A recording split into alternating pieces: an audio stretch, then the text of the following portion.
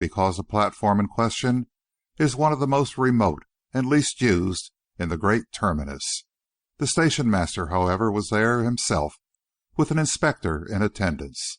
A dark, thick-set man, wearing a long traveling ulster and a Homburg hat, and carrying in his hand a brown leather dressing case, across which was painted in black letters the name Mr. John P. Dunster, was standing a few yards away, smoking a long cigar, and to all appearance absorbed in studying the advertisements which decorated the grimy walls on the other side of the single track. A couple of porters were seated upon a barrow which contained one solitary portmanteau. There were no signs of other passengers, no other luggage. As a matter of fact, according to the timetable, no train was due to leave the station or to arrive at it on this particular platform for several hours. Down at the other end of the platform, the wooden barrier was thrust back, and a porter with some luggage upon a barrow made his noisy approach. He was followed by a tall young man in a gray tweed suit and a straw hat on which were the colors of a famous cricket club. The inspector watched them curiously. "Lost his way, I should think," he observed. The station master nodded. "It looks like the young man who missed the boat train," he remarked. "Perhaps he has come to beg a lift." The young man in question made steady progress up the platform. His hands were thrust deep into the pockets of his coat, and his forehead was contracted in a frown. As he approached more closely, he singled out Mr. John P. Dunster, and motioning his porter to wait, crossed to the edge of the track and addressed him. "Can I speak to you for a moment, sir?" Mr. John P. Dunster turned at once and faced his questioner. He did so without haste, with a certain deliberation, in fact, yet his eyes were suddenly bright and keen. He was neatly dressed, with a quiet precision which seems as a rule to characterize the traveling American. He was apparently of little less than middle age, clean-shaven, broad-shouldered, with every appearance of physical strength. He seemed like a man on wires, a man on alert, likely to miss nothing. "Are you Mr. John P. Dunster?" the youth asked. "I carry my visiting card in my hand, sir," the other replied, swinging his dressing case around. "My name is John P. Dunster." The young man's expression was scarcely ingratiating. To a natural sullenness was added now the nervous distaste of one who approaches a disagreeable task. "I want, if I may, to ask you a favor," he continued. "If you don't feel like granting it, please say no, and I'll be off at once. I'm on my way to The Hague. I was to have gone by the boat train which left half an hour ago. I had taken a seat, and they assured me that the train would not leave for at least 10 minutes, as the mails weren't in. I went down the platform to buy some papers, and stood talking for a moment or two with a man whom I know. I suppose I must have been longer than I thought, or they must have been quicker than they expected with the mail bags. Anyhow, when I came back, the train was moving. They would not let me jump in. I could have done it easily, but that fool of an inspector over there held me. They are very strict in this country, I know." Mr. Dunster agreed, without change of expression. "Please go on." "I saw you arrive just too late for the train. While I was swearing at the inspector, I heard you speak to the station master. Since then I have made inquiries. I understand that you have ordered a special train to Harwich." Mr. John P. Dunster said nothing. Only his keen, clear eyes seemed all the time to be questioning this gloomy-looking but apparently harmless young man. "I went to the station master's office," the latter continued, "and tried to persuade them to let me ride in the guard's van of your special, but he made a stupid fuss about it. So I thought I'd better come to you. Can I beg a seat in your compartment, or anywhere in the train as far as Harwich?" Mr. Dunster avoided for the moment a direct reply. He had the air of a man who, whether reasonably or unreasonably, disliked the request which had been made to him. "You are particularly anxious to cross tonight?" he asked. "I am," the youth admitted emphatically. "I never ought to have risked missing the train. I am due at The Hague tomorrow." Mr. John P. Dunster moved his position a little. The light from a rain-splashed gas lamp shone now full upon the face of his suppliant. A boy's face, which would have been pleasant and even handsome but for the discontented mouth, the lowering forehead, and a shadow in the eyes, as though, boy though he certainly was in years, he had already at some time or another looked upon the serious things of life. His nervousness, too, was almost grotesque. He had the air of disliking immensely this asking of favor from a stranger. Mr. Dunster appreciated all these things, but there were reasons which made him slow in granting the young man's request. "What is the nature of your pressing business at The Hague?" he asked. The youth hesitated. "I am afraid," he said grimly, "that you will not think it of much importance. I am on my way to play in a golf tournament there." "A golf tournament at The Hague?" Mr. Dunster repeated, in a slightly altered tone. "What is your name?" "Gerald Fentolin." Mr. Dunster stood quite still for a moment. He was possessed of a wonderful memory, and he was conscious at that moment of a subtle appeal to it. Fentolin. There was something in the name which seemed to him somehow associated with the things against which he was on guard. He stood with puzzled frown, reminiscent for several minutes, unsuccessful. Then he suddenly smiled, and moving underneath the gas lamp, shook open an evening paper which he had been carrying. He turned over the pages until he arrived at the sporting items. Here, in almost the first paragraph, he saw the name which had happened to catch his eye a moment or two before. Golf at The Hague. Among the entrants for the tournament, which commences tomorrow, are several well-known English players, including Mr. Barwin, Mr. Parrott, Mr. Hilliard, and Mr. Gerald Fentolin. Mr. Dunster folded up the newspaper and replaced it in his pocket. He turned towards the young man. "So you are a golfer, are you?" "I play a bit," was the somewhat indifferent reply. Mr. Dunster turned to another part of the paper and pointed to the great black headlines. "Seems a queer thing for a young fellow like you to be worrying about games," he remarked. "I haven't been in this country more than a few hours, but I expected to find all the young men getting ready." "Getting ready for what?" "Why, to fight, of course," Mr. Dunster replied. "Seems pretty clear that there's an expeditionary force being fitted out, according to this evening's paper, somewhere up in the North Sea. The only Englishman I've spoken to on this side was willing to lay me odds that war would be declared within a week." The young man's lack of interest was curious. "I am not in the army," he said. "It really doesn't affect me." Mr. Dunster stared at him. "You'll forgive my curiosity," he said, "but say, is there nothing you could get into and fight if this thing came along?" "Nothing at all that I know of," the youth replied coolly. "War is an affair which concerns only the military and naval part of two countries. The civil population—" "Plays golf, I suppose," Mr. Dunster interrupted. "Young man, I haven't been in England for some years, and you rather take my breath away. All the same, you can come along with me as far as Harwich." The young man showed signs of some satisfaction. "I am very obliged to you, sir," he declared. "I promise you I won't be in the way."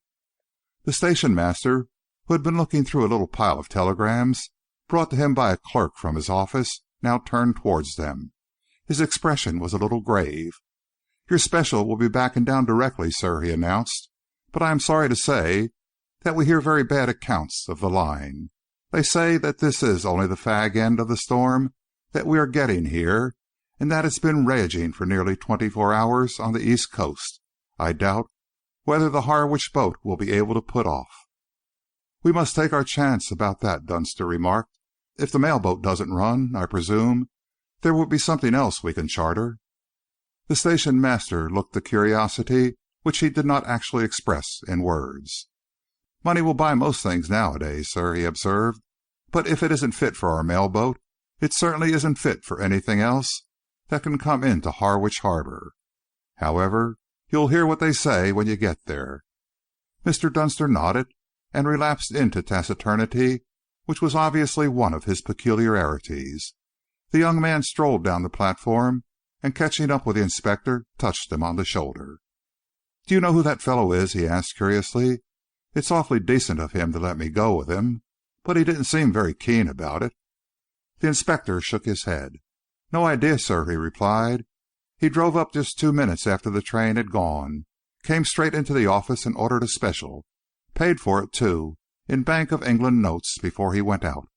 I fancy he's an American, and he gave his name as John P. Dunster." The young man paused to light a cigarette. "If he's an American, I suppose that accounts for it," he observed. "He must be in a precious hurry to get somewhere, though." "A night like this, too," the inspector remarked with a shiver. "I wouldn't leave London myself unless I had to.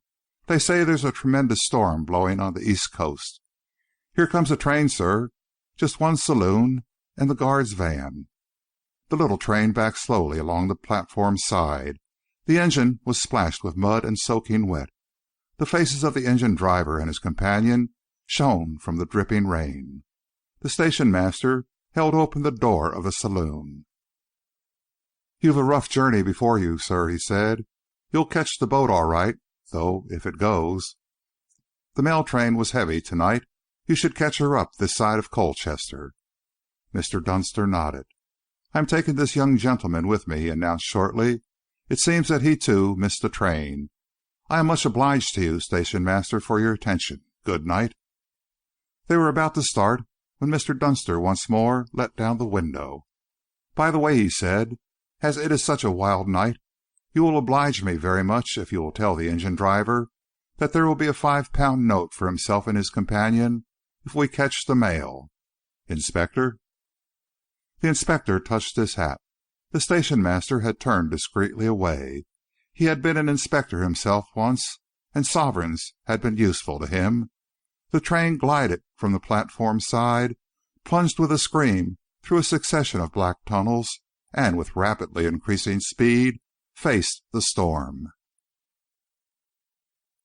End of chapter 1.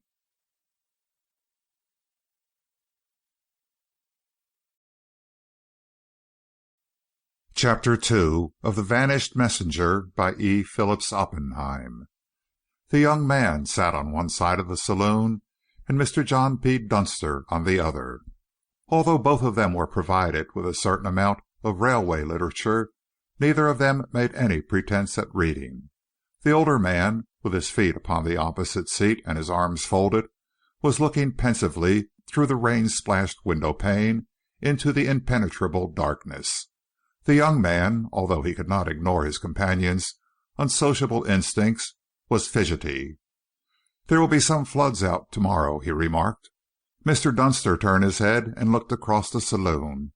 There was something in that deliberate manner of his doing so, and his hesitation before he spoke, which seemed intended to further impress upon the young man the fact that he was not disposed for conversation. "Very likely," was his sole reply. Gerald Fentolin sighed, as though he regretted his companion's taciturnity, and a few minutes later strolled to the further end of the saloon. He spent some time trying to peer through the streaming window into the darkness. He chatted for a few minutes with the guard, who was, however, in a bad temper at having had to turn out, and who found little to say. Then he took one of his golf clubs from the bag and indulged in several half swings. Finally he stretched himself out upon one of the seats and closed his eyes. "May as well try to get a nap," he yawned. "There won't be much of a chance on the steamer if it blows like this." Mr. Dunster said nothing. His face was set. His eyes were looking somewhere beyond the confines of the saloon in which he was seated. So they travelled for over an hour. The young man seemed to be dozing in earnest when, with a succession of jerks, the train rapidly slackened speed. Mr. Dunster let down the window. The interior of the carriage was at once thrown into confusion. A couple of newspapers were caught up and whirled around. A torrent of rain beat in. Mr. Dunster rapidly closed the window and rang the bell. The guard came in after a moment or two. His clothes were shiny from the wet. Raindrops hung from his beard. "What is the matter?" Mr. Dunster demanded. "Why are we waiting here?" "There's a block on the line somewhere," the man replied. "Can't tell where exactly. The signals are against us. That's all we know at present." They crawled on again in about 10 minutes, stopped, and resumed their progress at an even slower rate. Mr. Dunster once more summoned the guard. "Why are we travelling like this?" he asked impatiently. "We shall never catch the boat." "We shall catch the boat all right if it runs, sir," the man assured him. The mail is only a mile or two ahead of us. That's one reason why we have to go so slowly. Then the water is right over the line where we are now, and we can't get any news at all from the other side of Ipswich. If it goes on like this, some of the bridges will be down, and that's what I'm afraid of." Mr. Dunster frowned. For the first time he showed some signs of uneasiness. "Perhaps," he muttered, half to himself, "a motor car would have been better." "Not on your life," his young companion intervened. "All the roads to the coast here cross no end of small bridges, much weaker affairs than the railway bridges. I'll bet there are some of those down already. Besides, you wouldn't be able to see where you were going on a night like this." "There appears to be a chance," Mr. Dunster remarked dryly, "that you will have to scratch your competition tomorrow. Also," the young man observed, "that you will have taken this special train for nothing.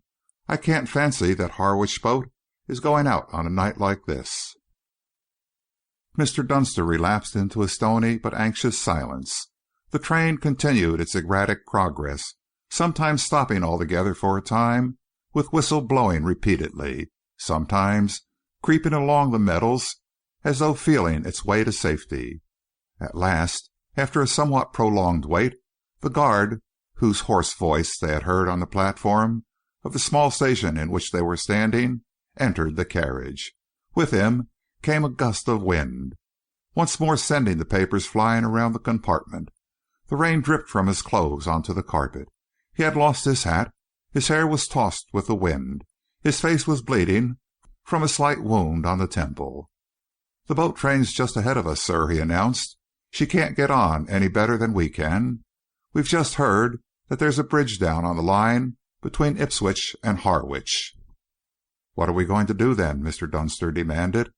"That's just what I come to ask you, sir," the guard replied. "The mail's going slowly on as far as Ipswich. I fancy they'll lie by there until the morning. The best thing I can see is, if you're agreeable, to take you back to London.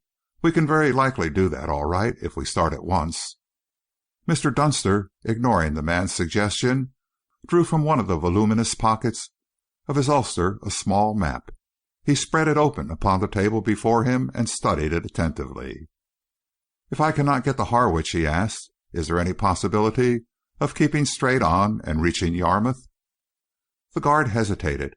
"We haven't heard anything about the line from Ipswich to Norwich, sir," he replied, "but we can't very well change our course without definite instructions." "Your definite instructions," Mr. Dunster reminded him dryly, "were to take me to Harwich. You have been forced to depart from them. I see no harm in your adopting any suggestion I may have to make concerning our altered destination. I will pay the extra mileage, naturally." "How far did you wish to go, sir?" the guard inquired. "To Yarmouth," Mr. Dunster replied firmly. "If there are bridges down and communication with Harwich is blocked, Yarmouth would suit me better than anywhere." The guard shook his head. "I couldn't go that way, sir, without instructions." "Is there a telegraph office at this station?" Mr. Dunster inquired. "We could speak anywhere on the line," the guard replied. "Then wire to the station master at Liverpool Street," Mr. Dunster instructed. "You can get a reply from him in the course of a few minutes. Explain the situation and tell him what my wishes are." The guard hesitated. "It's a goodish way from here to Norwich," he observed, "and for all we know—" "When we left Liverpool Station," Mr. Dunster interrupted, "I promised £5 each to you, the engine driver, and his mate.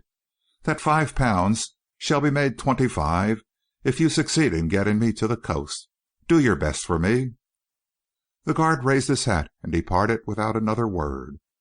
"It will probably suit you better," Mr. Dunster continued, turning to his companion, "to leave me at Ipswich and join the mail."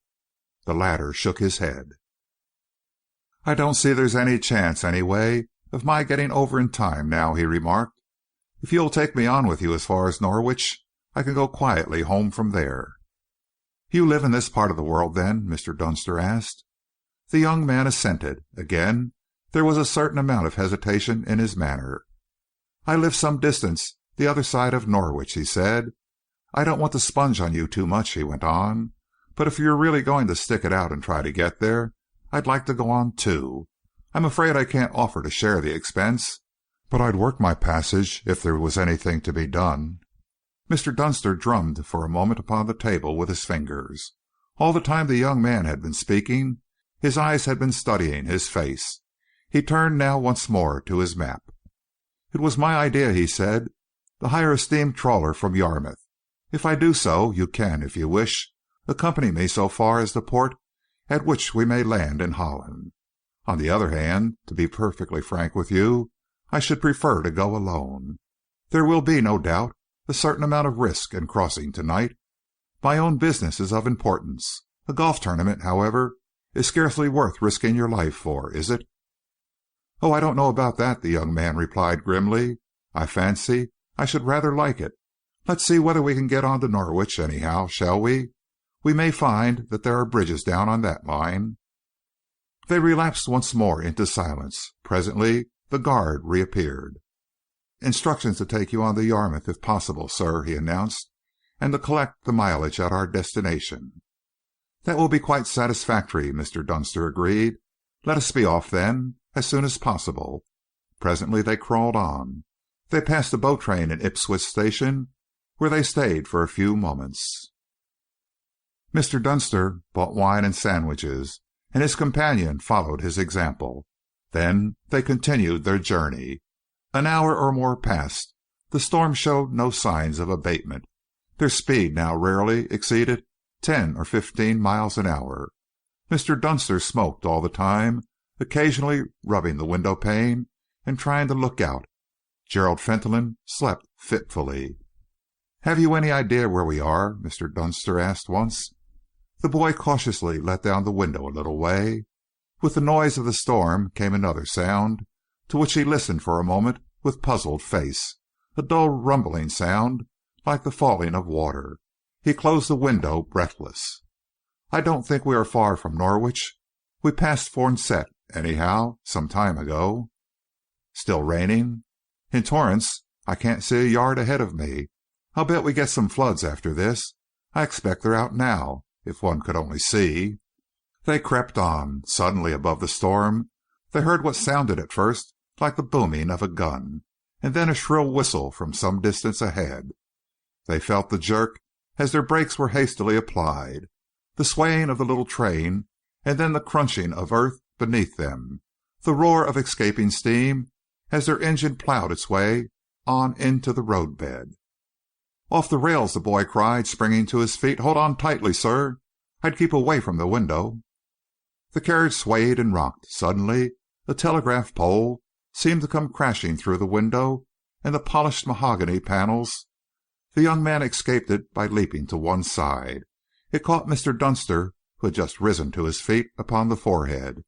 There was a crash all around of splitting glass. A further shock. They were both thrown off their feet. The light was suddenly extinguished. With the crashing of glass, the splitting of timber, a hideous tearing sound, the wrecked saloon, dragging the engine halfway over with it, slipped down a low embankment and lay on its side, what remained of it, in a field of turnips. End of chapter 2.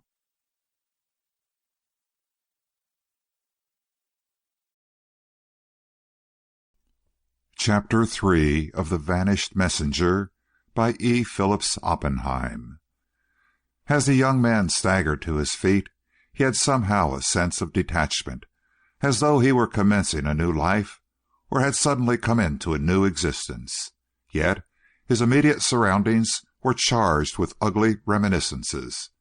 Through a great gap in the ruined side of the saloon, the rain was tearing in. As he stood up, his head caught the fragment of the roof. He was able to push back the wreckage with ease and step out. For a moment he reeled as he met the violence of the storm. Then, clutching hold of the side of the wreck, he steadied himself. A light was moving back and forth close at hand. He cried out weakly, "Hello!" A man carrying a lantern, bent double, as he made his way against the wind, crawled up to them. He was a porter from the station close at hand. "My God!" he exclaimed. "Anyone alive here?" "I'm all right," Gerald muttered. "At least, I suppose I am. What is all about? We've had an accident." The porter caught hold of a piece of the wreckage with which to steady himself. "Your train ran right into 3 feet of water," he answered. "The rails had gone, torn up. The telegraph line's down." "Why didn't you stop the train?" "We were doing all we could," the man retorted gloomily. "We weren't expecting anything else through tonight. We'd a man along the line with a lantern, but he's just been found blown over the embankment with his head in a pool of water. Anyone else in your carriage?" "One gentleman traveling with me," Gerald answered. "We'd better try to get him out. What about the guard and the engine driver?" "The engine driver and stoker are both alive," the porter told him. "I came across them before I saw you. They've both knocked sort of silly like, but they aren't much hurt. The guard's stone dead." "Where are we?" "A few hundred yards from Wymondham. Let's have a look for the other gentleman." Mr. John P. Dunster was lying quite still, his right leg doubled up, and a huge block of telegraph post, which the saloon had carried with it in its fall, still pressing against his forehead. He groaned as they dragged him out and laid him down upon a cushion in the shelter of the wreckage. "He's alive all right," the porter remarked. "There's a doctor on the way. Let's cover him up quick and wait." "Can't we carry him to shelter of some sort?" Gerald proposed. The man shook his head. Speech of any sort was difficult. Even with his lips close to the other's ears, he had almost to shout. "Couldn't be done," he replied. "It's all one can do to walk alone when you get out in the middle of the field, away from the shelter of the embankment here. There's bits of trees flying all down the lane. Never was such a night. Folks is fair afraid of the morning to see what's happened. There's a mill blown right over on its side in the next field, and the man in charge of it lying dead. This poor chap's bad enough." Gerald, on all fours, had crept back into the compartment. The bottle of wine was smashed into atoms. He came out, dragging the small dressing case which his companion had kept on the table before him. One side of it was dented in, but the lock, which was of great strength, still held. "Perhaps there's a flask somewhere in this dressing case," Gerald said. "Lend me a knife." Strong though it had been, the lock was already almost torn out from its foundation. They forced the spring and opened it. The porter turned his lantern on the widening space. Just as Gerald was raising the lid very slowly to save the contents from being scattered by the wind, the man turned his head to answer an approaching hail. Gerald raised the lid a little higher and suddenly closed it with a bang. "There's folks coming at last," the porter exclaimed, turning around excitedly. "They've been a time, and no mistake.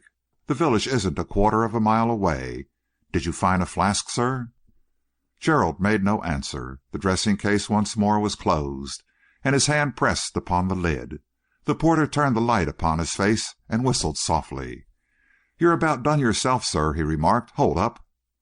He caught the young man in his arms. There was another roar in Gerald's ears besides the roar of the wind. He had never fainted in his life, but the feeling was upon him now, a deadly sickness, a swaying of the earth. The porter suddenly gave a little cry. "If I am not a born idiot!" he exclaimed, drawing a bottle from the pocket of his coat with his disengaged hand. "There's whiskey here. I was taking it home to the missus for her rheumatism. Now then." He drew the cork from the bottle with his teeth and forced some of the liquid between the lips of the young man.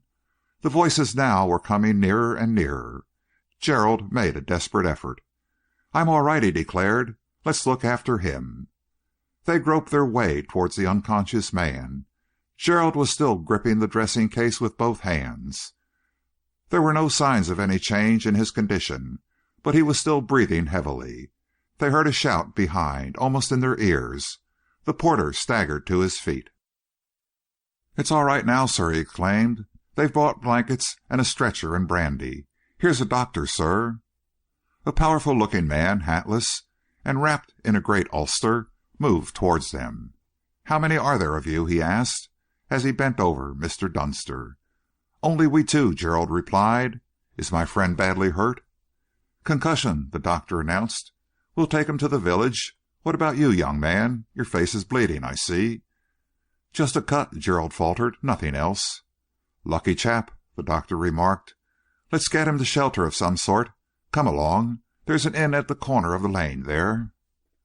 They all staggered along, Gerald still clutching the dressing case and supported on the other side by an excited and somewhat incoherent villager. "Such a storm as never was," the latter volunteered. "The telegraph wires are all down for miles and miles. There won't be no trains running along this line come many a week. And as for trees, why, it's as though some one had been playing ninepins in Squire Fellowes Park. When the morning do come, for sure, there will be things to be seen. This way, sir. Be careful of the gate." They staggered along down the lane, climbing once over a tree which lay across the lane and far into the adjoining field. Soon they were joined by more of the villagers, roused from their beds by rumors of terrible happenings. The little single-storied, ivy-covered inn was all lit up, and the door held firmly open. They passed through the narrow entrance and into the stone-flagged bar-room, where the men laid down their stretcher. As many of the villagers as could crowd in filled the passage. Gerald sank into a chair. The sudden absence of wind was almost disconcerting. He felt himself once more in danger of fainting. He was only vaguely conscious of drinking hot milk poured from a jug by a red-faced and sympathetic woman. Its restorative effect, however, was immediate and wonderful. The mist cleared from before his eyes. His brain began to work. Always in the background, the horror and the shame were there. The shame which kept his hand pressed with unnatural strength upon the broken lock of that dressing-case. He sat a little apart from the others and listened. Above the confused murmur of voices, he could hear the doctor's comments and brief orders as he rose to his feet after examining the unconscious man. "An ordinary concussion," he declared. "I must get round and see the engine driver now. They've got him in a shed by the embankment. I'll call in again later on. Let's have one more look at you, young man." He glanced at the cut on Gerald's forehead, noted the access of color in his cheeks, and nodded. "Born to be hanged, you were," he pronounced. "You've had a marvelous escape.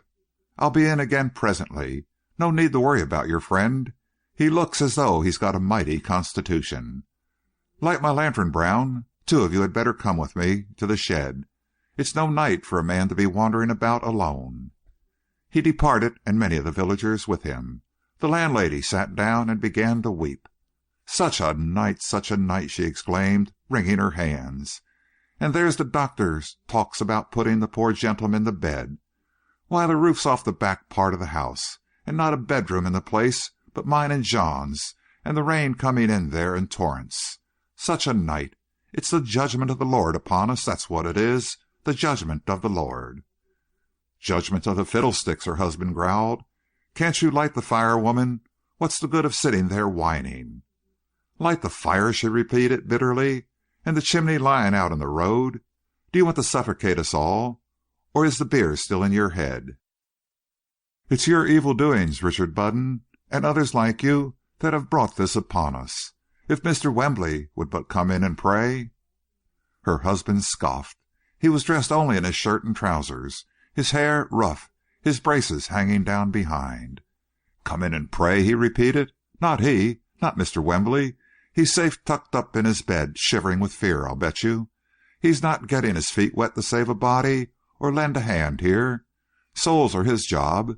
You let the preacher alone, Mother, and tell us what we're going to do with this gentleman."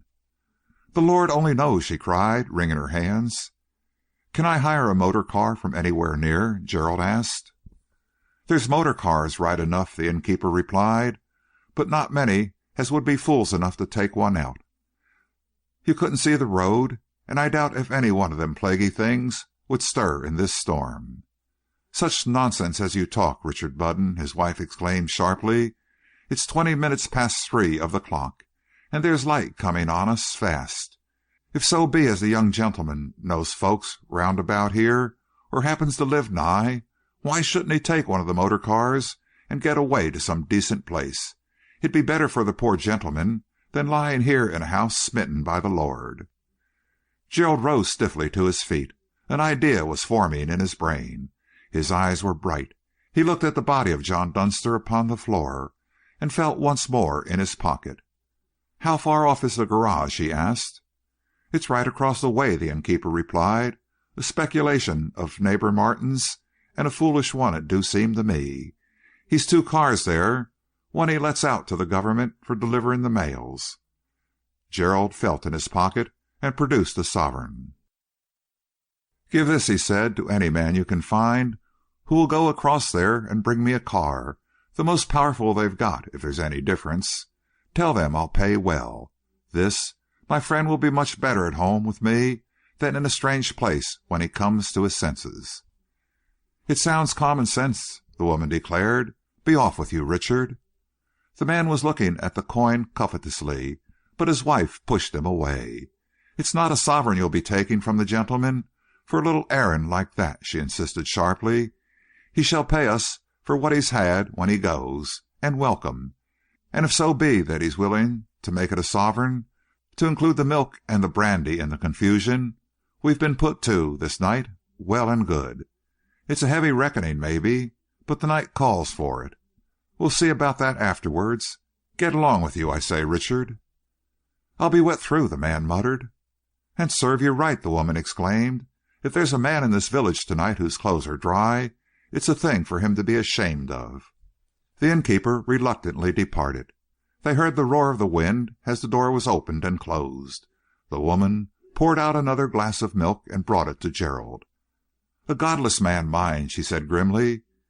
"If so happened as Mr. Wembley had come to these parts years ago, I'd have seen myself in my grave before I had married a publican. But it's too late now. We're mostly too late about the things that count in this world. So it's your friend that's been stricken down, young man. A well-living man, I hope." Gerald shivered ever so slightly. He drank the milk, however. He felt that he might need his strength. "What train might you have been on?" the woman continued. "There's none due on this line that we knew of. David Bass, the station master, was here but 2 hours ago and said he'd finished for the night. And praise the Lord for that. The goods trains had all been stopped at Ipswich, and the first passenger train was not due to 6 o'clock.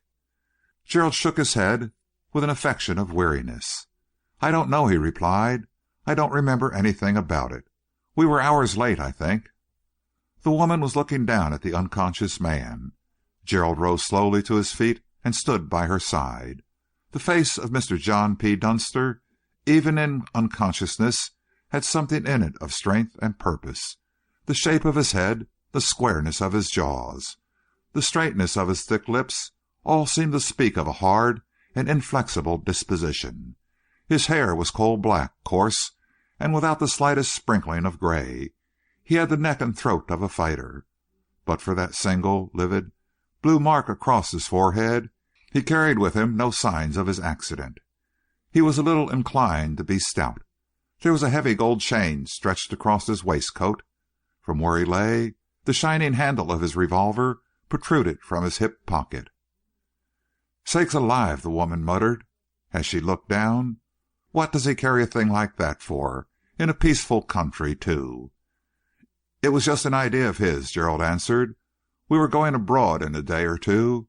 He was always nervous. If you like, I'll take it away." He stooped down and withdrew it from the unconscious man's pocket. He started as he discovered that it was loaded in every chamber. "I can't bear the sight of them things," the woman declared. "It's the men of evil ways who've no trust in the Lord who need that sort of protection." They heard the door pushed open, the howl of the wind down the passage, and the beating of the rain upon the stone flags. Then it was softly closed again. The landlord staggered into the room, followed by a young man. "This here is Mr. Martin's chauffeur," he announced. "You can tell him what you want yourself." Gerald turned almost eagerly toward the newcomer. "I want to go to the other side of Holt," he said, "and get my friend, this gentleman, away from here. Get him home, if possible. Can you take me?" The chauffeur looked doubtful. "I'm afraid of the road, sir," he replied.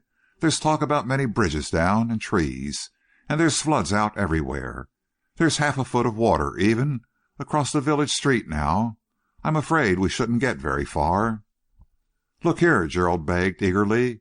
"Let's make a shot at it. I'll pay you double the hire of the car, and I'll be responsible for any damage. I want to get out of this beastly place. Let's get somewhere, at any rate, towards a civilized country. I'll see you don't lose anything. I'll give you a £5 note for yourself if we get as far as Holt." "I'm on," the young man agreed shortly. "It's an open car, you know." "It doesn't matter," Gerald replied. "I can stick in front with you, and we can cover him up in the tonneau." "You'll wait until the doctor comes back?" the landlord asked. "And why should they?" the wife interposed sharply. "Them doctors are all the same. He'll try and keep the poor gentleman here for the sake of a few extra guineas, and a miserable place for him to open his eyes upon, even if the rest of the roof holds, which for my part I'm beginning to doubt. They'd have to move him from here with the daylight anyhow. He can't lie in the bar parlor all day, can he?" "It don't seem right somehow," the man complained doggedly. "The doctor didn't say anything about having him moved." "You get the car," Gerald ordered the young man. "I'll take the whole responsibility." The chauffeur silently left the room. Gerald put a couple of sovereigns upon the mantelpiece. "My friend is a man of somewhat peculiar temperament," he said quietly. "If he finds himself at home in a comfortable room when he comes to his senses, I am quite sure that he will have a better chance of recovery. He can't possibly be made comfortable here, and he will feel the shock of what has happened all the more if he finds himself still in the neighborhood when he opens his eyes. If there is any change in his condition, we can easily stop somewhere on the way."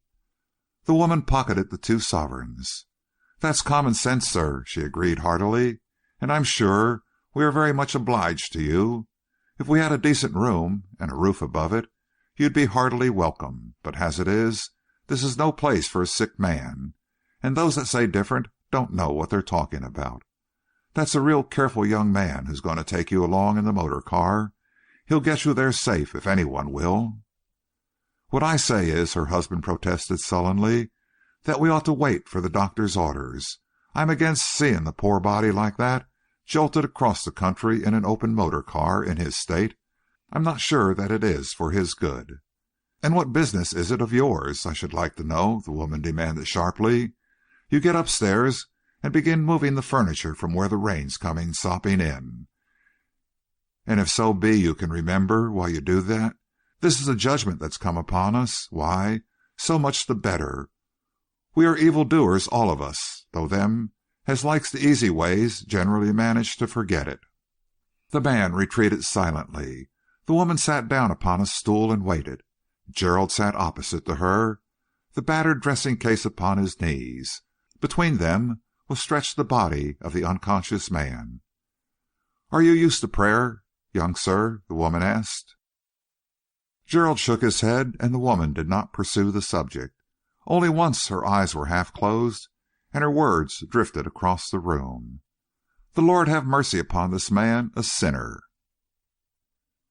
End of chapter 3.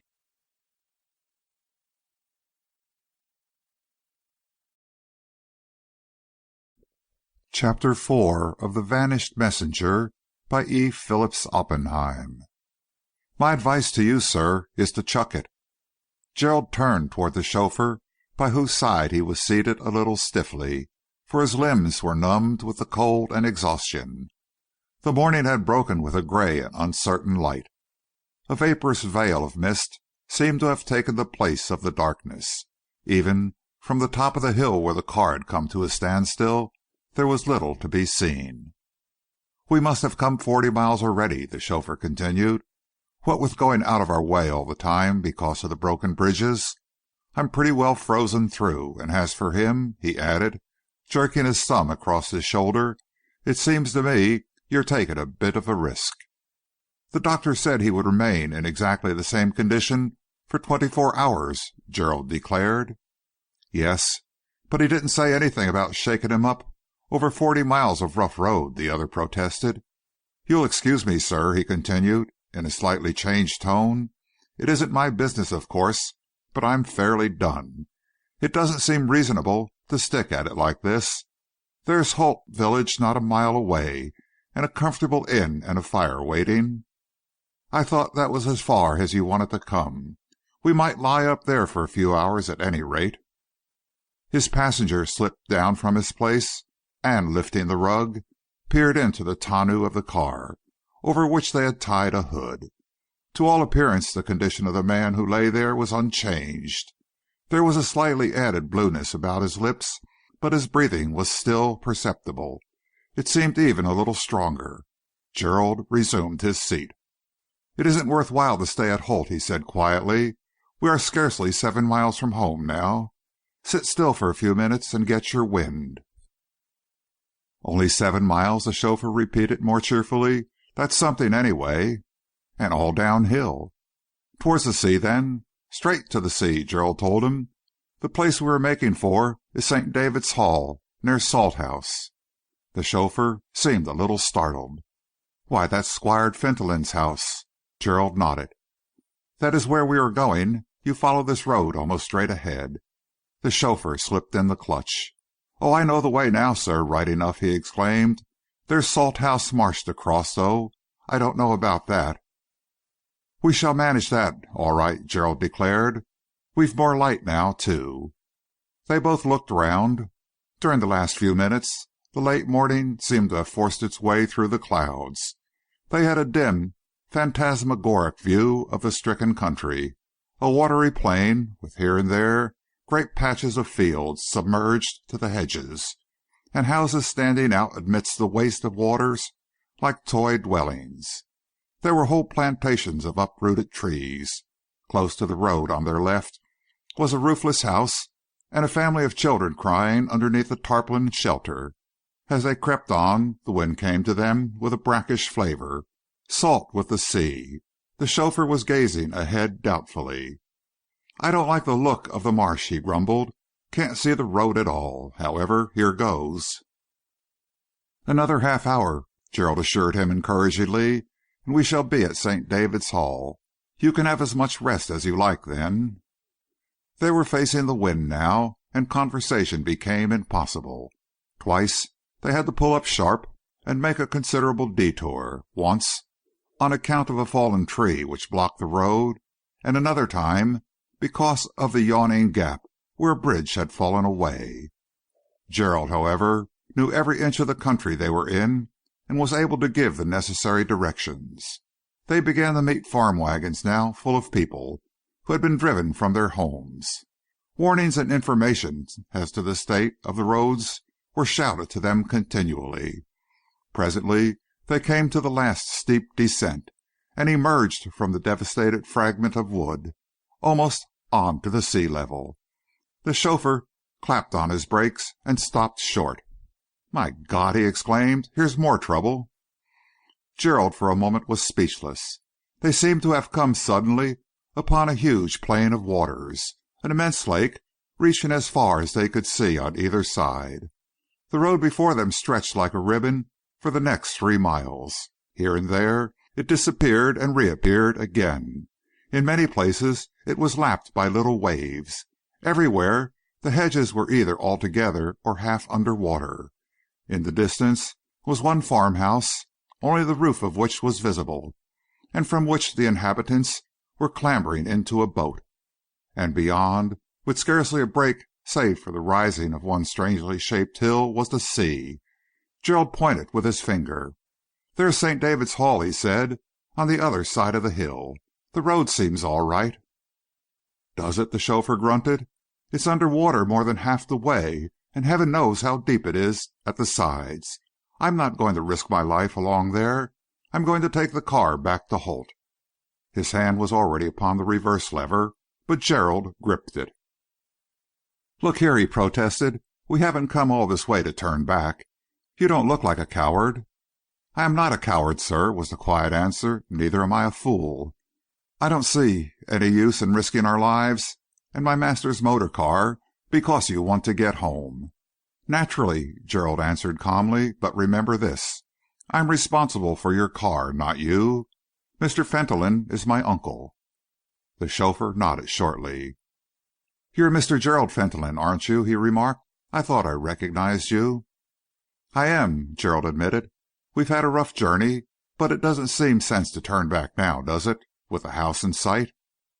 "That's all very well, sir," the chauffeur objected doubtfully, "but I don't believe the road's even passable. and the flood seemed to me to be rising. "Try it," the young man begged. "Look here, I don't want to bribe you or anything of that sort. You know you're coming out of this well. It's a serious matter for me, and I shan't be likely to forget it. I want to take this gentleman to St. David's Hall and not to a hospital. You've brought me here so far like a man. Let's go through with it. If the worst comes to the worst, we can both swim, I suppose. We are not likely to get out of our depths." The chauffeur moved his head backwards. "How about him?" "He must take his chance," Gerald replied. "He's all right where he is. The car won't upset, and there are plenty of people who'll see if we get into trouble. Come, let's make a dash for it." The chauffeur thrust in his clutch and settled himself down. They glided off along that winding stretch of road. To its very edge, on either side of them, so close that they could almost touch it, came the water which stretched as far as they could see, swaying, waveless, sinister looking. Even Gerald, after his first impulse of wonder, kept his eyes averted and fixed upon the road ahead. Soon they reached the place where the water met in front. There were only the rows of white palings on either side to guide them. The chauffeur muttered to himself as he changed to his first speed. "If the engine gets stopped," he said, "I don't know how we shall get out of this." They emerged on the other side. For some time they had a clear run. Then suddenly the driver clapped on his brakes. "My God!" he cried. "We can't get through that." In front of them, for more than 100 yards, the water seemed suddenly to have flowed across the road. Still a mile distant, perched on a ridge of that strangely placed hill, was their destination. "It can't be done, sir," the man groaned. "There isn't a car ever built could get through that. See, it's nearly up to the top of those posts. I must put her in reverse and get back, even if we have to wait on the higher part of the road for a boat." He glanced behind, and a second cry broke from his lips. Gerald stood up in his place. Already the road, which had been clear a few minutes before, was hidden. The water was washing almost over the tops of the white posts behind them. Little waves were breaking against the summit of the raised bank. "We're cut off!" the chauffeur exclaimed. "What a fool I was to try this! There's the tide coming in as well." Gerald sat down in his place. "Look here," he said, "we can't go back, whether we want to or not. It's much worse behind there than it is in front. There's only one chance. Go for it straight ahead in your first speed. It may not stop the engine. In any case, it will be worse presently. There's no use funking it. If the worst happens, we can sit in the car. The water won't be above our heads, and there are some boats about. Blow your horn well first, in case there's anyone within hearing, and then go for it." The chauffeur obeyed. They hissed and spluttered into the water. Soon all trace of the road was completely lost. They steered only by the tops of the white posts. "It's getting deeper," the man declared. "It's within an inch or two of the bonnet now. Hold on." A wave broke almost over them, but the engine continued its beat. "If we stop now," he gasped, "we're done." The engine began to knock. "Stick at it," Gerald cried, rising in his place a little. "Look, there's only one post lower than the last one that we passed. They get higher all the time ahead. You can almost see the road in front there. Now, in with your gear again and stick at it." Another wave broke, this time completely over them. They listened with strained ears. The engine continued to beat. They still moved slowly. Then there was a shock. The wheel had struck something in the road, a great stone or rock. The chauffeur thrust the car out of gear. The engine still beat. Gerald leaped from the car. The water was over his knees. He crossed in front of the bonnet and stooped down. "I've got it!" he exclaimed, tugging hard. "It's a stone." He moved it, rolled it on one side, and pushed at the wheel of the car as his companion put in the speed. They started again. He jumped back his place. "We've done it all right," he cried. "Don't you see? It's getting lower all the time." The chauffeur had lost his nerve. His cheeks were pale. His teeth were chattering. The engine, however, was still beating. Gradually, the pressure of the water grew less. In front of them, they caught a glimpse of the road. They drew up at the top of a little bridge over one of the dikes. Gerald uttered a brief exclamation of triumph. "We're safe," he almost sobbed. "There's the road straight ahead and round to the right. There's no more water anywhere near." They had left the main part of the flood behind them. There were still great pools in the side of the road, and huge masses of seaweed had been carried up and were lying in their track. There was no more water, however.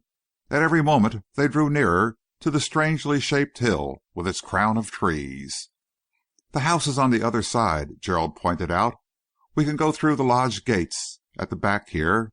The ascent isn't so steep." They turned sharply to the right, along another stretch of straight road set with white posts, ending before a red brick lodge and a closed gate. They blew the horn, and the gardener came out. He gazed at them in amazement. "It's all right," Gerald cried. "Let us through quickly, Fowles. We've a gentleman in behind who's ill." The man swung open the gate with a respectful salute. They made their way up a winding drive of considerable length, and at last they came to a broad open space, almost like a platform. On their left were the marshes, and beyond, the sea. Along their right stretched the long front of an Elizabethan mansion. They drew up in front of the hall door. Their coming had been observed, and servants were already waiting. Gerald sprang to the ground. "There's a gentleman in behind who's ill," he explained to the butler. "He has met with an accident on the way. 3 or 4 of you had better carry him up to a bedroom, any one that is ready. And you, George," he added, turning to a boy, "get in the car and show this man the way round to the garage, and then take him to the servants' hall." Several of the servants hastened to do his bidding, and Gerald did his best to answer the eager but respectful stream of questions. And then, just as they were in the act of lifting the still unconscious man onto the floor of the hall, came a queer sound, a shrill, reverberating whistle.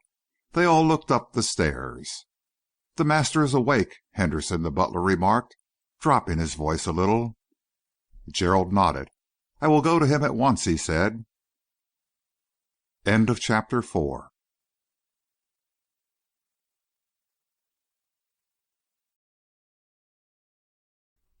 Chapter 5 of The Vanished Messenger by E. Phillips Oppenheim. Accustomed though he was to the sight which he was about to face, Gerald shivered slightly as he opened the door of Mr. Fentolin's room.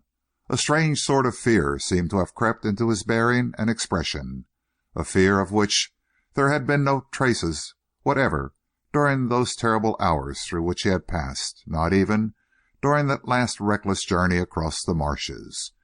He walked with hesitating footsteps across the spacious and lofty room. He had the air of some frightened creature approaching his master.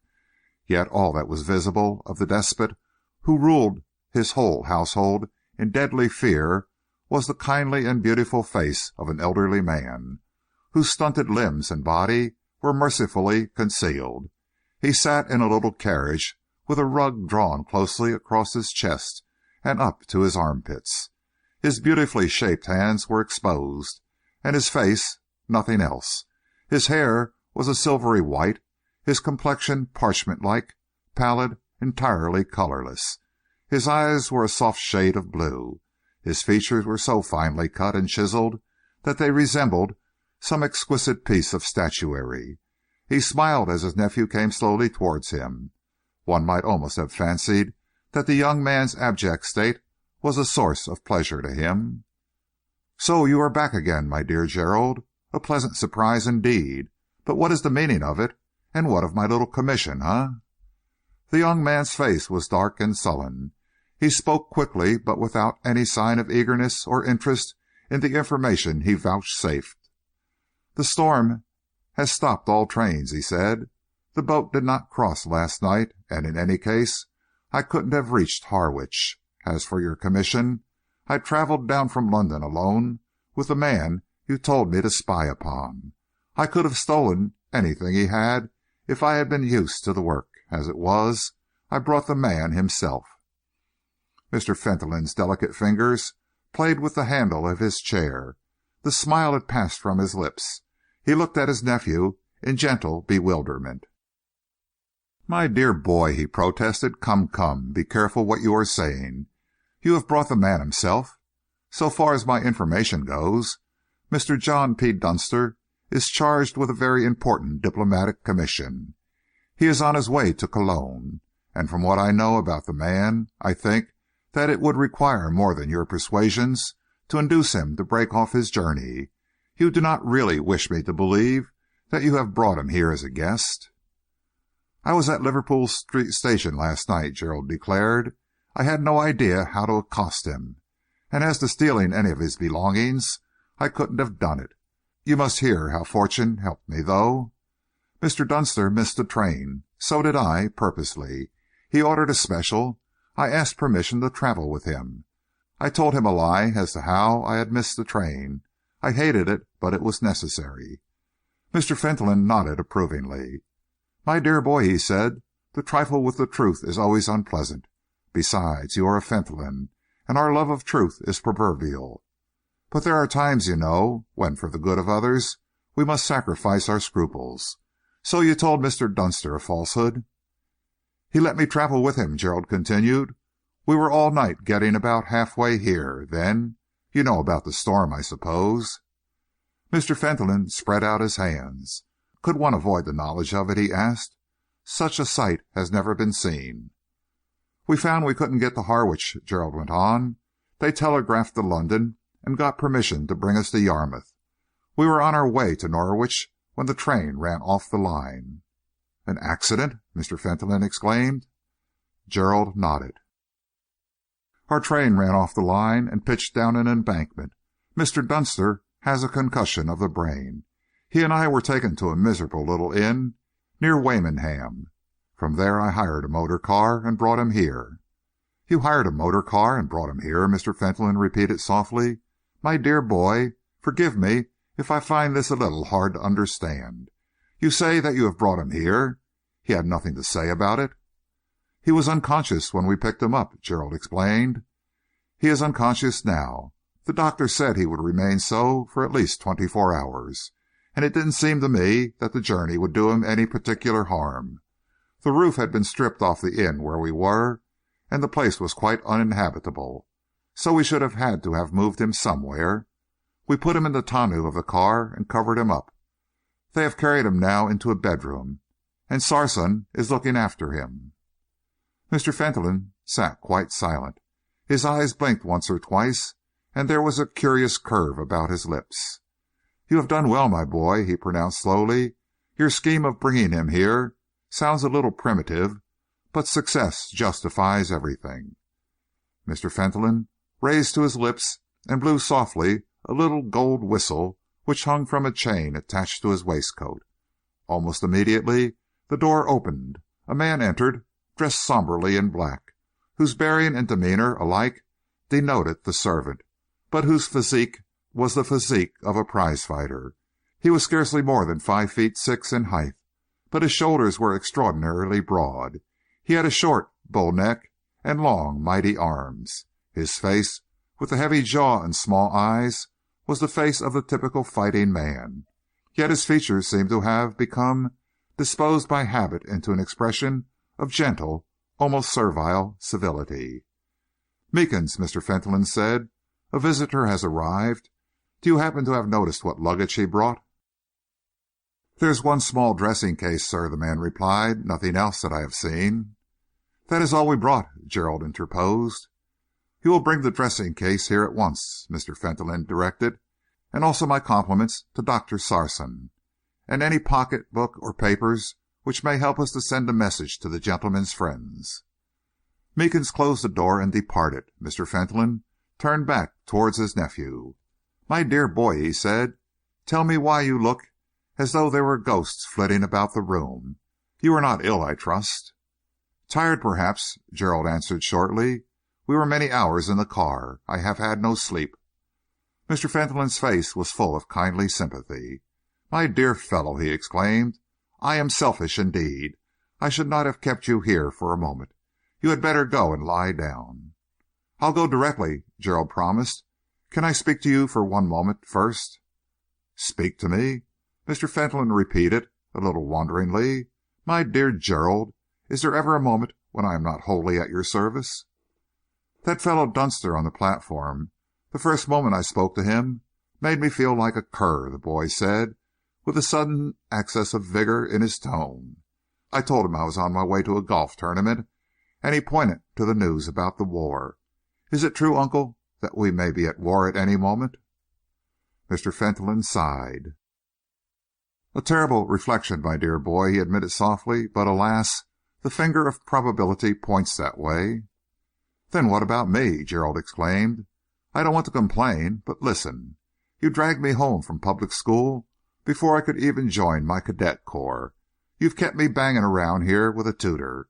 You wouldn't let me go to the university. You stopped my entering either of the services. I am 19 years old and useless. Do you know what I should do tomorrow if war broke out? Enlist. It's the only thing left for me." Mr. Fentolin was shocked. "My dear boy," he exclaimed, "you must not talk like that. I am quite sure that it would break your mother's heart. Enlist, indeed! Nothing of the sort. You are part of the civilian population of the country." "Civilian population be damned!" the boy suddenly cried, with a white rage. "Uncle, forgive me. I have stood all I can bear. If you won't let me go in for the army, I could pass my exams tomorrow. I'm off. I'll enlist without waiting for the war. I can't bear this idle life any longer." Mr. Fentolin leaned a little forward in his chair. "Gerald," he said softly. The boy turned his head, turned it unwillingly. He had the air of a caged animal obeying the word of his keeper. A certain savage uncouthness seemed to have fallen upon him during the last few minutes. There was something almost like a snarl in his expression. "Gerald," Mr. Fentolin repeated. Then it was obvious that there was something between those two, some memory or some living thing, seldom if ever to be spoken of, and yet always present. The boy began to tremble. "You're a little overwrought, Gerald," Mr. Fentolin declared. "Sit quietly in my easy chair for a few moments. Wait until I have examined Mr. Dunster's belongings. Ah, Meekins has been prompt indeed." There was a stealthy tap at the door. Meekins entered with a small dressing case in his hand. He brought it over to his master's chair. Mr. Fentolin pointed to the floor. "Open it there, Meekins," he directed. "I fancy that the pocketbook you are carrying will prove more interesting. We will just glance through the dressing case first. Thank you. Yes, you can lay the things upon the floor. A man of Spartan-like life, I should imagine, Mr. Dunster. A spare toothbrush, though, I'm glad to see. Pyjamas of most unattractive pattern. And what a taste in shirts. Nothing but wearing apparel, and singularly little of that, I fancy." The dressing case was empty, its contents upon the floor. Mr. Fentolin held out his hand and took the pocketbook which Meekins had been carrying. It was an ordinary morocco affair, similar to those issued by American banking houses to enclose letters of credit. One side of it was filled with notes. Mr. Fentolin withdrew them and glanced through them. "Dear me," he murmured. "No wonder our friend engages special trains. He travels like a prince indeed. £2,000 or near it in this little compartment. And here I see a letter, a sealed letter with no address." He held it out in front of him. It was a long commercial envelope of ordinary type, and although the flap was secured with a blob of sealing wax, there was no particular impression upon it. "We can match this envelope, I think," Mr. Fentolin said softly. "The seal we can copy. I think that, for the sake of others, we must discover the cause for this hurried journey on the part of Mr. John P. Dunster." With his long, delicate forefinger, Mr. Fenton slit the envelope and withdrew the single sheet of paper which it contained. There were a dozen lines of written matter, and what appeared to be a dozen signatures appended. Mr. Fentolin read it, at first with ordinary interest. Then a change came. The look of a man drawn out of himself, drawn out of all knowledge of his surroundings or his present state, stole into his face. Literally, he became transfixed. The delicate fingers of his left hand gripped the sides of his little carriage. His eyes shone as though those few written lines upon which they were riveted were indeed some message from an unknown and unimagined world. Yet no word ever passed his lips. There came a time when the tension seemed a little relaxed. With fingers which still trembled, he folded up the sheet and replaced it in the envelope. He guarded it with both his hands and sat quite still. Neither Gerald nor his servant moved. Somehow, the sense of Mr. Fentolin's suppressed excitement seemed to have become communicated to them. It was a little tableau, broken at last by Mr. Fenton himself. "I should like," he said, turning to Gerald, "to be alone. It may interest you to know that this document of which Mr. Dunster has brought across the seas, and which I hold in my hands, is the most amazing message of modern times." Gerald rose to his feet. "What are you going to do about it?" he asked abruptly. "Do you want any one in from the telegraph room?" Mr. Fentolin shook his head slowly. "At present," he announced, "I am going to reflect. Meekins, my chair to the north window. So I am going to sit here," he went on, "and I am going to look across the sea and reflect. A very fortunate storm, after all, I think, which kept Mr. John P. Dunster from the Harwich boat last night. Leave me, Gerald, for a time. Stand behind my chair, Meekins, and see that no one enters." Mr. Fentolin sat in his chair, his hands still gripping the wonderful document, his eyes traveling over the ocean, now flecked with sunlight. His eyes were fixed upon the horizon. He looked steadily eastward. End of chapter 5.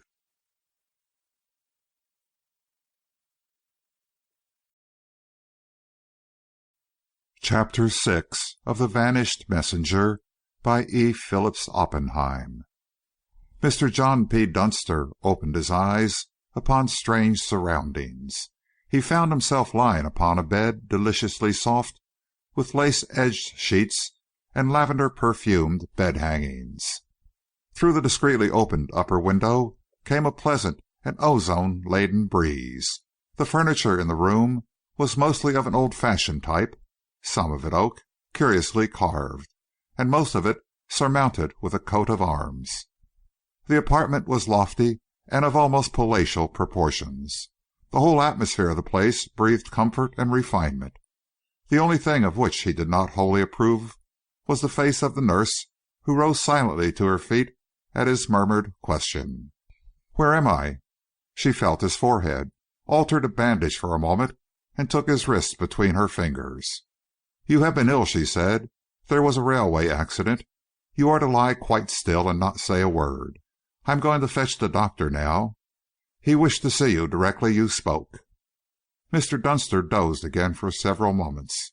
When he reopened his eyes, a man was standing by his bedside, a short man with a black beard and gold-rimmed glasses. Mr. Dunster, in the first stage of his convalescence, was perhaps difficult to please, for he did not like the look of the doctor either. "Please tell me where I am," he begged. "You have been in a railway accident," the doctor told him, "and you were brought here afterwards." "In a railway accident?" Mr. Dunster repeated. "Ah, yes, I remember. I took a special to Harwich. I remember now. Where is my dressing bag?" "It is here, by the side of your bed." "And my pocketbook?" "It is on your dressing table." "Have any of my things been looked at?" "Only so far as was necessary to discover your identity," the doctor assured him. "Don't talk too much. The nurse is bringing you some beef tea." "When," Mr. Dunster inquired, "shall I be able to continue my journey?" "That depends upon many things," the doctor replied. Mr. Dunster drank his beef tea and felt considerably stronger. His head still ached, but his memory was returning. "There was a young man in the carriage with me," he asked presently. "Mr. Gerald something or other, I think he said his name was." "Fentolin," the doctor said. "He is unhurt. This is his relative's house to which you have been brought." Mr. Dunster lay for a time with knitted brows. Once more, the name of Fentolin seemed somehow familiar to him, seemed somehow to bring with it to his memory a note of warning. He looked around the room fretfully. He looked into the nurse's face, which he disliked exceedingly, and looked at the doctor, whom he was beginning to detest. "Whose house exactly is this?" he demanded. "This is St. David's Hall, the home of Mr. Miles Fentolin," the doctor told him. The young gentleman with whom you were traveling is his nephew." "Can I send a telegram?" Mr. Dunster asked, a little abruptly. "Without a doubt," the doctor replied. "Mr. Fentolin desired me to ask you if there was any one you would like to apprise of your safety." Again the man upon the bed lay quite still, with knitted brows. There was surely something familiar about that name. Was it his fevered fancy, or was there also something a little sinister? The nurse, who had glided from the room, came back presently with some telegraph forms. Mr. Dunster held out his hand for them and then hesitated. "Can you tell me any date, doctor, upon which I can rely upon leaving here?" "You probably will be well enough to travel on the third day from now," the doctor assured him. "The third day," Mr. Dunster muttered. "Very well." He wrote out 3 telegrams and passed them over. "One," he said, "is to New York, one to The Hague, and one to London. There was plenty of money in my pocket. Perhaps you will find it and pay for these." "Is there anything more," the doctor asked, "that can be done for your comfort?"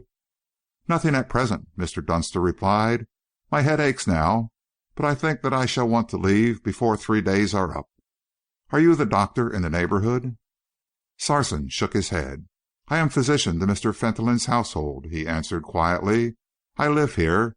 Mr. Fentolin is himself somewhat of an invalid and requires constant medical attention." Mr. Dunster contemplated the speaker steadfastly. "You will forgive me," he said. "I am an American, and I am used to plain speech. I am quite unused to being attended by strange doctors. I understand that you are not in general practice now. Might I ask if you are fully qualified?" "I am an M.D. of London," the doctor replied. "You can make yourself quite easy as to my qualifications. It would not suit Mr. Fentolin's purpose to entrust himself to the care of any one without a reputation." He left the room, and Mr. Dunster closed his eyes. His slumbers, however, were not altogether peaceful ones. All the time there seemed to be a hammering inside his head, and from somewhere back in his obscured memory, the name of Fentolin seemed to be continually asserting itself. From somewhere or other, the amazing sense, which sometimes gives warnings of danger to men of adventure, seemed to have opened its feelers.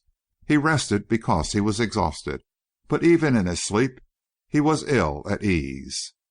The doctor, with the telegrams in his hand, made his way down a splendid staircase, past a long picture gallery where masterpieces of Van Dyck and Rubens frowned and leered down upon him, descended the final stretch of broad oak stairs, crossed the hall, and entered his master's rooms. Mr. Fentolin was sitting before the open window, an easel in front of him, a palette in his left hand, painting with deft, swift touches. "Ah!" he exclaimed, without looking around. "It is my friend the doctor, my friend Sarson, M.D. of London, L.R.C.P., and all the rest of it. He brings with him the odour of the sick room. For a moment or two, just for a moment, dear friend, do not disturb me. Do not bring any alien thoughts into my brain. I am absorbed, you see, absorbed. It is a strange problem of colour, this." He was silent for several moments, glancing repeatedly out of the window and back to his canvas, painting all the time with swift and delicate precision. "Meekins, who stands behind my chair," Mr. Fentolin continued, "even Meekins is entranced. He has a soul, my friend Sarson, although you might not think it. He, too, sees sometimes the colour in the skies, the glitter upon the sands, the clear, sweet purity of those long stretches of virgin water.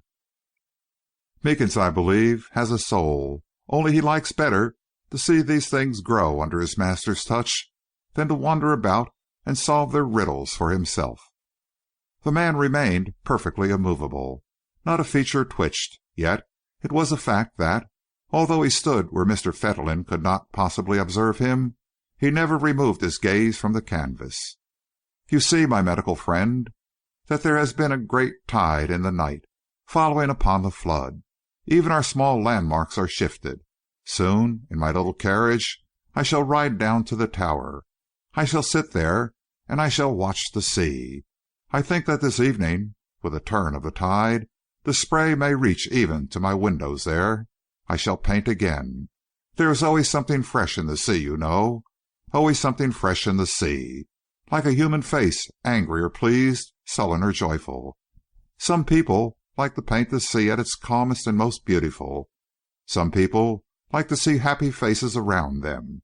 It is not everyone who appreciates the other things. It is not quite like that with me, Sarson?" His hand fell to his side. Momentarily he had finished his work. He turned around and eyed the doctor, who stood in taciturn silence.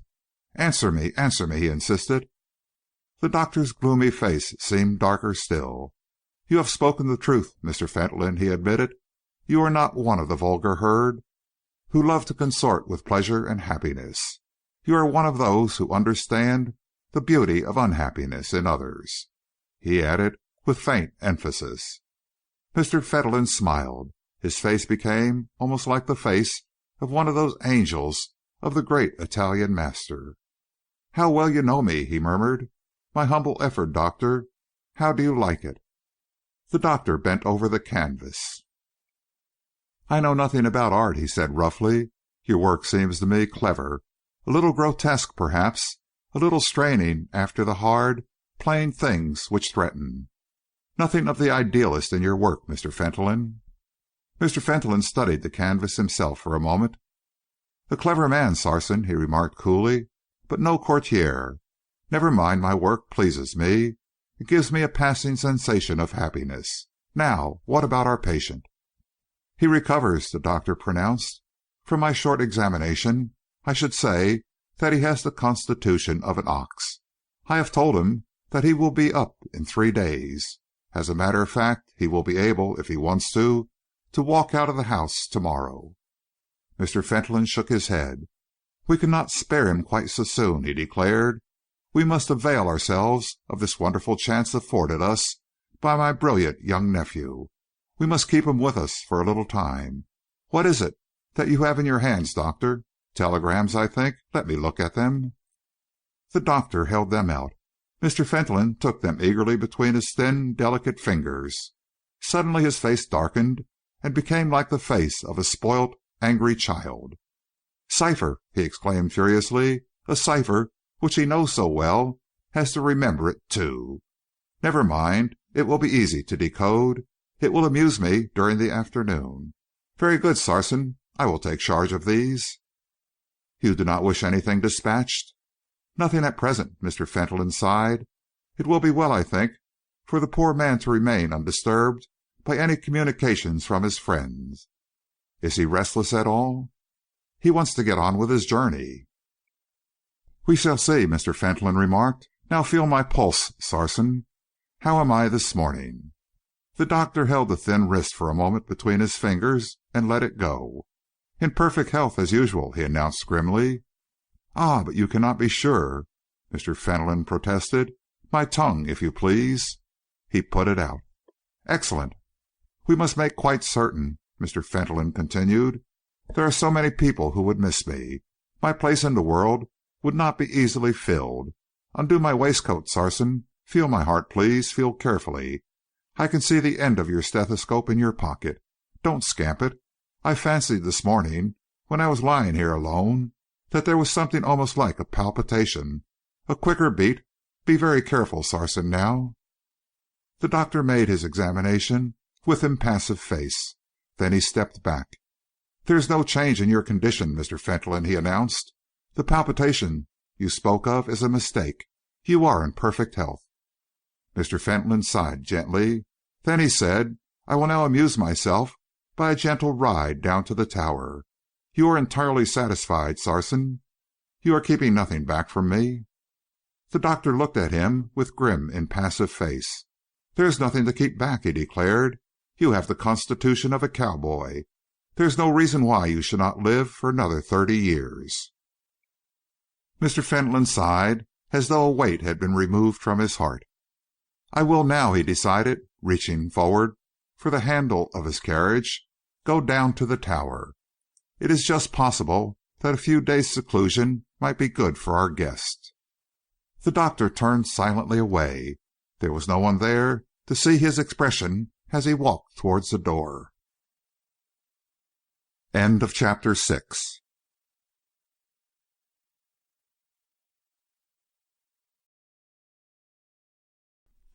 Chapter 7 of The Vanished Messenger by E. Phillips Oppenheim. The two men who were supping together in the grill room at the Café Milan were talking with a seriousness which seemed a little out of keeping with the rose-shaded lamps and the swaying music of the band from the distant restaurant. Their conversation had started some hours before in the club smoking room and had continued intermittently throughout the evening. It had received a further stimulus when Richard Hamill, who had bought an Evening Standard on their way from the theater a few minutes ago, came across a certain paragraph in it which he read aloud. "Hanged if I'd understand things over here nowadays, Reggie," he declared, laying the paper down.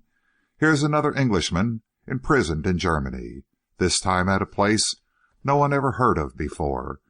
I won't try to pronounce it. What does it all mean? It's all very well to shrug your shoulders, but when there are 18 arrests within 1 week on a charge of espionage, there must be something up."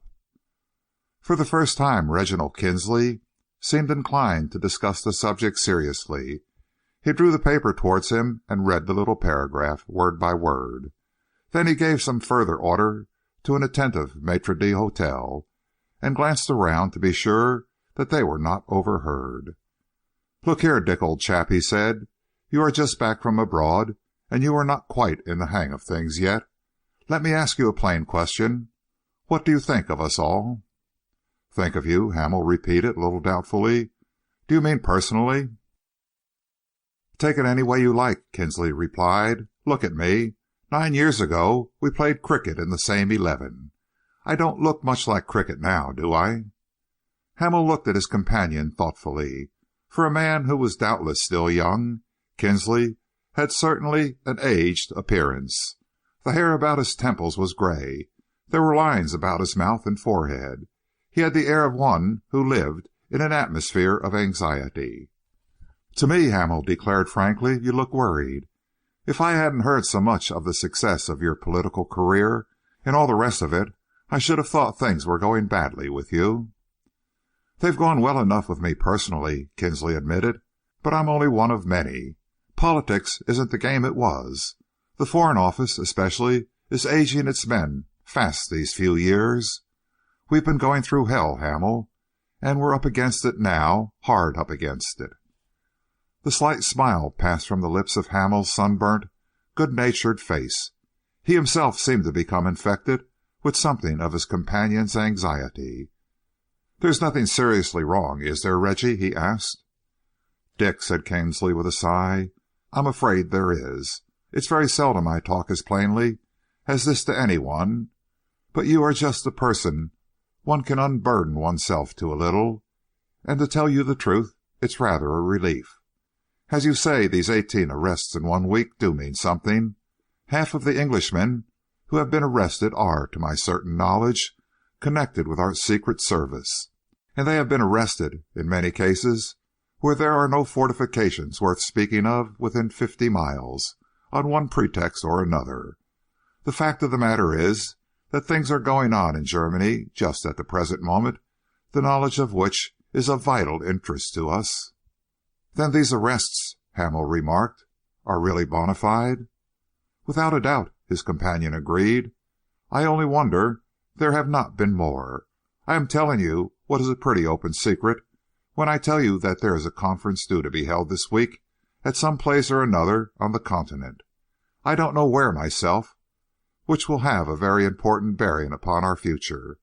We know just as much as that, and not much more." "A conference? Between whom?" Hamill asked. Kinsley dropped his voice almost to a whisper. "We know," he replied, "that a very great man from Russia, a greater still from France, a minister from Austria, a statesman from Italy, and an envoy from Japan have been invited to meet a German minister whose name I will not mention even to you. The subject of their proposed discussion has never been breathed. One can only suspect. When I tell you that no one from this country was invited to the conference, I think you will be able, broadly speaking, to divine its purpose. The clouds have been gathering for a good many years, and we have only buried our heads a little deeper in the sands. We have had our chances and willfully chucked them away. National service or 3 more Army Corps 4 years ago would have brought us an alliance which would have meant absolute safety for 21 years. You know what happened. We have lived through many rumors and escaped more narrowly than most people realize. A great many dangers, but there is every indication this time that the end is really coming." "And what will the end be?" Hamel inquired eagerly. Kinsley shrugged his shoulders and paused while their glasses were filled with wine. "It will be in the nature of a diplomatic coup," he said presently. "Of that much I feel sure. England will be forced into such a position that she will have no alternative left but to declare war. That, of course, will be the end of us. With our ridiculously small army and absolutely no sane scheme for home defense, we shall lose all that we have worth fighting for, our colonies, without being able to strike a blow. The thing is so ridiculously obvious. It has been admitted time after time by every sea lord and every commander-in-chief. We have listened to it, and that's all. Our fleet is needed under present conditions to protect our own shores. There isn't a single battleship which could be safely spared. Canada, Australia, New Zealand, Egypt, India must take care of themselves. I wonder when a nation of the world ever played fast and loose with great possessions as we have done." "That is a nice sort of thing to hear almost one's first night in England," Hamel remarked a little gloomily. "Tell me some more about this conference. Are you sure that your information is reliable?" "Our information is miserably scanty," Kinsley admitted. "Curiously enough, the man who must know most about the whole thing is an Englishman, one of the most curious mortals in the British Empire. A spy of his succeeded in learning more than any of our people, and without being arrested, too." "And who is this singular person?" Hamel asked. "A man of whom you, I suppose, never heard," Kinsley replied. "His name is Fentolin, Miles Fentolin, and he lives somewhere down in Norfolk. He is one of the strangest characters that ever lived, stranger than any effort of fiction I ever met with. He was in the Foreign Office once, and everyone was predicting for him a brilliant career. Then there was an accident. Let me see, it must have been some 6 or 7 years ago, and he had to have both his legs amputated. No one knows exactly how the accident happened, and there was always a certain amount of mystery connected with it. Since then, he has buried himself in the country. I don't think, in fact, that he ever moves outside his place. But somehow or other, he has managed to keep in touch with all the political movements of the day." "Fentolin," Hamel repeated softly to himself. "Tell me, whereabouts does he live?" "Quite a wonderful place in Norfolk. I believe somewhere near the sea. I've forgotten the name for the moment. He has had wireless telegraphy installed. He has a telegraph office in the house, 6 private wires, and they say that he spends an immense amount of money keeping in touch with foreign politics. His excuse is that he speculates largely, as I dare say he does, but just lately," Kinsley went on more slowly, "he has been an object of anxiety to all of us. It was he who sent the first agent out to Germany to try and discover at least where this conference was to be held. His man returned in safety, and he has one over there now who has not been arrested. We seem to have lost nearly all of ours." "Do you mean to say that this man Fentolin actually possesses information which the government hasn't, as to the intentions of foreign powers?" Hamel asked. Kinsley nodded. There was a slight flush upon his pallid cheeks. "He not only has it, but he doesn't mean to part with it. A few 100 years ago, when the rulers of this country were men with blood in their veins, he would have been given just one chance to tell all he knew, and hung as a traitor if he hesitated. We don't do that sort of thing nowadays. We rather go in for preserving traitors. We permit them even in our own House of Commons. However, I don't want to depress you and play the alarmist so soon after your return to London. I dare say the old country will muddle along through our time." "Don't be foolish," Hamel begged. "There's no other subject of conversation could interest me half as much. Have you formed any idea yourself as to the nature of this conference?" "We all have an idea," Kinsley replied grimly. "India for Russia, a large slice of China for Japan, with probably Australia thrown in. Alsace-Lorraine for France's neutrality. There's bribery for you. What's to become of poor England, then? Our friends are only human, after all, and it's merely a question of handing over to them sufficient spoil. They must consider themselves first. That's the first duty of their politicians towards their country." "You mean to say," Hamel asked, "that you seriously believe that a conference is on the point of being held at which France and Russia are to be invited to consider suggestions like this?" "I'm afraid there's no doubt about it," Kinsley declared. "Their ambassadors in London profess to know nothing. That, of course, is their reasonable attitude, but there's no doubt whatever that the conference has been planned. I should say that tonight we are nearer war, if we can summon enough spirit to fight, than we have been since the Shota." "Queer if I have returned just in time for the scrap," Hamel remarked thoughtfully. "I was in the militia once, so I expect I can get a job, if there's any fighting." "I can get you a better job than fighting. One you can start on tomorrow, too," Kinsley announced abruptly. "That is, if you really want to help." "Of course I do," Hamel insisted. "I'm on for anything." "You say that you are entirely your own master for the next 6 months?" "Or much longer, as I like," Hamel assented. "No plans at all, except that I might drift around to the Norfolk coast and look up some of the places where the governor used to paint. There's a queer little house, St. David's Tower, I believe they call it, which really belongs to me. It was given to my father, or rather he bought it from a man who I think must have been some relative of your friend. I feel sure the name was Fentolin." Reginald Kinsley set down his wine-glass. "Is your St. David's Tower anywhere near a place called Salthouse?" he asked reflectively. "That's the name of the village," Hamel admitted. "My father used to spend quite a lot of time in those parts, and painted at least a dozen pictures down there." "That is a coincidence," Reginald Kinsley declared, lighting a cigarette. "I think if I were you, Dick, I'd go down and claim my property." "Tired of me already?" Hamel asked, smiling. Reginald Kinsley knocked the ash from his cigarette. "It isn't that. The fact is, the job I was speaking to you about was simply this. We want someone to go down to Salthouse, not exactly as a spy, you know, but someone who has his wits about him.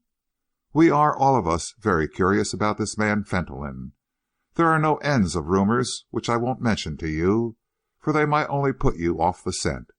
But the man seems to be always intriguing. It wouldn't matter so much if he were our friend, or if he were simply a financier, but to tell you the truth, we have cause to suspect him." "But he's an Englishman, surely?" Hamel asked.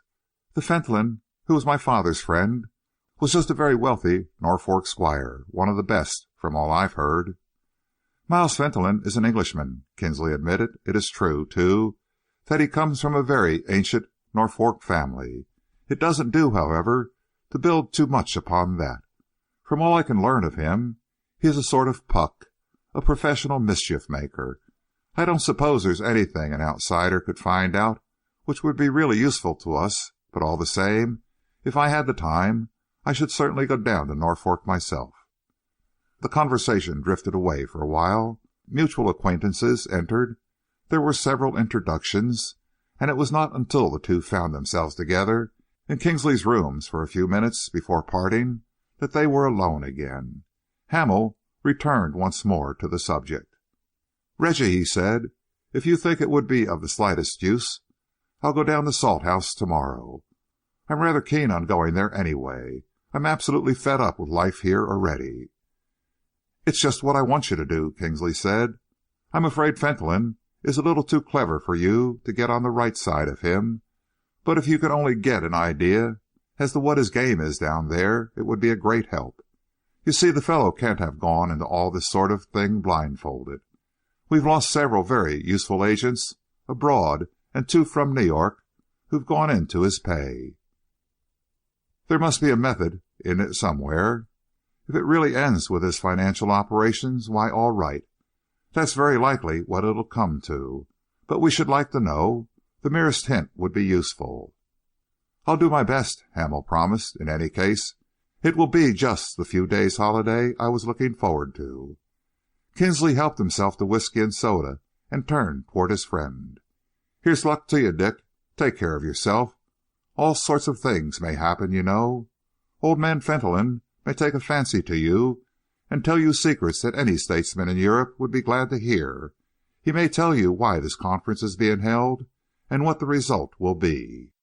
You may be the first to hear of our coming fall. Well, here's to you, anyway. Drop me a line if you have anything to report." "Cheerio," Hamel answered, as he set down his empty tumbler. "Astonishing how keen I feel about this little adventure. I'm perfectly sick of the humdrum life I have been leading this last week. And you do sort of take one back to the Arabian Nights, you know, Reggie. I am never quite sure whether to take you seriously or not." Kinsley smiled as he held his friend's hand for a moment. "Dick," he said earnestly, "if only you'd believe it, the adventures in the Arabian Nights are nothing compared with the present-day drama of foreign politics. You see, we've learned to conceal things nowadays, to smooth them over, to play the part of ordinary citizens to the world, while we tug at the underhand levers in our secret moments. Good night. Good luck." End of chapter 7.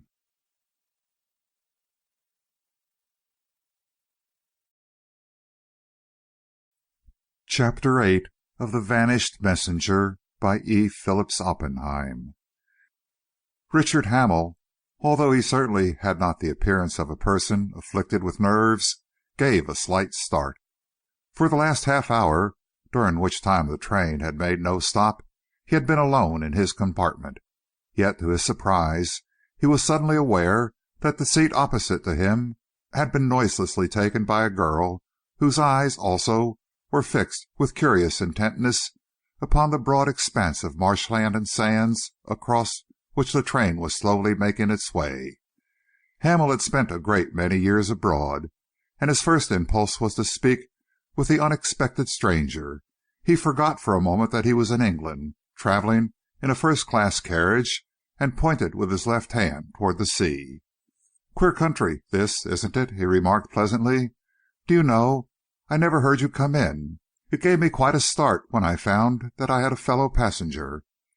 She looked at him with a certain amount of still surprise, a look which he returned just as steadfastly, because even in those few seconds he was conscious of that strange selective interest, certainly unaccounted for by his own impressions of her appearance.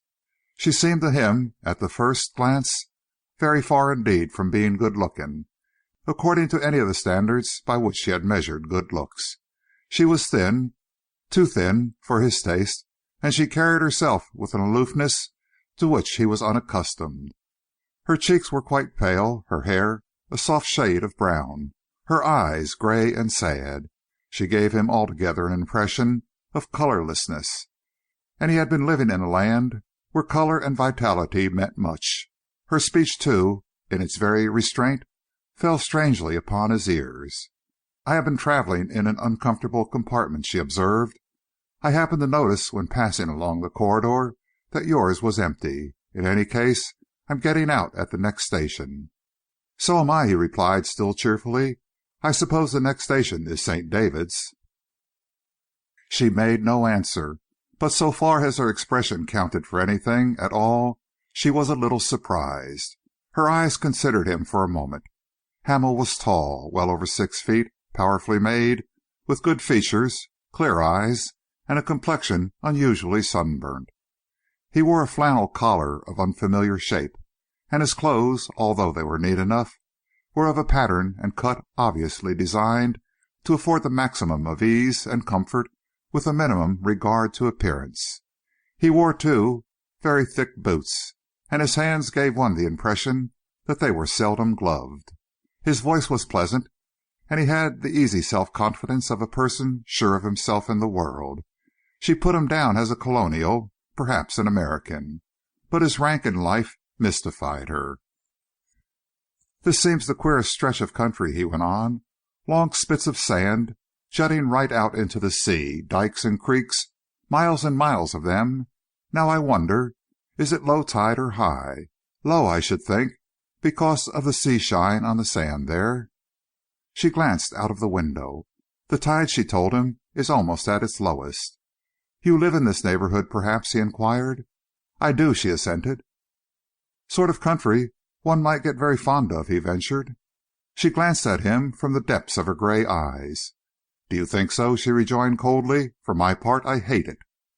He was surprised at the unexpected emphasis of her tone, the first time, indeed, that she had shown any signs of interest in the conversation. "Kind of dull, I suppose you find it," he remarked pensively, looking out across the waste of lavender-grown marshes, sand hummocks piled with seaweed, and a far distant line of pebbled shore. "And yet, I don't know. I have lived by the sea a good deal, and however monotonous it may seem at first, there's always plenty of change, really. Tide and wind do such wonderful work."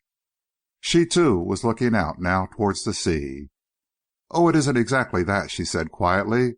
"I am quite willing to admit what all the tourists and chance visitors call the fascination of these places.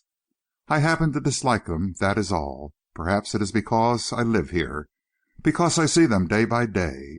Perhaps because the sight of them and the thought of them have become woven into my life."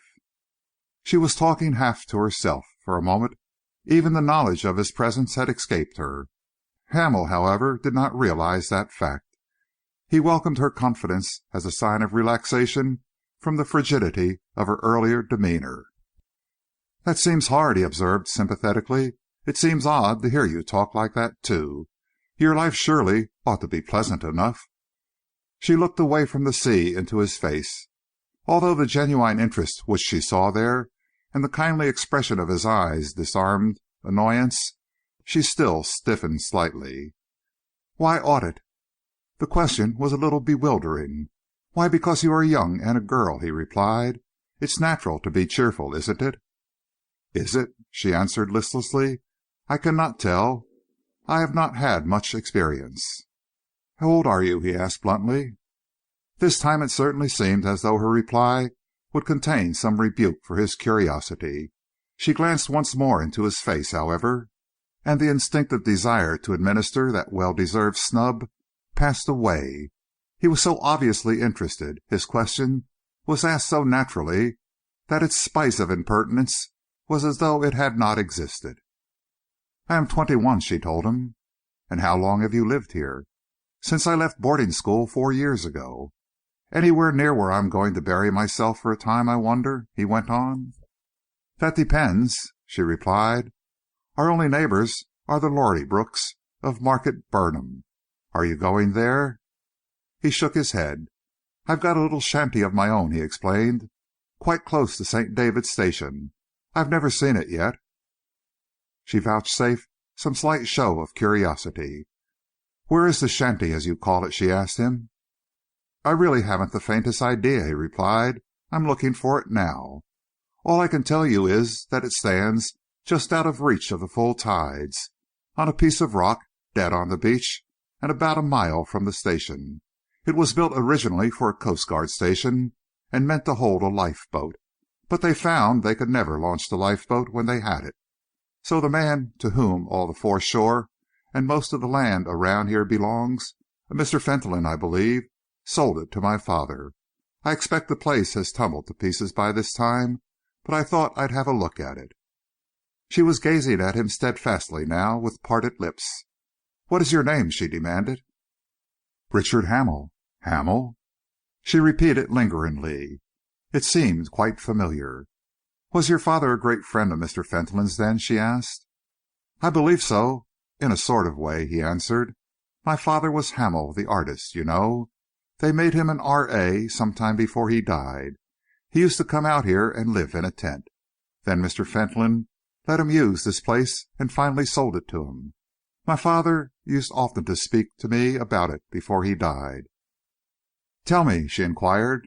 "I do not know much about these matters, but have you any papers to prove that it was sold to your father, and that you have the right to occupy it now when you choose?" He smiled. "Of course I have," he assured her. "As a matter of fact, as none of us have been here for so long, I thought I'd better bring the title deed, or whatever they call it, along with me. It is with the rest of my traps at Norwich." "Oh, the place belongs to me, right enough," he went on, smiling. "Don't tell me that anyone's pulled it down, or that it's disappeared from the face of the earth." "No," she said, "it still remains there. When we round the next curve, I think I can show it to you. But every one has forgotten, I think, that it doesn't belong to Mr. Fentolin still. He uses it himself very often." "What for?" She looked at her questioner quite steadfastly, quite quietly, speechlessly. A certain curious uneasiness crept into his thoughts. There were mysterious things in her face. He knew from that moment that she, too, directly or indirectly, was concerned with those strange happenings at which Kinsley had hinted. He knew that there were things which she was keeping from him now. "Mr. Fentolin uses one of the rooms as a studio. He likes to paint there and be near the sea," she explained. "But for the rest, I do not know. I never go near the place." "I'm afraid," he remarked, after a few moments of silence, "that I shall be a little unpopular with Mr. Fentolin.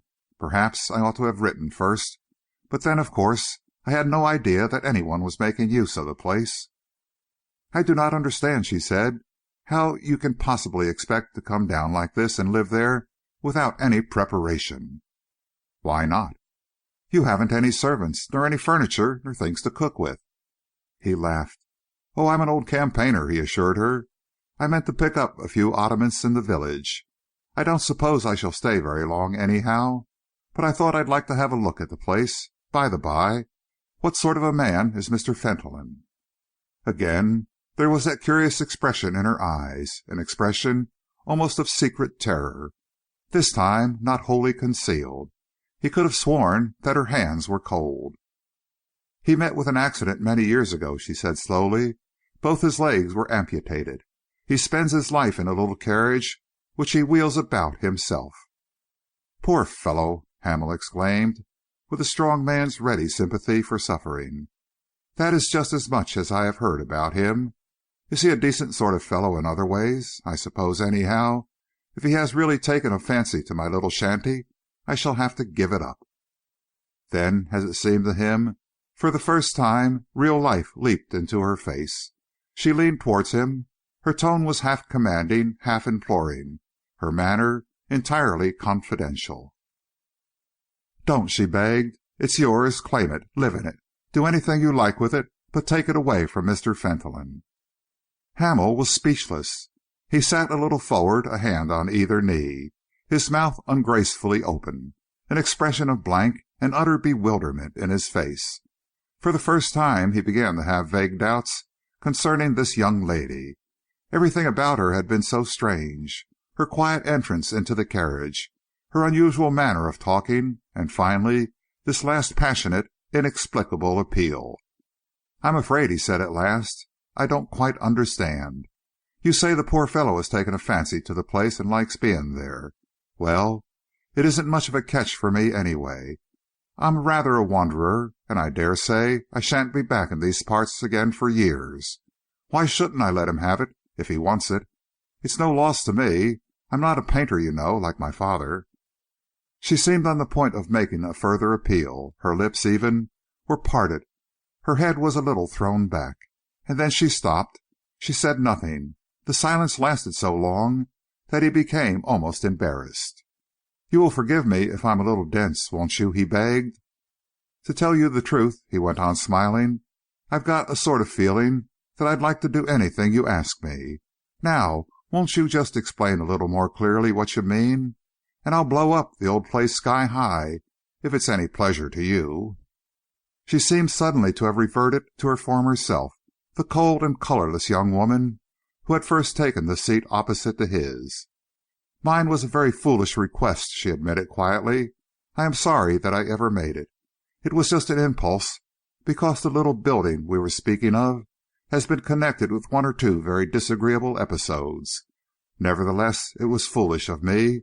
How long do you think of staying there? That is," she added, with a faint smile, "providing that you find it possible to prove your claim and take up possession?" "Oh, just for a week or so," he answered lightly. "And as to regaining possession of it," he went on, a slightly pugnacious instinct stirring in him, "I don't imagine that there'll be any difficulty about that." "Really?" she murmured. "Not that I want to make myself disagreeable," he continued, "but the tower is mine, right enough, even if I have let it remain unoccupied for some time." She let down the window, a task in which he hastened to assist her. A rush of salt, cold air swept into the compartment. He sniffed it eagerly. "Wonderful!" he exclaimed. She stretched out a long arm and pointed. Away in the distance, on the summit of a line of pebbled shore, standing, as it seemed, sheer over the sea, was a little black speck. "That," she said, "is the tower." He changed his position and leaned out of the window. "Well, it's a queer little place," he remarked. "It doesn't look worth quarreling over, does it?" "And that," she went on, directing his attention to the hill, "is Mr. Fentolin's home, St. David's Hall." For several moments he made no remark at all. There was something curiously impressive in that sudden sweep up from the sea line. The strange miniature mountain standing in the middle of the marshes, with its tree-crowned background, and the long weather-beaten front of the house turned bravely to the sea. "I never saw anything like it," he declared. "Why, it's barely a quarter of a mile from the sea, isn't it?" "A little more than that. It is a strangely situated abode, isn't it?" "Wonderful," he agreed with emphasis. "I must study the geological formation of that hill," he continued with interest. "Why, it looks almost like an island now." "That is because of the floods," she told him. "Even at high tide the creeks never reach so far back there. All the water you see stretching away inland is flood water, the result of the storm, I suppose. This is where you get out," she concluded, rising to her feet. She turned away with the slightest nod.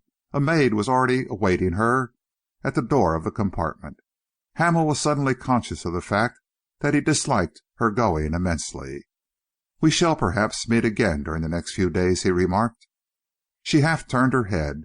Her expression was scarcely encouraging. "I hope," she said, "that you will not be disappointed in your quarters."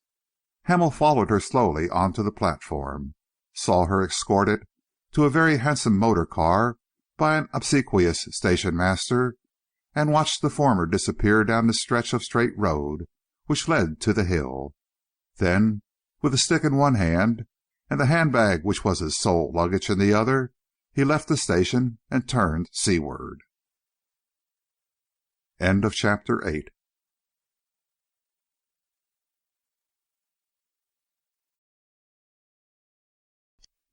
Chapter 9 of The Vanished Messenger by E. Phillips Oppenheim.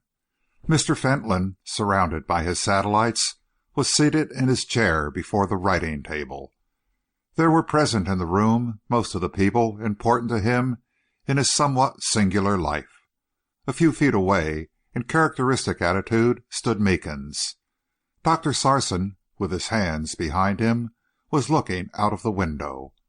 At the further end of the table stood a confidential telegraph clerk who was just departing with a little sheath of messages. By his side, with a notebook in her hand, stood Mr. Fentolin's private secretary, a white-haired woman with a strangely transparent skin and light brown eyes, dressed in sombre black, a woman who might have been of any age from 30 to 50.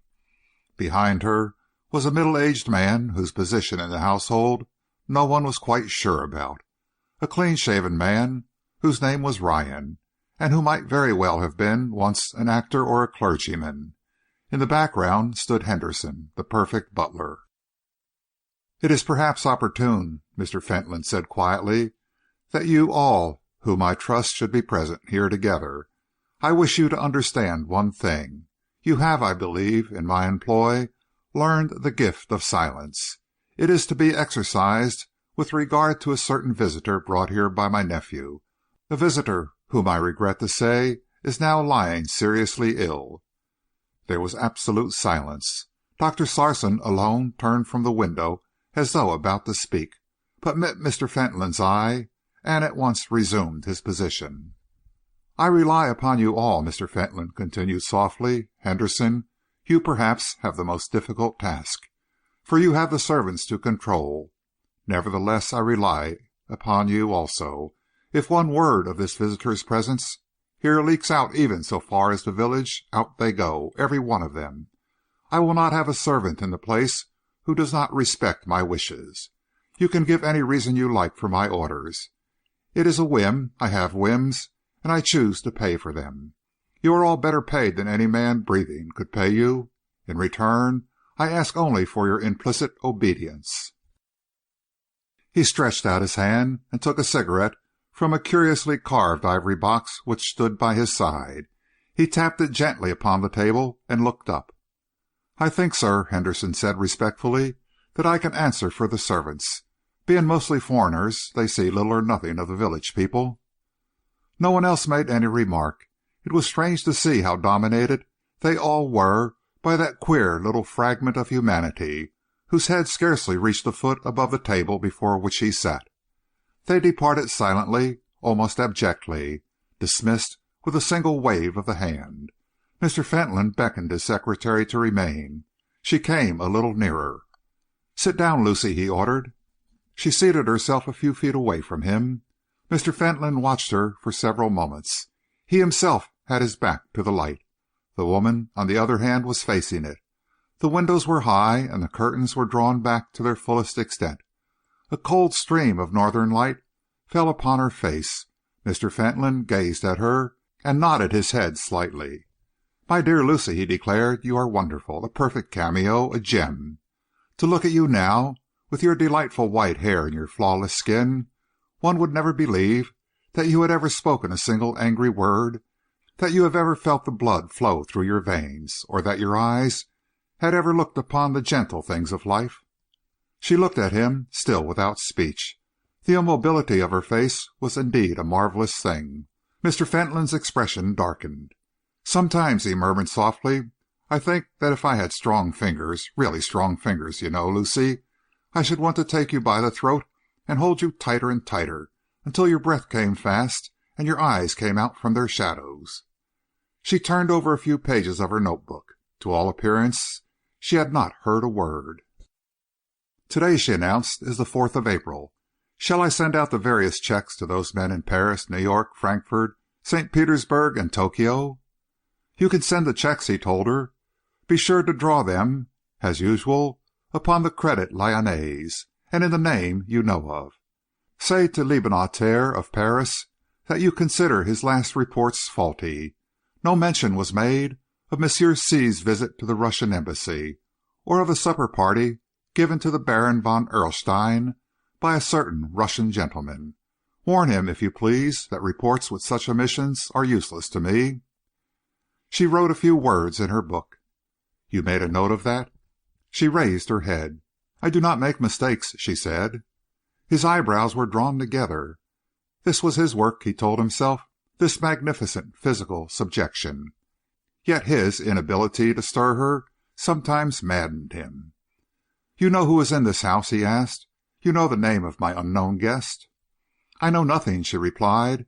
"His presence does not interest me." "Supposing I desire you to know," he persisted, leaning a little forward.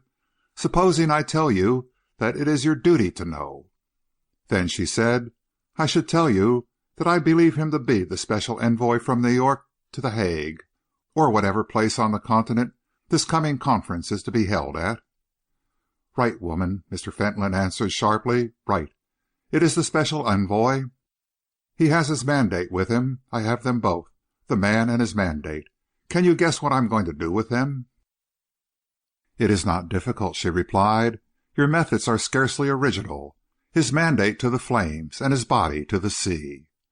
She raised her eyes as she spoke and looked over Mr. Fentolin's shoulder, across the marshland to the grey stretch of ocean. Her eyes became fixed. It was not possible to say that they held any expression, and yet one felt that she saw beneath the grey waves, even to the rocks and caverns below. "It does not terrify you, then," he asked curiously, "to think that a man under this roof is about to die?" "Why should it?" she retorted. "Death does not frighten me, my own or anybody else's. Does it frighten you?" His face was suddenly livid, his eyes full of fierce anger. His lips twitched. He struck the table before him. "Beast of a woman!" he shouted. "You ghoul! How dare you? How dare you?" He stopped short. He passed his hand across his forehead. All the time the woman remained unmoved. "Do you know," he muttered, his voice still shaking a little, "that I believe sometimes I'm afraid of you? How would you like to see me there, down at the bottom of that hungry sea? You watch sometimes so fixedly. You'd miss me, wouldn't you? I'm a good master, you know. I pay well. You've been with me a good many years. You were a different sort of woman when you first came." "Yes," she admitted, "I was a different sort of woman." "You don't remember those days, I suppose," he went on. "The days when you had brown hair, when you used to carry roses about and sing to yourself while you beat your work out of that wretched typewriter." "No," she answered. "I do not remember those days. They do not belong to me. It is some other woman you are thinking of." Their eyes met. Mr. Fentolin turned away first. He struck the bell at his elbow. She rose at once. "Be off," he ordered. "When you look at me like that, you send shivers through me. You'll have to go. I can see you'll have to go. I can't keep you any longer. You are the only person on the face of the earth who dares to say things to me which make me think, the only person who doesn't shrink at the sound of my voice. You'll have to go. Send Sarson to me at once. You've upset me." She listened to his words in expressionless silence. When he had finished, carrying her book in her hand, she very quietly moved towards the door. He watched her, leaning a little forward in his chair, his lips parted, his eyes threatening. She walked with steady, even footsteps. She carried herself with almost machine-like erectness. Her skirts were noiseless. She had the trick of turning the handle of the door in perfect silence. He heard her calm voice in the hall. "Dr. Sarson is to go to Mr. Fentolin." Mr. Fentolin sat quite still, feeling his own pulse. "That woman," he muttered to himself, "that woman. Some day I shouldn't be surprised if she really—" He paused. The doctor had entered the room.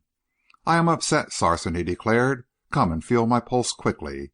That woman has upset me." "Miss Price?" "Miss Price? Damn it, Lucy, yes."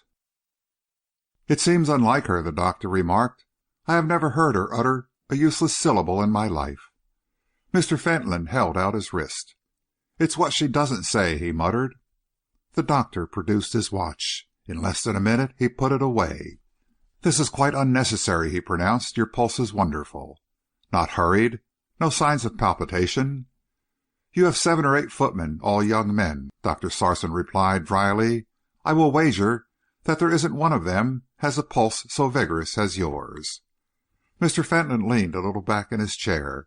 An expression of satisfaction crept over his face. "You reassure me, my dear Sarson. That is excellent. What of our patient?" "There is no change." "I'm afraid," Mr. Fentolin sighed, "that we shall have trouble with him. These strong people always give trouble." "It will be just the same in the long run," the doctor remarked, shrugging his shoulders. Mr. Fentolin held up his finger. "Listen, a motor car, I believe." "It is Miss Fentolin who is just arriving," the doctor announced. "I saw the car coming as I crossed the hall." Mr. Fentolin nodded gently. "Indeed," he replied, "indeed. So my dear niece has returned. Open the door, friend Sarson. Open the door, if you please. She will be anxious to see me. We must summon her." Chapter 9.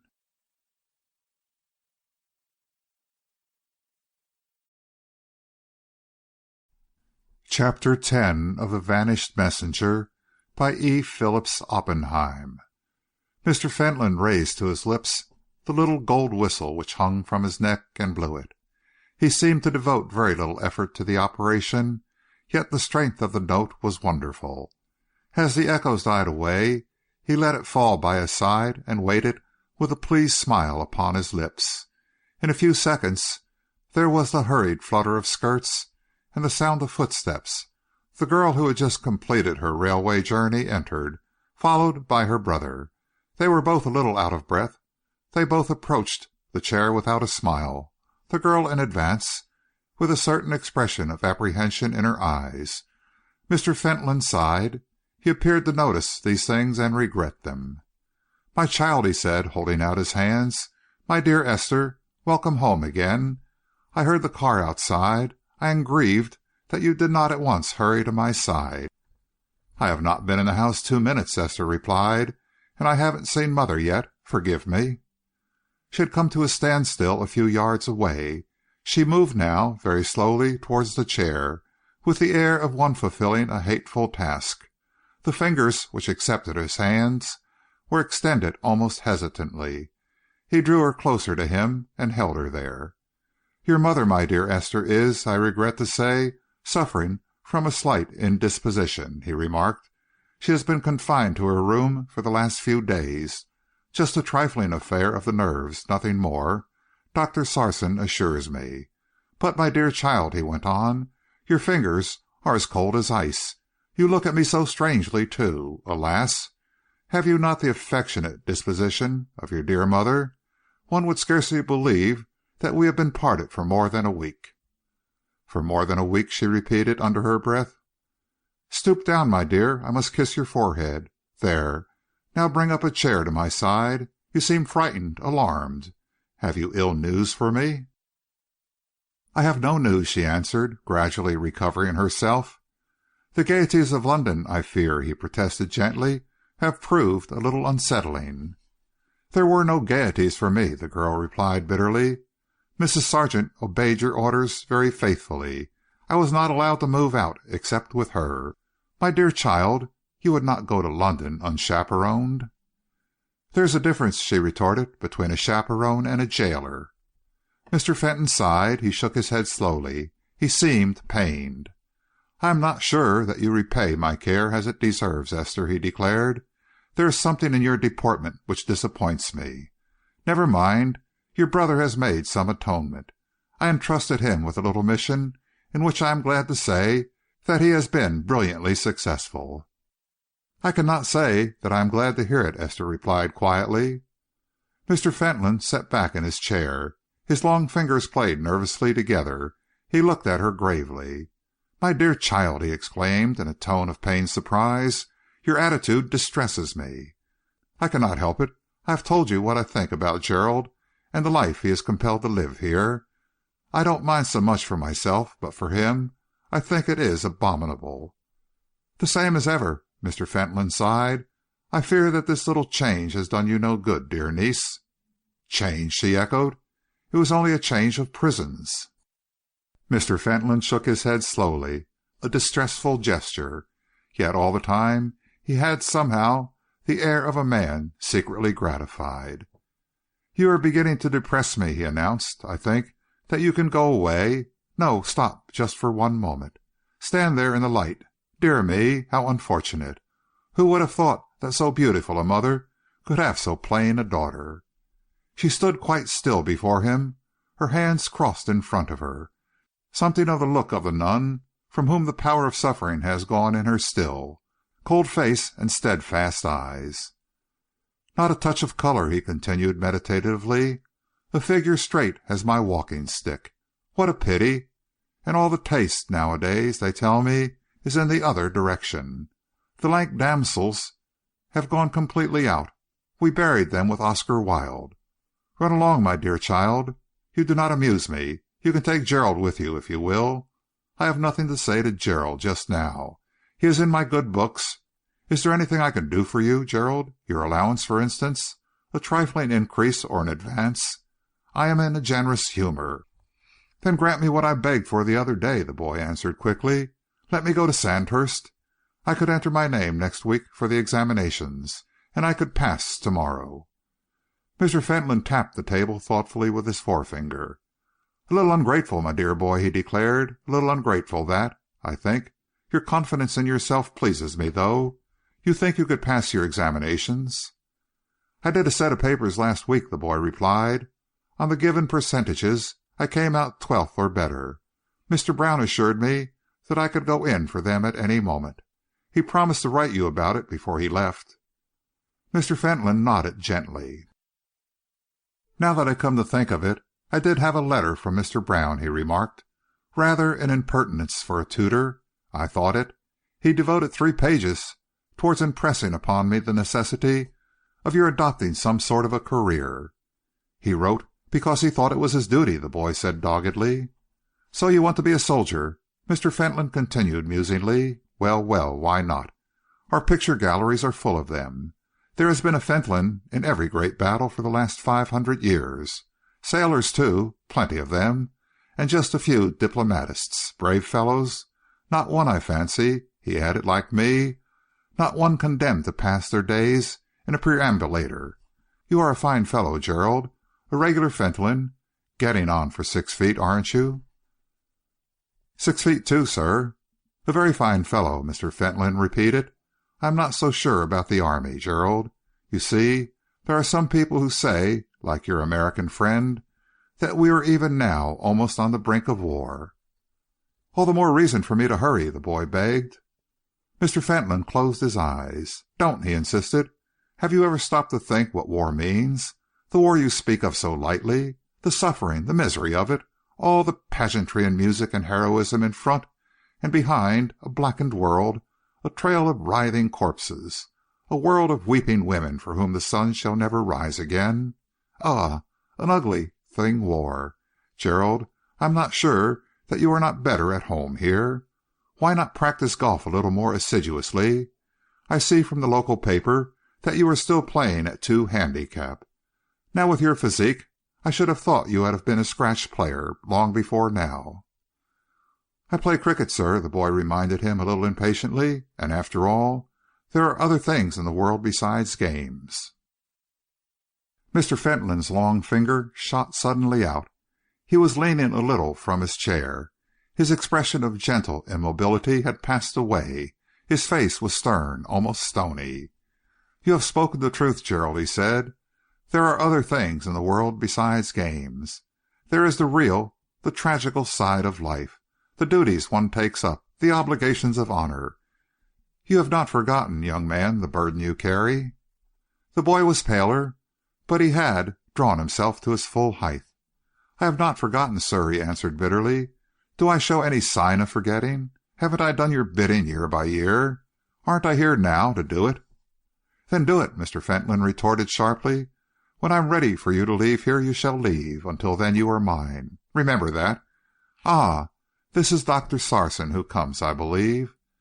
That must mean that it is 5 o'clock. Come in, doctor. I am not engaged. You see, I am alone with my dear niece and nephew. We have been having a little pleasant conversation." Dr. Sarson bowed to Esther, who scarcely glanced at him. He remained in the background, quietly waiting. "A very delightful little conversation," Mr. Fentolin concluded. "I have been congratulating my nephew, doctor, upon his wisdom in preferring the quiet country life down here to the wearisome routine of a profession. He escapes the embarrassing choice of a career by preferring to devote his life to my comfort. I shall not forget it. I shall not be ungrateful. I may have my faults, but I am not ungrateful. Run away now, both of you, dear children. You are, but one wearies, you know, of everything. I am going out. You see, the twilight is coming. The tide is changing. I am going down to meet the sea."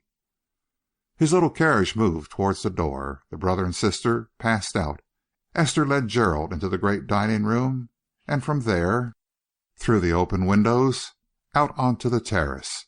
She gripped his shoulder and pointed down to the tower. "Something," she whispered in his ear, "is going to happen there." End of chapter 10.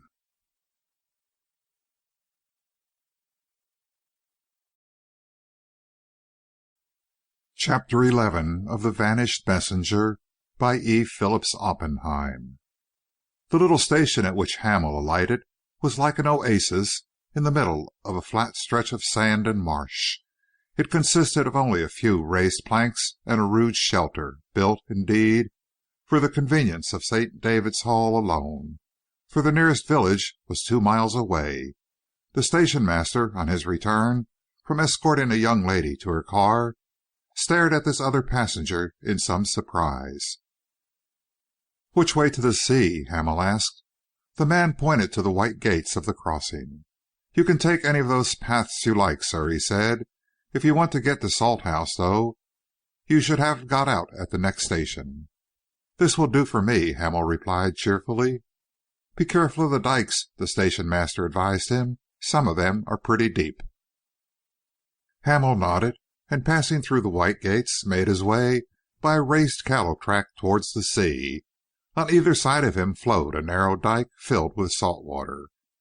Beyond stretched the flat marshland, its mossy turf leavened with cracks and creeks of all widths, filled also with sea slime and sea water. A slight gray mist rested upon the more distant parts of the wilderness which he was crossing, a mist which seemed to be blown in from the sea in little puffs, resting for a time upon the earth, and then drifting up and fading away like soap bubbles. More than once where the dikes had overflown, he was compelled to change his course, but he arrived at last at the little ridge of pebbled beach bordering the sea. Straight ahead of him now was that strange-looking building towards which he had all the time been directing his footsteps. As he approached it, his forehead slightly contracted. There was ample confirmation before him of the truth of his fellow passenger's words. The place, left to itself for so many years, without any attention from its actual owner, was neither deserted nor in ruins. Its solid gray stone walls were sea-stained and a trifle worn, but the arched wooden doors leading into the lifeboat shelter, which occupied one side of the building, had been newly painted, and in the front the window was hung with a curtain, now closely drawn, of some dark red material. The lock from the door had been removed altogether, and in its place was the aperture for a Yale latch key. The last note of modernity was supplied by the telephone wire attached to the roof of the lifeboat shelter. He walked all around the building, seeking in vain for some other means of ingress. Then he stood for a few moments in front of the curtained window. He was a man of somewhat determined disposition, and he found himself vaguely irritated by the liberties which had been taken with his property. He hammered gently upon the framework with his fist, and the windows opened readily inward, pushing back the curtains with them. He drew himself up to the sill, and squeezing himself through the opening, landed on his feet and looked around him, a little breathless. He found himself in a simply furnished man's sitting room. An easel was standing close to the window. There were reams of drawing paper and several unfinished sketches leaning against the walls. There was a small oak table in the middle of the room. Against the wall stood an exquisite chiffonier, on which were resting some cut-glass decanters and goblets. There was a Turkey carpet upon the floor, which matched the curtains. But to his surprise, there was not a single chair of any sort to be seen. The walls had been distempered, and were hung with one or two engravings, which, although he was no judge, he was quite sure were good. He wandered into the back room, where he found a stove, a tea service upon a deal table, and several other cooking utensils, all spotlessly clean and of the most expensive description. The walls here were plainly whitewashed, and the floor was of hard stone. He then tried the door on the left, which led into the larger portion of the building, the shed in which the lifeboat had once been kept. Not only was the door locked, but he saw at once that the lock was modern, and the door itself was secured with heavy iron clamps. He returned to the sitting room. "The girl with the gray eyes was right enough," he remarked to himself. "Mr. Fentolin has been making himself very much at home with my property." He withdrew the curtains, noticing to his surprise the heavy shutters which their folds had partly concealed. Then he made his way out along the passage to the front door, which from the inside he was able to open easily enough. Leaving it carefully ajar, he went out with the intention of making an examination of the outside of the place. Instead, however, he paused at the corner of the building with his face turned landwards. Exactly fronting him now, about 3/4 of a mile away, on the summit of that strange hill which stood out like a gigantic rock in the wilderness, was St. David's Hall. He looked at it steadily and with increasing admiration. The long red brick front, with its masses of clustering chimneys, a little bare and weather-beaten, impressed him with a sense of dignity due much to the purity of its architecture as the singularity of its situation. Behind, a wonderfully effective background, were the steep gardens from which, even in this uncertain light, he caught faint glimpses of colouring subdued from brilliancy by the twilight. These were encircled by a brick wall of great height, the whole of the southern portion of which was enclosed with glass.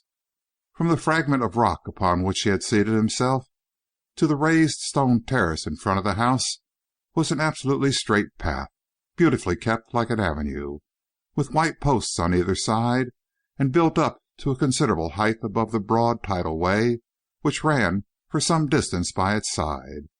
It had almost the appearance of a racing track, and its state of preservation in the midst of the wilderness was a little short of remarkable. This, Hamel said to himself, as he slowly produced a pipe from his pocket and began to fill it with tobacco from a battered silver box, is a queer fix. Looks rather like the inn for me. And who might you be, gentlemen? He turned abruptly around toward his unseen questioner. A woman was standing by the side of the rock upon which he was sitting, a woman from the village apparently, who must have come with noiseless footsteps along the sandy way. She was dressed in rusty black, and in place of a hat she wore a black woolen scarf tied around her head and underneath her chin. Her face was lined, her hair of a deep brown, plentifully besprinkled with gray. She had a curious habit of moving her lips, even when she was not speaking. She stood there smiling at him, but there was something about that smile and about her look which puzzled him. "I'm just a visitor," he replied. "Who are you?" She shook her head. "I saw you come out of the tower," she said, speaking with a strong local accent, and yet with a certain unusual correctness. "In at the window and out of the door. You're a brave man." "Why brave?" he asked. She turned her head very slowly towards St. David's Hall. A gleam of sunshine had caught one of the windows, which shone like fire. She pointed toward it with her head. "He's looking at you," she muttered. "He don't like strangers poking around here, that I can tell you." "And who is he?" Hamel inquired. "Squire Fentolin," she answered, dropping her voice a little. "He's a very kind-hearted gentleman, Squire Fentolin, but he don't like strangers hanging around." "Well, I'm not exactly a stranger, you see," Hamel remarked. "My father used to stay for months at a time in that little shanty there and paint pictures. It's a good many years ago." "I mind him," the woman said slowly. "His name was Hamel." "I'm his son," Hamel announced. She pointed to the hall. "Does he know that you are here?" Hamel shook his head. "Not yet. I have been abroad for so long." She suddenly relapsed into her curious habit. Her lips moved, but no words came. She turned her head a little and was facing the sea. "Tell me," Hamel asked gently, "why do you come out here alone, so far from the village?" She pointed with her finger to where the waves were breaking in a thin line of white about 50 yards from the beach. "It's the cemetery, that," she said. "The village cemetery, you know. I have 3 buried there, George the eldest, James the middle one, and David the youngest. 3 of them. That's why I come. I can't put flowers on their graves, but I can sit and watch and look through the sea, down among the rocks where their bodies are, and wonder." Hamel looked at her curiously. Her voice had grown lower and lower. "It's what you land folks don't believe, perhaps," she went on, "but it's true. It's only us who live near the sea who understand it. I am not an ignorant body, either. I was schoolmistress here before I married David Cox. They thought I'd done wrong to marry a fisherman, but I bore him brave sons, and I lived the life a woman craves for. No, I'm not ignorant. I have fancies, perhaps. The Lord be praised for them. And I tell you, it's true. You look at a spot in the sea and you see nothing. A gleam of blue, a fleck of white foam. One day, a gleam of green with a black line. Another, and a gray little sob. The next, perhaps. But you go on looking. You look day by day, hour by hour, and the chasms of the sea will open, and their voices will come to you. Listen." She clutched his arm. "Couldn't you hear that?" she half whispered. "The light!" It was David's voice. "The light!" Hamel was speechless. The woman's face was suddenly strangely transformed. Her mood, however, swiftly changed. She turned once toward the hall. "You'll know him soon," she went on. "The kindest man in these parts, they say. It's not much that he gives away, but he's a kind heart. You see that great post at the entrance to the river there?" she went on, pointing to it. "He had that set up, and a lamp hung from there. Fentolin's light, they call it. It was to save men's lives. It was burning, they say, The night I lost my lads, Fentolin's light." "They were wrecked?" he asked gently. "Wrecked," she answered. "Bad steering it must have been. James would steer, and they say he drank a bit. Bad steering, yes. You'll meet Squire Fentolin before long. He's queer to look at. A small body, but a great kind heart. A miserable life his, but it will be made up to him. It will be made up to him." She turned away. Her lips were moving all the time. She walked about a dozen steps, and then she returned. "You're Hamel's son, the painter," she said. "You'll be welcome down here. He'll have you to stay at the Hall, a brave place. Don't let him be too kind to you. Sometimes kindness hurts." She passed on, walking with a curious shambling gait, and soon she disappeared on her way to the village. Hamel watched her for a moment, and then turned his head towards St. David's Hall. He felt somehow that her abrupt departure was due to something which he had seen in that direction. He rose to his feet. His instinct had been a true one. End of chapter 11.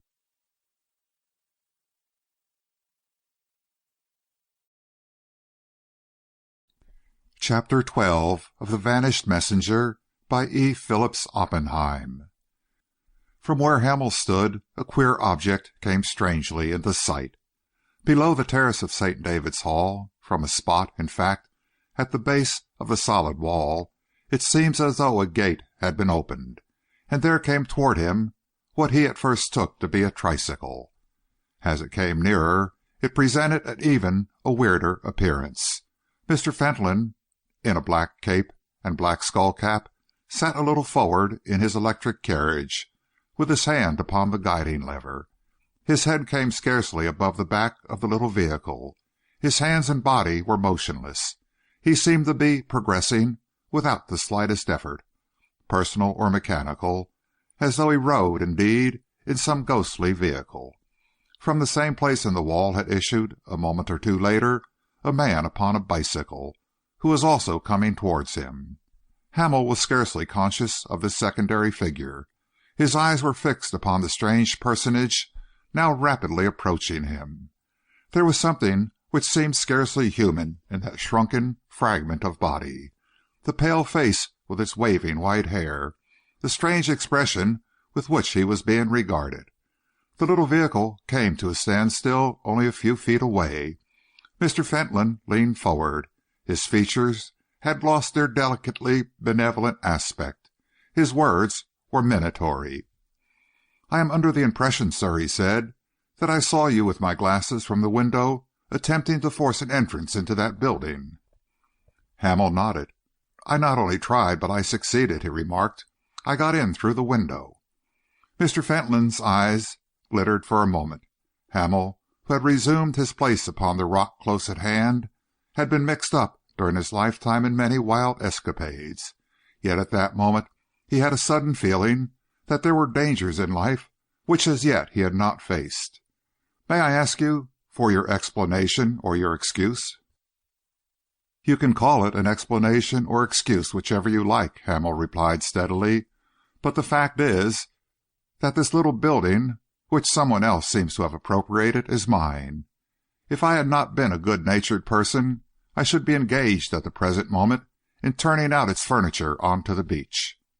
"What is your name?" Mr. Fentolin asked suddenly. "My name is Hamel, Richard Hamel." For several moments there was silence. Mr. Fentolin was still leaning forward in his strange little vehicle. The color seemed to have left even his lips. The hard glitter in his eyes had given place to an expression almost like fear. He looked at Richard Hamel as though he were some strange sea monster come up from underneath the sands. "Richard Hamel," he repeated. "Do you mean that you are the son of Hamel, the R.A., who used to be in these parts often? He was my brother's friend." "I am his son. But his son was killed in the San Francisco earthquake. I saw his name in all the lists. It was copied into the local papers here." Hamel knocked the ashes from his pipe. "I take a lot of killing," he observed. "I was in that earthquake, right enough, and in the hospital afterwards. But it was a man named Hamel of Philadelphia who died." Mr. Fentolin sat quite motionless for several moments. He seemed, if possible, to have shrunken into something smaller still. A few yards behind, Meekins had alighted from his bicycle and was standing, waiting. "So you are Richard Hamill," Mr. Fentolin said at last very softly. "Welcome back to England, Richard Hamill. I knew your father slightly, although we were never very friendly."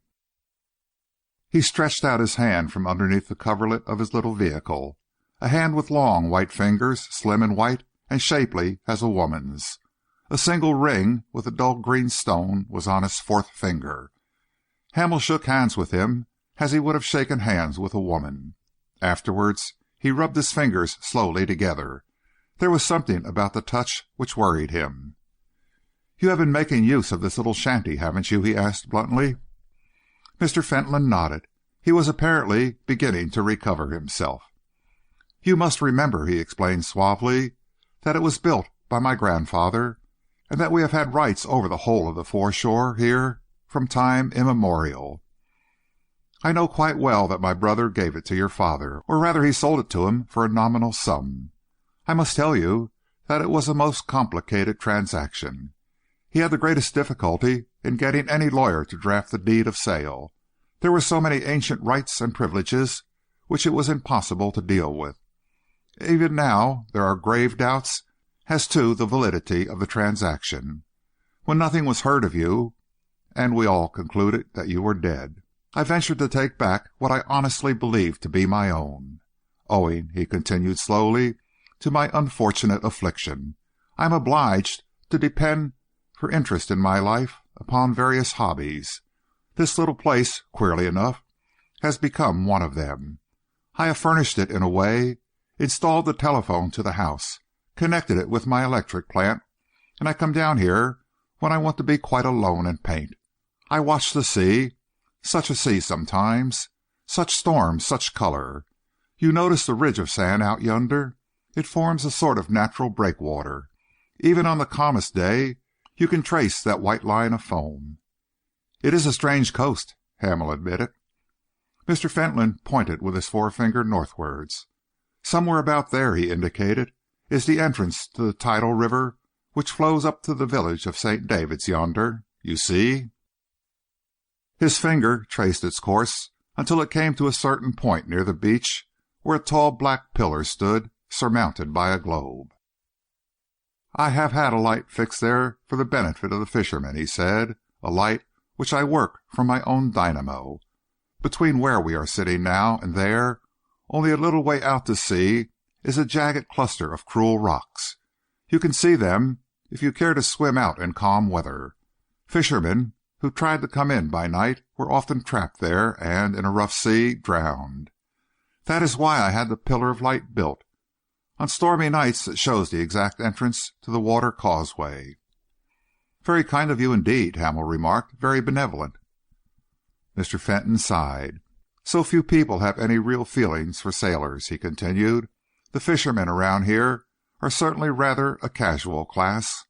Do you know that there is scarcely one of them who can swim? There isn't one of them who isn't too lazy to learn even the simplest stroke. My brother used to say, dear Gerald, that it served them right if they were drowned. I have never been able to feel like that, Mr. Hamill. Life is such a wonderful thing. One night," he went on, dropping his voice and leaning a little forward in his carriage, "it was just before, or it was just after, I had fixed that light. I was down here one dark winter night. There was a great north wind and a huge sea running. It was as black as pitch, but I heard a boat making for St. David's Causeway strike on those rocks just hidden in front there. I heard those fishermen shriek as they went under. I heard their shouts for help. I heard their death cries. Very terrible, Mr. Hamill, very terrible." Hamill looked at the speaker curiously. Mr. Fentolin seemed absorbed in his subject. He had spoken with relish, as one who loves the things he speaks about. Quite unaccountably, Hamill found himself shivering. "It was their mother," Mr. Fentolin continued, leaning again a little forward in his chair. "Their mother, whom I saw pass along the beach just now. A widow, too, poor thing. She comes here often, a morbid taste. She spoke to you, I think." "She spoke to me strangely," Hamill admitted. "She gave me the impression of a woman whose brain had been turned with grief. "Too true," Mr. Fentolin sighed. "The poor creature! I offered her a small pension, but she would have none of it. A superior woman in her way once, filled now with queer fancies," he went on, eyeing Hamel steadily. "The very strangest fancies. She spends her life prowling about here. No one in the village even knows how she lives. Did she speak of me, by the by?" "She spoke of you as being a very kind-hearted man." Mr. Fentolin sighed. "The poor creature! Well, well, let us revert to the object of your coming here. Do you really wish to occupy this little shanty, Mr. Hamel?" "That was my idea," Hamel confessed.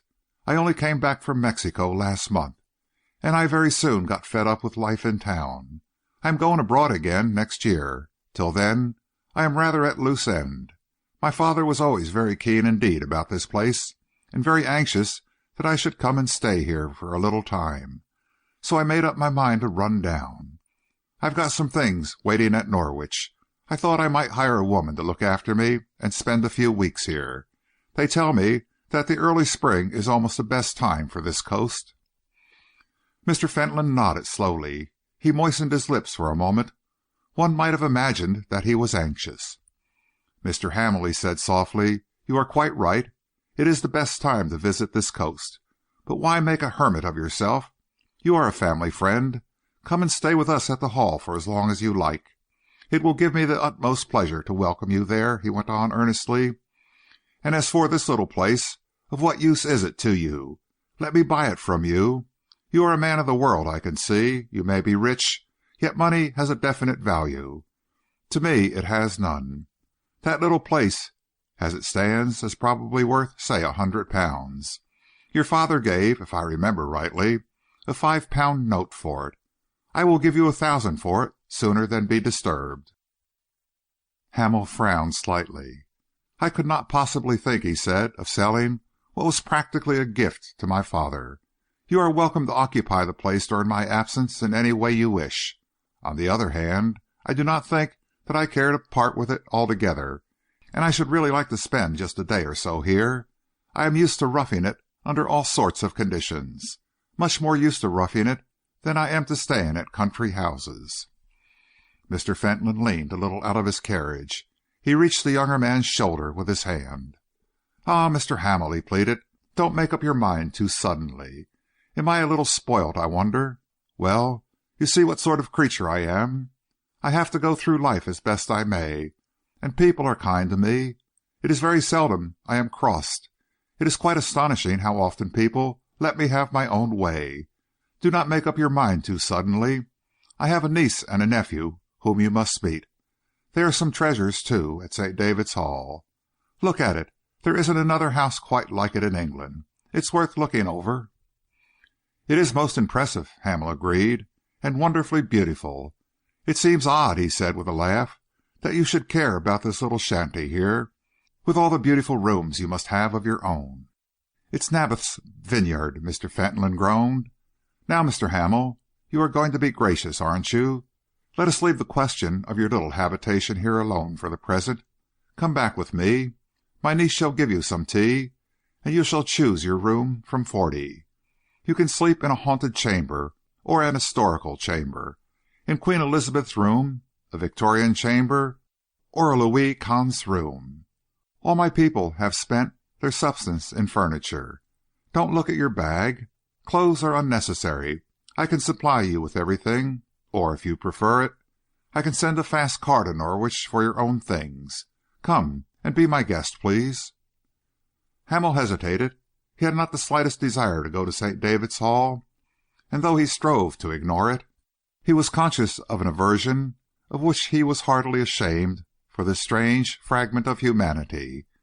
On the other hand, his mission, the actual mission which had brought him down to these parts, could certainly best be served by an entrée into the Hall itself. And there was the girl, whom he felt sure belonged there. He had never for a moment been able to dismiss her from his thoughts. Her still, cold face, the delicate perfection of her clothes and figure, the grey eyes which had rested upon him so curiously, haunted him. He was desperately anxious to see her again. If he refused this invitation, If he rejected Mr. Fentolin's proffered friendship, it would be all the more difficult. "You are really very kind," he began hesitatingly. "It is settled," Mr. Fentolin interrupted. "Settled. Meekins, you can ride back again. I shall not paint to day. Mr. Hamel, you will walk by my side, will you not? I can run my little machine quite slowly. You see, I have an electric battery. It needs charging often, but I have a dynamo of my own. You never saw a vehicle like this in all your travellings, did you?" Hamel shook his head. "An electric bath chair," Mr. Fentolin continued. "Practice has made me remarkably skilful in its manipulation. You see, I can steer to an inch." He was already turning around. Hamel rose to his feet. "You are really very kind," he said. "I should like to come up and see the Hall at any rate, but in the meantime, as we are here, could I just look over the inside of this little place? I found the large shed where the lifeboat used to be kept locked up." Mr. Fentolin was manoeuvring his carriage. His back was towards Hamel. "By all means," he declared. "We will go in together. I have had the entrance widened so that I can ride straight into the sitting room. But wait." He paused suddenly. He felt in all his pockets. "Dear me," he exclaimed, "I find that I had left the keys. We will come down a little later, if you do not mind, Mr. Hamel. Or to-morrow, perhaps. You will not mind. It is very careless of me, but seeing you about the place and imagining that you were an intruder made me angry, and I started off in a hurry.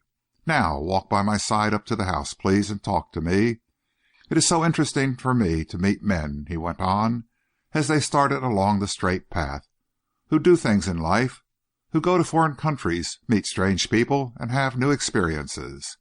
I have been a good many years like this, you know." "It is a great affliction," Hamel murmured sympathetically.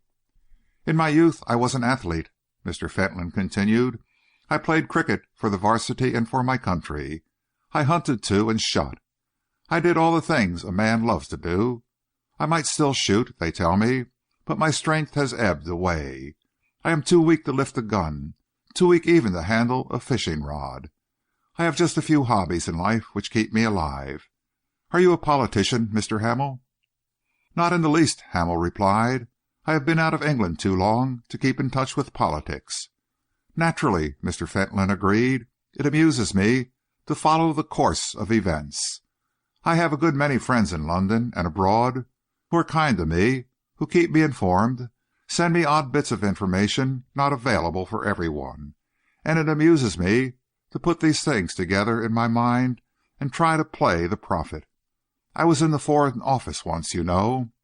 I take up my paper every morning, and it is one of my chief interests to see how near my own speculations come to the truth. Just now, for example, there are strange things doing on the Continent." "In America," Hamel remarked, "they affect to look upon England as a doomed power." "Not altogether supine yet," Mr. Fentolin observed. "Yet even this last generation has seen weakening. We have lost so much self-reliance. Perhaps it is having these grown-up children who we think we can take care of us. Canada and Australia and the others.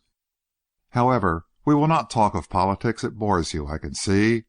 We will try and find some other subject. Now tell me, don't you think this is ingenious?"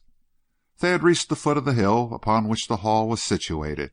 In front of them, underneath the terrace, was a little iron gate, held open now by Meekins, who had gone on ahead and dismounted from his bicycle.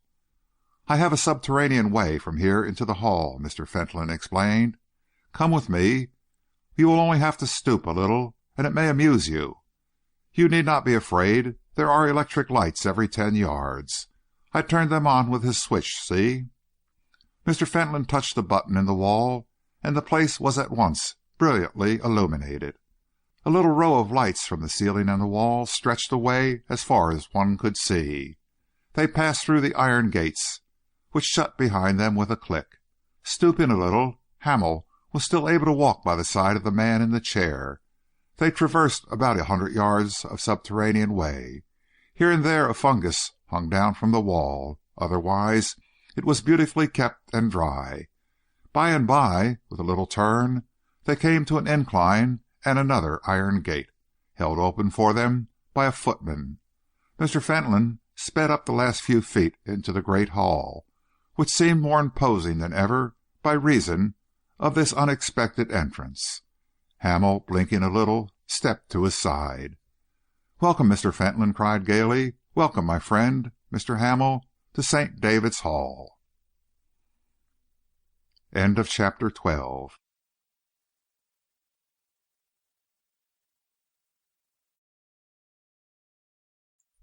Chapter 13 of The Vanished Messenger by E. Phillips Oppenheim. During the next half hour, Hamel was introduced to luxuries to which, in a general way, he was entirely unaccustomed. One manservant was busy preparing his bath in a room leading out of his sleeping apartment, while another brought him a choice of evening clothes and superintended his disrobing. Hamel, always observant, studied his surroundings with keen interest. He found himself in a queerly mixed atmosphere of luxurious modernity and stately antiquity. His four-poster, the huge couch at the foot of his bed, and all the furniture about the room was of the Queen Anne period. The bathroom, which communicated with his apartment, was the latest triumph of the plumber's art, a room with floor and walls of white tiles, the bath itself a little sunken and twice the ordinary size. He dispensed so far as he could with the services of the men, and descended, as soon as he was dressed, into the hall. Meekins was waiting at the bottom of the stairs, dressed now in sombre black. "Mr. Fentolin will be glad if you will step into his room, sir," he announced, leading the way. Mr. Fentolin was seated in his chair, reading the Times in a corner of his library. Shaped blocks had been placed behind and in front of the wheels of his little vehicle to prevent it from moving. A shaded reading lamp stood on the table by his side. He did not at once look up, and Hamel glanced around with genuine admiration. The shelves which lined the walls and the wing cases which protruded into the room were filled with books. There was a large oak table with beautifully carved legs, piled with all sorts of modern reviews and magazines. A log fire was burning in the big oaken grate. The perfume from a great bowl of lavender seemed to mingle curiously, yet pleasantly, with the half-musty odour of the old leather-bound volumes. The massive chimney-piece was of black oak, and above it were carved the arms of the House of Fentolin. The walls were oak-panelled to the ceiling. "Refreshed, I hope, by your bath and change, my dear visitor," the head of the house remarked as he laid down his paper. "Draw a chair up here and join me in a glass of vermouth. You need not be afraid of it. It comes to me from the maker as a special favour." Hamel accepted a quaintly cut wine-glass full of the amber liquid. Mr. Fentolin sipped his with the air of a connoisseur. "This," he continued, "is one of our informal days. There is no one in the house save my sister-in-law, niece, and nephew, and a poor invalid gentleman who, I am sorry to say, is confined to his bed. My sister-in-law is also, I regret to say, indisposed. She desired me to present her excuses to you and say how greatly she is looking forward to making your acquaintance during the next few days." Hamel bowed. "It is very kind of Mrs. Fentolin," he murmured. "On these occasions," Mr. Fentolin continued, "we do not make use of a drawing-room. My niece will come in here presently. You are looking at my books, I see. Are you, by any chance, a bibliophile? I have a case of manuscripts here which might interest you." Hamel shook his head. "Only in the abstract, I fear," he answered. "I have scarcely opened a serious book since I was at Oxford." "What was your year?" Mr. Fentolin asked. 14 years ago I left Magdalen," Hamel replied. "I had made up my mind to be an engineer, and I went over to the Boston Institute of Technology." Mr. Fentolin nodded appreciatively. "A magnificent profession," he murmured. "A healthy one, too, I should judge from your appearance. You are a strong man, Mr. Hamel." "I have reason to be," Hamel rejoined. "During nearly the whole of the time I have been abroad, I have been practically pioneering, building railways in the far West, with gangs of Chinese and Italians and Hungarians, and scarcely a foreman who isn't terrified of his job isn't exactly drawing-room work." "You are going back there?" Mr. Fentolin asked with interest. Hamel shook his head. "I have no plans," he declared. "I have been fortunate enough, or shall I say, some day, unfortunate enough, I wonder, to have inherited a large legacy." Mr. Fentolin smiled. "Don't ever doubt your good fortune," he said earnestly. "The longer I live, and in my limited way I do see a good deal of life, the more I appreciate the fact that there isn't anything in this world that compares with the power of money. I distrust the poor man. He may mean to be honest, but he is at all times subject to temptation. Ah, here is my niece." Mr. Fentolin turned towards the door. Hamel rose at once to his feet. His surmise then had been correct.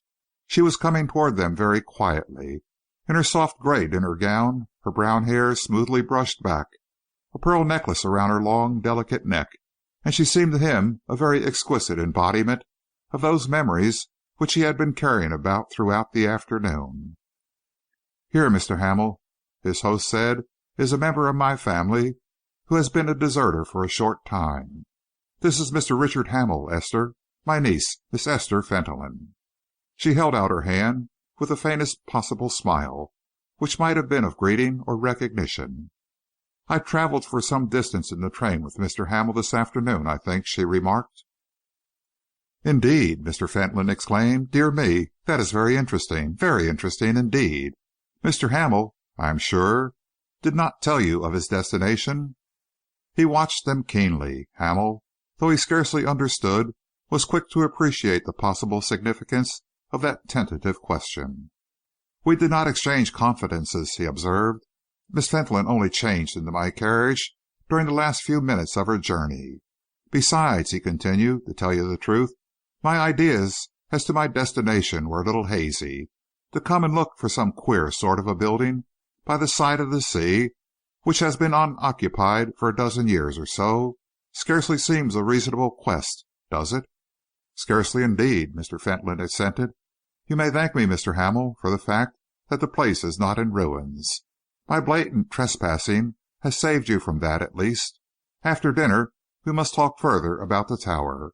To tell you the truth, I have grown accustomed to the use of that little place." The sound of the dinner gong boomed throughout the house. A moment later Gerald entered, followed by a butler announcing dinner. "The only remaining member of my family," Mr. Fentolin remarked, indicating his nephew. "Gerald, you will be pleased, I know, to meet Mr. Hamel.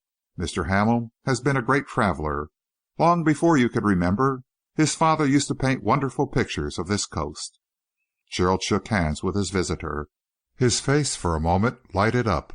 He was looking pale, though, and singularly sullen and dejected.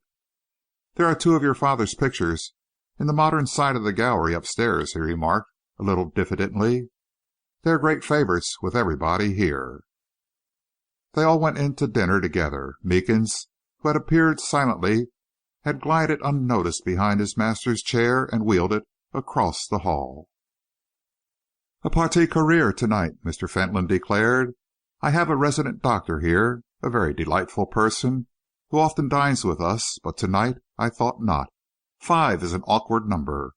I want to get to know you better, Mr. Hamel, and quickly. I want you two to make friends with my niece and nephew.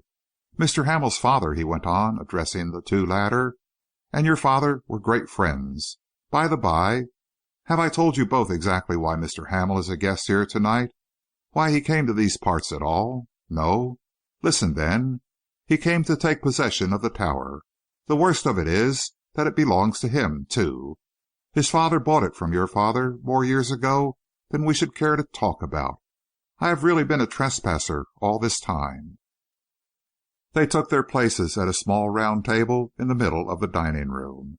The shaded lights thrown downward upon the table seemed to leave most of the rest of the apartment in semi-darkness. The gloomy faces of the men and women whose pictures hung upon the walls were almost invisible.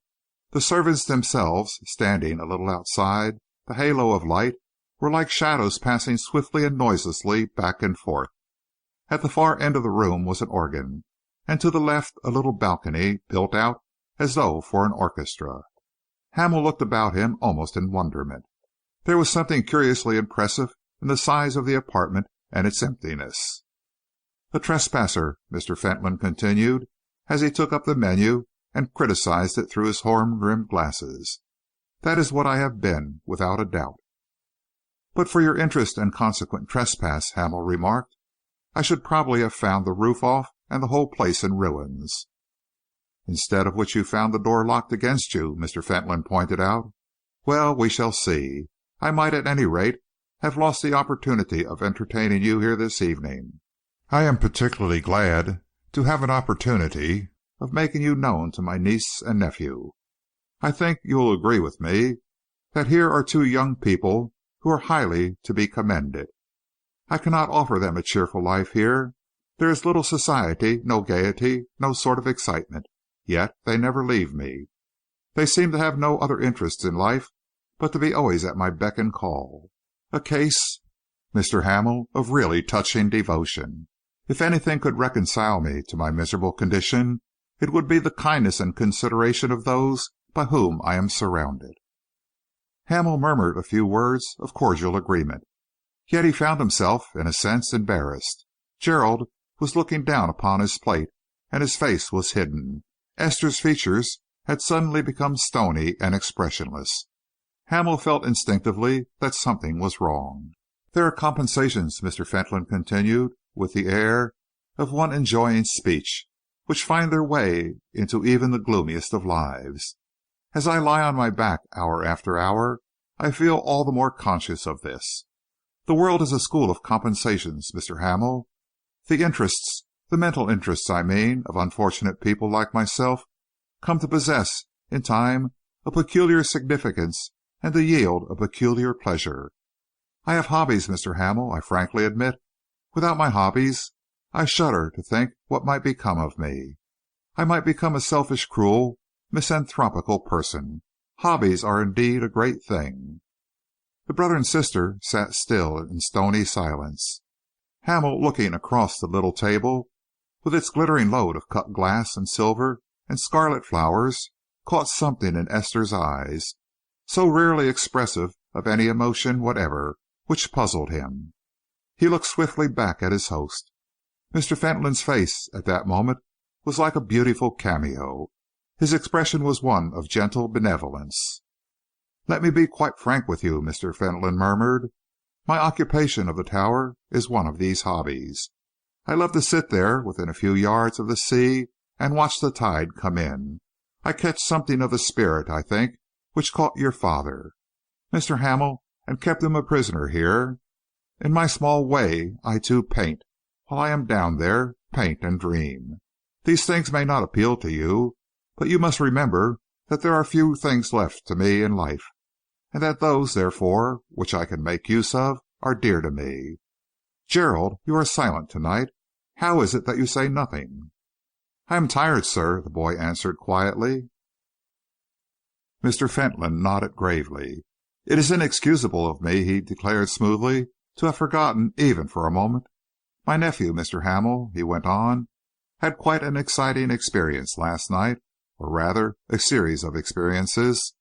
He was first of all in a railway accident, and then, for the sake of a poor fellow who was with him and who was badly hurt, he motored back here in the grey hours of the morning and ran, they tell me, considerable risk of being drowned on the marshes. A very wonderful and praiseworthy adventure, I consider it. I trust that our friend upstairs, when he recovers, will be properly grateful." Gerald rose to his feet precipitately. The service of dinner was almost concluded, and he muttered something which sounded like an excuse. Mr. Fentolin, however, stretched out his hand and motioned him to resume his seat. "My dear Gerald," he exclaimed reprovingly, "you would leave us so abruptly, before your sister, too. What will Mr. Hamel think of our country ways? Pray resume your seat." For a moment the boy stood quite still. Then he slowly subsided into his chair. Mr. Fentolin passed around a decanter of wine which had been placed upon the table by the butler. The servants had now left the room. "You must excuse my nephew, if you please, Mr. Hamel," he begged. "Gerald has a boy's curious aversion to praise in any form. I am looking forward to hearing your verdict upon my port. The collection of wine and pictures was a hobby of my grandfather's, for which we, his descendants, can never be sufficiently grateful." Hamel praised his wine, as indeed he had every reason to, but for a few moments the smooth conversation of his host fell upon deaf ears. He looked from the boy's face, pale and wrinkled, as though with some sort of suppressed pain, to the girl's still, stony expression. This was indeed a house of mysteries. There was something here incomprehensible, something about the relations of these three and their knowledge of one another utterly baffling. It was the queerest household, surely, into which any stranger had ever been precipitated. The planting of trees and the laying down of port are two virtues in our ancestors which have never been properly appreciated, Mr. Fentolin continued. Let us, at any rate, free ourselves from the reproach of ingratitude so far as regards my grandfather, Gerald Fentolin, to whom I believe we are indebted for this wine. We will drink." Mr. Fentolin broke off in the middle of his sentence. The august calm of the great house had been suddenly broken. From upstairs came the tumult of raised voices, the slamming of a door, the falling of something heavy upon the floor. Mr. Fentolin listened with a grim change in his expression. His smile had departed. His lower lip was thrust out. His eyebrows met. He raised the little whistle which hung from his chain. At that moment, however, the door was opened. Dr. Sarson appeared. "I am sorry to disturb you, Mr. Fentolin," he said, "but our patient is becoming a little difficult. The concussion has left him, as I feared it might, in a state of nervous excitability. He insists upon an interview with you." Mr. Fentolin backed his little chair from the table. The doctor came over and laid his hand upon the handle. "You will, I am sure, excuse me for a few moments, Mr. Hamel," his host begged. "My niece and nephew will do their best to entertain you. Now, Sarson, I'm ready." Mr. Fentolin glided across the dim, empty spaces of the splendid apartment, followed by the doctor, a ghostly little procession it seemed. The door was closed behind them. For a few moments a curious silence ensued. Gerald remained tense and apparently suffering from some sort of suppressed emotion. Esther, for the first time, moved in her place. She leaned toward Hamel. Her lips were slowly parted. Her eyes sought the door as though in terror. Her voice, although save for themselves there was no one else in the whole of that great apartment, had sunk to the lowest whispers. "Are you a brave man, Mr. Hamel?" she asked. He was staggered, but he answered her promptly. "I believe so."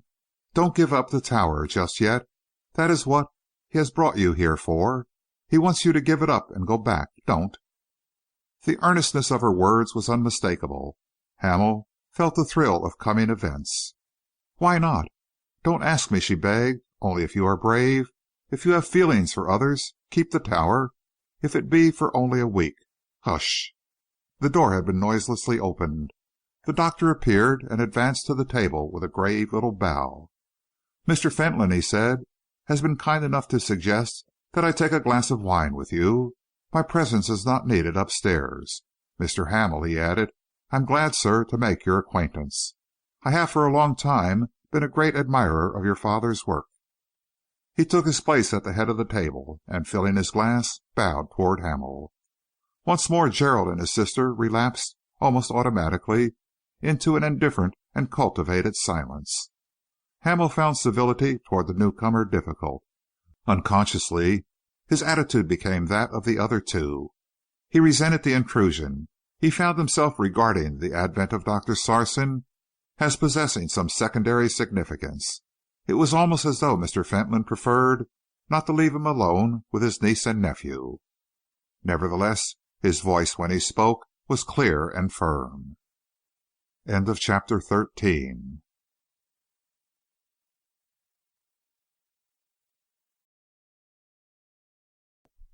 Chapter 14 of The Vanished Messenger by E. Phillips Oppenheim.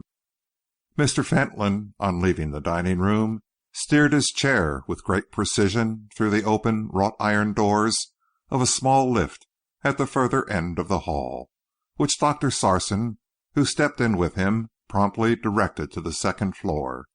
Here they made their way to the room in which Mr. Dunster was laying. Dr. Sarson opened the door and looked in. Almost immediately he stood at one side, out of sight of Mr. Dunster and nodded to Mr. Fentolin. "If there is any trouble," he whispered, "send for me. I am better away, for the present. My presence only excites him." Mr. Fentolin nodded. "You are right," he said. "Go down into the dining room. I am not sure about that fellow Hamel, and Gerald is in a queer temper. Stay with them. See that they are not alone." The doctor silently withdrew, and Mr. Fentolin promptly glided past him into the room. Mr. John P. Dunster, in his night clothes, was sitting on the side of the bed. Standing within a few feet of him, watching him all the time with the subtle intentness of a cat watching a mouse, stood Meekins. Mr. Dunster's head was still bound, although the bandage had slipped a little, apparently in some struggle. His face was chalk-like, and he was breathing quickly. "So you've come at last," he exclaimed a little truculently. "Are you Mr. Fentolin?" Mr. Fentolin gravely admitted his identity. His eyes rested upon his guest with an air of tender interest. His face was almost beautiful. "You are the owner of this house? I am underneath your roof? Is that so?" "This is certainly St. David's Hall," Mr. Fentolin replied. "It really appears as though your conclusions were correct." "Then you will tell me why I am being kept a prisoner here?" Mr. Fentolin's expression was for a moment clouded. He seemed hurt. "A prisoner?" he repeated softly. "My dear Mr. Dunster, you have surely forgotten the circumstances which procured for me the pleasure of this visit, the condition in which you arrived here only, after all, a very few hours ago." "The circumstances," Mr. Dunster declared dryly, "are to me still inexplicable. At Liverpool Station I was accosted by a young man who informed me that his name was Gerald Fentolin, and that he was on his way to The Hague to play in a golf tournament. His story seemed entirely probable, and I permitted him a seat in the special train I had chartered for Harwich. There was an accident, and I received this blow to my head, only a trifling affair after all. I come to my senses to find myself here. I do not know exactly what part of the world you call this, but from the fact that I can see the sea from my window, it must be some considerable distance from the scene of the accident. I find that my dressing case has been opened, my pocket-book examined, and I am apparently a prisoner. I ask you, Mr. Fentolin, for an explanation." Mr. Fentolin smiled reassuringly. "My dear sir," he said, "my dear Mr. Dunster, I believe I may have the pleasure of calling you. Your conclusions seem to me just a little melodramatic. My nephew, Gerald Fentolin, did what I consider the natural thing under the circumstances. You had been courteous to him, and he repaid the obligation to the best of his ability. The accident to your train happened in a dreary part of the country, some 30 miles from here. My nephew adopted a course which I think, under the circumstances, was the natural and hospitable one. He brought you to his home. There was no hospital or town of any importance nearer." "Very well," Mr. Dunster decided. "I will accept your version of the affair. I will then, up to this point, acknowledge myself your debtor. But you will tell me why my dressing case has been opened, my clothes removed, and a pocket-book containing papers of great importance to me has been tampered with." "My dear Mr. Dunster," his host repelled calmly, "you surely cannot imagine that you are among thieves. Your dressing case was opened, and the contents of your pocket-book inspected with a view to ascertaining your address or the names of some friends with whom we might communicate." "Am I to understand that they are to be restored to me, then?" Mr. Dunster demanded. "Without a doubt, yes," Mr. Fentolin assured him. "You are, however, not fit for anything, at the present moment, but to return to your bed, from which I understand you rose rather suddenly a few minutes ago." "On the contrary," Mr. Dunster insisted, "I am feeling absolutely well enough to travel. I have an appointment on the Continent of great importance, as you may judge by the fact that at Liverpool Station I chartered a special train. I trust that nothing in my manner may have given you offence, but I am anxious to get through with the business which brought me over to this side of the water. I have sent for you to ask that my pocket-book, dressing case, and clothes be at once restored to me, and that I be provided with the means of continuing my journey without a moment's further delay." Mr. Fentolin shook his head very gently, very regretfully, but also firmly. "Mr. Dunster," he pleaded, "do be reasonable. Think of all you have been through. I can quite sympathize with you in your impatience, but I am forced to tell you that the doctor who has been attending to you since the moment you were brought into this house has absolutely forbidden anything of the sort." Mr. Dunster seemed for a moment to struggle for composure. "I am an American citizen," he declared. "I am willing to listen to the advice of any physician, but so long as I take the risk, I am not bound to follow it. In the present case, I decline to follow it. I ask for facilities to leave this house at once." Mr. Fentolin sighed. "In your own interest," he said calmly, "they will not be granted to you." Mr. Dunster, who had spoken all the time like a man struggling to preserve his self-control. There were signs now that his will was ceasing to serve him. His eyes flashed fire. His voice was raised. "Will not be granted to me?" he repeated. "Do you mean to say, then, that I am to be kept here against my will?" Mr. Fentolin made no immediate reply. With the delicate fingers of his right hand, he pushed back the hair from his forehead. He looked at his questioner soothingly, as one might look at a spoiled child. "Against my will," Mr. Dunster repeated, raising his voice still higher. "Mr. Fentolin, if the truth must be told, I have heard of you before and been warned against you. I decline to accept any longer the hospitality of your roof. I insist upon leaving it. If you will not provide me with any means of doing so, I will walk." He made a motion as though to rise from the bed. Meekins' hand very gently closed upon his arm. One could judge that the grip was like a grip of iron. "Dear me," Mr. Fentolin said, "this is really very unreasonable of you. If you have heard of me, Mr. Dunster, you ought to understand that notwithstanding my unfortunate physical trouble, I am a person of consequence and position in this country. I am a magistrate, ex-high sheriff, and a great landowner here. I think I may say without boasting that I represent one of the most ancient families in this country.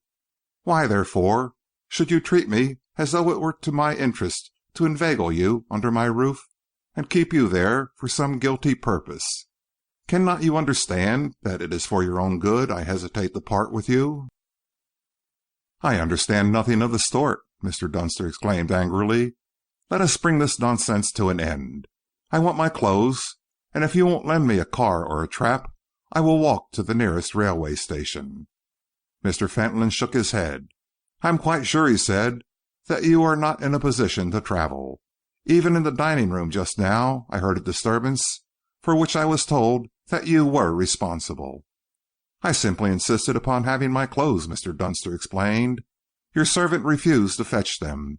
Perhaps I lost my temper. If so, I am sorry. I am not used to being thwarted." "A few days' rest," Mr. Fentolin began. "A few days' rest be hanged," Mr. Dunster interrupted fiercely. "Listen, Mr. Fentolin," he added, with the air of one making a last effort to preserve his temper. "The mission with which I am charged is one of greater importance than you can imagine. So much depends upon it that my own life, if that is in danger, would be a mere trifle in comparison with the issues involved. If I am not allowed to continue upon my journey at once, the consequences may be more serious than I can tell you, to you and yours, to your own country. There, I am telling you a great deal, but I want you to understand that I am in earnest. I have a mission which I must perform, and which I must perform quickly." "You are very mysterious," Mr. Fentolin murmured. "I will leave nothing to chance," Mr. Dunster continued.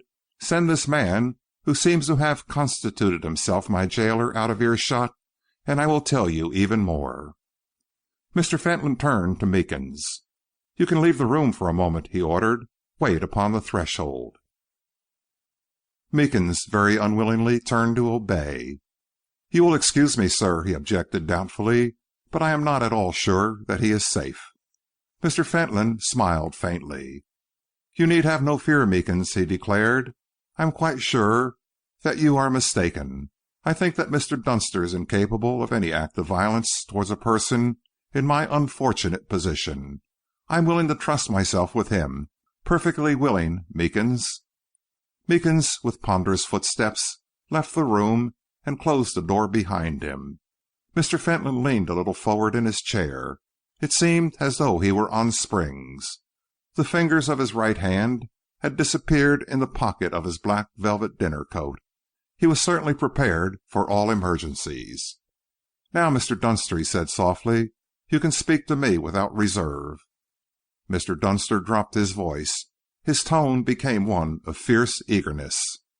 "Look here," he exclaimed, "I don't think you ought to force me to give myself away like this, but, after all, you are an Englishman with a stake in your country, and I presume you don't want her to take a back seat for the next few generations. Listen here. It is to save your country that I want to go to The Hague without a second's delay. I'll tell you that if I don't get there, if the message I convey doesn't reach its destination, you may find an agreement signed between certain powers which will mean the greatest diplomatic humiliation which Great Britain has ever known. Aye, and more than that," Mr. Dunster continued. "It may be that the bogey you have been setting before yourself for all these years may trot out into life, and you may find St. David's Hall a barracks for German soldiers before many months have passed." Mr. Fentolin shook his head in gentle disbelief. "You are speaking to one," he declared, "who knows more of the political situation than you imagine. In my younger days I was in the Foreign Office, and since my unfortunate accident I have preserved the keenest interest in politics. I tell you frankly that I do not believe you. As the powers are grouped at present, I do not believe in the possibility of a successful invasion of this country." "Perhaps not," Mr. Dunster replied eagerly, "but the grouping of the powers as it has existed during the last few years is on the eve of a great change. I cannot take you wholly into my confidence. I can only give you my word of honor as a friend to your country that the message I carry is her only salvation. Having told you as much as that, I do not think I am asking too much if I ask you for my clothes and dressing case and for the fastest motor car you can furnish me with. I guess I can get from here to Yarmouth, and from there I can charter something which will take me to the other side." Mr. Fentolin raised a little gold whistle to his lips and blew it very softly. Meekins at once entered, closing the door behind him. He moved silently to the side of the man who had risen now from the bed, and who was standing with his hand grasping the post and his eyes fixed upon Mr. Fentolin, as though awaiting his answer. "Our conversation," the latter said calmly, "has reached a point, Mr. Dunster, at which I think we may leave it for the moment. You have told me some very surprising things. I perceive that you are a more interesting visitor even than I had thought." He raised his left hand, and Meekins, who seemed to have been waiting for some signal of the sort, suddenly, with a movement of his knee and right arm, flung Dunster back on the bed. The man opened his mouth to shout, but already, with lightning-like dexterity, his assailant had inserted a gag between his teeth. Treating his struggles as the struggles of a baby, Meekins next proceeded to secure his wrists with handcuffs. He then held his feet together while he quietly wound a coil of cord about them. Mr. Fentolin watched the proceedings from his chair with an air of pleased and critical interest. "Very well done, Meekins. Very neatly done indeed," he exclaimed. "As I was saying, Mr. Dunster," he continued, turning his chair, "our conversation has reached a point at which I think we may safely leave it for a time. We will discuss these matters again. Your pretext of political mission is, of course, an absurd one, but fortunately you have fallen into good hands. Take good care of Mr. Dunster, Meekins. I can see that he is a very important personage. We must be careful not to lose sight of him." Mr. Fentolin steered his chair to the door, opened it, and passed out. On the landing he blew his whistle. The lift almost immediately ascended. A moment or two later he glided into the dining room. The three men were still seated around the table. A decanter of wine, almost empty, was before Dr. Sarson, whose pallid cheeks, however, were as yet unflushed. "At last, my dear guest," Mr. Fentolin exclaimed, turning to Hamel, "I am able to return to you. If you will drink no more wine, let us have our coffee in the library. You and I want to talk to you about the tower." End of chapter 14.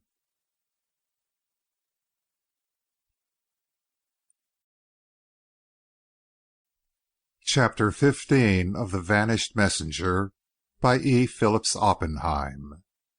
Mr. Fentolin led the way to a delightful little corner of his library, where, before the open grate, recently piled with hissing logs, an easy chair had been drawn.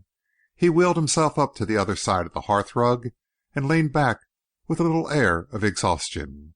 The butler, who seemed to have appeared unsummoned from somewhere among the shadows, served coffee and poured some old brandy into large, wonderfully thin glasses. Why my house should be turned into an asylum to gratify the hospitable instincts of my young nephew I cannot imagine, Mr. Fentolin grumbled. A most extraordinary person, our visitor, I can assure you. Quite violent, too, he was at first. "Have you had any outside advice about his condition?" Hamel inquired. Mr. Fentolin glanced across those few feet of space and looked at Hamel with swift suspicion. "Why should I?" he asked. "Dr. Sarson is fully qualified, and the case seems to present no unusual characteristics." Hamel sipped his brandy thoughtfully. "I don't know why I suggested it," he admitted. "I only thought that an outside doctor might help you to get rid of the fellow." Mr. Fentolin shrugged his shoulders. "After all," he said, "the matter is of no real consequence. Dr. Sarson assures me that we shall be able to send him on his way very shortly. In the meantime, Mr. Hamel, what about the tower?" "What about it?" Hamel asked, selecting a cigar from the box which had been pushed to his side. "I am sure I haven't any wish to inconvenience you." "I will be quite frank," Mr. Fentolin declared. "I do not dispute your right for a moment. On the other hand, my few hours daily down there have become a habit with me. I do not wish to give them up." "Stay here with us, Mr. Hamel. You will be doing us great kindness. My nephew and niece have too little congenial society. Make up your mind to give us a fortnight of your time, and I can assure you that we will do our best to make yours a pleasant stay." Hamel was a little taken back. "Mr. Fentolin," he said, "I couldn't think of accepting your hospitality to such an extent. My idea in coming here was simply to fulfill an old promise to my father and rough it at the Tower for a week or so, and when that was over, I don't suppose I should ever be likely to come back again. You had better let me carry out that plan, and afterwards the place shall be entirely at your disposal." "You don't quite understand," Mr. Fentolin persisted a little irritably. "I sit there every morning. I want, for instance, to be there tomorrow morning and the next morning and the morning afterwards, to finish a little seascape I have commenced. Nowhere else will do. Call it a whim or what you will. I have begun the picture, and I want to finish it." "Well, you can sit there all right," Hamel assured him. "I shall be out playing golf or fishing. I shall do nothing but sleep there." "And very uncomfortable you will be," Mr. Fentolin pointed out. "You have no servant, I understand, and there is no one in the village to look after you. Think of my 39 empty rooms, my books here, my gardens, my motor cars, my young people, entirely at your service. You can have a suite to yourself. You can disappear when you like. To all effects and purposes, you will be the master of St. David's Hall. Be reasonable. Don't you think now that you can spend a fortnight more pleasantly under such circumstances than by playing the misanthrope down at the Tower?" "Please don't think," Hamel begged, "that I don't appreciate your hospitality. I should feel uncomfortable, however, if I paid you a visit of the length you have suggested. Come, I don't see," he added, "why my occupation of the Tower should interfere with you. I should be away from it by about 9 or 10 o'clock every morning. I should probably only sleep there. Can't you accept the use of it all the rest of the time? I can assure you that you will be welcome to come and go as though it were entirely your own." Mr. Fentolin had lit a cigarette and was watching the blue smoke curl upward to the ceiling. "You are an obstinate man, Mr. Hamel," he sighed, "but I suppose you must have your own way. By the by, you would only need to use the upstairs room and sitting room. You will not need the outhouse. Rather more than an outhouse, though, isn't it? I mean the shed which leads out from the kitchen. where the lifeboats used to be kept." "I don't think I shall need that," Hamel admitted, a little hesitatingly. "To tell you the truth," Mr. Fentolin continued, "among my other hobbies, I have done a little inventing. I work sometimes at a model there. It is foolish, perhaps, but I wish no one to see it. Do you mind if I keep the keys to the place?" "Not in the least," Hamel replied. "Tell me, what direction do your inventions take, Mr. Fentolin?" "Before you go," Mr. Fentolin promised, "I will show you my little model at work. Until then, we will not talk of it. Now, come, be frank with me. Shall we exchange ideas for a little time? Will you talk of books? They are my daily friends. I have thousands of them, beloved companions on every side. Or will you talk of politics or travel? Or would you rather be frivolous with my niece and nephew? That, I think, is Esther plain." "To be quite frank," Hamel declared bluntly, "I should like to talk to your niece." Mr. Fentolin smiled, as though amused. His amusement, however, was perfectly good-natured. "If you will open this door," he said, "you will see another one exactly opposite to you. That is the drawing-room. You will find Esther there. Before you go, will you pass me the Quarterly Review? Thank you." Hamel crossed the hall, opened the door of the room to which he had been directed, and made his way toward the piano. Esther was there, playing softly to herself with eyes half closed. He came and stood by her side, and she stopped abruptly. Her eyes questioned him. Then her fingers stole once more over the keys, more softly still. "I have just left your uncle," Hamel said. "He told me that I might come in here." "Yes?" she murmured. "He was very hospitable," Hamel continued. "He wanted me to remain here as a guest and not go to the Tower at all." "And you?" "I am going to the Tower," he said. "I am going there tomorrow or the day after." The music swelled beneath her fingers. "For how long?" "For a week or so. I am just giving your uncle time to clear out his belongings. I am leaving him the outhouse." "He asked you to leave him that?" she whispered. "Yes." "You are not going in there at all?" "Not at all." Again she played a little more loudly for a few moments. Then the music died away at once. "What reason did he give for keeping possession of that?" "Another hobby," Hamel replied. "He is an inventor, it seems. He has the model of something there. He would not tell me what." She shivered a little, and her music drifted away. She bent over the keys, her face hidden from him. "You will not go away just yet?" she asked softly. "You are going to stay for a few days at any rate." "Without a doubt," he assured her. "I am altogether my own master." "Thank God!" she murmured. He leaned with his elbow against the top of the piano, looking down at her. Since dinner time she had fastened a large red rose in the front of her gown. "Do you know that this is all rather mysterious?" he said calmly. "What is mysterious?" she demanded. "The atmosphere of the place, your uncle's queer aversion to my having the Tower, your visitor upstairs who fights with the servants while we are at dinner, your uncle himself, whose will seems to be law not only to you, but to your brother, who must be of age, I should think, and who seems to have plenty of spirit." "We live here, both of us," she told him. "He is our guardian." "Naturally," Hamel replied, "and yet, it may have been my fancy, of course, but at dinner time I seem to get a queer impression."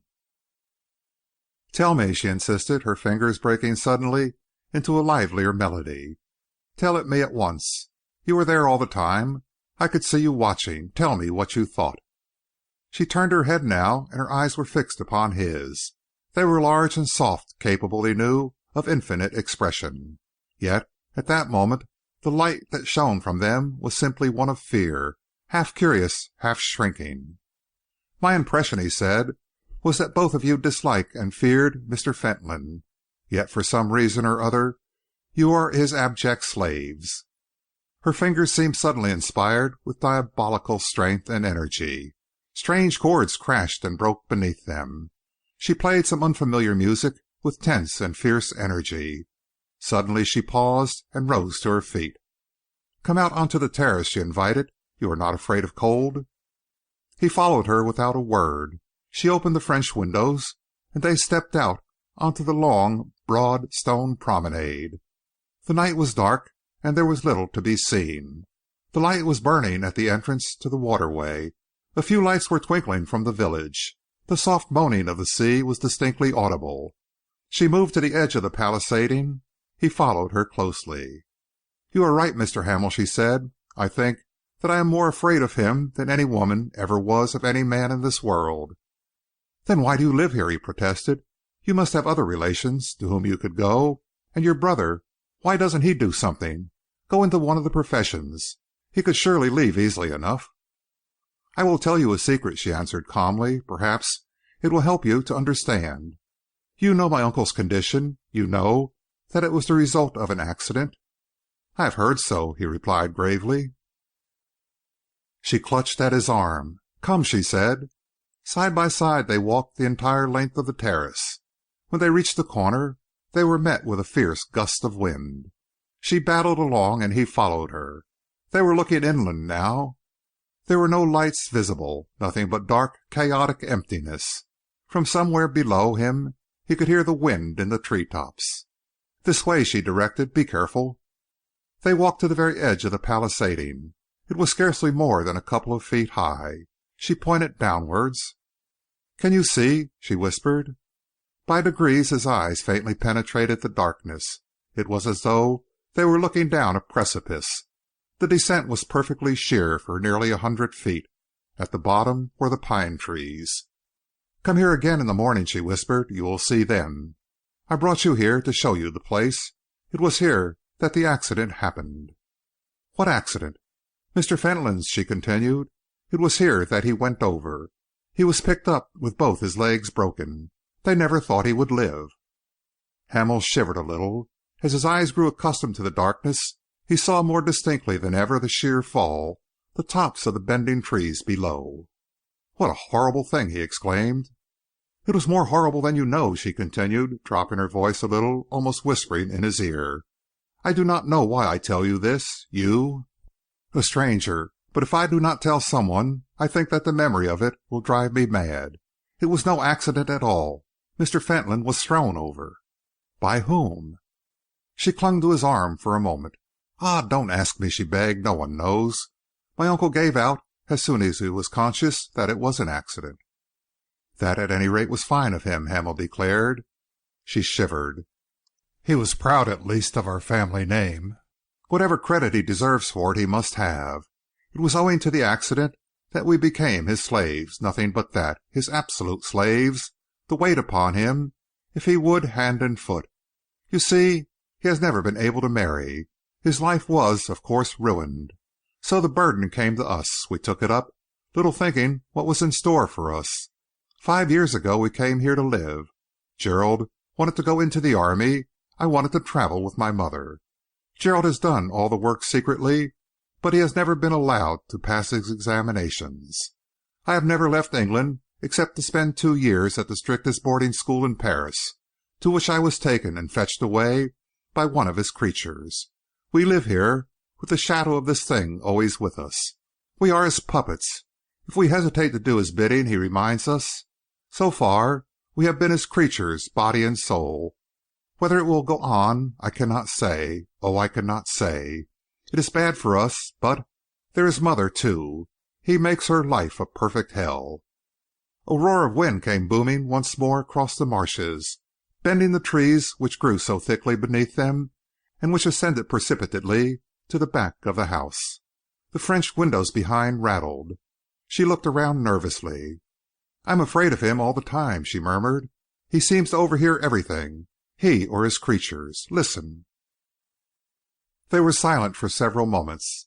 He whispered in her ear so closely that through the darkness he could see the fire in her eyes. "You are telling me half," he said. "Tell me everything. Who threw your uncle over the parapet?" She stood by his side, motionless and trembling. "It was a passion of a moment," she said at last, speaking hoarsely. "I cannot tell you. Listen, listen." "There is no one near," Hamel assured her. "It is the wind which shakes the windows. I wish that you would tell me everything. I would like to be your friend, believe me. I have that desire, really. There are so many things which I do not understand. That it is dull here for you, of course, is natural. But there is something more than that. You seem always to fear something. Your uncle is a selfish man, naturally, although to look at him, he seems to have the disposition of an angel. But beyond that, Is there anything of which you are afraid? You seem all the time to live in fear." Suddenly she clutched his hand. There was nothing of affection in her touch, and yet he felt a thrill of delight. "There are strange things which happen here," she whispered. "Things which neither Gerald nor I understand. Yet they terrify us. I think that very soon the end will come. Neither of us can stand it very much longer. We have no friends. Somehow or other he seems to manage to keep us always isolated." "I shall not go away from here," Hamel said firmly, "at present. Mind, I am not at all sure that, living this solitary life as you do, you have not become a little over-nervous, that you have not exaggerated the fear of some things. To me your uncle seems merely quixotic and egregiously selfish. However that may be, I am going to remain." She clutched once more at his arm. Her finger was upraised. They listened together. From somewhere behind there came the clear, low wailing of a violin.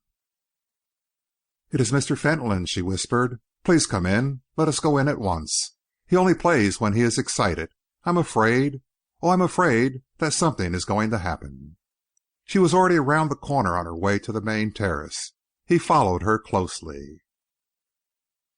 End of chapter 15.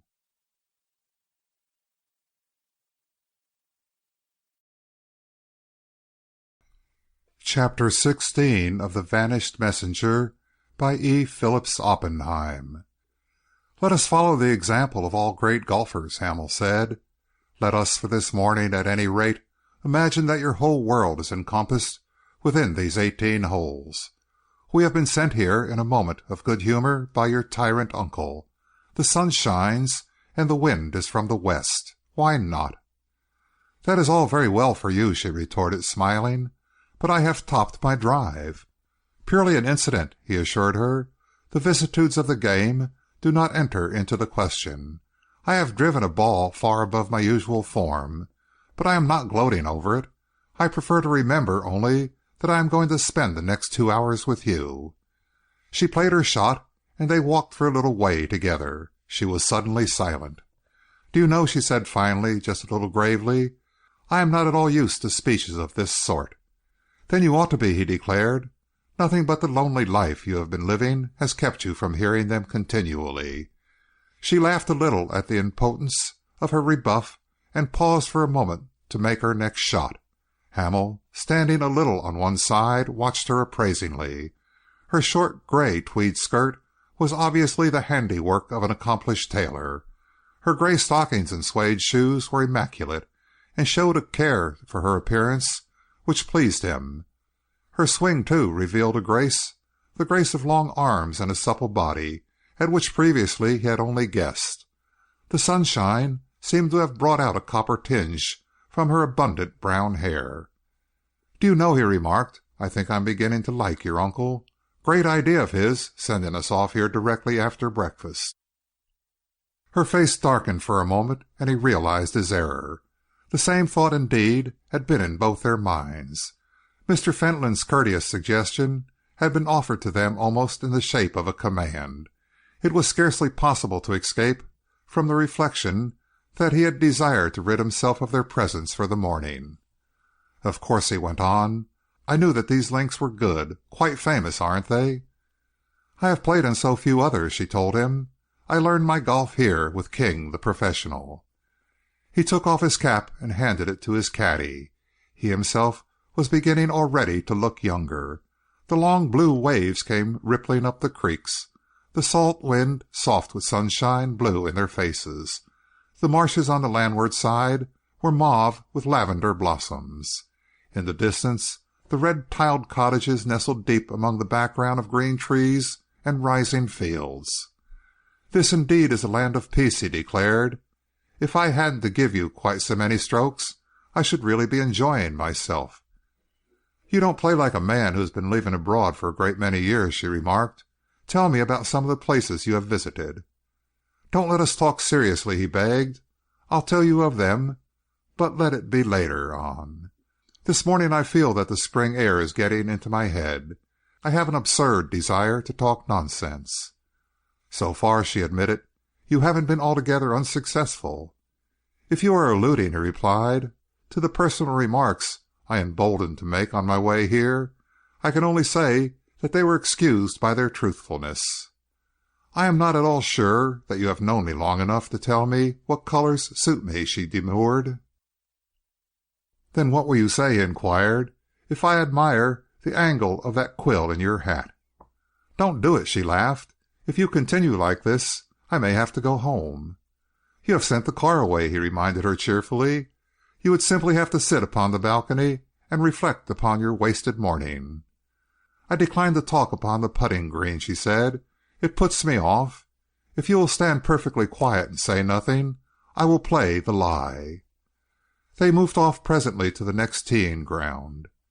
"I don't believe this nonsense is good for our golf," she said. "It is immensely good for us as human beings," he protested. They had played the ninth hole and turned for home. On their right now was a shining stretch of wet sand and a thin line of sea in the distance. The tide, receding, had left little islands of virgin sand, grass tuft, the home of countless seagulls. A brown-sailed fishing boat was racing for the narrow entrance to the tidal way. "I'm beginning to understand what there is about this coast which fascinated my father so," he remarked. "Are you?" she answered gravely. "Years ago I used to love it, but not now." He tried to change the subject, but the gloom had settled upon her face once more. "You don't know what it is like," she went on, as they walked side by side after their balls, "to live day and night in fear, with no one to talk to, no one, that is to say, who is not under the same shadow. Even the voices of the wind and the sea, and the screaming of the birds, seem to bring always an evil message. There is nothing kindly or hopeful even in the sunshine. At night, when the tide comes thundering in, as it does so often at this time of the year, one is afraid. There is so much to make one afraid." She turned pale again, notwithstanding the sunshine and the freshening wind. He laid his hand lightly upon her arm. She suffered his touch without appearing to notice it. "Ah, you mustn't talk like that," he pleaded. "Do you know what you make me feel like?" She came back from the world of her own unhappy imaginings. "Really, I forgot myself," she declared with a little smile. "Never mind. It does one good sometimes. One up, are you? Henceforth the golf. All the rigors of the game, mind." He fell in with her mood, and their conversation touched only upon the game. On the last green he suffered defeat and acknowledged it with a little grimace. "If I might say so, Miss Fentolin," he protested, "you are a little too good for your handicap. I used to play a very reasonable scratch myself, but I can't give you the strokes." She smiled. "Doubtless your long absence abroad," she began slowly, "has affected your game." "I was round in '81, he grumbled. "You must have travelled in many countries," she continued, "where golf was an impossibility." "Naturally," he admitted. "Let us stay and have lunch and try again." She shook her head with a little sigh of regret. "You see the car is waiting," she pointed out. "We are expected home. I shan't be a minute putting my clubs away." They sped swiftly along the level road towards St. David's Hall. Far in the distance they saw it, built upon that strange hill, with the sunlight flashing in its windows. He looked at it long and curiously. "I think," he said, "that yours is the most extraordinarily situated house I have ever seen. Fancy a gigantic mound like that in the midst of an absolutely flat marsh." She nodded. "There is no other house quite like it in England," she said. "I suppose it is really a wonderful place. Have you looked at the pictures?" "Not carefully," he told her. "You must before you leave," she insisted. "Mr. Fentolin is a great judge, and so was his father." Their road curved a little to the sea, and at its last bend they were close to the pebbly ridge on which the tower was built. He touched the electric bell and stopped the car. "Do let us walk along and have a look at my queer possession once more," he begged. "Luncheon, you told me, is not till 1:30, and it is 1:45 now." She hesitated for a moment and then assented. They left the car and walked along the little track bordered with white posts which led on to the ridge. To their right was the village, separated from them only by one level stretch of meadowland. In the background the Hall. They turned along the raised dyke just inside the pebbly beach, and she showed her companion the narrow waterway up to the village. At its entrance was a tall iron upright with a ladder attached and a great lamp at the top. "That is to show them the way in at night, isn't it?" he asked. She nodded. Yes, she told him. Mr. Fentolin had it placed there, and yet, she went on curiously enough, since it was erected, there have been more wrecks than ever. "It doesn't seem a dangerous beach," he remarked. She pointed to a spot about 50 yards from the tower. It was the spot to which the woman whom he had met on the day of his arrival had pointed. "You can't see them," she said. "They are always out of sight, even when the tide is at the lowest. But there are some hideous sunken rocks there, the daggers they call them. 1 or 2 fishing boats have been lost on them trying to make the village. When Mr. Fentolin put up the lamp, everyone thought that it would be quite safe to try and get in at night. This winter, though, there have been 3 wrecks which no one could understand. It must be something in the currents or some sort of optical illusion, because in the last shipwreck 1 man was saved, and he swore at the time they struck the rock they were headed straight for the light." They had reached the tower now. Hamel became a little absorbed. They walked around it, and he tried the front door. He found, as he had expected, that it opened readily. He looked around him for several moments. "Your uncle has been here this morning," he remarked quietly. "Very likely." "That outhouse," he continued, "must be quite a large place. Have you any idea what it is he works upon there?" "None," she answered. He looked around him once more. "Mr. Fentolin has been preparing for my coming," he observed. "I see that he has moved a few of his personal things." She made no reply, only she shivered a little as she stepped back into the sunshine. "I don't believe you like my little domicile," he remarked as they started off homeward. "I don't," she admitted curtly. "In the train," he reminded her, "you seemed rather to discourage my coming here. Yet last night after dinner—" "I was wrong," she interrupted. "I should have said nothing, and yet I couldn't help it. I don't suppose it will make any difference." "Make any difference to what?" "I cannot tell you," she confessed. "Only I have a strange antipathy to the place. I don't like it. My uncle sometimes shuts himself up there for quite a long time. We have an idea, Gerald and I, that things happen here sometimes which no one knows of. When he comes back, he is moody and ill-tempered, or else half mad with excitement. He isn't always the amiable creature whom you have met. He has the face of an angel, but there are times—" "Well, don't let's talk about him," Hamel begged, as her voice faltered. "Now that I am going to stay in the neighborhood for a few days, you must please remember that it is partly your responsibility. You are not going to shut yourself up, are you? You'll come along and play golf again?" "If he will let me," she promised. "I think he will let you right enough," Hamel observed. "Between you and me, I rather think he hates having me down at the Tower at all. He will encourage anything that takes me away, even as far as the golf club." They were approaching the hall now. She was looking once more as she had looked last night. She had lost her colour. Her walk was no longer buoyant. She had the air of a prisoner who, after a brief spell of liberty, enters once more the place of his confinement. Gerald came out to meet them as they climbed the stone steps which led to the terrace. He glanced behind as he greeted them, and then almost stealthily took a telegram from his pocket. "This came for you," he remarked, handing it to Hamel. "I met the boy bringing it out of the office." Hamel tore it open. With a word of thanks, Gerald stood in front of him as he read. "If you wouldn't mind putting it away at once," he asked, a little uncomfortably. "You see, the telegraph office is in the place, and my uncle has a queer rule that every telegraph is brought to him before it is delivered." Hamel did not speak for a moment. He was looking at the few words scrawled across the pink sheet with a heavy black pencil. "Make every inquiry in your neighborhood for an American, John P. Dunster, entrusted with message of great importance, addressed to Van Dusenberg, The Hague. Is believed to have been in a railway accident near Wymondham, and to have been taken from an inn by a young man in a motor car. Suggests that he is being improperly detained." Hamel crumpled up the telegram and thrust it into his pocket. "By the by," he asked, as they ascended the steps, "what did you say the name of this poor fellow was who is lying ill upstairs?" Gerald hesitated for a moment. Then he answered, as though a species of recklessness had seized him.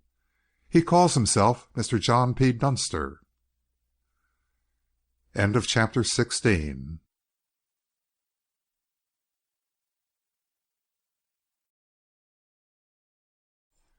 Chapter 17 of The Vanished Messenger by E. Phillips Oppenheim. Mr. Fentolin, having succeeded in getting rid of his niece and a somewhat embarrassing guest for at least 2 hours, was seated in his study, planning out a somewhat strenuous morning, when his privacy was invaded by Dr. Sarson. "Our guest," the latter announced, in his usual cold and measured tones, "has sent me to request that you will favor him with an interview." Mr. Fentolin laid his pen deliberately down. "So soon?" he murmured. "Very well, Sarson. I am at his service. Say that I will come at once." Mr. Fentolin lost no time in paying this suggested visit. Mr. John P. Dunster, shaved and clothed, was seated in an easy chair drawn up to the window of his room, smoking what he was forced to confess was a very excellent cigar. He turned his head as the door opened, and Mr. Fentolin waved his hand pleasantly. "Really," he declared, "this is most agreeable. I had an idea, Mr. Dunster, that I should find you a reasonable person. Men of your eminence in their profession usually are." Mr. Dunster looked at the speaker curiously. "And what might my profession be, Mr. Fentolin?" he asked. "You seem to know a great deal about me." "It is true," Mr. Fentolin admitted. "I do know a great deal." Mr. Dunster knocked the ash from his cigar. "Well," he said, "I have been the hearer of several important communications from my side of the Atlantic to England and to the Continent. And I have always known that there was a certain amount of risk in the business. Once I had an exceedingly narrow shave," he continued reminiscently, "but this is the first time I have ever been dead up against it, and I don't mind confessing that you've fairly got me puzzled. Who the mischief are you, Mr. Fentolin, and what are you interfering about?" Mr. Fentolin smiled queerly. "I am what you see," he replied. "I am one of those unfortunate human beings who, by reason of their physical misfortunes, are cut off from the world of actual life. I have been compelled to seek distractions in strange quarters. I have wealth, great wealth, I suppose I should say, an inordinate curiosity, a talent for intrigue.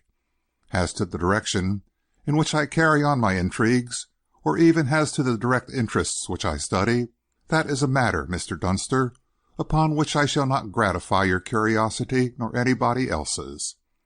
But you see, I am admitting freely that it does interest me to interfere in great affairs." "But how on earth did you get to know about me?" Mr. Dunster asked. "And my errand? You couldn't possibly have got me here in an ordinary way. It was an entire fluke." "There you speak with some show of reason. I have a nephew whom you have met who is devoted to me." "Mr. Gerald Fentolin?" Mr. Dunster remarked dryly. "Precisely," Mr. Fentolin declared. "Well, I admit frankly the truth of what you say. Your, shall we say, capture was by way of being a gigantic fluke. My nephew's instructions simply were to travel down by train to Harwich with you, to endeavor to make your acquaintance, to follow you on to your destination, and, if any chance to do so occurred, to relieve you of your pocketbook. That, however, I never ventured to expect. What really happened was, as you have yourself suggested, is almost in the nature of a miracle. My nephew showed himself to be possessed of gifts which were a revelation to me. He not only succeeded in traveling with you by the special train, but after its wreck he was clever enough to bring you here, instead of delivering you over to the mercies of a village doctor. I really cannot find words to express my appreciation of my nephew's conduct." "I could," Mr. Dunster muttered, "very easily." Mr. Fentolin sighed gently. "Perhaps our points of view might differ."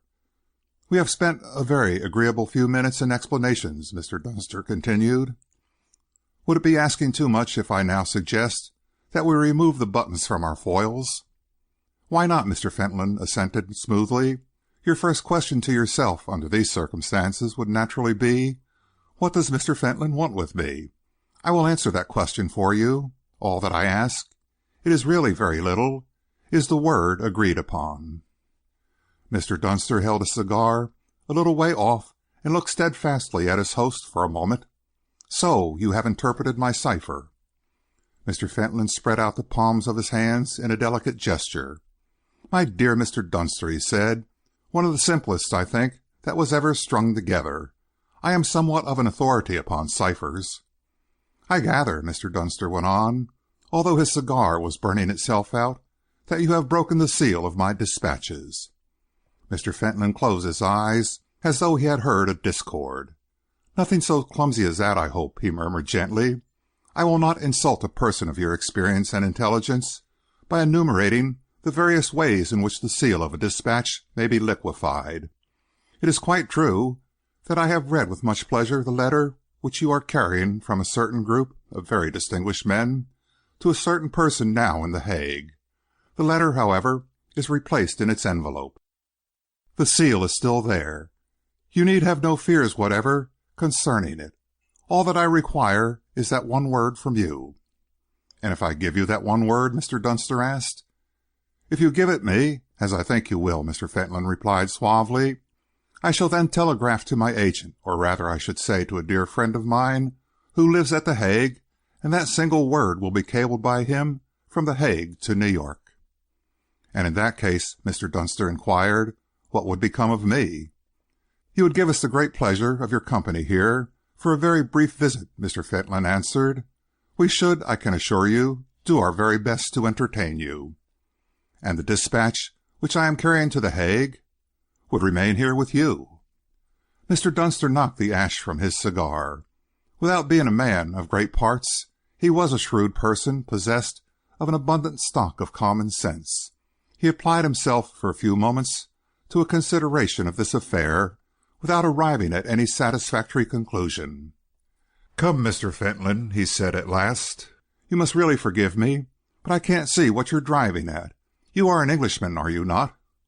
"I am an Englishman," Mr. Fentolin confessed, or rather, he added, with ghastly humour, "I am half an Englishman." "You are, I am sure," Mr. Dunster continued, "a person of intelligence, a well-read person, a person of perceptions. Surely you can see and appreciate the danger with which your country is threatened?" "With regard to political affairs," Mr. Fentolin admitted, "I consider myself unusually well posted. In fact, the study of diplomatic methods of the various great powers is rather a hobby of mine." "Yet," Mr. Dunster persisted, "you do not wish this letter delivered to that little conference in The Hague, which you must be aware is now sitting practically to determine the fate of your nation." "I do not wish," Mr. Fentolin replied, "I do not intend that that letter shall be delivered. Why do you worry about my point of view? I may have a dozen reasons. I may believe that it will be good for my country to suffer a little chastisement." "Or you may," Mr. Dunster suggested, glancing keenly at his host, "be the paid agent of some foreign power." Mr. Fentolin shook his head. "My means," he pointed out, "should place me above such suspicion. My income, I really believe, is rather more than £50,000 a year. I should not enter into these adventures, which naturally are not entirely disassociated from a certain amount of risk, for the purposes of financial gain." Mr. Dunster was still mystified. "Granted that you do so from pure love of adventure," he declared, "I still cannot see why you should range yourself on the side of your country's enemies." "In time," Mr. Fentolin observed, "even that may become clear to you. At present, well, just that word, if you please." Mr. Dunster shook his head. "No," he decided, "I do not think so. I cannot make up my mind to tell you that word." Mr. Fentolin gave no sign of annoyance or even disappointment. He simply sighed. His eyes were full of a gentle sympathy. His face indicated a certain amount of concern. "You distress me," he declared. "Perhaps it is my fault. I have not made myself sufficiently clear. The knowledge of that word is a necessity to me. Without it, I cannot complete my plans. Without it, I very much fear, dear Mr. Dunster, that your sojourn among us may be longer than you have any idea of." Mr. Dunster laughed a little derisively. "We've passed those days," he remarked. "I have done my best to enter into the humour of the situation, but there are limits. You can't keep prisoners in English country houses nowadays. There are dozens of ways of communicating with the outside world, and when that's once done, It seems to me that the position of Squire Fentolin of St. David's Hall might be a little peculiar." Mr. Fentolin smiled very slightly, still very blandly. "Alas, my stalwart friend, I fear you are by nature an optimist.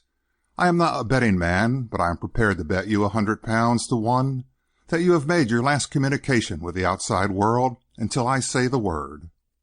Mr. Dunster was obviously plentifully supplied with either courage or bravado, for he only laughed. "Then you had better make up your mind at once, Mr. Fentolin, how soon that word is to be spoken, or you may lose your money," he remarked. Mr. Fentolin sat very quietly in his chair. "You mean, then," he asked, "that you do not intend to humor me in this little matter?" "I do not intend," Mr. Dunster assured him, "to part with that word to you or to anyone else in the world. When my message has been presented to the person to whom it has been addressed, when my trust is discharged, then and then only shall I send that cablegram. That moment can only arrive at the end of my journey." Mr. Fentolin leaned now a little forward in his chair. His face was still smooth and expressionless, but there was a queer sort of meaning in his words. "The end of your journey," he said grimly, "may be nearer than you think." "If I am not heard of in The Hague tomorrow at the latest," Mr. Dunster pointed out, "remember that before many hours have passed, I shall be searched for, even to the far corners of the earth." "Let me assure you," Mr. Fentolin promised serenely, "that though your friends search for you up in the skies or down in the bowels of the earth, they will not find you. My hiding places are not as other people's." Mr. Dunster beat lightly with his square, blunt forefinger upon the table which stood by his side. "That's not the sort of talk I understand," he declared curtly.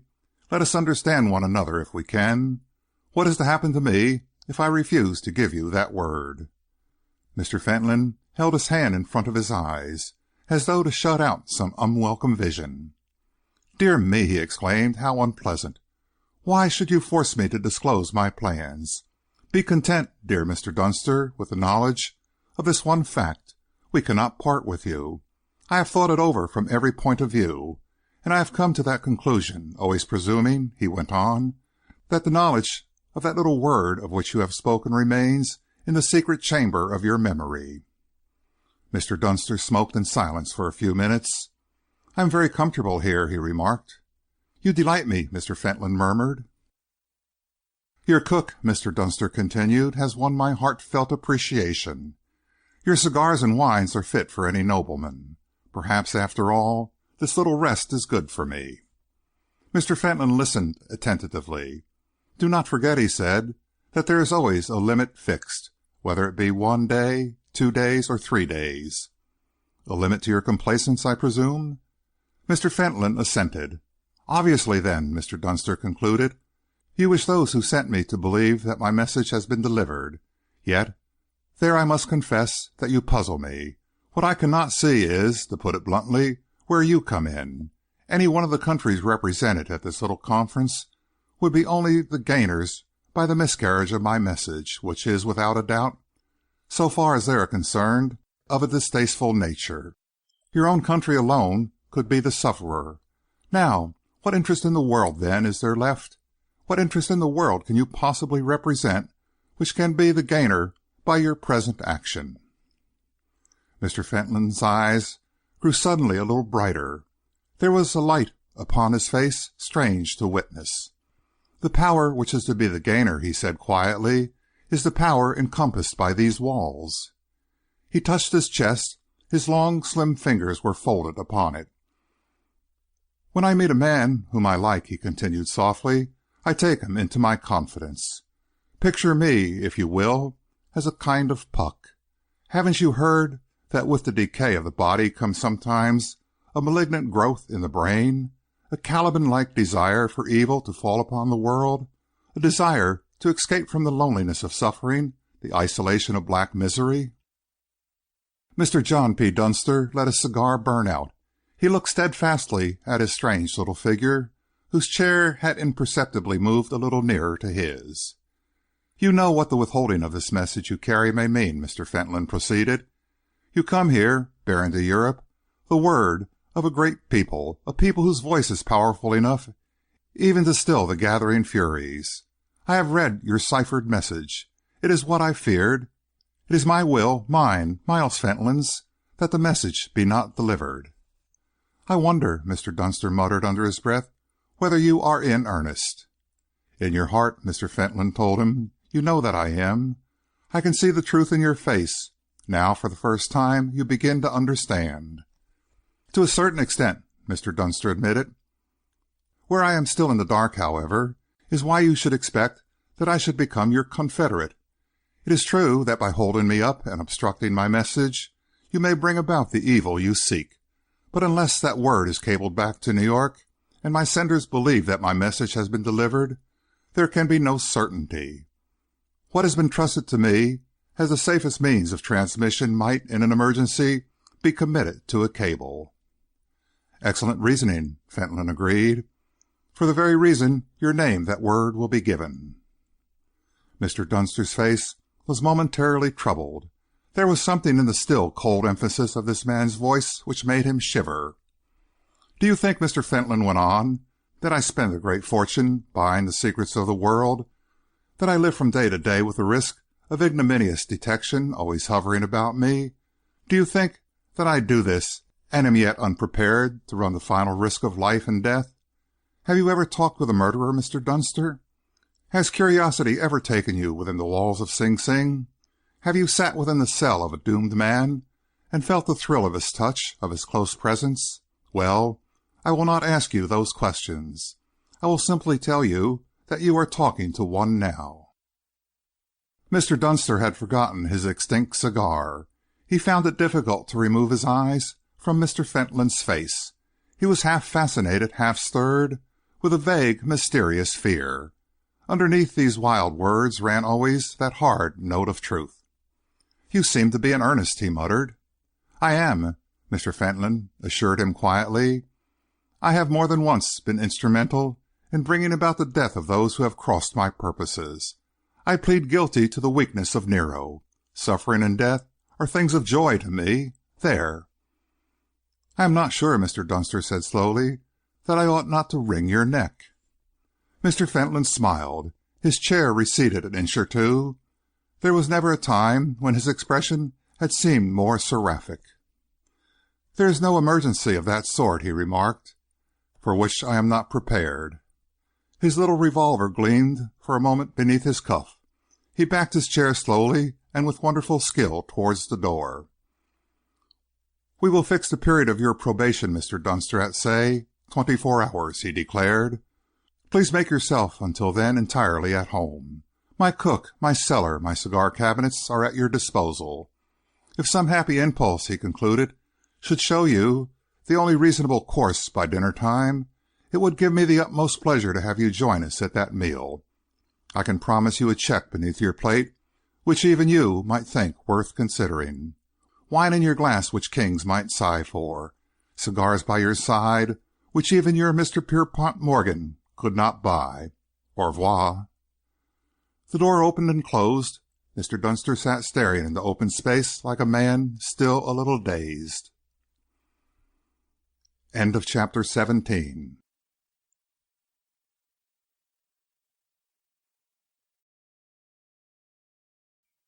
Chapter 18 of The Vanished Messenger by E. Phillips Oppenheim. The beautiful but somewhat austere front of St. David's Hall seemed, in a sense, transformed as Hamel and his companion climbed the worn, grey steps which led to the broad sweep of terrace. Evidently visitors had recently arrived. A dark, rather good-looking woman, with pleasant round face and ceaseless flow of conversation, was chatting away to Mr. Fentolin. By her side stood another woman, who was a stranger to Hamel, thin, still elegant, with tired, worn face and the shadow of something in her eyes which reminded him at once of Esther. She wore a large picture hat and carried a little Pomeranian dog under her arm. In the background, an insignificant-looking man with grey side whiskers and spectacles was beaming upon everybody. Mr. Fentolin waved his hand and beckoned to Hamel and Esther as they somewhat hesitatingly approached. "This is one of my fortunate mornings, you see, Esther," he exclaimed, smiling. Lady Saxthorpe has brought her husband over to lunch. Lady Saxthorpe," he added, turning to the woman at his side, "let me present to you the son of one of the first men to realize the elusive beauty of our coast. This is Mr. Hamel, son of Peter Hamel, R.A., the Countess of Saxthorpe." Lady Saxthorpe, who had been engaged in greeting Esther, held out her hand and smiled good-humoredly at Hamel.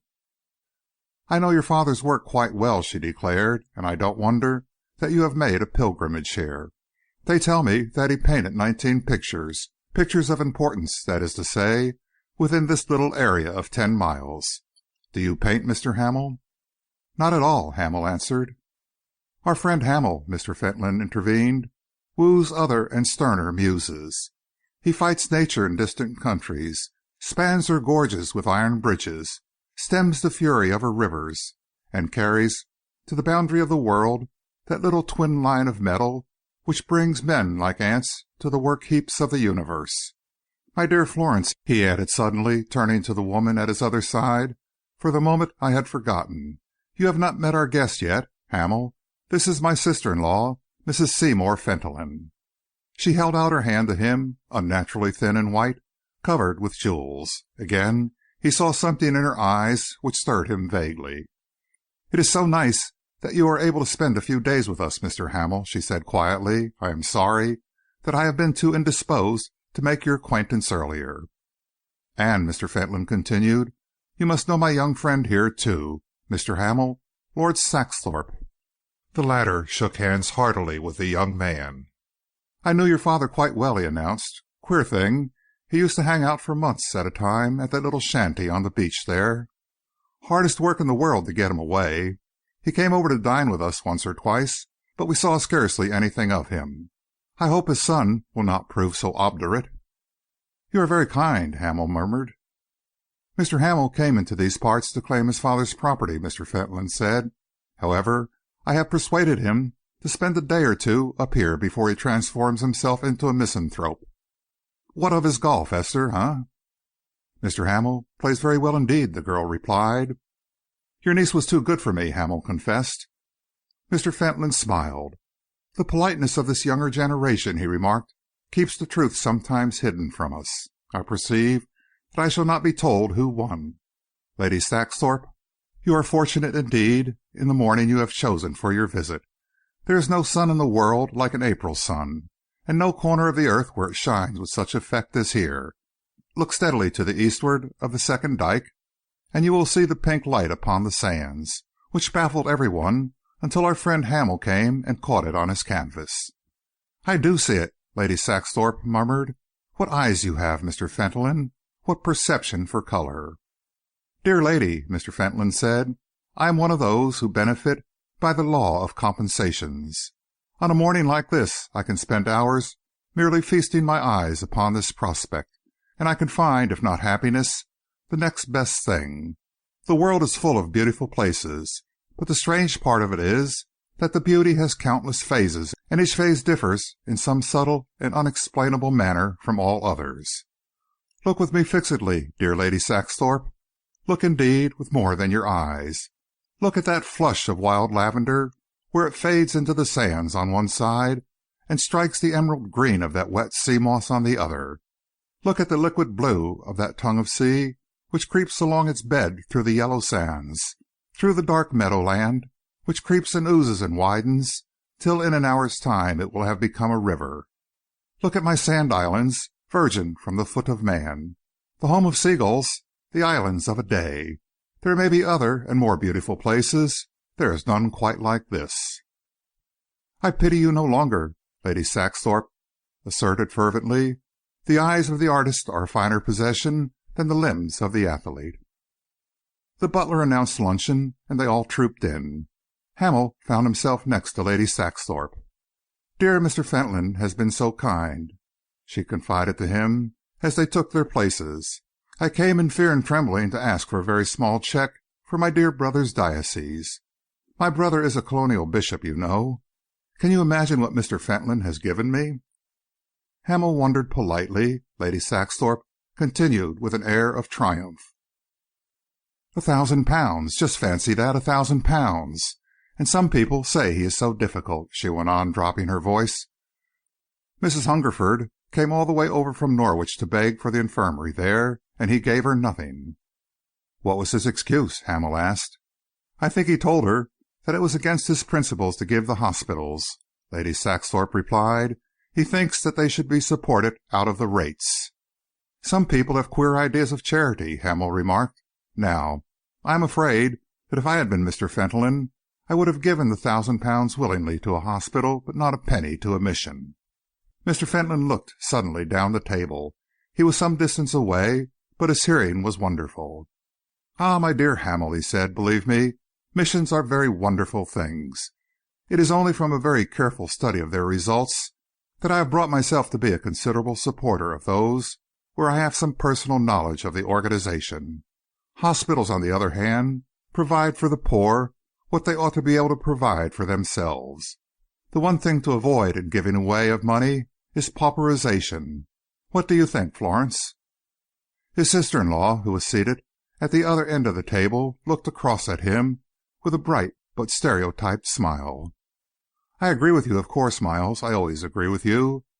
Mr. Fentolin has the knack of being right about most things," she continued, turning to Lord Saxthorpe. "His judgment is really wonderful." "Wish we could get him to come and sit at the bench sometimes, then," Lord Saxthorpe remarked heartily. "Our neighbours in this part of the world are not overburdened with brains. By the by," he went on, "that reminds me, you haven't got such a thing as a mysterious invalid in the house, have you?" There was a moment's rather curious silence. Mr. Fentolin was sitting like a carved figure, with a glass of wine half raised to his lips. Gerald had broken off in the middle of a sentence and was staring at Lord Saxthorpe. Esther was sitting perfectly still, her face grave and calm, her eyes alone full of fear. Lord Saxthorpe was not an observant man, and he continued, quite unconscious of the sensation which his question had aroused. "Sounds a silly thing to ask you, doesn't it? They're all full of it at Wells, though. I sat on the bench this morning and went into the police station for a moment first. Seems they've got a long dispatch from Scotland Yard about a missing man who's supposed to be in this part of the world. He came down in a special train on Tuesday night, the night of the great flood, and his train was wrecked at Wymondham. After that, he was taken on by someone in a motor car. Colonel Renshaw wanted me to allude to the matter from the bench, but it seemed to me that it was an affair entirely for the police." As though suddenly realizing the unexpected interest which his words had caused, Lord Saxthorpe brought his sentence to a conclusion and glanced inquiringly around the table. "A man could scarcely disappear in a civilized neighbourhood like this," Mr. Fentolin remarked quietly. "But there is a certain amount of coincidence about your question. May I ask whether it was an altogether haphazard one?" "Absolutely," Lord Saxthorpe declared. "The idea seems to be that the fellow was brought to one of the houses in the neighbourhood, and we were all rather chaffing one another this morning about it. Inspector Yardley, the stout fellow with the beard, you know, was just starting off in his dog-cart to make inquiries around the neighbourhood. If anyone in fiction wants a type of ridiculous detective, there he is, ready-made." "The coincidence of your question," Mr. Fentolin said smoothly, "is certainly a strange one. The mysterious stranger is within our gates." Lady Saxthorpe, who had been out of the conversation for far too long, laid down her knife and fork. "My dear Mr. Fentolin," she exclaimed, "my dear Mrs. Fentolin, this is really most exciting. Do tell us all about it at once. I thought that the man was supposed to have been decoyed away in a motor car. Do you know his name and all about him?" "There are very few minor points," Mr. Fentolin murmured, "such as his religious convictions and his size and boots, which I could not swear about. But so far as regards his name and occupation, I think I can gratify your curiosity. He is Mr. John P. Dunster, and he appears to be the representative of an American firm of bankers on his way to Germany to conclude a loan." "God bless my soul!" Lord Saxthorpe exclaimed wonderingly. "The fellow is actually here under this roof? But who brought him? How did he find his way?" "Better ask Gerald," Mr. Fentolin replied. "He is the abductor. It seems that they both missed the train from Liverpool Street, and Mr. Dunster invited Gerald to travel down in his special train. Very kind of him, but might have been very unlucky for Gerald. As you know, they got smashed up at Wymondham, and Gerald, feeling in a way responsible for him, brought him on here, quite properly, I think. Sarson has been looking after him, but I'm afraid he has a slight concussion of the brain." "I shall remember this all my life," Lord Saxthorpe declared solemnly, "as one of the most singular coincidences which has ever come within my personal knowledge. Perhaps after lunch, Mr. Fentolin, you will let some of your people telephone to the police station at Wells. There really is an important inquiry respecting this man. I should not be surprised," he added, dropping his voice a little, for the benefit of the servants, "to find that Scotland Yard needed him on their own account." "In that case," Mr. Fentolin remarked, "he is quite safe, for Sarson tells me there is no chance of his being able to travel at any rate for 24 hours." Lady Saxthorpe shivered. "Aren't you afraid to have him in the house?" she asked. "A man who's really and actually wanted by Scotland Yard? When one considers that nothing ever happens here except an occasional shipwreck in the winter and flower show in the summer, it does sound positively thrilling. I wonder what he has done." They discussed the subject of Mr. Dunster's possible iniquities. Meanwhile, a young man carrying his hat in his hand had slipped in past the servants and was leaning over Mr. Fentolin's chair. He laid 2 or 3 sheets of paper upon the table and waited while his employer glanced through them and dismissed him with a little nod. "My wireless has been busy this morning," Mr. Fentolin remarked. "We seem to have collected about 40 messages from different battleships and cruisers. There must be a whole squadron barely 30 miles out." "You don't really think," Lady Saxthorpe asked, "that there is any fear of war, do you, Mr. Fentolin?" He answered her with a certain amount of gravity. "Who can tell? The papers this morning were bad. This conference at The Hague is still unexplained. France's attitude in the matter is especially mysterious." "I am a strong supporter of Lord Roberts," Lord Saxthorpe said, "and I believe in the vital necessity of some scheme for national service. At the same time, I find it hard to believe that a successful invasion of this country is within the bounds of possibility." "I quite agree with you, Lord Saxthorpe," Mr. Fentolin declared smoothly. "All the same, this Hague Conference is a most mysterious affair. The papers this morning are ominously silent about the fleet. From the tangle of messages we have picked up, I should say, without a doubt, that some form of mobilization is going on in the North Sea. If Lady Saxthorpe thinks it warm enough, shall we take our coffee upon the terrace?" "The terrace by all means," her ladyship assented, rising from her place. "What a wonderful man you are, Mr. Fentolin, with your wireless telegraphy, and your telegraph office in the house, and telephones. Does it really amuse you to be so modern?" "To a certain extent, yes," Mr. Fentolin sighed, as he guided his chair along the hall. "When my misfortune first came, I used to speculate a good deal upon the Stock Exchange. That was really the reason I went in for all these modern appliances." "And now," she asked, "what use do you make of them now?" Mr. Fentolin smiled quietly. He looked out seaward, beyond the skyline, from whence had come to him through the clouds the tangle of messages. "I like to feel," he said, "that the turning wheel of life is not altogether out of earshot. I like to dabble just a little in the knowledge of these things." Lord Saxthorpe came strolling up to them. "You won't forget to telephone about this guest of yours," he said fussily. "It's already done," Mr. Fentolin assured him. "My dear sister, why so silent?" Mrs. Fentolin turned slowly towards him. She, too, had been standing with her eyes fixed upon the distant sea line. Her face seemed suddenly to have aged, her forced vivacity to have departed. Her little Pomeranian rubbed against her feet in vain.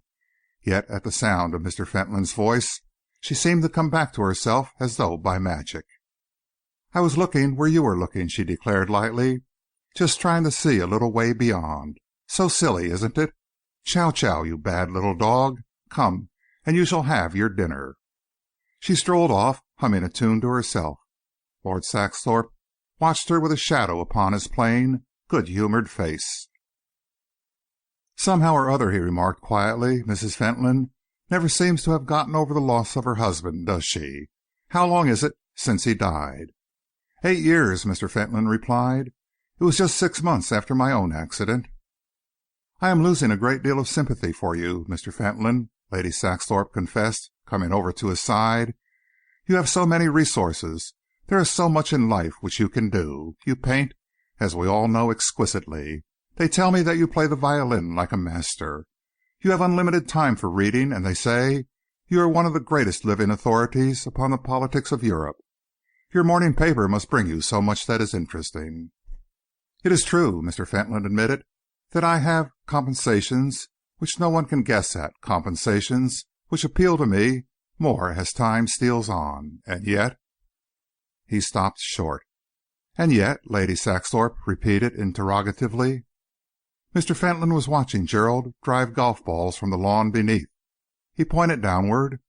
"I was like that when I was his age," he said quietly.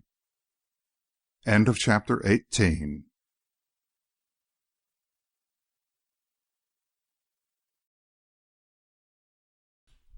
Chapter 19 of The Vanished Messenger by E. Phillips Oppenheim. Mr. Fentolin remained upon the terrace long after the departure of his guests. He had found a sunny corner out of the wind, and he sat there with the telescope by his side and a budget of newspapers upon his knee. On some pretext or another he had detained all the others of the household, so that they formed a little court around him. Even Hamel, who had said something about a walk, had been induced to stop by an appealing glance from Esther. Mr. Fentolin was in one of his most loquacious moods. For some reason or other, the visit of the Saxthorpes seemed to have excited him. He talked continually, with the briefest pauses. Every now and then he gazed steadily across the marshes through his telescope. "Lord Saxthorpe," he remarked, "has, I must confess, greatly excited my curiosity as to the identity of our visitor. Such a harmless-looking person he seems to be causing such a commotion. Gerald, don't you feel your responsibility in the matter?" "Yes, sir, I do," Gerald replied, with unexpected grimness. "I feel my responsibility deeply." Mr. Fentolin, who was holding the telescope to his eye, touched Hamel on the shoulder. "My young friend," he said, "your eyes are better than mine. You see that road there? Look along it, between the white posts, as far as you can. What do you make of that black speck?" Hamel held the telescope to his eye and steadied it upon the little tripod stand. "It looks like a horse and trap," he announced. "Good," Mr. Fentolin declared. "It seemed so to me, but I was not sure. My eyes are weak this afternoon. How many people are in the trap?" "Two," Hamel answered. "I can see them distinctly now. One man is driving, another is sitting by his side. They are coming this way." Mr. Fentolin blew his whistle. Meekins appeared almost directly. His master whispered a word in his ear. The man at once departed. "Let us make use of your eyes once more," Mr. Fentolin begged. "About these two men in the trap, Mr. Hamel. Is one of them by any chance wearing a uniform?" "They both are," Hamel replied. "The man who is driving is wearing a peaked hat. He looks like a police inspector. The man by his side is an ordinary policeman." Mr. Fentolin sighed gently. "It is very interesting," he said. "Let us hope that we shall not see an arrest under my roof. I should feel it a reflection upon my hospitality. I sincerely trust, that this visit does not bode any harm to Mr. John P. Dunster." Gerald rose impatiently to his feet and swung across the terrace. Mr. Fentolin, however, called him back. "Gerald," he advised, "better not go away. The inspector may desire to ask you questions. You will have nothing to conceal. It was a natural and delightful impulse of yours to bring the man who had befriended you, and who was your companion in that disaster, straight to your own home for treatment and care. It was an admirable impulse, my boy. You have nothing to be ashamed of." "Shall I tell him to?" Gerald began. "Be careful, Gerald." Mr. Fentolin's words seemed to be charged with a swift, rapier-like note. The boy broke off in his speech. He looked at Hamel and was silent. "Dear me," Mrs. Fentolin murmured. "I am sure there is no need for us to talk about this poor man as though anybody has done anything wrong in having him here. This, I suppose, must be the Inspector Yardley whom Lord Saxthorpe spoke of." "A very intelligent-looking officer, I'm sure," Mr. Fentolin remarked. "Gerald, go and meet him, if you please. I should like to speak to him out here." The dog-cart had drawn up at the front door, and the inspector had already alighted. Gerald intervened as he was in the act of questioning the butler. "Mr. Fentolin would like to speak to you, Inspector," he said. "If you will come this way." The inspector followed Gerald and saluted the little group solemnly. Mr. Fentolin held out his hand. "You got my telephone message, Inspector?" he asked. "We have not received any message that I know of, sir," the inspector replied. "I have come over here in accordance with instructions received from headquarters, in fact, from Scotland Yard." "Quite so," Mr. Fentolin assented. "You've come over, I presume, to make inquiries concerning Mr. John P. Dunster." "That is the name of the gentleman, sir." "I only understood to-day from my friend Lord Saxthorpe," Mr. Fentolin continued, "that Mr. Dunster was being inquired about as though he had disappeared. My nephew brought him here after the railway accident at Wymondham. Since then he has been under the care of my own physician. I trust that you have nothing serious against him." "My first duty, sir," the inspector pronounced, "is to see the gentleman in question." "By all means," Mr. Fentolin agreed. "Gerald, will you take the inspector up to Mr. Dunster's rooms? Or stop, I will go myself." Mr. Fentolin started his chair and beckoned the inspector to follow him. Meekins, who was waiting inside the hall, escorted them by means of the lift to the second floor. They made their way to Mr. Dunster's room. Mr. Fentolin knocked softly at the door. It was opened by the nurse. "How is the patient?" Mr. Fentolin inquired. Dr. Sarson appeared from the interior of the room. "Still unconscious," he reported. "Otherwise, the symptoms are favourable. He is quite unfit," the doctor added, looking steadily at the inspector, "to be removed or questioned." "There is no idea of anything of the sort," Mr. Fentolin explained. "It is Inspector Yardley's duty to satisfy himself that Mr. Dunster is here. It is necessary for the inspector to see your patient so that he can make his report at headquarters." Dr. Sarson bowed. "That is quite simple, sir," he said. "Please step in." They all entered the room, which was large and handsomely furnished. Through the open windows came a gentle current of fresh air. Mr. Dunster lay in the midst of all the luxury of fine linen sheets and embroidered pillow-cases. The inspector looked at him stolidly. "Is he asleep?" he asked. The doctor shook his head. "It is the third day of his concussion," he whispered. "He is still unconscious. He will remain in the same condition for another 2 days. After that, he will begin to recover." Mr. Fentolin touched the inspector on the arm. "You see his clothing at the foot of the bed," he pointed out. "His linen is marked with his name. That is his dressing-case, with his name painted on it." "I am quite satisfied, sir," the inspector announced. "I will not intrude any further." They left the room. Mr. Fentolin himself escorted the inspector into the library and ordered whisky and cigars. "I don't know whether I am unreasonably curious," Mr. Fentolin remarked, "but is it really true that you have had inquiries from Scotland Yard about the poor fellow upstairs?" "We had a very important inquiry indeed, sir," the inspector replied. "I have instructions to telegraph all I have been able to discover immediately." "Pardon my putting it plainly," Mr. Fentolin asked, "but is our friend a criminal?" "I wouldn't go so far as that, sir," the inspector answered. "I know of no charge against him. I don't know that I have the right to say so much," he added, sipping his whisky and soda, "but putting two and two together, I should rather come to the conclusion that he was a person of some political importance." "Not a criminal at all?" "Not as I know of," the inspector assented. "That isn't the way I read the inquiries at all." "You relieve me," Mr. Fentolin declared. "Now, what about his possessions?" "There's a man coming down shortly from Scotland Yard," the inspector announced a little gloomily. "My orders were to touch nothing, but to locate him." "Well, you've succeeded so far," Mr. Fentolin remarked. "Here he is, and here I think he will stay until some days after your friend from Scotland Yard can get here." "It does seem so, indeed," the inspector agreed. "To me he looks terrible ill. But there's one thing sure. He's having all the care and attention that's possible. And now, sir, I'll not intrude further upon your time. I'll just make my report, and you'll probably have a visit from the Scotland Yard man sometime within the next few days." Mr. Fentolin escorted the inspector to his dog-cart, shook hands with him, and watched him drive off. Only Mrs. Seymour Fentolin remained upon the terrace.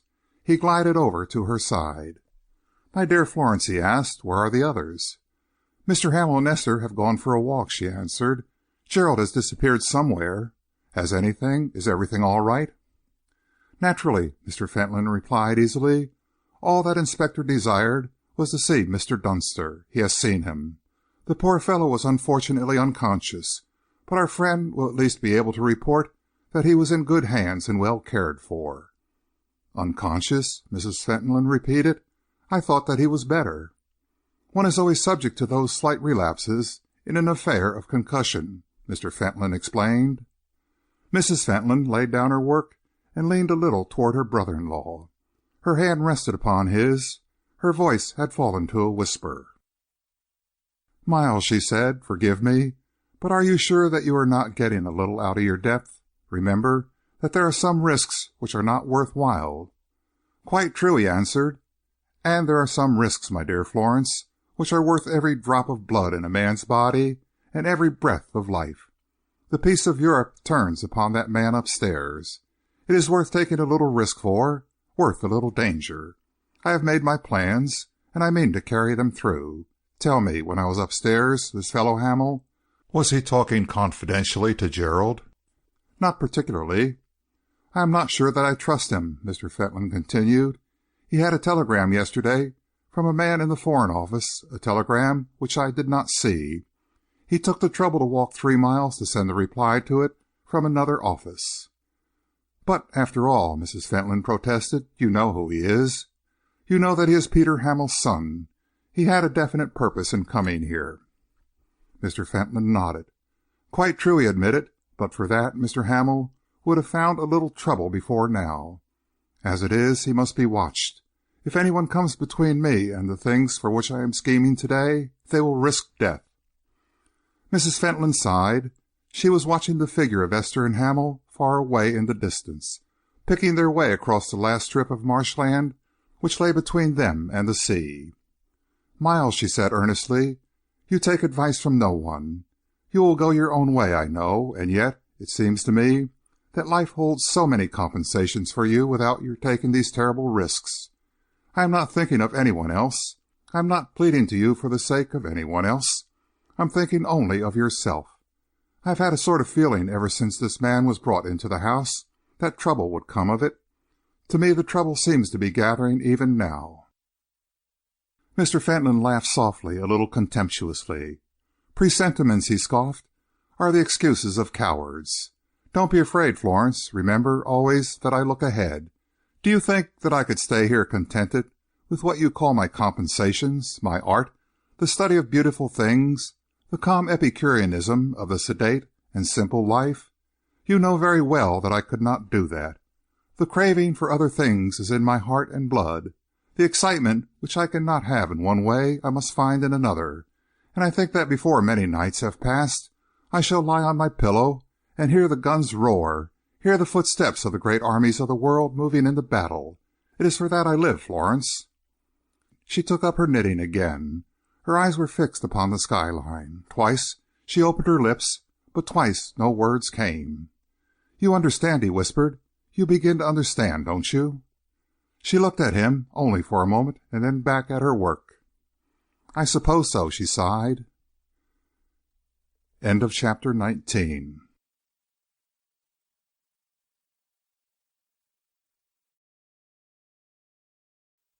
Chapter 20 of The Vanished Messenger by E. Phillips Oppenheim.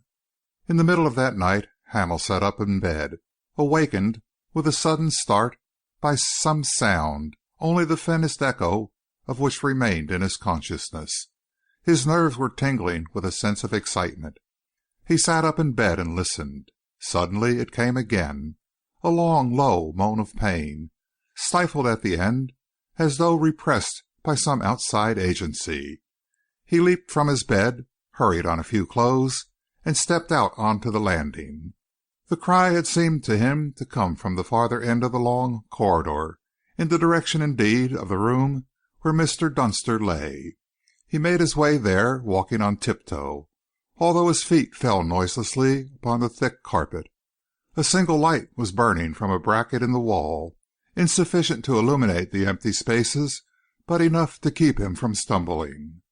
The corridor toward the south end gradually widened, terminating in a splendid high window with stained glass, a broad seat, and a table.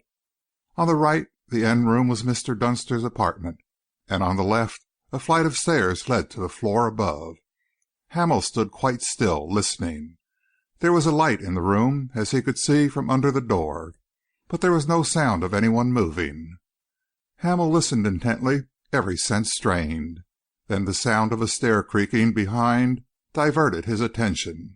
He looked quickly around. Gerald was descending. The boy's face was white. His eyes were filled with fear. Hamel stepped softly back from the door and met him at the foot of the stairs. "Did you hear that cry?" he whispered. Gerald nodded. "It woke me up. What do you suppose it was?" Hamel shook his head. "Someone in pain," he replied. "I don't understand it. It came from this room." "You know who sleeps there?" Gerald asked hoarsely. Hamel nodded. "A man with a concussion of the brain doesn't cry out like that. Besides, did you hear the end of it?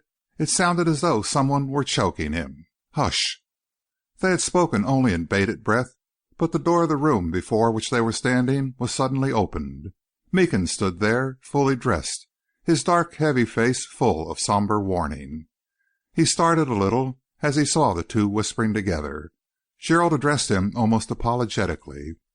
"We both heard the same sounds, Meekins. Is anyone ill? It sounded like someone in pain." The man hesitated. Then from behind his shoulder came Mr. Fentolin's still, soft voice. There was a little click, and Meekins, as though obeying an unseen gesture, stepped back. Mr. Fentolin glided onto the threshold. He was still dressed.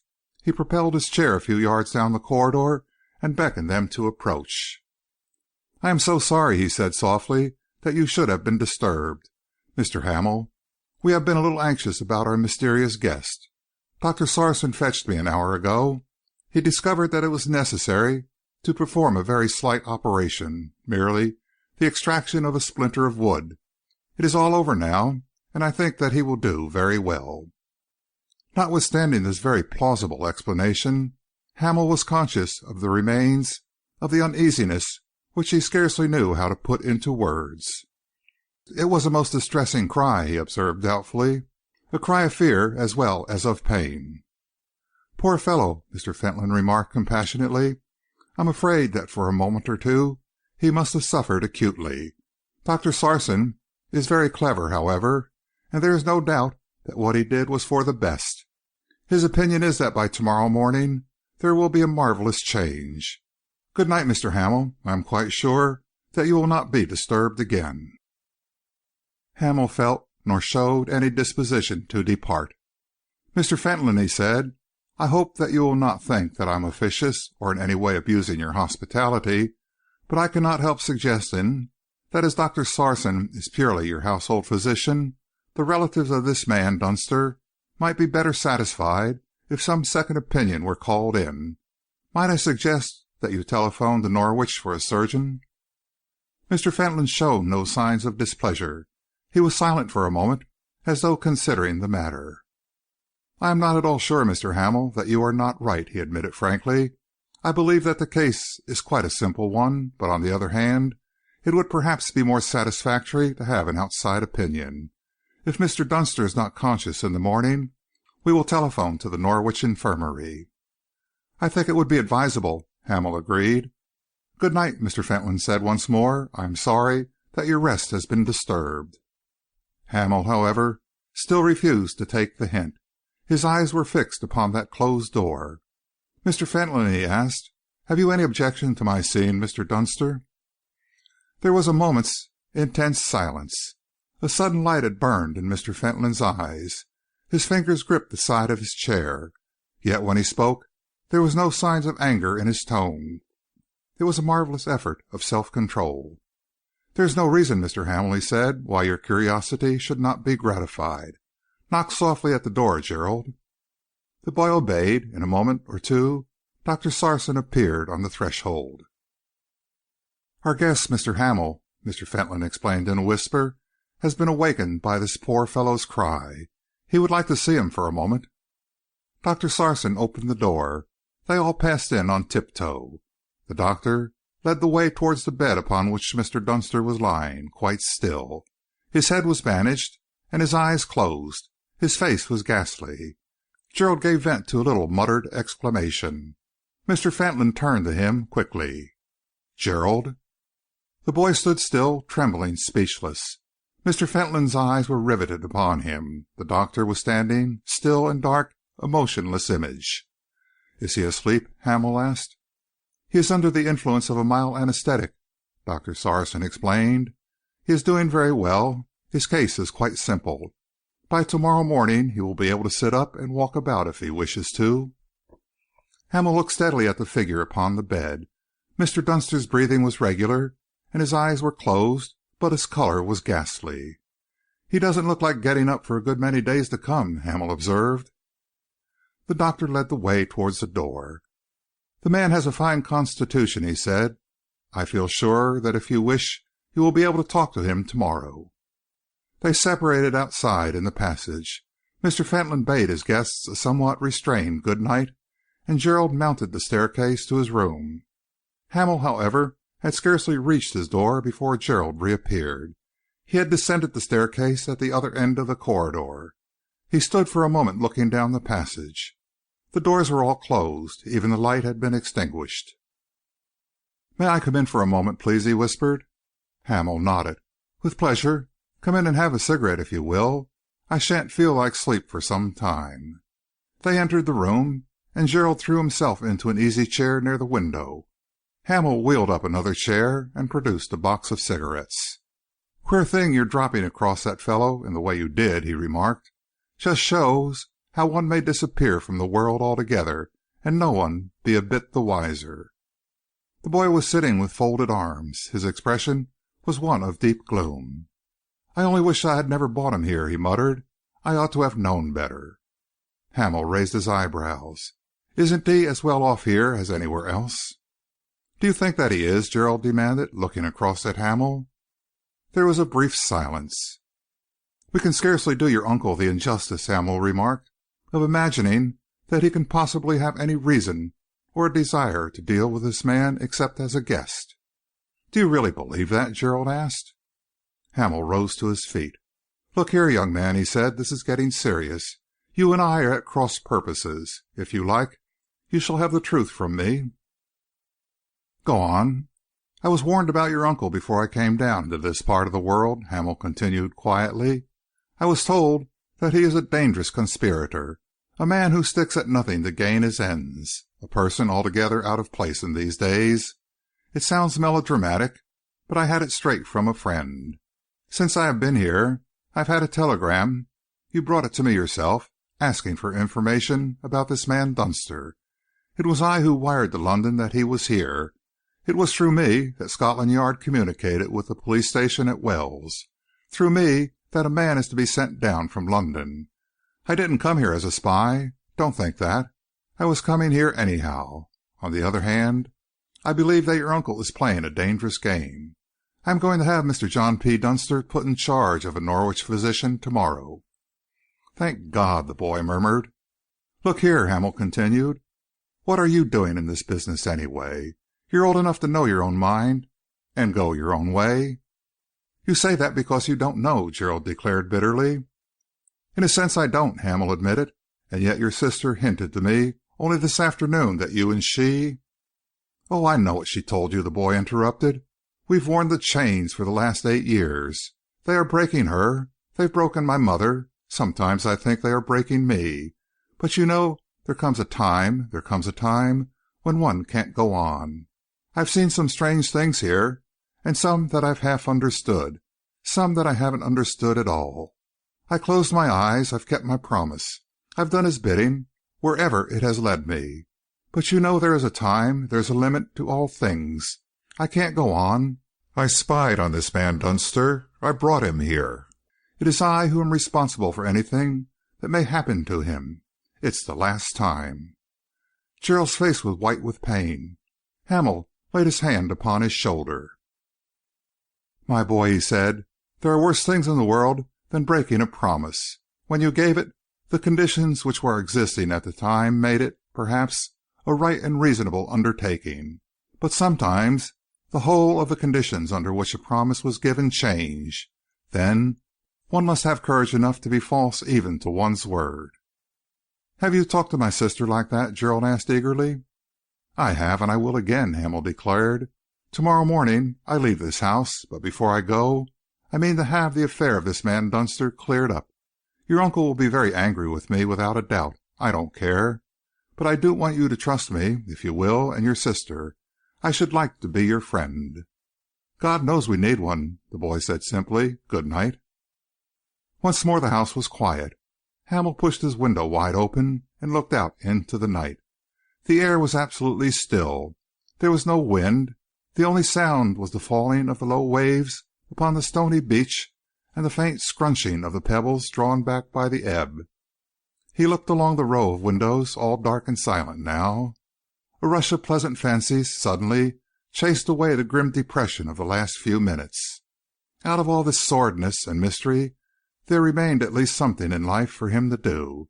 A certain aimlessness of purpose which had troubled him during the last few months had disappeared. He had found an object in life. End of chapter 20.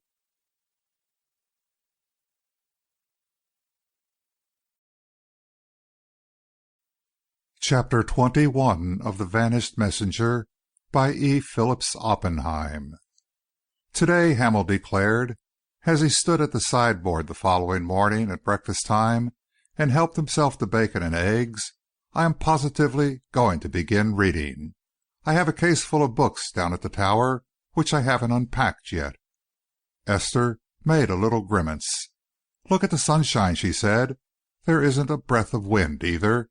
I think today that I could play from the men's tees." Hamel sighed as he returned to his place. "My good intentions are already half dissipated," he admitted. She laughed. "How can we attack the other half?" she asked. Gerald, who was also on his way to the sideboard, suddenly stopped. "Hello!" he exclaimed, looking out of the window. "Who's going away this morning, I wonder? There's the Rolls-Royce at the door." Hamel, too, rose once more to his feet. The two exchanged swift glances. Moved by a common thought, they both started for the door, only to find it suddenly opened before them. Mr. Fentolin glided into the room. "Uncle!" Gerald exclaimed. Mr. Fentolin glanced keenly around the room. "Good morning, everybody," he said. "My appearance at this hour of the morning naturally surprises you. As a matter of fact, I have been up for quite a long time. Esther, dear, give me some coffee, will you? And be sure that it is hot. If any of you want to say good-bye to Mr. John P. Dunster, you'd better hurry out." "You mean that he's going?" Hamel asked incredulously. "He is going," Mr. Fentolin admitted. "I wash my hands of the man. He has given us an infinite amount of trouble, has monopolized Dr. Sarson when he ought to have been attending upon me. A little more hot milk, if you please, Esther. And now, although he really is not fit to leave his room, he insists upon hurrying off to keep an appointment somewhere on the Continent. The little operation we spoke of last night was successful, as Dr. Sarson prophesied, and Mr. Dunster was quite conscious and able to sit up early this morning. We telephoned at 6 o'clock to Norwich for a surgeon, who is now on his way over here, but he will not wait even to see him. What can you do with a man so obstinate?" Neither Hamel nor Gerald had resumed their places. The former, after a moment's hesitation, turns towards the door. "I think," he said, "that I should like to see the last of Mr. Dunster."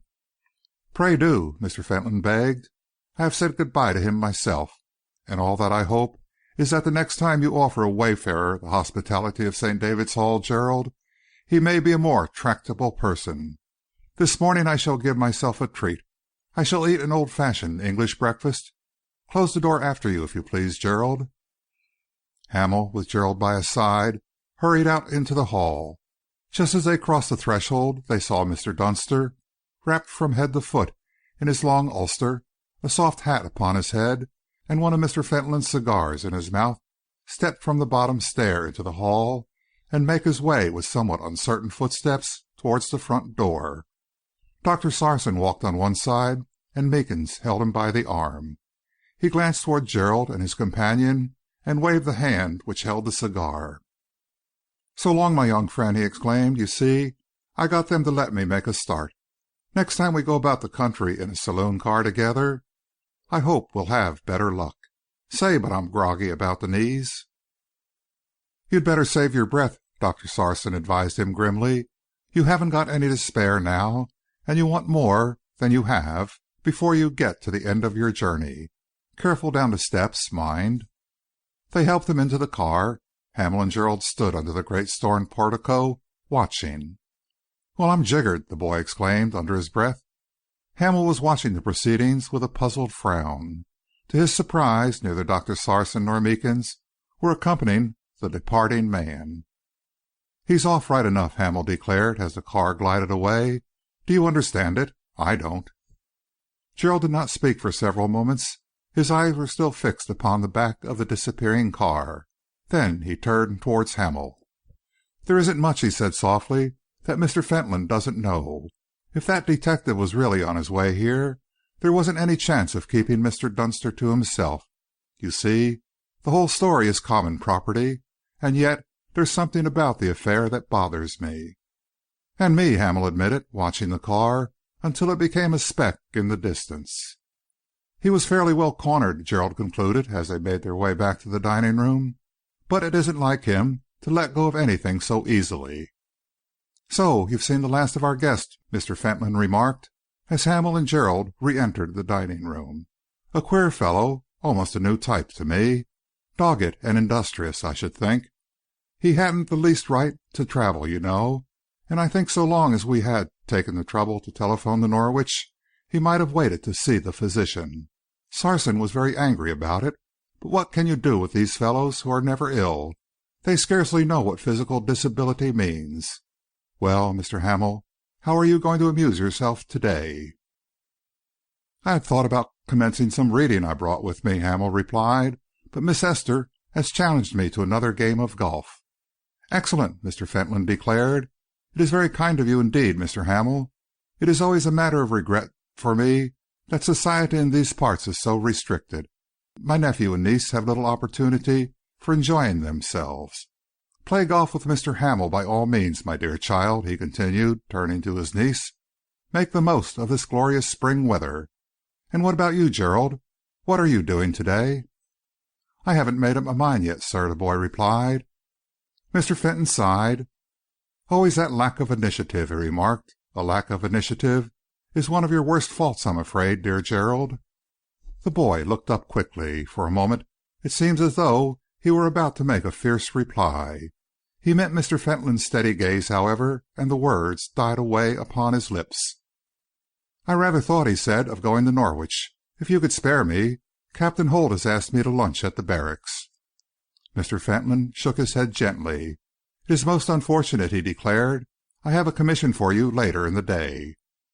Gerald continued his breakfast in silence. He bent over his plate so that his face was almost invisible. Mr. Fentolin was peeling a peach. A servant entered the room. "Lieutenant Godfrey, sir," he announced. They all looked up. A trim, clean-shaven, hard-featured young man in naval uniform was standing upon the threshold. He bowed to Esther. "Very sorry to intrude, sir, at this hour of the morning," he said briskly. "Lieutenant Godfrey, my name. I'm Flag Lieutenant of the Britannia. You can't see her, but she's not 50 miles off at this minute. I landed at Sheringham this morning, hired a car, and made the best of my way here. Message from the Admiral, sir." Mr. Fentolin smiled genially. "We are delighted to see you, Lieutenant Godfrey," he said. "Have some breakfast?" "You are very good, sir," the officer answered. "Business first. I'll breakfast afterwards, with pleasure, if I may. The Admiral's compliments, and he would take it as a favour if you would haul down your wireless for a few days." "Haul down my wireless?" Mr. Fentolin repeated slowly. "We are doing a lot of manoeuvring within range of you, and likely to do a bit more," the young man explained. "You are catching up our messages all the time. Of course we know they're quite safe with you, but things get about. As yours is only a private installation, we'd like you, if you don't mind, sir, to shut up shop for a few days." Mr. Fentolin seemed puzzled. "But, my dear sir," he protested, "we are not at war, are we?" "Not yet," the young officer replied, "but God knows when we shall be. We are under sealed orders, anyway, and we don't want any risk of our plans leaking out. That's why we want your wireless disconnected." "You need say no more," Mr. Fentolin assured him. "The matter is already arranged. Esther, let me present Lieutenant Godfrey, my niece, Miss Fentolin. Mr. Gerald Fentolin, my nephew. Mr. Hamel, a guest. See that Lieutenant Godfrey has some breakfast, Gerald. I will go myself and see my Marconi operator." "Awfully good of you, sir," the young man declared, "and I am sure we are very sorry to trouble you. In a week or two's time you can go into business again as much as you like. It's only while we are fiddling around here that the Admiral's jumpy about things. May my man have a cup of coffee, sir? I'd like to be on my way back in a quarter of an hour." Mr. Fentolin halted his chair by the side of the bell and rang it. "Pray make use of my house as your own, sir," he said gravely. "From what you leave unsaid, I gather that things are more serious than the papers would have us believe. Under those circumstances, I need not assure you that any help we can render is entirely yours." Mr. Fentolin left the room. Lieutenant Godfrey was already attacking his breakfast. Gerald leaned toward him eagerly. "Is there really going to be war?" he demanded. "Ask those chaps at The Hague," Lieutenant Godfrey answered. "Doing their best to freeze us out or something. All I know is, if there's going to be fighting, we're ready for them. By the by, what have you got wireless telegraphy for here, anyway?" "It's a fad of my uncle's," Gerald replied. "Since his accident, he amuses himself in all sorts of queer ways." Lieutenant Godfrey nodded. "Poor fellow," he said. "I heard he was a cripple or something of the sort. Forgive my asking, but you people are English, aren't you?" "Rather," Gerald answered. "The Fentolins have lived here for hundreds of years. Why do you ask that?" Lieutenant Godfrey hesitated. He looked, for the moment, scarcely at his ease. "Oh, I don't know," he replied. "The old man was very anxious I should find out. You see, a lot of information seems to have gotten over to the other side, and we couldn't think where it had leaked out, except through your wireless. However, that isn't likely, of course, unless you've got one of those beastly Germans in your receiving room. Now, if I can borrow a cigarette, a cigar, or a pipe of tobacco, any mortal thing to smoke, I'll be off, if I may. The old man turned me out at an unearthly hour this morning, and in Sheringham all the shops were closed. Steady on, young fellow," he laughed, as Gerald filled his pockets with cigarettes. "Well, here's good morning to you, Miss Fentolin." "Good morning, sir. How long ought it to take me to get to Sheringham?" "About 40 minutes," Gerald told him, "if your car's any good at all." "It isn't much," was the somewhat dubious reply. "However, we'll shove along. You in the service?" he inquired, as they walked down the hall together. "Hope I shall be before long," Gerald answered. "I'm going into the army, though." "Have to hurry up, won't you?" Gerald sighed. "It's a little difficult for me. Here's your car. Good luck to you." "My excuses to Mr. Fentolin," Lieutenant Godfrey shouted, "and many thanks." He jumped into the automobile and was soon on his way back. Gerald watched him until he was nearly out of sight. On the knoll, two of the wireless operators were already at work. Mr. Fentolin sat in his chair below, watching. The blue sparks were flashing. A message was just being delivered. Presently, Mr. Fentolin turned his chair, and with Meekins by his side, made his way back to the house. He passed along the hall and into his study. Gerald, who was on his way to the dining room, heard the ring of the telephone bell and the call for the trunk special line. He hesitated for a moment. Then he made his way slowly down towards the study and stood outside the door, listening. In a moment he heard Mr. Fentolin's clear voice, very low, yet very penetrating. "The Mediterranean fleet will be 47 hours before it comes together," was the message he heard. "The Channel fleet will maneuver off Sheerness, waiting for it. The North Sea fleet is 17 units under nominal strength." Gerald turned the handle of the door slowly and entered. Mr. Fentolin was just replacing the receiver on its stand. He looked up at his nephew, and his eyebrows came together. "What do you mean by this?" he demanded. "Don't you know that I allow no one in here when I am telephoning on the private wire?" Gerald closed the door behind him and summoned up all his courage. "It is because I have heard what you were saying over the telephone that I am here," he declared. I want to know to whom you are sending that message which you have intercepted outside. End of chapter 21.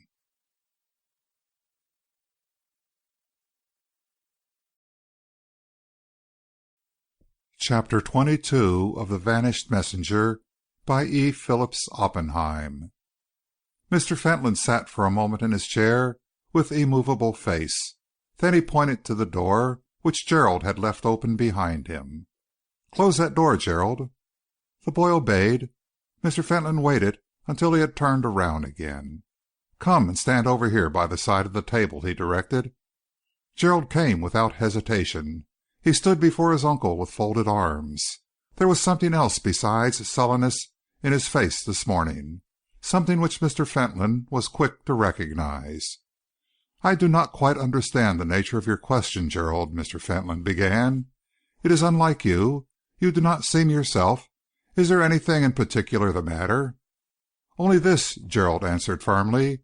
"I don't understand why this naval fellow should come here and ask you to close up your wireless because secrets have been leaking out, and a few moments afterwards you should be picking up a message and telephoning to London information which was surely meant to be private. That's all. I've come to ask you about it." "You heard the message, then?" "I did." "You listened at the keyhole?" "I listened outside," Gerald assented doggedly. "I am glad I listened. Do you mind answering my question?" "Do I mind?" Mr. Fentolin repeated softly. "Really, Gerald, your politeness, your consideration, your good manners astound me.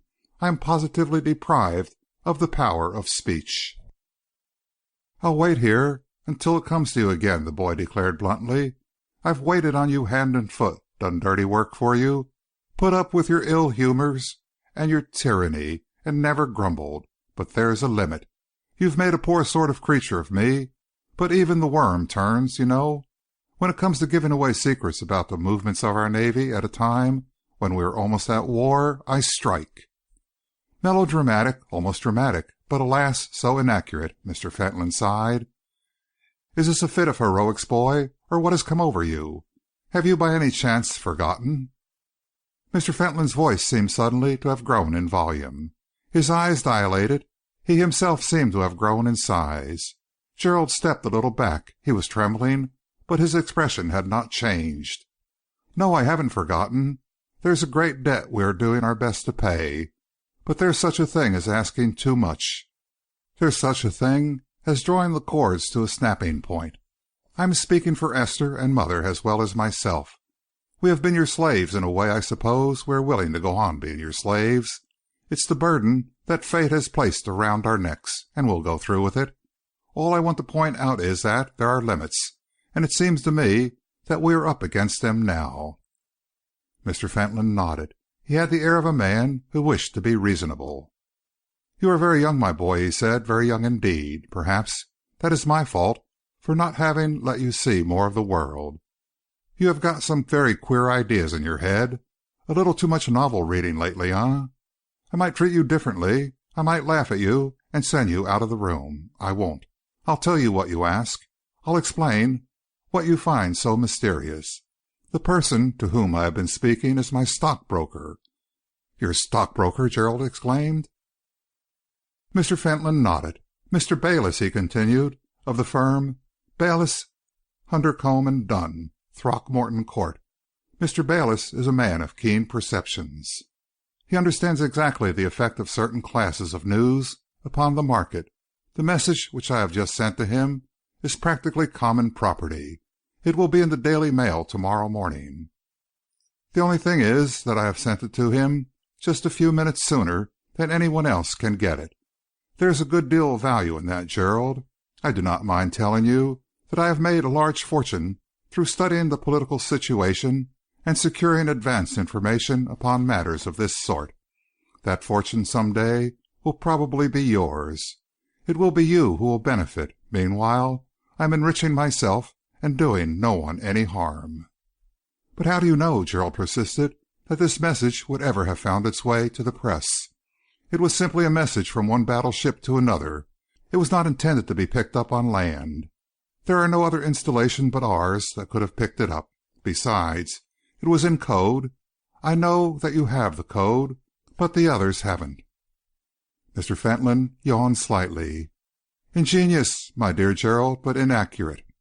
You do not know that the message was in code, and in any case it was liable to be picked up by any steamer within the circle. You really do treat me, my boy, rather as though I were a weird, mischief-making person with a talent for intrigue and crime of every sort. Look at your suspicions last night. I believe that you and Mr. Hamel had quite made up your minds that I meant evil things for Mr. John P. Dunster. Well, I had my chance. You saw him depart." "What about his papers?" "I will admit," Mr. Fentolin replied, "that I read his papers. They were of no great consequence, however, and he has taken them away with him. Mr. Dunster, as a matter of fact, turned out to be rather a mare's nest. Now come, since you are here, finish everything you have to say to me. I am not angry. I am willing to listen quite reasonably." Gerald shook his head.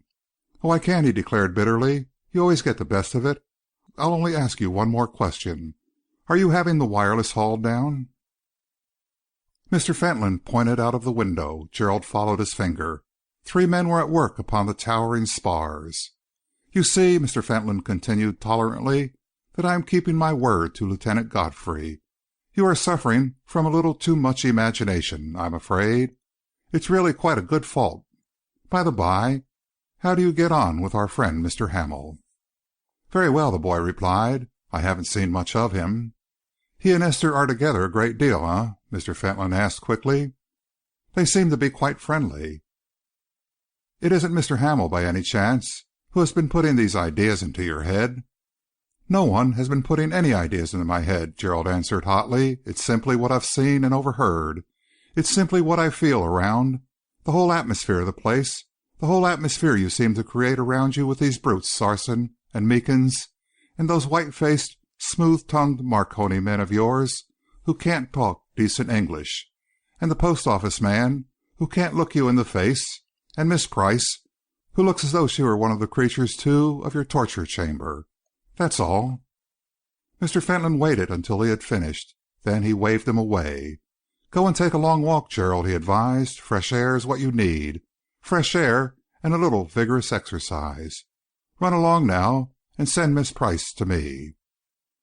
Gerald overtook Hamel upon the stairs. "By this time," the latter remarked, "I suppose that our friend Mr. Dunster is upon the sea." Gerald nodded silently. They passed along the corridor. The door of the room which Mr. Dunster had occupied was ajar. As though by common consent, they both stopped and looked in. The windows were all wide open, the bed freshly made. The nurse was busy collecting some medicine bottles and fragments of lint. She looked at them in surprise. "Mr. Dunster has left, sir," she told them. "We saw him go," Gerald replied. "Rather a quick recovery, wasn't it, nurse?" Hamel asked. "It wasn't a recovery at all, sir," the woman declared sharply. "He'd had no right to have been taken away. It's my opinion Dr. Sarson ought to be ashamed of himself to have permitted it." "They couldn't exactly make a prison of the place, could they?" Hamel pointed out. "The man, after all, was only a guest." "That's as it may be, sir," the nurse replied. "All the same, those that won't obey their doctors aren't fit to be allowed about alone. That's the way I look at it." Mrs. Fentolin was passing along the corridor as they issued from the room. She started a little as she saw them. "What have you two been doing in there?" she asked quickly. "We were just passing," Hamel explained. "We stopped for a moment to speak to the nurse." "Mr. Dunster is gone," she said. "You saw him go, Gerald. You saw him too, didn't you, Mr. Hamel?" "I certainly did," Hamel admitted. Mrs. Fentolin pointed to the great north window near which they were standing, through which the clear sunlight streamed a little piteously upon her worn face and mass of dyed hair. "You ought neither of you to be indoors for a minute on a morning like this," she declared. "Esther is waiting for you in the car, I think, Mr. Hamel." Gerald passed on up the stairs to his room, but Hamel lingered. A curious impulse of pity towards his hostess stirred him. The morning sunlight seemed to have suddenly revealed the tragedy of her life. She stood there, a tired, worn woman, with a burden heavy upon her shoulders. "Why not come out with Miss Fentolin and me?" he suggested. "We could lunch at the golf club, out on the balcony. I wish you would. Can't you manage it?" She shook her head. "Thank you very much," she said. "Mr. Fentolin does not like to be left." Something in the finality of her words seemed to him curiously eloquent of her state of mind. She did not move on. She seemed, indeed, to have the air of one anxious to say more. In that ruthless light the advantages of her elegant clothes and graceful carriage were suddenly stripped away from her. She was the abject wreck of a beautiful woman, wizened, prematurely aged. Nothing remained but the eyes, which seemed somehow to have their message for him. "Mr. Fentolin is a little peculiar, you know," she went on, her voice shaking slightly with the effort she was making to keep it low. "He allows Esther so little liberty. She sees so few young people of her own age. I do not know why he allows you to be with her so much. Be careful, Mr. Hamel." Her voice seemed suddenly to vibrate with a curious note of suppressed fear. Almost as she finished her speech she passed on. Her little gesture bade him remain silent. As she went up the stairs, she began to hum scraps of a little French air. End of chapter 22.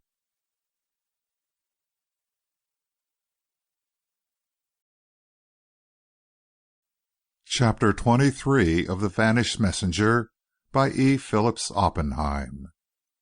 Hamel sliced his ball at the ninth, and after waiting for a few minutes patiently, Esther came to help him look for it. He was standing down on the sands, a little apart from the two caddies, who were beating out various tufts of long grass. "Where did it go?" she asked. "I have no idea," he admitted. "Why don't you help look for it?" "Searching for balls," he insisted, "is a caddie's occupation. Both the caddies are now busy. Let us sit down here. These sand hummocks are delightful. It is perfectly sheltered, and the sun is in our faces. Golf is an overrated pastime. Let us sit and watch that little streak of blue find its way up between the white posts." She hesitated for a moment. "We shall lose our place. There is no one behind." She sank on to the little knoll of sand to which she had pointed, with a resigned sigh.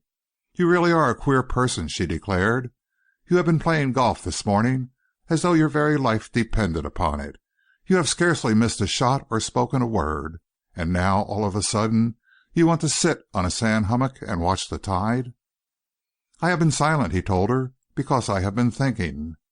"That may be truthful," she remarked, "but you wouldn't call it polite, would you?"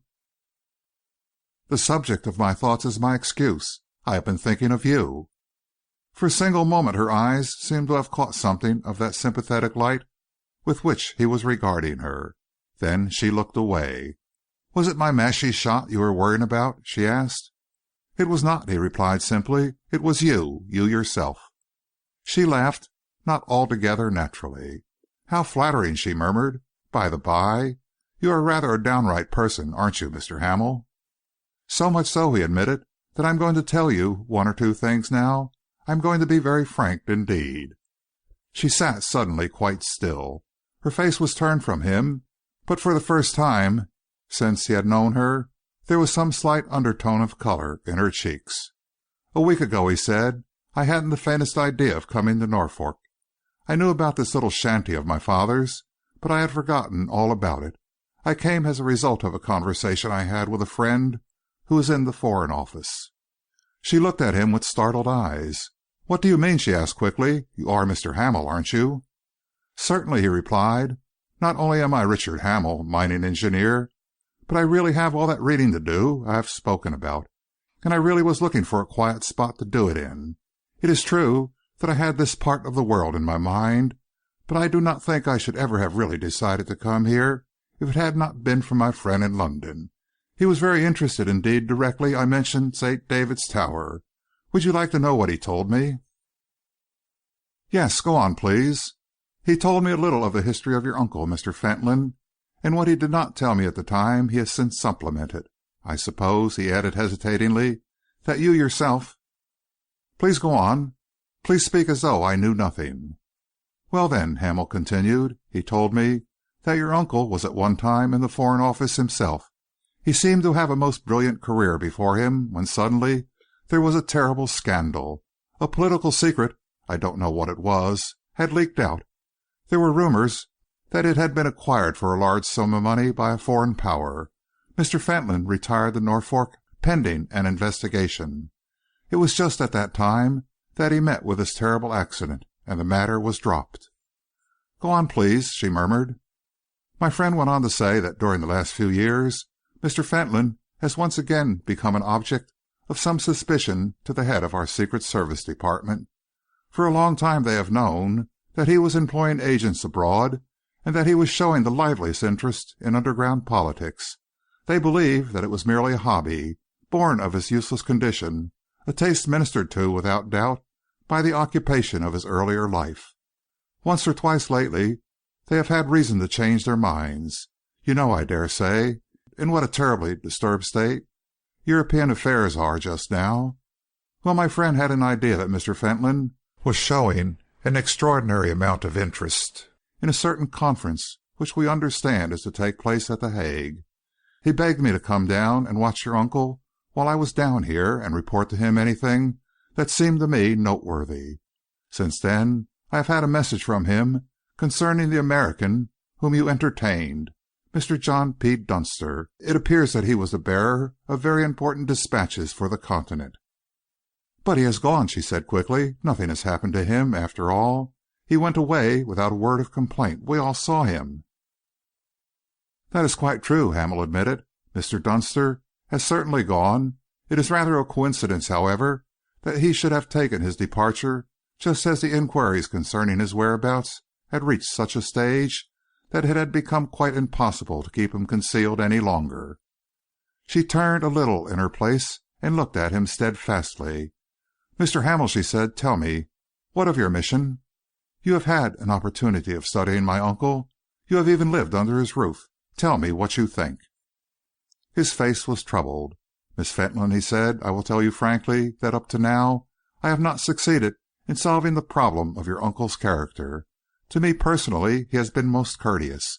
He lives apparently a studious and an unselfish life. I have heard him even spoken of as a philanthropist. And yet you three, you, your mother and your brother, who are nearest to him, who live in his house and under his protection, have the air of passing your days in mortal fear of him." "Mr. Hamel," she exclaimed nervously, "you don't believe that? He is always very kind." "Apparently," Hamel observed dryly, "and yet you must remember that you, too, are afraid of him. I need not remind you of our conversation, but there the truth is. You praise his virtues and his charities, you pity him, and yet you go about with a load of fear, and forgive me, of secret terror in your heart, you and Gerald, too. As for your mother—" "Don't," she interrupted suddenly. "Why do you bring me here to talk like this? You cannot alter things. Nothing can be altered." "Can't it?" he replied. "Well, I will tell you the reason for my having brought you here and of my having made this confession. I brought you here because I could not bear to go on living, if not under your roof, at any rate in the neighbourhood, without telling you the truth. Now you know it. I am here to watch Mr. Fentolin. I am going on watching him. You can put him on his guard if you like. I shan't complain. Or you can—" He paused so long that she looked at him. He moved a little closer to her. His fingers suddenly gripped her hand. "Or you can marry me and come away from it all," he concluded quietly. "Forgive me, please. I mean it." For a moment the startled light in her eyes was followed by a delicious softness. Her lips were parted. She leaned a little towards him. Then suddenly she seemed to remember. She rose with swift alertness to her feet. "I think," she said, "that we had better play golf." "But I have asked you to marry me," he protested as he scrambled up. "Your caddy has found your ball a long time ago," she pointed out, walking swiftly on ahead. He played his shot and caught her up. "Miss Fentolin, Esther," he pleaded eagerly, "do you think that I am not in earnest? Because I am. I mean it. Even if I have only known you for a few days, it has been enough. I think that I knew it was coming from the moment you stepped into my railway carriage." "You knew what was coming?" she asked, raising her eyes suddenly. "That I should care for you." "It's the first time you've told me," she reminded him, with a queer little smile. "Oh, forgive me, please. I didn't mean to say that. I don't want to have you tell me so. It's all too ridiculous and impossible." "Is it? And why?" "I've only known you for 3 days." "We can make up for that." "But I don't care about you." I have never thought of anyone in that way. It is absurd," she went on. "You'll have to some time or other," he declared. "I'll take you traveling with me, show you the world, new worlds, unnamed rivers, untrodden mountains. Or do you want to go and see where the little brown people live among the mimosa and the cherry blossoms? I'll take you so far away that this place and this life will seem like a dream." Her breath caught a little. "Don't, please," she begged. "You know very well, or rather you don't know, perhaps, but I must tell you that I couldn't. I am here, tied and bound, and I can't escape." "Ah, dear, don't believe it," he went on earnestly. "There isn't any bond so strong that I won't break it for you. No knot I won't untie, if you give me the right." They were climbing slowly to the tee. He stepped forward and pulled her up. Her hand was cold. Her eyes were raised to his very softly, yet almost pleadingly. "Please don't say anything more," she begged. "I can't quite bear it just now. You know you must remember there is my mother." "Do you think that I could leave her to struggle alone?" His caddy, who had teed the ball, and who had regarded the proceedings with a moderately tolerant air, felt called upon at last to interfere. "We'd best get on," he remarked, pointing to two figures in the distance, "or they'll say we've cut in." Hamel smote his ball far and true. On a more moderate scale she followed his example. They descended the steps together. "Love making isn't going to spoil our golf," he whispered, smiling, as he touched her fingers once more. She looked at him almost shyly. "Is this love making?" she asked. They walked together from the 18th green toward the clubhouse. A curious silence seemed suddenly to have enveloped them. Hamel was conscious of a strange exhilaration, a queer upheaval of ideas, an excitement which nothing in his previous life had yet been able to yield him. The wonder of it amazed him, kept him silent. It was not until they reached the steps, indeed, that he spoke. "On our way home," he began. She suddenly seemed to have stiffened. He looked at her, surprised. She was standing quite still, her hand gripping the post, her eyes fixed upon the waiting motor car. The delicate softness had gone from her face. Once more that look of partly veiled suffering was there, suffering mingled with fear. "Look," she whispered under her breath. "Look, it's Mr. Fentolin. He has come for us himself. He is there in the car." Mr. Fentolin, a strange little figure, lying back among the cushions of the great Daimler, raised his hat and waved it to them. "Come along, children," he cried. "You see, I am here to fetch you myself. The sunshine has tempted me. What a heavenly morning! Come and sit by my side, Esther, and fight your battles all over again. That's one of the joys of golf, isn't it?" he asked, turning to Hamel. "You need not be afraid of boring me. Today is one of my bright days. I suppose that it is the sunshine and the warm wind. On the way here we passed some fields. I could swear that I smelt violets. Where are you going, Esther?" "To take my clubs to my locker and pay my caddy," she replied. "Mr. Hamel will do that for you," Mr. Fentolin declared. "Come and take your seat by my side and let us wait for him. I am tired of being alone." She gave up her clubs reluctantly. All the life seemed to have gone from her face. "Why didn't mother come with you?" she asked simply. "To tell you the truth, dear Esther," he answered, "when I started, I had a fancy to be alone. I think, in fact I am sure, that your mother wanted to come. The sunshine, too, was tempting her. Perhaps it was selfish of me not to bring her, but then there is a great deal to be forgiven me, isn't there, Esther?" "A great deal," she echoed, looking steadily ahead of her. "I came," he went on, "because it occurred to me that, after all, I had my duties as your guardian. Dear Esther, I am not sure that we can permit flirtations, you know. Let me see, how old are you?" 21, she replied. "In a magazine I was reading the other day," he continued, "I was interested to observe that the modern idea as regards marriage is a changed one. A woman, they say, should not marry until she is 27 or 28. A very excellent idea. I think we agree, do we not, on that, Esther?" "I don't know," she replied. "I have never thought about the matter." "Then," he went on, "we will make up our minds to agree. 27 or 28, let us say. A very excellent age. A girl should know her own mind by then. And meanwhile, dear Esther, would it be wise, I wonder, to see a little less of our friend Mr. Hamel. He leaves us today, I think. He is very obstinate about that. If he were staying still in the house, well, it might be different. But if he persists in leaving us, you will not forget, dear, that association with a guest is one thing, association with a young man living out of the house is another. A great deal less of Mr. Hamel, I think, that we must see." She made no reply whatever.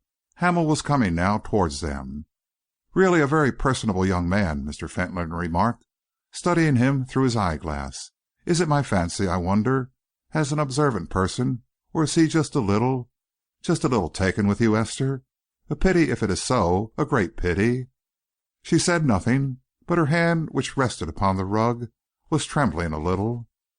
"If you have an opportunity," Mr. Fentolin suggested, dropping his voice, "you might very delicately, you know, girls are so clever at that sort of thing, convey my views to Mr. Hamel as regards his leaving us and its effect upon your companionship.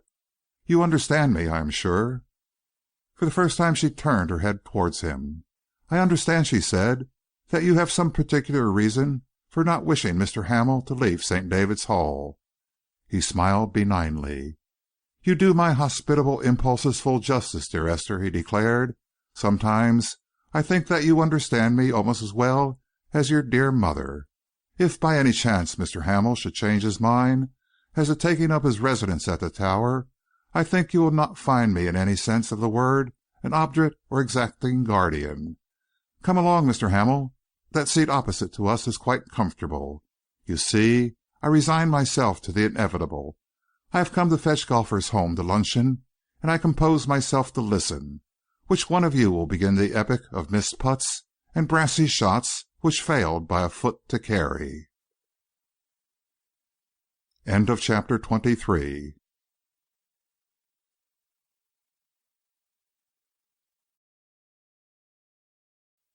Chapter 24 of The Vanished Messenger by E. Phillips Oppenheim.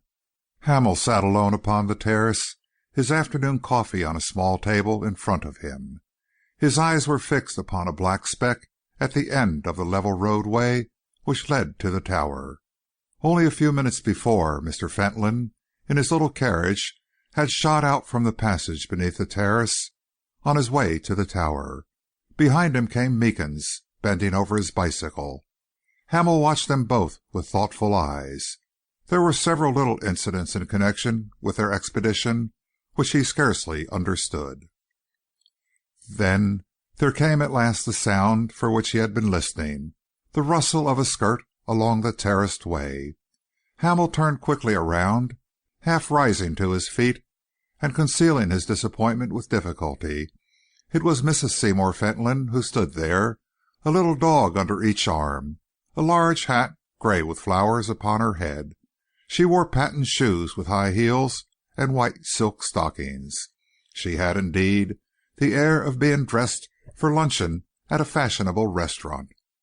As she stooped to set the dogs down, a strong waft of perfume was shaken from her clothes. "Are you entirely deserted, Mr. Hamel?" she asked. "I am," he replied. "Miss Esther went, I think, to look for you.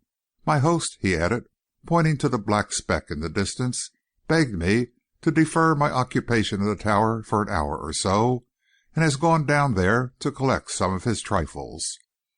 Her eyes followed his outstretched hand. She seemed to him to shiver for a moment. "You really mean, then, that you are going to leave us?" she asked, accepting the chair which she had drawn up close to his. He smiled. "Well, I scarcely came on a visit to St. David's Hall, did I?" he reminded her. "It has been delightfully hospitable of Mr. Fentolin to have insisted upon my staying on here for these few days, but I could not possibly inflict myself upon you all for an unlimited period." Mrs. Fentolin sat quite still for a time, in absolute repose, if one could forget her mass of unnaturally golden hair, the forced and constant smile, the too liberal use of rouge and powder, the nervous motions of her head. It was easily to be realized that there were still neglected attractions about her face and figure. Only, in these moments of repose, an intense and aging weariness seemed to have crept into her eyes and face. It was as though she had dropped the mask of incessant gaiety and permitted a glimpse of her real self to steal to the surface. "Mr. Hamel," she said quietly, "I dare say that even during these few days you have realized that Mr. Fentolin is a very peculiar man." "I have certainly observed eccentricities," Hamel assented. "My life, and the lives of my two children," she went on, "is devoted to the task of ministering to his happiness." "Isn't that rather a heavy sacrifice?" he asked. Mrs. Seymour Fentolin looked down the long, narrow way along which Mr. Fentolin had passed. He was out of sight now, inside the tower. Somehow or other, the thought seemed to give her courage and dignity. She spoke differently, without nervousness or hurry. "To you, Mr. Hamel," she said, "it may seem so. We who make it know of its necessity." He bowed his head. It was not a subject for him to discuss with her. "Mr. Fentolin has whims," she went on, "violent whims. We all try to humour him. He has his own ideas about Gerald's bringing up. I do not agree with them, but we submit. Esther, too, suffers, perhaps to a lesser extent. As for me," her voice broke a little, "Mr. Fentolin likes people around him who are always cheerful. He prefers even a certain style of dress. I, too, have to do my little share." Hamel's face grew darker. "Has it ever occurred to you," he demanded, "that Mr. Fentolin is a tyrant?" She closed her eyes for a moment. "There are reasons," she declared, "why I cannot discuss that with you. He has these strong fancies, and it is our task in life to humour them. He has one now with regard to the Tower, with regard to you. You are, of course, your own master. You can do as you choose, and you will do as you choose. Neither I nor my children have any claim upon your consideration.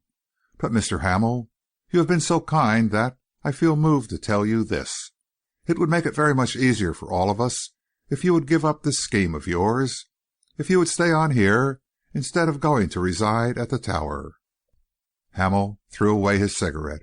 He was deeply interested. "Mrs. Fentolin," he said, "I am glad to have you speak so plainly. Let me answer you in the same spirit. I am leaving this house mainly because I have conceived certain suspicions with regard to Mr. Fentolin. I do not like him. I do not trust him. I do not believe in him. Therefore, I mean to remove myself from the burden of his hospitality. There are reasons," he went on, "why I do not wish to leave the neighbourhood altogether. There are certain investigations which I wish to make. That is why I have decided to go to the Tower." "Miles was right, then," she cried suddenly. "You are here to spy upon him." He turned towards her swiftly. "To spy upon him, Miss Fentolin? For what reason? Why? Is he a criminal, then?" She opened her lips and closed them again. There was a slight frown upon her forehead. It was obvious that the word had unintentionally escaped her. "I only know what it is that he called you, what he suspects you of being," she explained. "Mr. Fentolin is very clever, and he is generally at work upon something. We do not inquire into the purpose of his labours. The only thing I know is that he suspects you of wanting to steal one of his secrets." "Secrets? But what secrets has he?" Hamel demanded. "Is he an inventor?" "You ask me idle questions," she sighed. "We have gone, perhaps, a little further than I intended. I came to plead with you, for all our sakes, if I could, to make things more comfortable by remaining here instead of insisting upon your claim to the Tower." "Mrs. Fentolin," Hamel said firmly, "I like to do what I can to please and benefit my friends, especially those who have been kind to me. I will be quite frank with you. There is nothing you could ask me which I would not do for your daughter's sake, if I were convinced that it was for her good." Mrs. Seymour Fentolin seemed to be trembling a little. Her hands were crossed upon her bosom. "You have known her for such a short time," she murmured.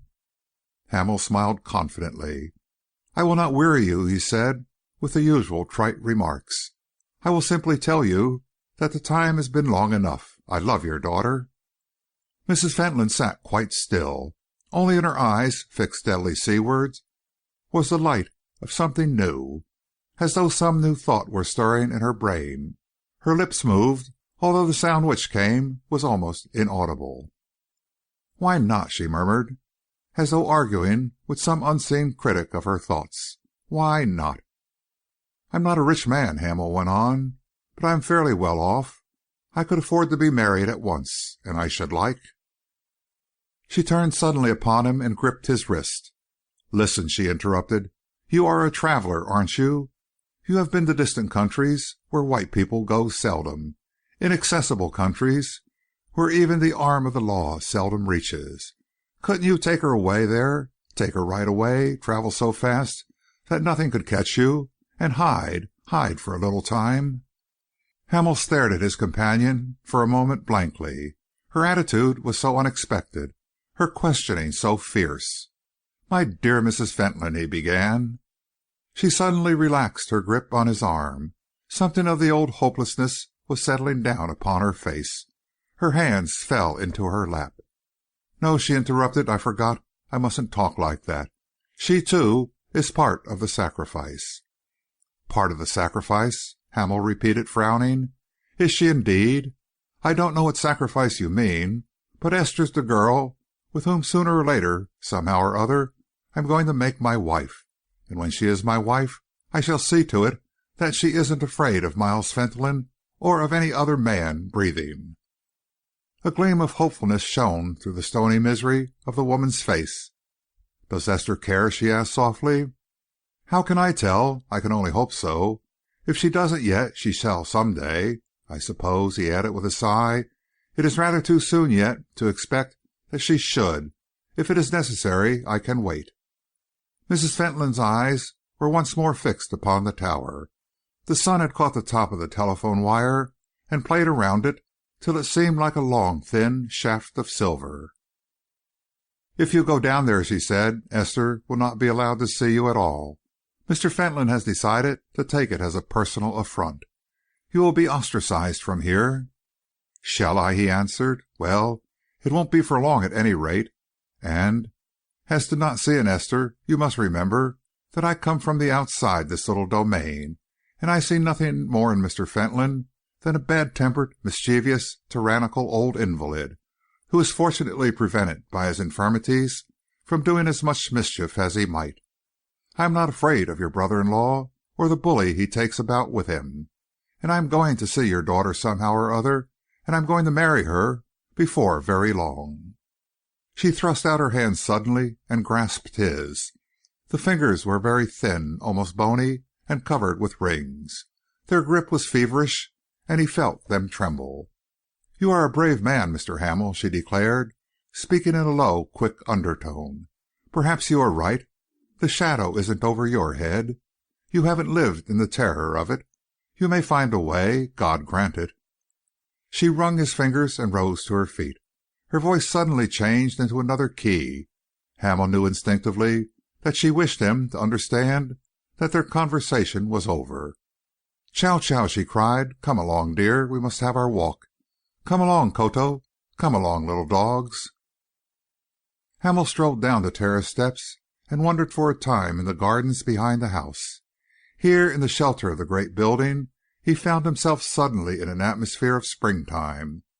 There were beds of crocuses and hyacinths, fragrant clumps of violets, borders of snowdrops, masses of primrose and early anemones.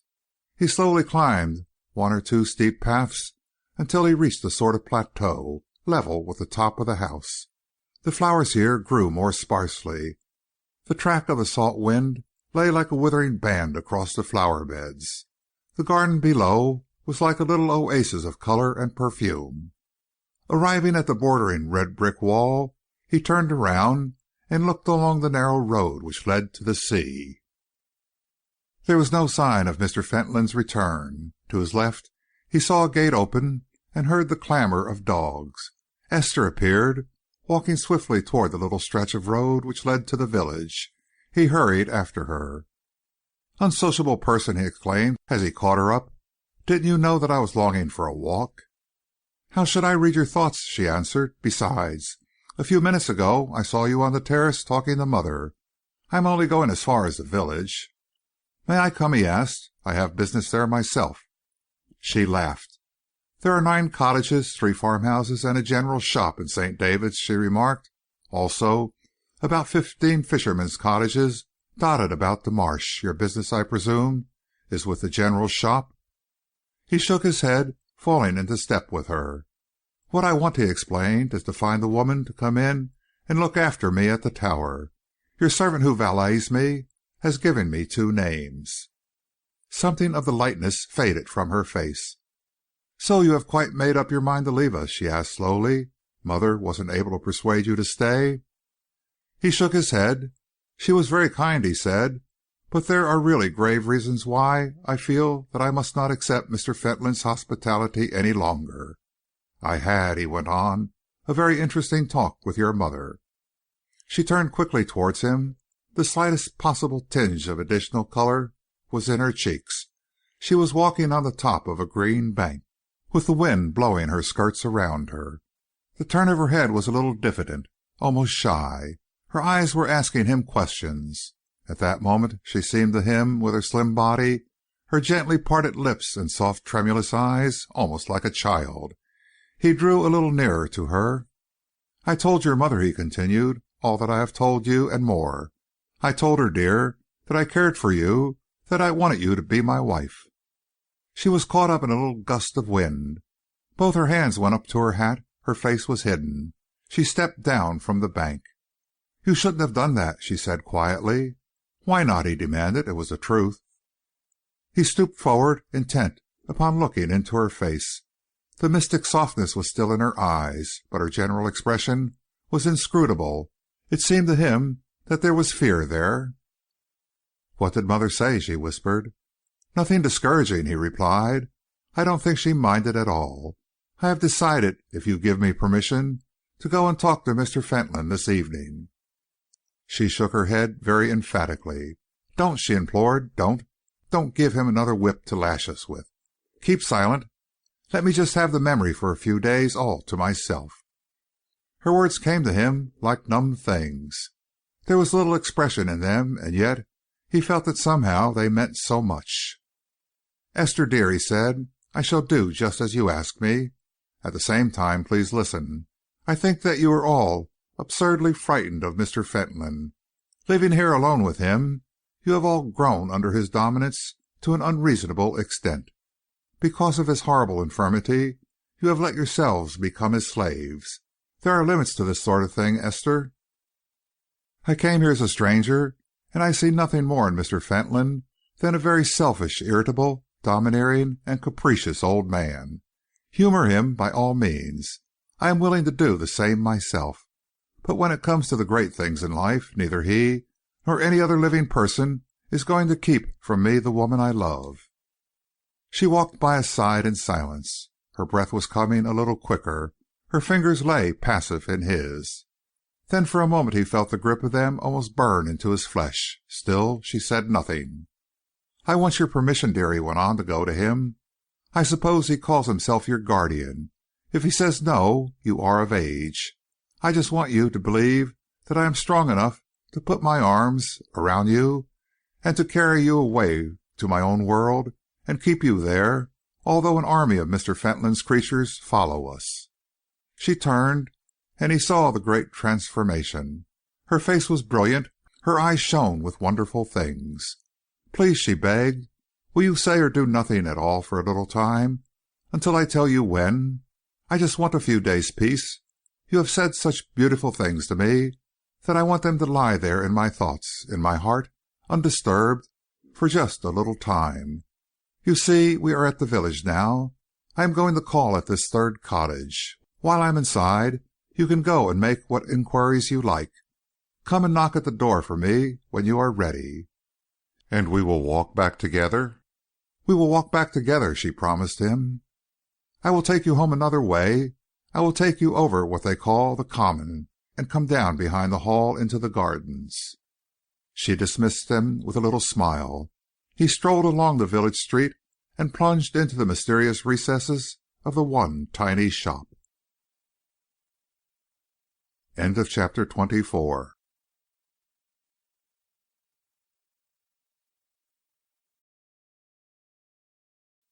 Chapter 25 of The Vanished Messenger by E. Phillips Oppenheim. Hamel met Kinsley shortly before 1 o'clock the following afternoon in the lounge of the Royal Hotel at Norwich. "You got my wire, then?" the latter asked, as he held out his hand. "I had it sent by special messenger from Wells." "It arrived directly after breakfast," Hamel replied. "It wasn't the easiest matter to get here, even then, for there are only about 2 trains a day, and I didn't want to borrow a car from Mr. Fentolin." "Quite right," Kinsley agreed. "I want you to come absolutely on your own. Let's get into the coffee room and have some lunch now. I want to catch the afternoon train back to town." "Do you mean to say that you've come all the way down here to talk to me for half hour or so?" Hamel demanded, as they took their places at the table. "All the way from town," Kinsley assented. "And up to the eyes in work we are too, Dick. What do you think of Miles Fentolin?" "Hanged if I know," Hamel answered with a sigh. "Nothing definite to tell us, then?" "Nothing." "What about Mr. John P. Dunster?" "He left yesterday morning," Hamel said. "I saw him go. He looked very shaky. I understood that Mr. Fentolin sent him to Yarmouth." "Did Mr. Fentolin know that there was an inquiry on foot about this man's disappearance?" Kinsley asked. "Certainly. I heard Lord Saxthorpe tell him that the police had received orders to scour the country for him, and that they were coming to St. David's Hall." Kinsley, for a moment, was singularly and eloquently profane.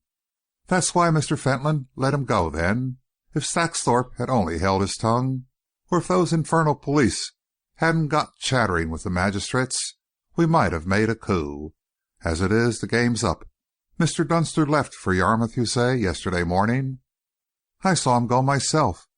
He looked very shaky and ill, but he was able to smoke a big cigar and walk downstairs leaning on the doctor's arm." "I don't doubt," Kinsley remarked, "but that you saw what you say you saw. At the same time, you may be surprised to hear that Mr. Dunster has disappeared again." "Disappeared again?" Hamel muttered. "It looks very much," Kinsley continued, "as though your friend Miles Fentolin has been playing with him like a cat with a mouse. He has been obliged to turn him out of one hiding place, and he has simply transferred him to another." Hamel looked doubtful. "Mr. Dunster left quite alone in the car," he said. "He was on his guard, too, for Mr. Fentolin and he had had words. I really can't see how it was possible for him to have got into any more trouble." "Where is he, then?" Kinsley demanded. "Come, I will let you a little further into our confidence. We have reason to believe that he carries with him a written message which is practically the only chance we have of avoiding disaster during the next few days. The written message is addressed to the delegates at The Hague, who are now sitting. Nothing has been heard of Dunster or the document he carries. No word has come from him of any sort since he left St. David's Hall." "Have you tried to trace him from there?" Hamel asked. "Trace him?" Kinsley repeated. "By heavens, you don't seem to understand, Dick. The extraordinary importance of this man to us. The cleverest detective in England spent yesterday under your nose at St. David's Hall. There are a dozen others working upon the job as hard as they can. All the reports confirm what you say, that Dunster left St. David's Hall at 9:30 yesterday morning, and he certainly arrived in Yarmouth at a little before 12. From there he seems, however, to have completely disappeared. The car went back to St. David's Hall empty. The man only stayed long enough in Yarmouth, in fact, to have his dinner. We cannot find a single smack owner who was approached in any way for the hire of a boat. Yarmouth has been ransacked in vain. He certainly has not arrived at The Hague, or we should have heard news at once. As a last resource, I ran down here to see you on the chance of your having picked up any information." Hamel shook his head. "You seem to know a good deal more than I do already," he said. "What do you think of Mr. Fentolin? You have stayed in his house? You have had an opportunity of studying him?" "So far as my impressions go," Hamel replied, "everything which you have suggested might very well be true. I think that either out of sheer love of mischief or from some subtler motive, he is capable of anything. Every one in the place, except one poor woman, seems to look upon him as a sort of supernatural being. He gives money away to worthless people with both hands. Yet I share your opinion of him. I believe that he is a creature without conscience or morals. I have sat at his table and shivered when he has smiled." "Are you staying at St. David's Hall now?" "I left yesterday." "Where are you now, then?" "I'm at St. David's Tower, the little place I told you of that belonged to my father. But I don't know whether I shall be able to stop there. Mr. Fentolin, for some reason or other, very much resented my leaving the Hall, and was very annoyed at my insisting upon claiming the Tower. When I went down to the village to get someone to come up and look after me, there wasn't a woman there who would come. It didn't matter what I offered. They were all the same. They all muttered some excuse or other and seemed only anxious to show me out. At the village shop they seemed to hate to serve me with anything. It was all I could do to get a packet of tobacco yesterday afternoon. You would really think that I was the most unpopular person who ever lived. And it can only be because of Mr. Fentolin's influence." "Mr. Fentolin evidently does not like to have you in the locality," Kinsley remarked thoughtfully. "He was all right so long as I was at St. David's Hall," Hamel observed. "What's this place like, St. David's Tower, you call it?" Kinsley asked. "Just a little stone building actually on the beach," Hamel explained. "There's a large shed which Mr. Fentolin keeps locked up, and the habitable portion consists of just a bedroom and a sitting room. From what I can see, Mr. Fentolin has been making a sort of hobby out of the place. There is telephonic communication with the house, and he seems to have used the sitting room as a sort of studio. He paints sea pictures, and he really paints them very well." A man came into the coffee room, made some inquiry of the waiter, and went out again. Hamel stared at him in a puzzled manner. For the moment he could only remember that the face was familiar. Then he suddenly gave vent to a little exclamation. "Anyone would think that I had been followed," he remarked. "The man who just looked into the room is one of Mr. Fentolin's parasites or bodyguards, or whatever you call them." "You probably have," Kinsley agreed. "What post does he hold in the household?" "I have no idea," Hamel replied. "I saw him the first day I arrived, and not since. Sort of secretary, I should think." "He is a queer-looking fellow, anyway," Kinsley muttered. "Look out, Dick. Here he comes back again." Mr. Ryan approached the table a little diffidently. "I hope you will forgive the liberty, sir," he said to Hamel. "You remember me, I trust, Mr. Ryan? I'm the librarian at St. David's Hall." Hamel nodded. "I thought I'd seen you there." "I was wondering," the man continued, "whether you had a car of Mr. Fentolin's in Norwich today, and if so, whether I might beg a seat back in case you were returning before the 5 o'clock train. I came in early this morning to go through some manuscripts at a second-hand bookseller's here, and I have unfortunately missed the train back." Hamel shook his head. "I came in by train myself, or I would have given you a lift back with pleasure," he said. Mr. Ryan expressed his thanks briefly and left the room. Kinsley watched him from over the top of a newspaper. "So that is one of Mr. Fentolin's creatures, too," he remarked. "Keeping his eye on you in Norwich, eh?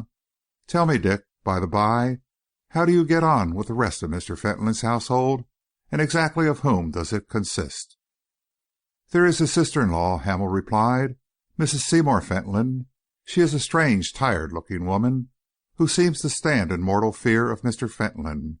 She is always overdressed and never natural, but it seems to me that nearly everything she does is done to suit his whims or at his instigation." Kinsley nodded thoughtfully. "I remember Seymour Fentolin," he said. "A really fine fellow he was. Well, who else?" "Just a nephew and niece. The boy is half sullen, half discontented, yet he too seems to obey his uncle blindly. The three of them seem to be his slaves. It's a thing you can't live in the house without noticing." "It seems to be a cheerful sort of household," Kinsley observed. "You read the papers, I suppose, Dick?" he asked after a moment's pause. "On and off the last few days. I seem to have been busy doing all sorts of things." "Well, I'll tell you something," Kinsley continued. "The whole of our available fleet is engaged in carrying out what they call a demonstration in the North Sea. They have patrol boats out in every direction, and only the short-distance wireless signals are being used. Everything, of course, is in code. Yet we know this for a fact. A good deal of private information passing between the Admiral and his commanders was known in Germany 3 hours after the signals themselves had been given. It is suspected, more than suspected, in fact, that these messages were picked up by Mr. Fentolin's wireless installation." "I don't suppose he could help receiving them," Hamel remarked. "He could help decoding them and sending them through to Germany, though," Kinsley retorted grimly. "The worst of it is, he has a private telephone wire in his house to London. If he isn't up to mischief, what does he need all these things for? Private telegraph line, private telephone, private wireless. We have given the postmaster a hint to have the telegraph office moved down into the village, but I don't know that that will help us much." "So far as regards the wireless," Hamel said, "I rather believe that it is temporarily dismantled. We had a sailorman over the morning before yesterday to complain of his messages having been picked up. Mr. Fentolin promised at once to put his installation out of work for a time." "He has done plenty of mischief with it already," Kinsley groaned. "However, it was Dunster I came down to make enquiries about. I couldn't help hoping that you might have been able to put us on the right track." Hamel sighed. "I know nothing beyond what I have told you." "How did he look when he went away?" "Very ill indeed," Hamel declared. "I afterwards saw the nurse who had been attending him, and she admitted that he was not fit to travel. I should say the probabilities are that he is laid up again somewhere." "Did you actually speak to him?" "Just a word or two." "And you saw him go off in the car?" "Gerald Fentolin and I both saw him and wished him good bye." Kinsley glanced at the clock and rose to his feet. "Walk down to the station with me," he suggested. "I needn't tell you, I am sure," he went on, as they left the hotel a few minutes later, "that if anything does turn up, or if you get the glimmering of an idea, you'll let me know. We've a small army looking for the fellow, but it does seem as though he had disappeared off the face of the earth. If he doesn't turn up before the end of the conference, we are done." "Tell me," Hamel asked, after they had walked for some distance in silence, "exactly why is our fleet demonstrating to such an extent?" "The conference I have spoken of," Kinsley replied, "which is being held at The Hague, is being held, we know, purposely to discuss certain matters in which we are interested. It is meeting for their discussion without any invitation having been sent to this country. There is only one reply possible to such a course. It is there in the North Sea. But unfortunately—" Kinsley paused. His tone and his expression had alike become gloomier. "Go on," Hamel begged. "Our reply, after all, is a miserable affair," Kinsley concluded. "You remember the outcry over the withdrawal of our Mediterranean fleet? Now you see its sequel. We haven't a ship worth a snap of the fingers from Gibraltar to Suez. If France deserts us, it is good-bye to Malta, good-bye to Egypt, good-bye to India. It's the disruption of the British Empire. And all this," he wound up, as he paused before taking a seat in the railway carriage, "all this might now even be avoided if only we could lay our hands upon the message which that man Dunster was bringing from New York." End of chapter 25.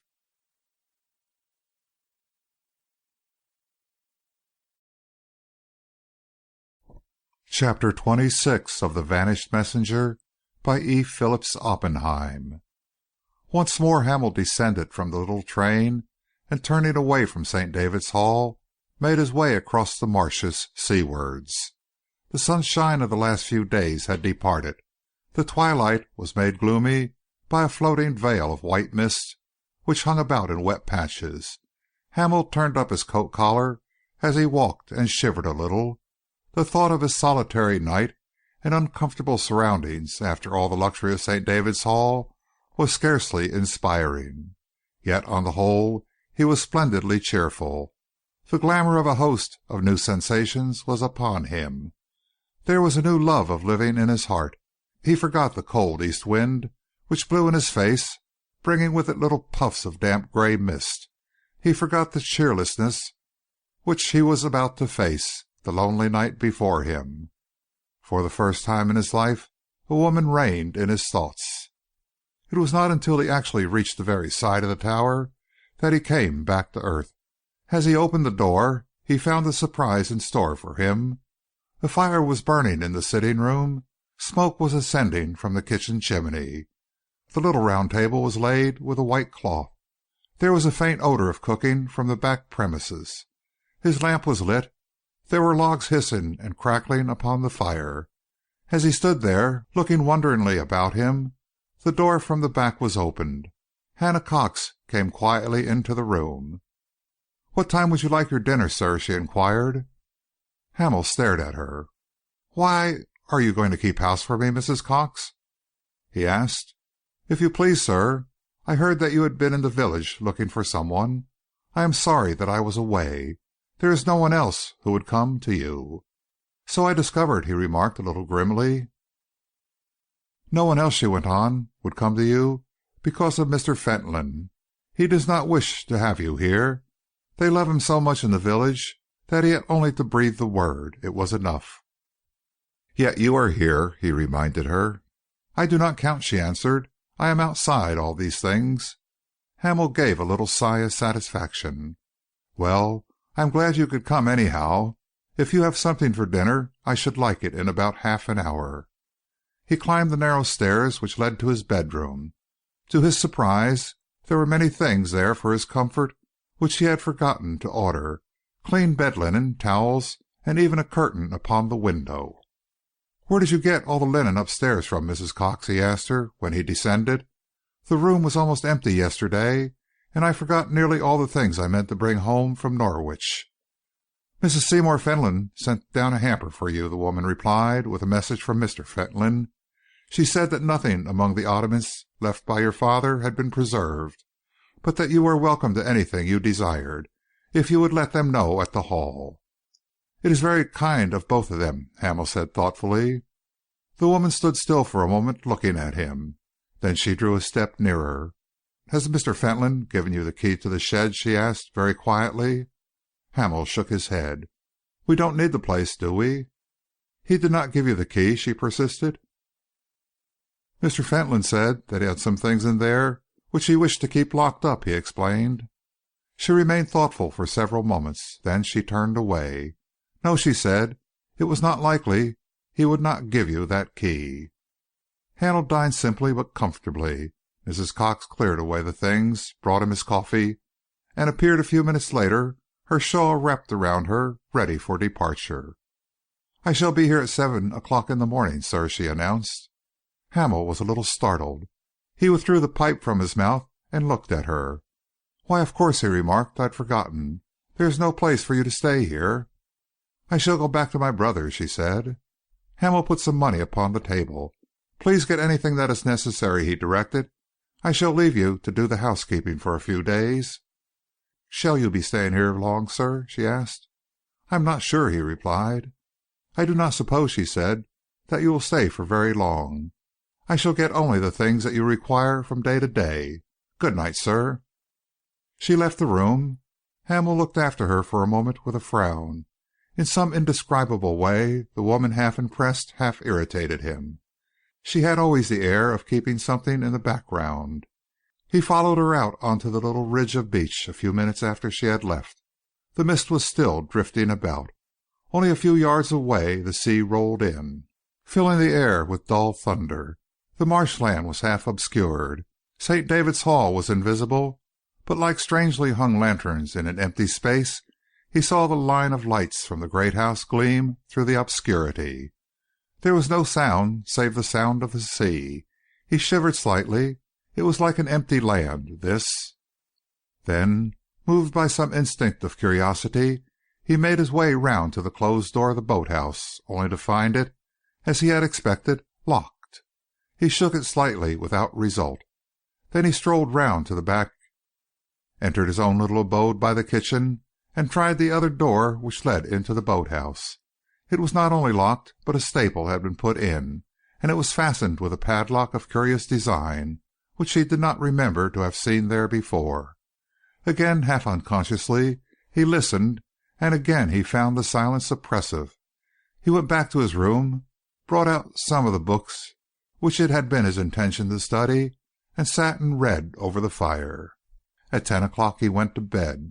As he threw open his window before undressing, it seemed to him that he could catch the sound of voices from the sea.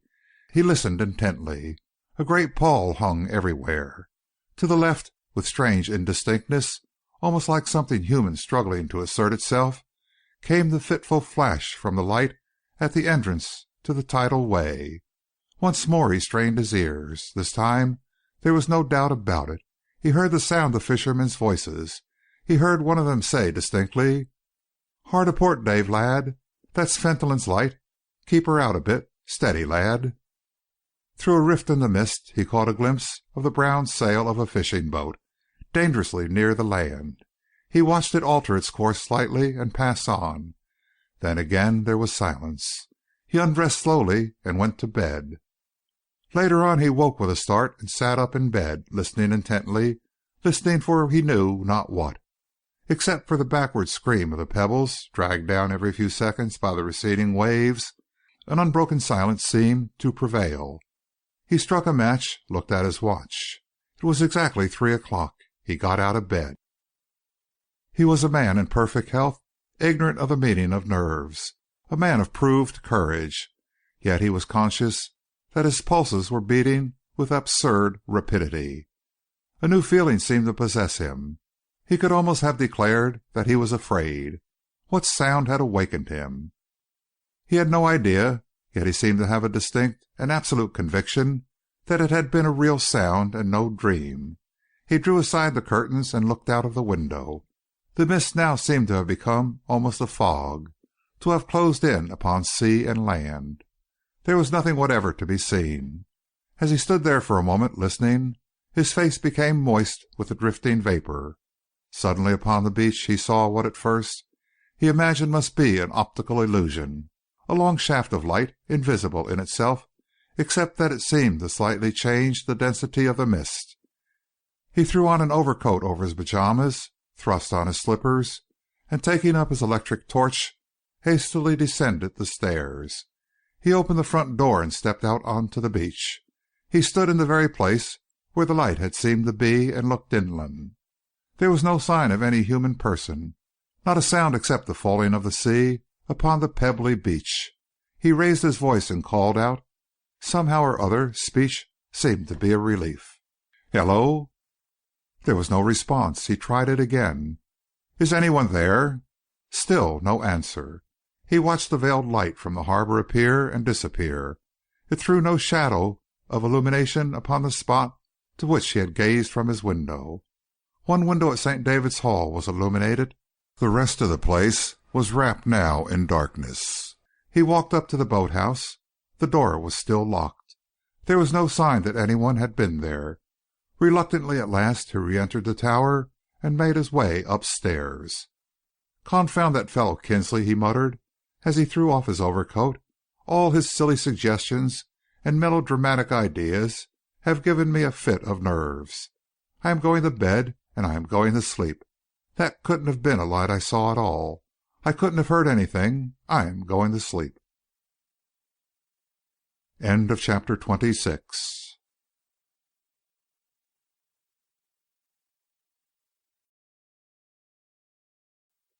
Chapter 27 of The Vanished Messenger by E. Phillips Oppenheim. Hamel awoke to find his room filled with sunshine and a soft wind blowing in through the open window. There was a pleasant odor of coffee floating up from the kitchen. He looked at his watch. It was past 8 o'clock. The sea was glittering and bespangled with sunlight. He found among his scanty belongings a bathing suit, and, wrapped in his overcoat, hurried downstairs. "Breakfast in half an hour, Mrs. Cox," he called out. She stood at the door watching him as he stepped across the pebbles and plunged in. For a few moments he swam. Then he turned over on his back. The sunlight was gleaming from every window of St. David's Hall. He even fancied that upon the terrace he could see a white-clad figure looking towards him. He turned over and swam once more. From her place in the doorway, Mrs. Cox called out to him, "Mind the Dagger Rocks, sir." He waved his hand. The splendid exhilaration of the salt water seemed to give him unlimited courage. He dived, but the woman's cry of fear soon recalled him. Presently he swam to shore and hurried up the beach. Mrs. Cox, with a sigh of relief, disappeared into the kitchen. "Those rocks are on your nerves again, Mrs. Cox?" he asked good-humoredly, as he took his place at the breakfast table a quarter of an hour later. "It's only us who live here, sir," she answered, "who know how terrible they are. There's one. It comes up like my hand, a long spike. A boat once struck upon that, and it's as though it had been sawn through the middle." "I must have a look at them some day," he declared. "I'm going to work this morning. Mrs. Cox, lunch at 1 o'clock." He took rugs and established himself with a pile of books at the back of a grassy knoll sheltered from the wind, with the sea almost at his feet. He sharpened his pencil and numbered the page of his notebook. Then he looked up towards the Hall garden and found himself dreaming. The sunshine was delicious, and a gentle optimism seemed to steal over him. "I am a fool," he murmured to himself. "I am catching some part of these people's folly. Mr. Fentolin is only an ordinary crotchety invalid with queer tastes. On the big things he is probably like other men. I shall go to him this morning." A seagull screamed over his head. Little brown-sailed fishing boats came gliding down the harbor way. A pleasant sensuous joyfulness seemed part of the spirit of the day. Hamel stretched himself out upon the dry sand. "Work be hanged!" he exclaimed. A soft voice answered him almost in his ear, a voice which was becoming very familiar. "A most admirable sentiment, my young friend, which you seem to be doing your best to live up to. Not a line written, I see." He sat up upon his rug. Mr. Fentolin, in his little carriage, was there by his side. Behind was the faithful Meekins, with an easel under his arm. "I trust that your first night in your new abode has been a pleasant one?" Mr. Fentolin asked. "I slept quite well, thanks," Hamel replied. "Glad to see you're going to paint." Mr. Fentolin shook his head gloomily. "It is, alas," he declared, "one of my weaknesses. I can only work in solitude. I came down on the chance that the fine weather might have tempted you over to the golf club. As it is, I shall return." "I'm awfully sorry," Hamel said. "Can't I go out of sight somewhere?" Mr. Fentolin sighed. "I will not ask your pardon for my absurd humours," he continued, a little sadly. "Their existence, however, I cannot deny. I will wait." "It seems a pity for you to do that," Hamel remarked. "You see, I might stay here for some time." Mr. Fentolin's face darkened. He looked at the young man with a sort of pensive wrath. "If," the latter went on, "you say yes to something I am going to ask you, I might even stay in the neighbourhood for longer still." Mr. Fentolin sat quite motionless in his chair. His eyes were fixed upon Hamel. "What is it that you are going to ask me?" he demanded. "I want to marry your niece." Mr. Fentolin looked at the young man in mild surprise. "A sudden decision on your part, Mr. Hamel?" he murmured. "Not at all," Hamel assured him. "I have been 10 years looking for her." "And the young lady?" Mr. Fentolin enquired. "What does she say?" "I believe, sir," Hamel replied, "that she would be willing." Mr. Fentolin sighed. "One is forced sometimes," he remarked regretfully, "to realize the selfishness of our young people. For many years one devotes oneself to providing them with all the comforts and luxuries of life. Then, in a single day, they turn around and give everything they have to give to a stranger. So you want to marry Esther?" "If you please." "She has a very moderate fortune." "She need have none at all," Hamel replied. "I have enough." Mr. Fentolin glanced towards the house. Then he said, "I think you had better go and tell her so, in which case I shall be able to paint." "I have your permission, then?" Hamel asked, rising to his feet eagerly. "Negatively," Mr. Fentolin agreed. "You have. I cannot refuse. Esther is of age. The thing is reasonable. I do not know whether she will be happy with you or not. A young man of your disposition who declines to study the whims of an unfortunate creature like myself is scarcely likely to be possessed of much sensibility. However, perhaps your views as to a solitary residence here will change with your engagement to my niece." Hamel did not reply for a moment. He was trying to ask himself why, even in the midst of this rush of anticipatory happiness, he should be conscious of a certain reluctance to leave the Tower and Mr. Fentolin. He was looking longingly toward the Hall. Mr. Fentolin waved him away. "Go and make love," he ordered, "and leave me alone. We are both in pursuit of beauty, only our methods differ." Hamel hesitated no longer, but walked up the narrow path with swift, buoyant footsteps. Everywhere he seemed to be surrounded by the glorious spring sunshine. It glittered in the little pools and creeks by his side. It drew a new colour from the dun-coloured marshes, the masses of emerald seaweed, the shimmering sands. It flashed in the long row of windows of the hall. As he drew nearer, he could see the banks of yellow crocuses in the sloping gardens behind. There were odours of spring in the air. He ran lightly up the terrace steps. There was an easy chair drawn into her favourite corner, and a book upon the table, but no sign of Esther. He hesitated for a moment, and then, retracing his steps along the terrace, entered the house by the front door, which stood wide open. There was no one in the hall, scarcely a sound about the place.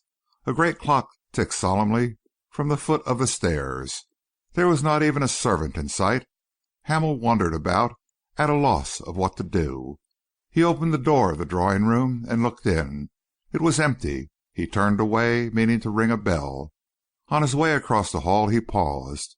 A curiously suggestive sound reached him faintly from the end of one of the passages. It was the click of a typewriter. Hamel stood for a moment perfectly still. He had hurried up to the hall, filled with one selfish joy common to all mankind. He had had no thought save the thought of seeing Esther.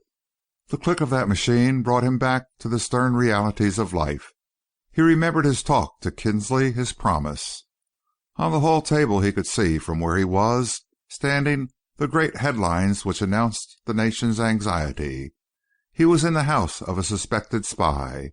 The click of the typewriter was an accompaniment to his thought. He looked around once more and listened. Then he made his way quietly across the hall and down the long passage, at the end of which the room which Mr. Fentolin called his workroom was situated. He turned the handle of the door and entered, closing it immediately behind him. The woman who was typing paused with her fingers upon the keys. Her eyes met his coldly, without curiosity. She had paused in her work, but she took no other notice of his coming. "Has Mr. Fentolin sent you?" she asked at last. He came over to the typewriter. "Mr. Fentolin has not sent me," he said slowly. "I am here on my own account. I dare say you will think that I am a lunatic to come to you like this. Nevertheless, please listen to me." Her fingers left the keys. She laid her hands upon the table in front of her. He drew a little nearer. She covered over the sheets of paper with which she was surrounded with a pad of blotting paper. He pointed suddenly to them. "Why do you do that?" he demanded. "What is there in your work that you are afraid I might see?" She answered him without hesitation. "These are private papers of Mr. Fentolin's. No one has any business to see them. No one has any business to enter this room. Why are you here?" "I came to the hall to find Miss Fentolin," he replied. "I heard the click of your typewriter. I came to you, I suppose I should say, on impulse." Her eyes rested upon his, filled with a cold and questioning light. "There is an impression up in London," Hamel went on, "that Mr. Fentolin has been interfering by means of his wireless in affairs which do not concern him, and giving away valuable information. This man Dunster's disappearance is as yet unexplained.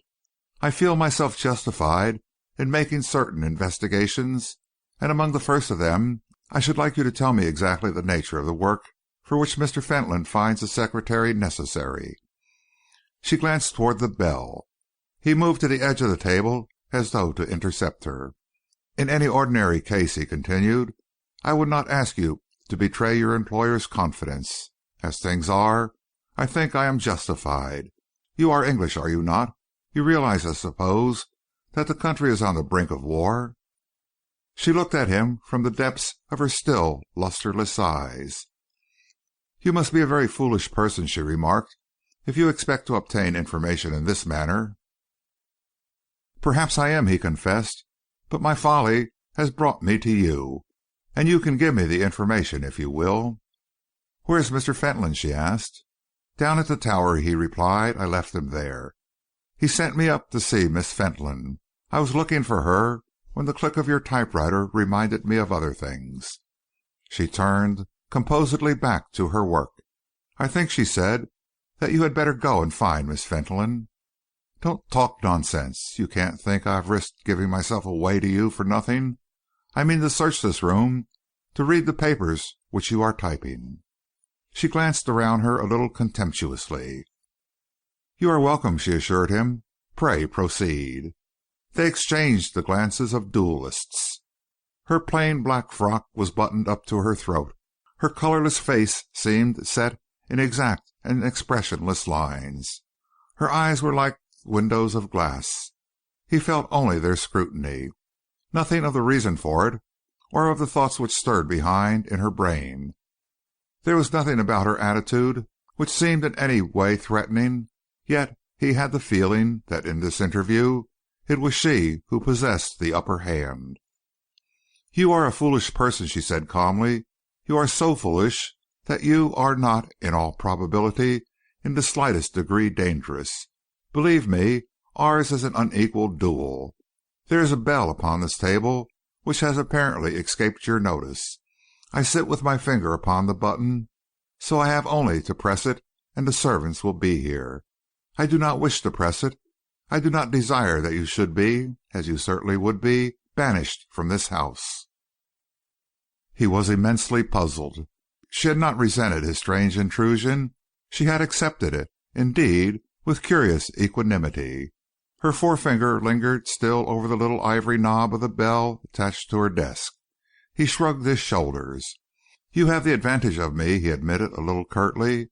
"All the same, I think I could possess myself of those sheets of paper, you know, before the bell was answered." "Would it be wise, I wonder, then, to insure their safety?" she asked coolly. Her finger pressed the bell. He took a quick step forward. She held out her hand. "Stop," she ordered. "These sheets will tell you nothing which you do not know already unless you are a fool. Never mind the bell. That is my affair. I am sending you away." He leaned a little towards her. "It wouldn't be possible to bribe you, I suppose?" She shook her head. "I wonder you haven't tried that before. No, it would not with money, that is to say." "You'll tell Mr. Fentolin, I presume?" he asked quickly. "I have nothing to tell him," she replied. "Nothing has happened. Richards," she went on, as a servant entered the room, "Mr. Hamel is looking for Miss Fentolin. Will you see if you can find her?" The man's expression was full of polite regret. "Miss Fentolin went over the Legh Woods early this morning, sir," he announced. "She is staying to lunch with Lady Saxthorpe." Hamel stood quite still for a moment. Then he turned to the window. In the far distance he could catch a glimpse of the tower. Mr. Fentolin's chair had disappeared from the walk. "I am sorry," he said. "I must have made a mistake. I will hurry back." There were more questions which he was longing to ask, but the cold negativeness of her manner chilled him. She sat with her fingers poised over the keys, waiting for his departure. He turned and left the room. End of chapter 27.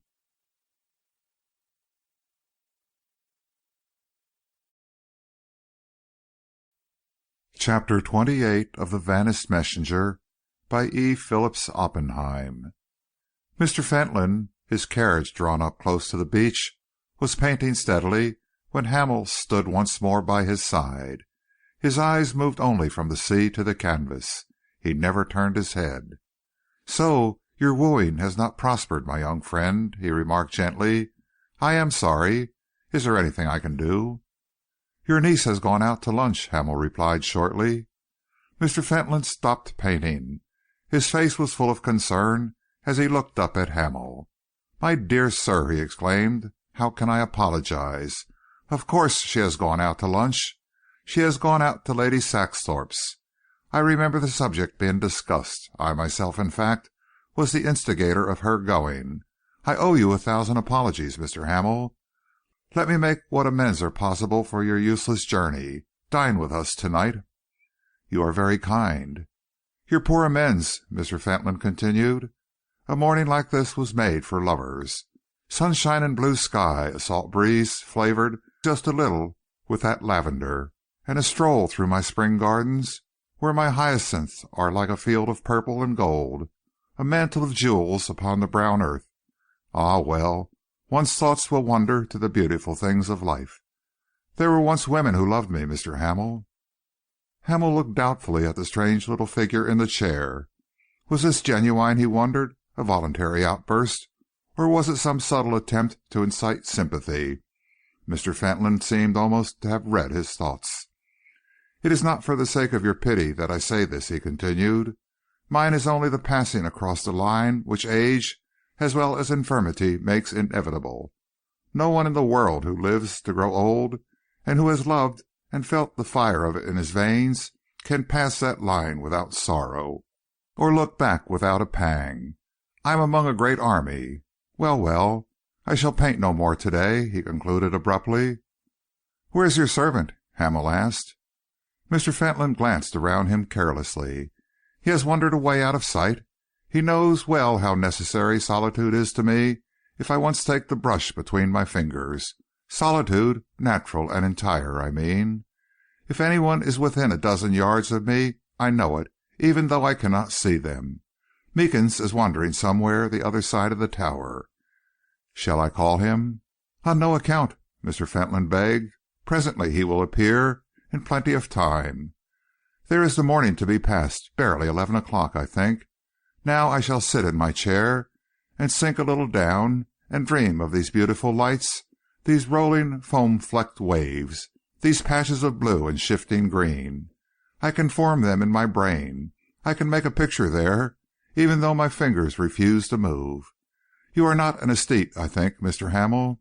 The study of beauty does not mean to you what it did to your father and my father and, in a smaller way, to me." "Perhaps not," Hamel confessed. "I believe I feel these things somewhere, because they bring a queer sense of content with them. I am afraid, though, that my artistic perceptions are not so keen as some men's." Mr. Fentolin looked at him thoughtfully. "It is the physical life in your veins, too splendid to permit your abstract pleasures. Compensations again, you see, compensations. I wonder what the law is that governs these things. I have forgotten sometimes," he went on, "forgotten my own infirmities in the soft intoxication of a wonderful seascape. Only," he went on, his face a little grey, "it is the physical in life which triumphs. There are the hungry hours which nothing will satisfy." His head sank, his chin rested upon his chest. He had all the appearance now of a man who talks in bitter earnest. Yet, Hamel wondered. He looked towards the tower. There was no sign of Meekins. The seagulls went screaming above their heads. Mr. Fentolin never moved. His eyes seemed half closed. It was only when Hamel rose to his feet that he looked swiftly up. "Stay with me, I beg you, Mr. Hamel," he said. "I am in one of the moods when solitude, even for a moment, is dangerous. Do you know what I have sometimes thought to myself?" He pointed to the planked way which led down the steep, pebbly beach to the sea. "I have sometimes thought," he went on, "that it would be glorious to find a friend to stand by my side at the top of the planks, just there, when the tide was high, and to bid him loose my chair and steer it myself, to steer it down that narrow path into the arms of the sea, the first touch of the salt waves, the last touch of life. Why not? One sleeps without fear." He lifted his head suddenly. Meekins had appeared, coming round from the back of the tower. Instantly, Mr. Fentolin's whole manner changed. He sat up in his chair. "It is arranged, then," he said. "You dine with us tonight. For the other matters of which you have spoken, well, let them rest in the hands of the gods. You are not very kind to me. I am not sure whether you would make Esther a good husband. I am not sure even that I like you. You take no pains to make yourself agreeable. Considering that your father was an artist, you seem to me rather a dull and uninspiring young man. But who can tell? There may be things stirring beneath that torpid brain of yours which no other person knows save yourself." The concentrated gaze of Mr. Fentolin's keen eyes was hard to meet, but Hamel came out of the ordeal without flinching. "At 8 o'clock, Mr. Fentolin," he answered. "I can see that I must try to earn your better opinion." Hamel read steadily for the remainder of the morning. It was past 1 o'clock when he rose stiffly from his seat among the sand knolls and, strolling back to the tower, opened the door and entered. The cloth was laid for luncheon in the little sitting room, but there were no signs of Hannah Cox. He passed on into the kitchen and came to a sudden standstill. Once more the memory of his own work passed away from him. Once more he was back again among that queer, clouded tangle of strange suspicions, of thrilling, half-formed fears which had assailed him at times ever since his arrival at St. David's. He stopped quite short. The words which rose to his lips died away. He felt the breathless, compelling need for silence and grew tense in the effort to make no sound. Hannah Cox was kneeling on the stone floor. Her ear was close to the crack of the door which led into the boathouse. Her face, half turned from it, was set in a strange, concentrated passion of listening. Her lips were parted, her eyes half closed. She took no more notice of Hamel or his arrival than if he had been some useless piece of furniture. Every faculty seemed to be absorbed in that one intense effort of listening. There was no need of her outstretched finger. Hamel fell in at once with a mood so mesmeric. He, too, listened. The small clock which she had brought with her from the village ticked away upon the mantelpiece. The full sea fell with placid softness upon the high beach outside. Some slight noise of cooking came from the stove. Save for these things, there was silence. Yet, for a space of time which Hamel could never have measured, they both listened. When at last the woman rose to her feet, Hamel, finding words at last, was surprised to find that his throat was dry. "What is it, Mrs. Cox?" he answered. "Why were you listening there?" Her face was absolutely expressionless. She was busying herself now with a small saucepan, and her back was turned towards him. "I spend my life, sir," she said, "listening and waiting. One never knows when the end may come." "But the boathouse," Hamel objected. "No one has been in there this morning, have they?" "Who can tell?" she answered. "He could go anywhere when he chose, or how he chose. Through the keyhole if he wanted." "But why listen?" Hamel persisted. "There is nothing in there now but some odds and ends of machinery." She turned from the fire and looked at him for a moment. Her eyes were colourless, her tone unemotional. "Maybe. There's no harm in listening." "Did you hear anything which made you want to listen?" "Who can tell?" she answered. "A woman who lives well nigh alone, as I live, in a quiet place, hears things so often that other folks never listen to. There's always something in my ears, night or day. Sometimes I am not sure whether it's in this world or the other. It was like that with me just then. It was for that reason I listened. Your luncheon's ready, sir." Hamel walked thoughtfully back into the sitting room. He seated himself before a spotless cloth and watched Hannah Cox spread out his well-cooked, cleanly served meal. "If there's anything you want, sir," she said, "I shall hear you at a word. The kitchen door is open." "One moment, Mrs. Cox." She lingered there patiently, with the tray in her hand. "There was some sound," Hamel continued, "perhaps a real sound, perhaps a fancy, which made you go down on your knees in the kitchen. Tell me what it was." "The sound I always hear, sir," she answered quietly. "I hear it in the night, and I hear it when I stand by the sea and look out. I have heard it for so many years that who can tell whether it comes from this world or the other? The cry of men who die." She passed out. Hamel looked after her for a moment like a man in a dream. In his fancy he could see her back again once more in the kitchen, kneeling on the stone floor, listening. End of chapter 28.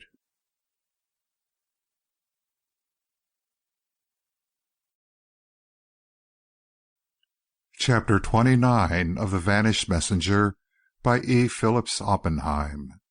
A cold twilight had fallen upon the land when Hamel left the tower that evening and walked briskly along the footway to the hall. Little patches of mist hung over the creeks. The sky was almost frosty. The lights from St. David's Hall shone like cheerful beacons before him. He hastened up the stone steps, crossed the terrace, and passed into the hall. A servant conducted him at once to the drawing-room. Mrs. Fentolin, in a pink evening dress, with a pink ornament in her hair, held out both her hands. In the background Mr. Fentolin, in his queerly cut evening clothes, sat with folded arms, leaning back in his carriage. He listened grimly to his sister-in-law as she stood with Hamel's hands in hers. "My dear Mr. Hamel," she exclaimed, "how perfectly charming of you to come up and relieve a little of our sad loneliness. Delightful, I call it, of you. I was just saying so to Miles." Hamel looked around the room. Already his heart was beginning to sink. "Miss Fentolin is well, I hope?" he asked. "Well, but a very naughty girl," her mother declared. "I let her go to Lady Saxthorpe's to lunch, and now we have had simply the firmest letter from Lady Saxthorpe. They insist on keeping Esther to dine and sleep. I have had to send her evening clothes. But you can't tell Mr. Hamel how I miss her." Hamel's disappointment was a little too obvious to pass unnoticed. There was a shade of annoyance, too, in his face. Mr. Fentolin smoothly intervened. "Let us be quite candid with Mr. Hamel, dear Florence," he began. "I have spoken to my sister-in-law and told her the substance of our conversation this morning," he proceeded, wheeling his chair nearer to Hamel. "She is thunderstruck. She wishes to reflect, to consider. Esther chanced to be away. We have encouraged her absence for a few more hours." "I hope, Mrs. Fentolin," Hamel said simply, "that you will give her to me. I am not a rich man, but I am fairly well off. I should be willing to live exactly where Esther wishes, and I would do my best to make her happy." Mrs. Fentolin opened her lips once and closed them again. She laughed a little, high-pitched, semi-hysterical laugh. The hand which gripped her fan was straining so that the blue veins stood out almost like whipcord. "Esther is very young, Mr. Hamel. We must talk this over. You have known her for such a very short time." A servant announced dinner, and Hamel offered his arm to his hostess. "Is Gerald away, too?" he asked. "We do indeed owe you our apologies," Mr. Fentolin declared. "Gerald is spending a couple of days at Dormy House at Brancaster, a golf arrangement made some time back." "He promised to play with me tomorrow," Hamel remarked thoughtfully. "He said nothing about going away." "I fear that like most young men of his age, he has little memory," Mr. Fentolin sighed. "However, he will be back tomorrow or the next day. I owe you my apologies, Mr. Hamel, for our lack of young people. We must do our best to entertain our guest, Florence. You must be at your best, dear. You must tell him some of those capital stories of yours." Mrs. Fentolin shivered for a moment. Hamel, as he handed her to her place, was struck by a strange look which she threw upon him, half furtive, full of pain. Her hand almost clung to his. She slipped a little, and he held her tightly. Then he was suddenly conscious that something hard was being pressed into his palm. He drew his hand away at once. "You seem a little unsteady this evening, my dear Florence," Mr. Fentolin remarked, peering across the round table. She eyed him nonchalantly enough. "The floor is slippery," she said. "I was glad for a moment of Mr. Hamel's strong hand. Where are those dear puppies? Chow Chow," she went on. "Come and sit by your mistress at once." Hamel's fingers inside his waistcoat pocket were smoothing out the crumpled piece of paper which she had passed to him. Soon he had it quite flat. Mrs. Fentolin, as though freed from some anxiety, chatted away gaily. "I don't know that I shall apologize to Mr. Hamel at all for the young people being away," she declared. "Just fancy what we have saved them from. A solitary meal served by Hannah Cox. Do you know they say she is half-witted, Mr. Hamel?" "So far, she has looked after me very well," Hamel observed. "Her intellect is defective," Mr. Fentolin remarked. "On one point only. The good woman is obsessed by the idea that her husband and sons are still calling to her from the Dagger Rocks. It is almost pitiful to meet her wandering about there on a stormy night. The seacoasts are full of these little village tragedies, real tragedies, too, however insignificant they may seem to us." Mr. Fentolin's tone was gently sympathetic. He changed the subject a moment or two later, however. "Nero fiddles tonight," he said, "while Rome burns. There are hundreds in our position, yet it certainly seems queer that we should be sitting here so quietly when the whole country is in such a state of excitement.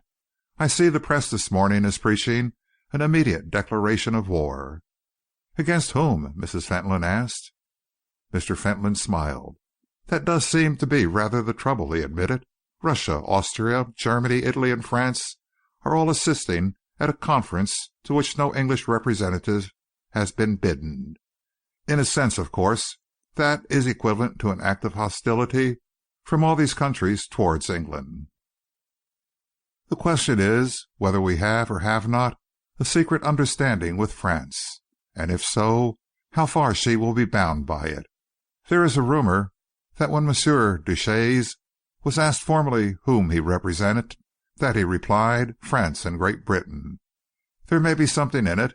It is hard to see how any English statesman could have left unguarded the Mediterranean with all that it means, trusting simply to the faith of a country with whom we have no binding agreement. On the other hand, there is the mobilization of the fleet.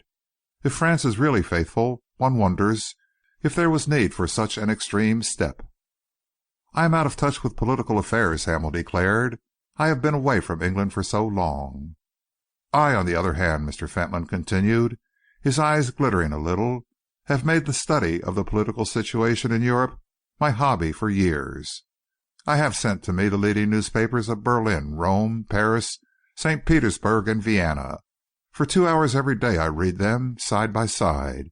It is curious sometimes to note the common understanding which seems to exist between the powers not bound by any formal alliance. For years war seemed a very unlikely thing, and now," he added, leaning forward in his chair, "I pronounce it almost a certainty." Hamel looked at his host a little curiously. Mr. Fentolin's gentleness of expression seemed to have departed. His face was hard, his eyes agleam. He had almost the look of a bird of prey. For some reason, the thought of war seemed to be a joy to him. Perhaps he read something of Hamel's wonder in his expression, for with a shrug of the shoulders he dismissed the subject. "Well," he concluded, "all these things lie on the knees of the gods. I dare say you wonder, Mr. Hamel, why a poor, useless creature like myself should take the slightest interest in passing events. It is just the fascination of the looker-on. I want your opinion about that champagne. Florence, dear, you must join us. We will drink to Mr. Hamel's health. We will perhaps couple that toast in our minds with a sentiment which I am sure is not very far from your thoughts, Florence." Hamel raised his glass and bowed to his host and hostess. He was not wholly at ease. It seemed to him that he was being watched with a queer persistence by both of them. Mrs. Fentolin continued to talk and laugh with gaiety which was too obviously forced. Mr. Fentolin posed for a while as the benevolent listener. He mildly applauded his sister-in-law's stories and encouraged Hamel in the recital of some of his reminiscences. Suddenly the door was opened. Miss Price appeared. She walked smoothly across the room and stood by Mr. Fentolin's side. Stooping down, she whispered in his ear. He pushed his chair back a little from the table. His face was dark with anger. "I said not before 10 tonight," he muttered. Again she spoke in his ear so softly that the sound of her voice itself scarcely travelled even as far as where Hamel was sitting. Mr. Fentolin looked steadfastly for a moment at his sister-in-law, and from her to Hamel. Then he backed his chair away from the table. "I shall have to ask to be excused for 3 minutes," he said. "I must speak upon the telephone. It is a call from someone who declares that they have important news." He turned the steering wheel of his chair and, with Miss Price by his side, passed across the dining room, out of the oasis of rose-shaded lights, into the shadows, and through the open door. From there he turned his head before he disappeared, as though to watch his guest. Mrs. Fentolin was busy fondling one of her dogs, which she raised to her lap, and Hamel was watching her with a tolerant smile. "Koto, you little idiot, why can't you sit up like your sister? Was its tail in the way then, Mr. Hamel?" she whispered under her breath, so softly that he barely caught the words, although he was only a few feet away. "Don't look at me. I feel as though we were being watched all the time. You can destroy that piece of paper in your pocket. All that it says is, 'Leave here immediately after dinner.'" Hamel sipped his wine in a nonchalant fashion. His fingers had strayed over the silky coat of the little dog, which she had held out as though for his inspection. "How can I?" he asked. "What excuse can I make?" "Invent one," she said swiftly. Leave here before 10 o'clock. Don't let anything keep you. And destroy that piece of paper in your pocket, if you can, now." "But, Mrs. Fentolin," he began. She caught up one of her absurd little pets and held it to her mouth. "Meekins is in the doorway," she whispered. "Don't argue with me, please. You are in danger you know nothing about. Pass me the cigarettes." She leaned back in her chair, smoking quickly. She held one of the dogs on her knee and talked rubbish to it. Hamel watched her, leaning back in his carved oak chair, and he found it hard to keep the pity from his eyes. The woman was playing a part, playing it with desperate and pitiful earnestness, a part which seemed the more tragical because of the soft splendor of their surroundings. From the shadowy walls, huge, dimly seen pictures hung about them, a strange and yet impressive background. Their small round dining table, with its rare cut glass, its perfect appointments, its bowls of pink roses, was like a spot of wonderful color in the great room. Two men servants stood at the sideboard a few yards away, a triumph of negativeness. The butler, who had been absent for a moment, stood now silently waiting behind his master's place. Hamel was oppressed, during those few minutes of waiting, by a curious sense of unreality, as though he were taking part in some strange tableau. There was something unreal about his surroundings and his own presence there, something unreal in the atmosphere, charged as it seemed to be with some omen of impending happenings, something unreal in that whispered warning. Those few hoarsely uttered words, which had stolen to his hearing across the cluster of drooping roses, the absurd babble of the woman who sat there with tragic things under the powder with which her face was daubed. Koto must learn to sit upon his tail, like that. No, not another grape till he sits up. There, then. She was leaning forward with a grape between her teeth towards the tiny animal who was trying in vain to balance his absurdly shaped little body upon the tablecloth. Hamel, without looking around, knew quite well what was happening. Soon he heard the click of the chair. Mr. Fentolin was back in his place. His skin seemed paler and more parchment-like than ever. His eyes glittered. "It seems," he announced quietly, as he raised his wine-glass to his lips, with the air of one needing support, "that we entertained an angel unawares here. This Mr. Dunster is lost for the second time. A very important personage he turns out to be." "You mean the American whom Gerald brought home after the accident?" Mrs. Fentolin asked carelessly. Mr. Fentolin replied. "He insisted upon continuing his journey before he was strong enough. I warned him of what might happen. He has evidently been taken ill somewhere. It seems that he was on his way to The Hague." "Do you mean that he has disappeared altogether this time?" Hamel asked. Mr. Fentolin shook his head. "No, he has found his way to The Hague safely enough. He is lying there at a hotel in the city, but he is unconscious. There is some talk about his having been robbed on the way. At any rate, they are tracing his movements backwards. We are to be honoured with a visit from one of Scotland Yard's detectives to reconstruct his journey from here. Our quiet little corner of the world is becoming quite notorious. Florence, dear, you are tired. I can see it in your eyes. Your headache continues, I am sure. We will not be selfish. Mr. Hamel and I are going to have a long evening in the library. Let me recommend a phenacetin and bed." She rose at once to her feet, with a dog under either arm. "I'll take the phenacetin," she promised, "but I hate going to bed early. Shall I see you again, I wonder, Mr. Hamel?" "Not this evening, I fear," he answered. "I am going to ask Mr. Fentolin to excuse me early." She passed out of the room. Hamel escorted her as far as the door and then returned. Mr. Fentolin was sitting quite still in his chair. His eyes were fixed upon the tablecloth. He looked up quickly as Hamel resumed his seat. "You are not in earnest, I hope, Mr. Hamel," he said, "when you tell me that you must leave early. I have been anticipating a long evening. My library is filled with books on South America which I want to discuss with you." "Another evening, if you don't mind," Hamel begged. "Tonight I must ask you to excuse my hurrying away." Mr. Fentolin looked up from underneath his eyelids. His glance was quick and penetrating. "Why this haste?" Hamel shrugged his shoulders. "To tell you the truth," he admitted, "I had an idea while I was reading an article on cantilever bridges this morning. I want to work it out." Mr. Fentolin glanced behind him. The door of the dining room was closed. The servants had disappeared. Meekins alone, looking more like a prize fighter than ever in his sombre evening clothes, had taken the place of the butler behind his master's chair. "We shall see," Mr. Fentolin said quietly. End of chapter 29.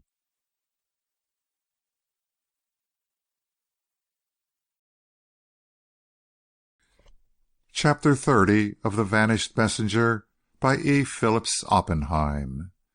Mr. Fentolin pointed to the little pile of books upon the table, the deep easy chair, the green shaded lamps, the decanter of wine.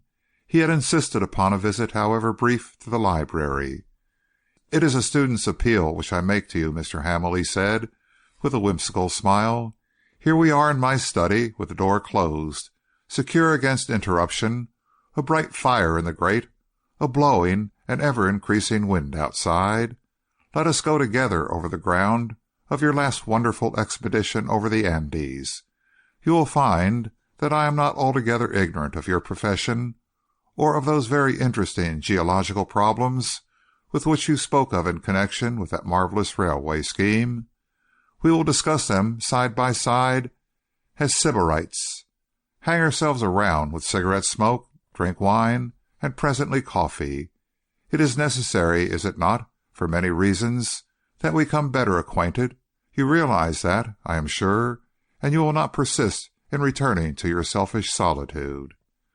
Hamel's eyes were fixed a little longingly upon some of the volumes with which the table was covered. "You must not think me ungrateful or churlish, Mr. Fentolin," he begged. "I have a habit of keeping promises which I make to myself, and tonight I have made myself a promise that I will be back at the Tower by 10 o'clock. "You are obdurate?" Mr. Fentolin asked softly. "I am afraid I am." Mr. Fentolin busied himself with the handle of his chair. "Tell me," he insisted, "is there any other person save yourself to whom you have given this mysterious promise?" "No one," Hamel replied promptly. "I am a person very sensitive to atmosphere," Mr. Fentolin continued slowly. "Since the unfortunate visit of this man Dunster, I seem to have been conscious of a certain suspicion, a little cloud of suspicion under which I seem to live and move, even among the members of my own household. My sister-in-law is nervous and hysterical. Gerald has been sullen and disobedient. Esther has avoided me. And now, well, I find even your attitude a little difficult to understand. What does it mean, Mr. Hamel?" Hamel shook his head. "I am not in the confidence of the different members of your family," he answered, "so far as I personally am concerned." "It pleases me sometimes," Mr. Fentolin interrupted, "to interfere to some extent in the affairs of the outside world. If I do so, that is my business. I do it for my own amusement. It is at no time a serious position which I take up. Have I by any chance, Mr. Hamel, become an object of suspicion to you?" "There are matters in which you are concerned," Hamel admitted, "which I do not understand, but I see no purpose in discussing them." Mr. Fentolin wheeled his chair round in a semicircle. He was now between the door and Hamel. "Weaker mortals than I, Mr. Hamel," he said calmly, "have wielded before now the powers of life and death. From my chair I can make the lightnings bite.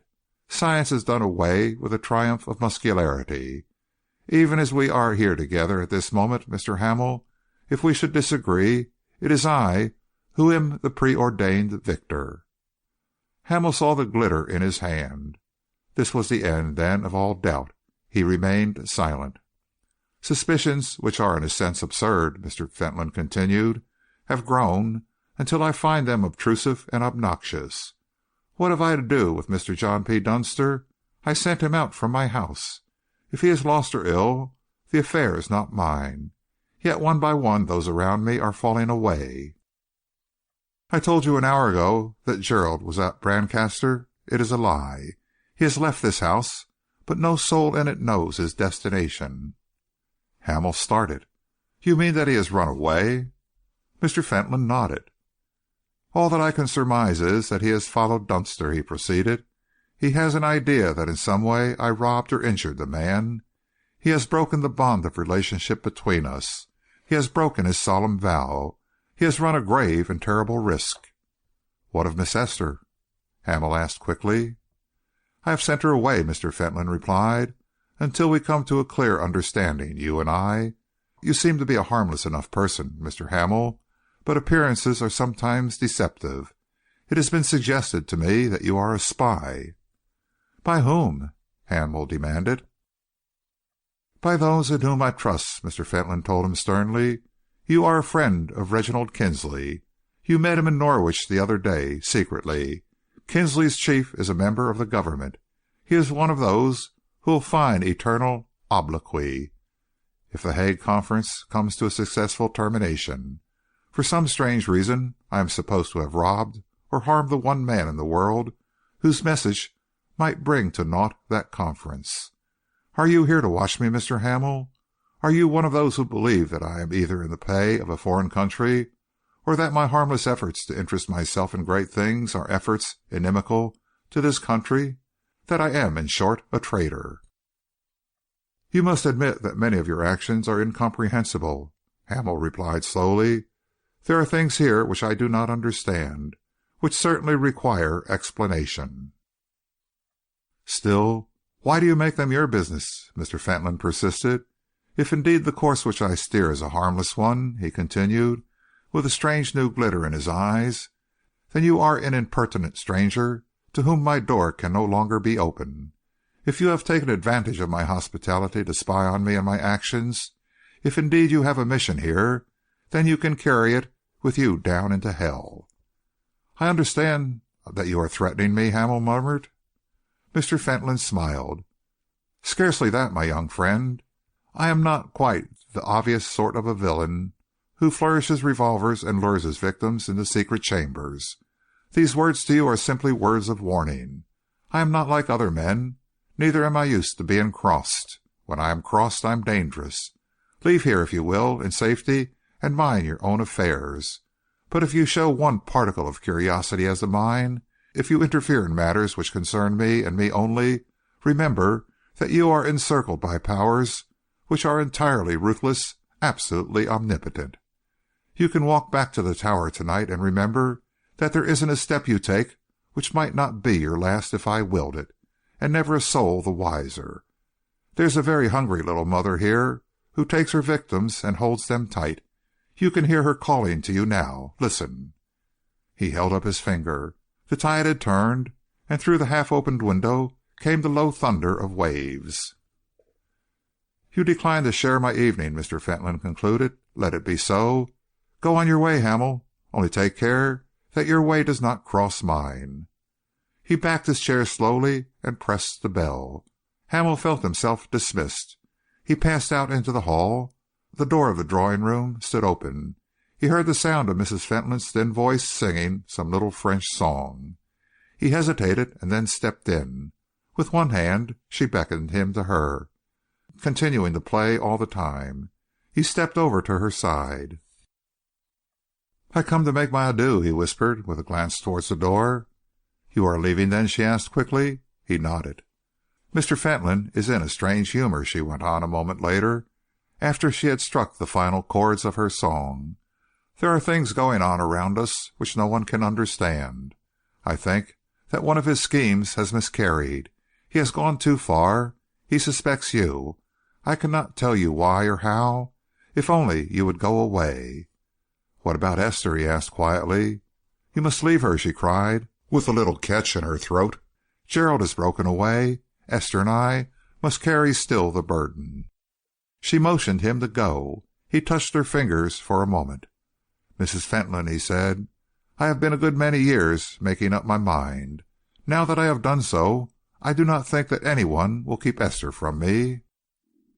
She looked at him a little pitifully, a little wistfully. Then, with a shrug of the shoulders, she turned round to the piano and recommenced to play. Hamel took his coat and hat from a servant who was waiting in the hall and passed out into the night. He walked briskly until he reached the Tower. The wind had risen, but there was still enough light to help him on his way. The little building was in complete darkness. He opened the door and stepped into the sitting room, lit the lamp, and holding it over his head, went down the passage and into the kitchen. Then he gave a start. The lamp nearly slipped from his fingers. Kneeling on the stone floor, in very much the same attitude as he had found her earlier in the day, Hannah Cox was crouching patiently by the door which led into the boathouse, her face expressionless, her ear turned towards the crack. She was listening. End of chapter 30.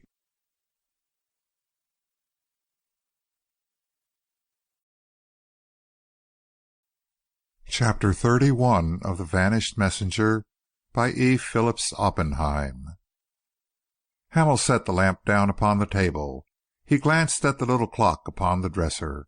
It was 10:15. The woman had observed his entrance, although it seemed in no way to have discomposed her. "Do you know the time, Mrs. Cox?" he asked. "You ought to have been home hours ago. What are you doing there?" She rose to her feet. Her expression was one of dogged but patient humility. "I started out for home before 9 o'clock, sir," she told him, "but it was worse than ever tonight. All the way along by the sea I seemed to hear their voices, so I came back. I came back to listen. I have been listening for an hour." He looked at her with a frown upon his forehead. "Mrs. Cox," he said, "I wish I could understand what it is that you have in your mind. Those are not real voices that you hear. You cannot believe that." "Not real voices?" she repeated, without the slightest expression in her tone. "Of course not. And tell me what connection you find between these fancies of yours and that room. Why do you come and listen here?" "I do not know," she answered patiently. "You must have some reason," he persisted. "I have no reason," she assured him. "Only some day I shall see behind these doors. Afterwards I shall hear the voices no more." She was busy tying a shawl around her head. Hamel watched her, still puzzled. He could not get rid of the idea that there was some method behind her madness. "Tell me, I have found you listening here before. Have you ever heard anything suspicious?" "I have heard nothing yet," she admitted. "Nothing that counts."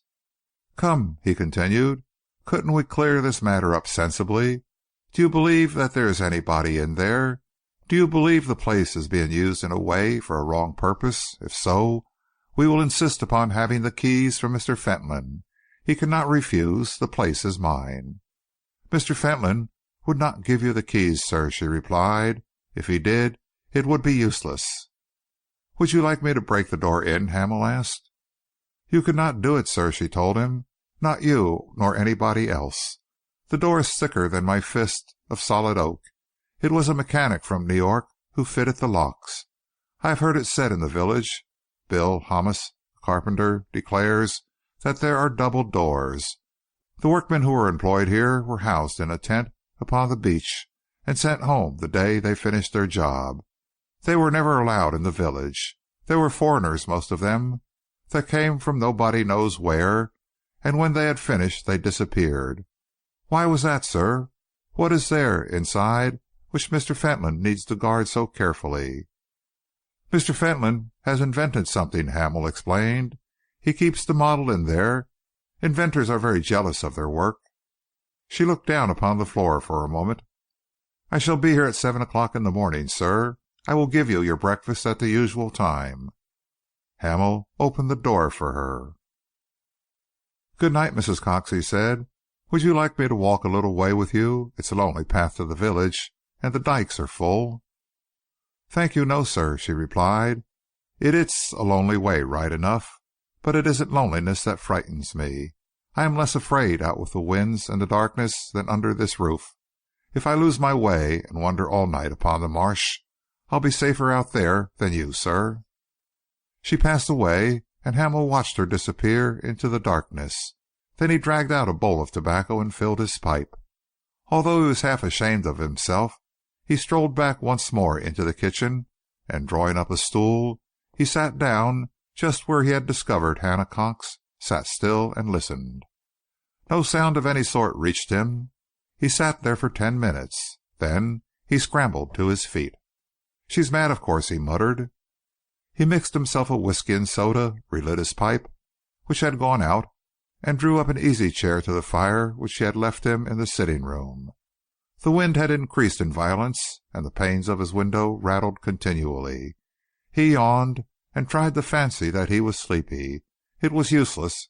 He was compelled to admit the truth, that his nerves were all on edge. In a sense, he was afraid. The thought of bed repelled him. He had not a single impulse towards repose. Outside, the wind all the time was gathering force. More than once his windows were splashed with the spray carried on by the wind which followed the tide. He sat quite still and tried to think calmly, tried to piece together in his mind the sequence of events which had brought him to this part of the world, and which had led him to his remaining where he was, an undesired hanger-on at the threshold of Miles Fentolin. He had the feeling that tonight he had burned his boats. There was no longer any pretense of friendliness possible between him and this strange creature. Mr. Fentolin suspected him, realized that he himself was suspected. But of what? Hamel moved in his chair restlessly. Sometimes that gathering cloud of suspicion seemed to him grotesque. Of what real harm could he be capable, this little autocrat, who from his chair seemed to exercise such a malign influence upon everyone with whom he was brought into contact? Hamel sighed. The riddle was insoluble. With a sudden rush of warmer and more joyous feelings, he let the subject slip away from him. He closed his eyes and dreamed for a while. There was a new world before him, joys which only so short a time ago he had fancied had passed him by. He sat up in his chair with a start. The fire had become merely a handful of gray ashes. His limbs were numb and stiff. The lamp was flickering out. He had been dozing, how long he had no idea. Something had awakened him abruptly. There was a cold draught blowing through the room. He turned his head, his hands still gripping the sides of his chair. His heart gave a leap. The outer door was a few inches open, was being held open by some invisible force. There was someone there, someone on the point of entering stealthily. Even as he watched, the crack became a little wider. He sat with his eyes riveted upon that opening space. The unseen hand was still at work. Every instant he expected to see a face thrust forward. The sensation of absolute physical fear by which he was oppressed was a revelation to him. He found himself wishing almost feverishly that he was armed. The physical strength in which he had trusted seemed to him at that instant a valueless and impotent thing. There was a splash of spray or raindrops against the window and through the crack in the door. The lamp chimney hissed and sputtered, and finally the light went out. The room was in sudden darkness. Hamel sprang then to his feet. Silence had become an intolerable thing. He felt the close presence of another human being creeping in upon him. "Who's there?" he cried. "Who's there, I say?" There was no direct answer, only the door was pushed a little further open. He had stepped close to it now. The sweep of the wind was upon his face, although in the black darkness he could see nothing. And then a sudden recollection flashed in upon him. From his trousers pocket he snatched a little electric torch. In an instant his thumb had pressed the button. He turned it upon the door. The shivering white hand which held it open was plainly in view. It was the hand of a woman. He stepped swiftly forward. A dark figure almost fell into his arms. "Mrs. Fentolin!" he exclaimed, aghast. An hysterical cry, choked and subdued, broke from her lips. He half carried her, half led her to his easy chair. Suddenly steadied by the presence of this unlooked-for emergency, he closed the outside door and relit the lamp with firm fingers. Then he turned to face her, and his amazement at this strange visit became consternation. She was still in her dinner gown of black satin, but it was soaked through with the rain and hung about her like a black shroud. She had lost one of her shoes, and there was a great hole in her silk stocking. Her hair was all disarranged. One of its numerous switches was hanging down over her ear. The rouge upon her cheek had run down onto her neck. She sat there, looking at him out of her hollow eyes like some trapped animal. She was shaking with fear. It was fear, not faintness, which kept her silent. "Tell me, please, what is the matter?" he insisted, speaking as indifferently as he could. "Tell me at once what has happened." She pointed to the door. "Lock it," she implored. He turned down the latch and drew the bolt. That sound seemed to give her a little courage. Her fingers went to her throat for a moment. "Give me some water." He poured out some soda water. She drank only a sip and put it down again. He began to be alarmed. She had the appearance of one who has suddenly lost her senses. "Please tell me just what has happened," he begged. "If I can help in any way, you know I will. But you must tell me. Do you realize that it is 3 o'clock? I should have been in bed, only I went to sleep over the fire here." "I know," she answered. "It is just the wind that has taken away my breath. It was a hard struggle to get here. Listen. You are our friend, Mr. Hamel, Esther's and mine. Swear that you are our friend." "Upon my honor I am," he assured her. "You should know that." "For 8 years," she went on, her voice clear enough now, although it seemed charged with a curious metallic vibration. "For 8 years we've borne it, all three of us, slaves, bound hand and foot, lashed with his tongue, driven along the path of his desires. We have seen evil things. We have been on the point of rebellion, and he's come a little nearer, and he's pointed back. He has taken me by the hand, and I have walked by the side of his chair, loathing it, loathing myself, out onto the terrace, and down below, just where it happened. You know what happened there, Mr. Hamel?" "You mean where Mr. Fentolin met with his accident?" "It was no accident," she cried, glancing for a moment around her. "It was no accident. It was my husband who took him up and threw him over the terrace, down below. My husband who tried to kill him. Esther's father, Gerald's father. Miles was in the Foreign Office then, and he did something disgraceful. He sold a secret to Austria. He was always a great gambler, and he was in debt. Seymour found out about it. He followed him down here. They met upon the terrace. I saw it." He was silent for a moment. "No one has known the truth," he murmured. "No one has ever known," she assented. "And our broken lives have been the price. It was Miles himself who made the bargain. We can't go on, Mr. Hamel." "I begin to understand," Hamel said softly. "You suffer everything from Miles Fentolin because he kept the secret. Very well. That belongs to the past. Something has happened, something tonight, which has brought you here. Tell me about it." Once more her voice began to shake. "We've seen terrible things, horrible things," she faltered. "We've held our peace. Perhaps it's been nearly as bad before, but we've closed our eyes. We haven't wanted to know. Now we can't help it, Mr. Hamel. Esther isn't at Lord Saxthorpe's. She never went there. They didn't ask her. And Dunster, the man Dunster—" "Where is Esther?" Hamel interrupted suddenly. "Locked up away from you, locked up because she rebelled." "And Dunster?" She shook her head. Her eyes were filled with horror. "But he left the Hall. I saw him." She shook her head. "It wasn't Dunster. It was the man Miles makes use of, Ryan, the librarian. He was once an actor." "Where is Dunster, then?" Hamel asked quickly. "What has become of him?" She opened her lips and closed them again, struggled to speak and failed. She sat there, breathing quickly but silent. The power of speech had gone. End of chapter 31.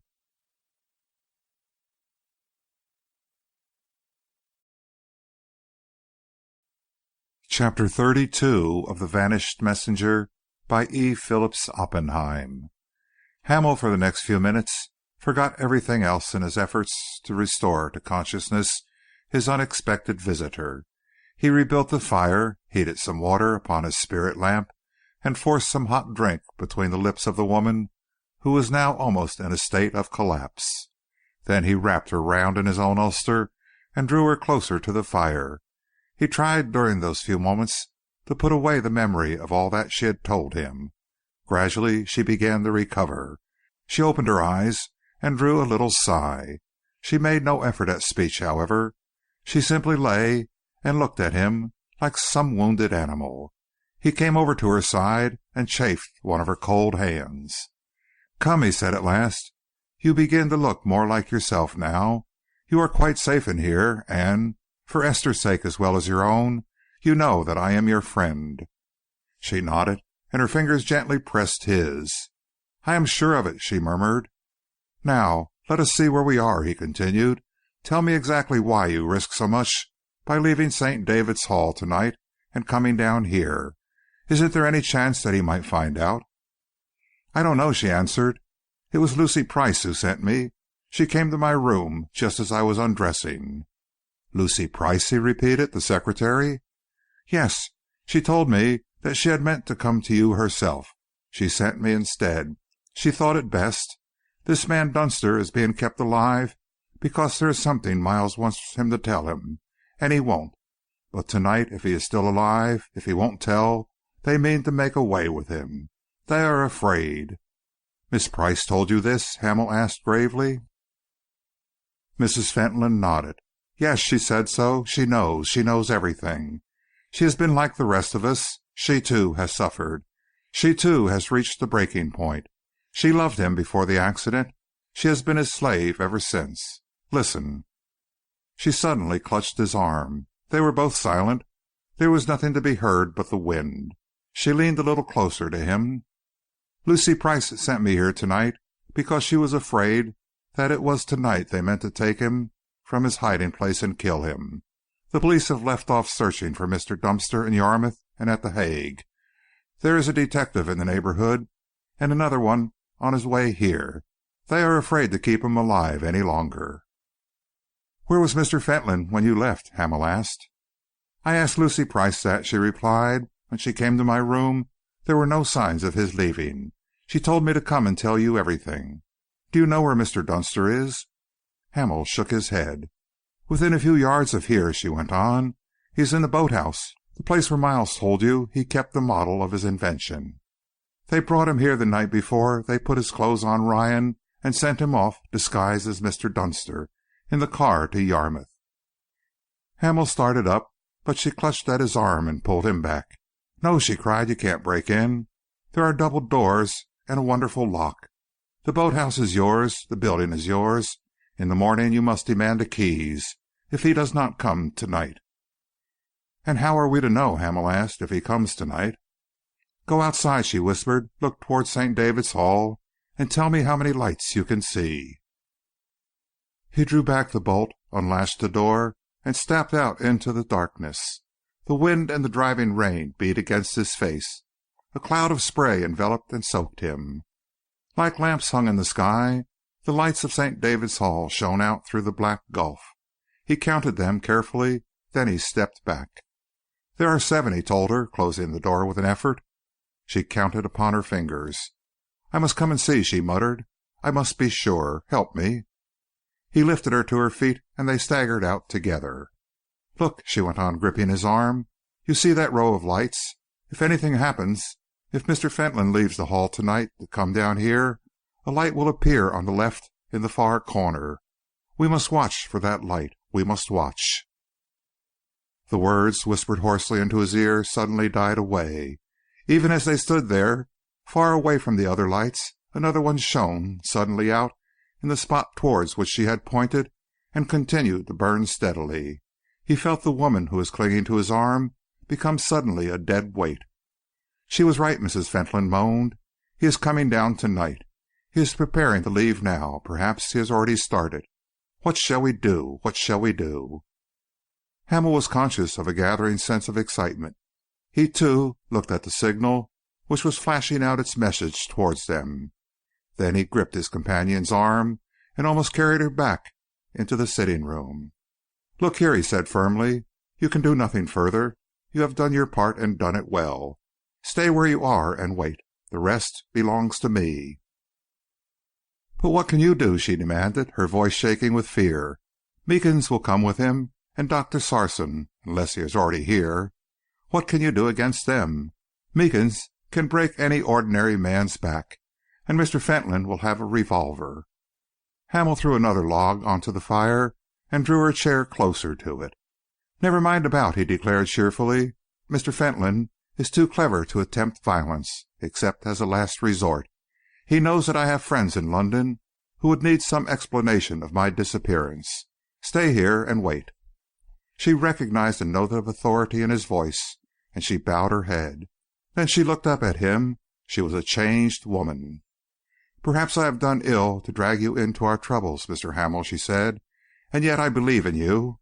I believe that you really care for Esther. If you can help us now, it will be for your happiness too. You are a man. God bless you."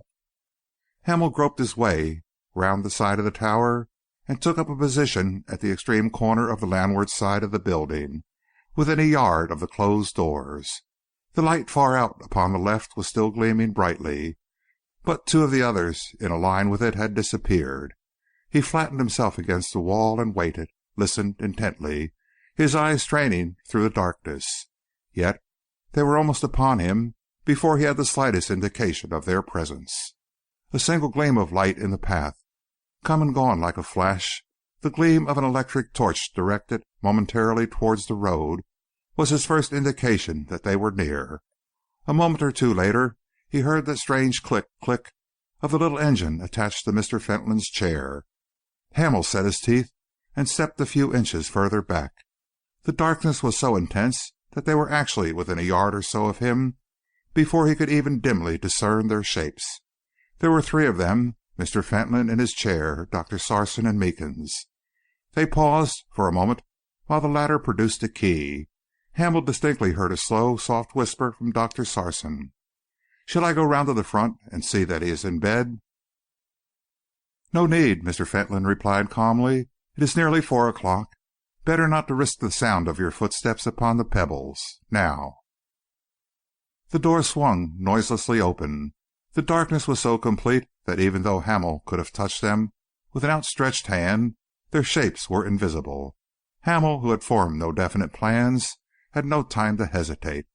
As the last one disappeared through the door, he too slipped in. He turned abruptly to the left and, holding his breath, stood against the wall. The door closed behind them. The gleam of the electric light flashed across the stone floor and rested for a moment upon a trap door which Meekins had already stooped to lift. It fell back noiselessly upon rubber studs, and Meekins immediately slipped through it a ladder, on either side of which was a grooved stretch of board, evidently fashioned to allow Mr. Fentolin's carriage to pass down. Hamel held his breath. The moment for him was critical. If the light flashed once in his direction, he must be discovered. Both Meekins and Dr. Sarson, however, were intent upon the task of steering Mr. Fentolin's little carriage down below. They placed the wheels in the two grooves, and Meekins secured the carriage with a rope, which he let run through his fingers. As soon as the little vehicle had apparently reached the bottom, he turned, thrust the electric torch in his pocket, and stepped lightly down the ladder. Dr. Sarson followed his example. They disappeared in perfect silence and left the door open. Presently a gleam of light came travelling up, from which Hamel knew that they had lit a lamp below. Very softly he crept across the floor, threw himself upon his stomach and peered down. Below him was a room, or rather a cellar, parts of which seemed to have been cut out of the solid rock. Immediately underneath was a plain iron bedstead, on which was lying the stretched figure of a man. In those first few moments Hamel failed altogether to recognize Mr. Dunster. He was thin and white, and he seemed to have shrunken. His face, with its coarse growth of beard, seemed like the face of an old man. Yet his eyes were open, eyes dull and heavy as though with pain. So far no word had been spoken, but at that moment Mr. Fentolin broke the silence. "My dear guest," he said, "I bring you our most sincere apologies. It has gone very much against the grain, I can assure you, to have neglected you for so long a time. It is entirely the fault of the very troublesome young man who occupies the other portion of this building. In the daytime his presence makes it exceedingly difficult for us to offer you those little attentions to which you might naturally expect." The man upon the bed neither moved nor changed his position in any way, nor did he speak.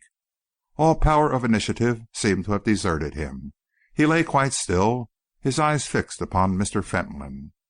"There comes a time," the latter continued, "when every one of us is confronted with what might be described as the crisis of our lives. Yours has come, my guest, at precisely this moment. It is, if my watch tells me the truth, 25 to 4. It is the last day of April. The year you know. You have exactly 1 minute to decide whether you will live a short time longer or whether you will die on this last day of April and before, say, 3:15. Make that little journey the nature of which you and I have discussed more than once." Still the man upon the bed made no movement nor any reply. Mr. Fentolin sighed and beckoned to Dr. Sarson. "I'm afraid," he whispered, that wonderful drug of yours, Doctor, has been even a little too far-reaching in its results. It has kept our friend so quiet that he has lost even the power of speech, perhaps even the desire to speak. A little restorative, I think, just a few drops." Dr. Sarson nodded silently.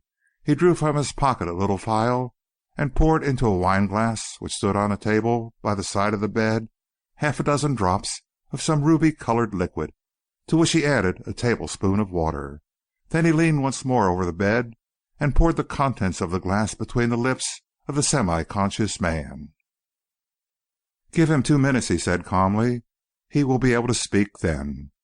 Mr. Fentolin nodded and leaned back in his chair.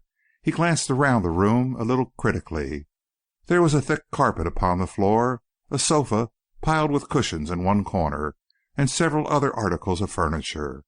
The walls, however, were uncovered and were stained with damp. A great pink fungus stood out within a few inches of the bed, a grim mixture of exquisite coloring and loathsome imperfections. The atmosphere was fetid. Meekins suddenly struck a match and lit some grains of powder in a saucer. A curious odor of incense stole through the place. Mr. Fentolin nodded appreciatively. "That is better," he declared. "Really, the atmosphere here is positively unpleasant. I am ashamed to think that our guest has had to put up with it so long. And yet," he went on, "I think we must call it his own fault. I trust that he will no longer be obstinate." The effect of the restorative began to show itself. The man on the bed moved restlessly. His eyes were no longer altogether expressionless. He was staring at Mr. Fentolin as one looks at some horrible vision. Mr. Fentolin smiled pleasantly. "Now you are looking more like your old self, my dear Mr. Dunster," he remarked. "I don't think I need to repeat what I said when I first came, need I? You have just to utter that one word, and your little visit to us will be at an end." The man looked around at all of them. He raised himself a little on his elbow. For the first time Hamel, crouching above, recognized any likeness to Mr. John P. Dunster. "I'll see you in hell first." Mr. Fentolin's face momentarily darkened. He moved a little nearer to the man upon the bed. "Dunster," he said, "I am in grim earnest. Never mind arguments. Never mind why I am on the other side. They are restless about you in America. Unless I can cable that word tomorrow morning, they'll communicate direct with The Hague, and I shall have had my trouble for nothing. It is not my custom to put up with failure. Therefore, let me tell you that no single one of my threats has been exaggerated. My patience has reached the breaking point. Give me that word, or before 4 o'clock strikes you will find yourself in a new chamber, among the corpses of those misguided fishermen, mariners of ancient days, and a few others. It's only a matter of 50 yards out to the great sea pit below the Dagger Rocks. I have spoken to you about it before, haven't I?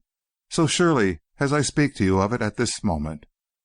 Mr. Fentolin's speech came to an abrupt termination. A convulsive movement of Meekins, an expression of blank amazement on the part of Dr. Sarson, had suddenly checked the words upon his lips. He turned his head quickly in the direction towards which they had been gazing, towards which, in fact, at that moment, Meekins, with a low cry, had made a fruitless spring. The ladder down which they had descended was slowly disappearing. Meekins, with a jump, missed the last rung by only a few inches. Some unseen hand was drawing it up. Already the last few feet were vanishing in mid-air. Mr. Fentolin sat quite quiet and still. He looked through the trap door and saw Hamel. "Most ingenious, and, I must confess, most successful, my young friend. he exclaimed pleasantly. "When you have made the ladder quite secure, perhaps you will be so good as to discuss this little matter with us." There was no immediate reply. The eyes of all four men were turned now upon that empty space through which the ladder had finally disappeared. Mr. Fentolin's fingers disappeared within the pocket of his coat, something very bright and glistening in his hand when he withdrew it. "Come and parley with us, Mr. Hamel," he begged. "You will not find us unreasonable." Hamel's voice came back in reply, but Hamel himself kept well away from the opening. "The conditions," he said, "are unpropitious. A little time for reflection will do you no harm." The trap door was suddenly closed. Mr. Fentolin's face, as he looked up, became diabolic. "We are trapped," he muttered, "caught like rats in a hole." End of chapter 32.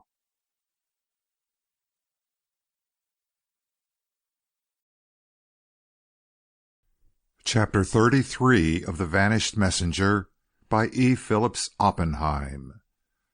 A gleam of day was in the sky as Hamel, with Mrs. Fentolin by his side, passed along the path which led from the tower to St. David's Hall. Lights were still burning in its windows. The outline of the building itself was faintly defined against the sky. Behind him, across the sea, was that one straight line of gray merging into silver. The rain had ceased, and the wind had dropped. On either side of them stretched the brimming creeks. "Can we get into the house without waking anyone?" he asked. "Quite easily," she assured him. "The front door is never barred." She walked by his side swiftly and with surprising vigor. In the still gray light, her face was more ghastly than ever, but there was a new firmness about her mouth, a new decision in her tone. They reached the hall without further speech, and she led the way to a small door on the eastern side, through which they entered noiselessly and passed along a little passage out into the hallway. A couple of lights were still burning. The place seemed full of shadows. "What are you going to do now?" she whispered. "I want to ring up London on the telephone," he replied. "I know that there is a detective either in the neighborhood or on his way here, but I shall tell my friend that he had better come down himself." She nodded. "I am going to release Esther," she said. "She is locked in her room. The telephone is in the study. I will come down there to you." She passed silently up the broad staircase. Hamel groped his way across the hall into the library. He turned on the small electric reading lamp and drew up a chair to the side of the telephone. Even as he lifted the receiver to his ear, he looked around him half apprehensively. It seemed as though every moment he would hear the click of Mr. Fentolin's chair. He got the exchange at Norwich without difficulty, and a few minutes later a sleepy reply came from the number he had rung up in London. It was Kinsley's servant who answered. "I want to speak to Mr. Kinsley at once, upon utmost important business," Hamel announced. "Very sorry, sir," the man replied. "Mr. Kinsley left town last night for the country." "Where has he gone?" Hamel demanded quickly. "You can tell me. You know who I am. I'm Mr. Hamel." "Into Norfolk somewhere, sir. He went with several other gentlemen." "Is that Bullen?" Hamel asked. The man admitted the fact. "Can you tell me if any of the people with whom Mr. Kinsley left London were connected with the police?" he inquired. The man hesitated. "I believe so, sir," he admitted. "The gentlemen started in a motor car and were going to drive all night." Hamel laid down the receiver. At any rate, he would not be left long with this responsibility upon him. He walked out into the hall. The house was wrapped in deep silence. Then, from somewhere above him, coming down the stairs, he heard the rustle of a woman's gown. He looked up and saw Miss Price, fully dressed, coming slowly towards him. She held up her finger and led the way back into the library. She was dressed as neatly as ever, but there was a queer light in her eyes. "I have seen Mrs. Seymour Fentolin," she said. "She tells me that you have left Mr. Fentolin and the others in the subterranean room of the tower." Hamel nodded. "They have Dunster down there," he told her. "I followed them in. It seemed the best thing to do. I have a friend in London who is on his way down here now with some detective officers to inquire into the matter of Dunster's disappearance." "Are you going to leave them where they are until these people arrive?" she asked. "I think so," he replied, after a moment's hesitation. "I don't seem to have had time to consider even what to do. The opportunity came, and I embraced it. There they are, and they won't dare do any further harm to Dunster now. Mrs. Fentolin was down in my room, and I thought it best to bring her back first before I even parleyed with them again." "You must be careful," she advised slowly. "The man Dunster has been drugged. He has lost some of his will. He may have lost some of his mental balance. Mr. Fentolin is clever. He will find a dozen ways to wriggle out of any charge that can be brought against him. You know what he has really done?" "I can guess." "He has kept back a document signed by the 12 men in America who control the whole of Wall Street, who control practically the money markets of the world. The document is a warning to Germany that they will have no war against England. Owing to Mr. Fentolin, it has not been delivered, and the conference is sitting now. War may be declared at any moment." "But as a matter of common sense," Hamel asked, "why does Mr. Fentolin desire war?" "You do not understand Mr. Fentolin," she told him quietly. "He is not like other men. There are some who live almost entirely for the sake of making others happy, who find joy in seeing people content and satisfied. Mr. Fentolin is the reverse of this. He has but one craving in life, to see pain in others. To see a human being suffer is to him a debauch of happiness.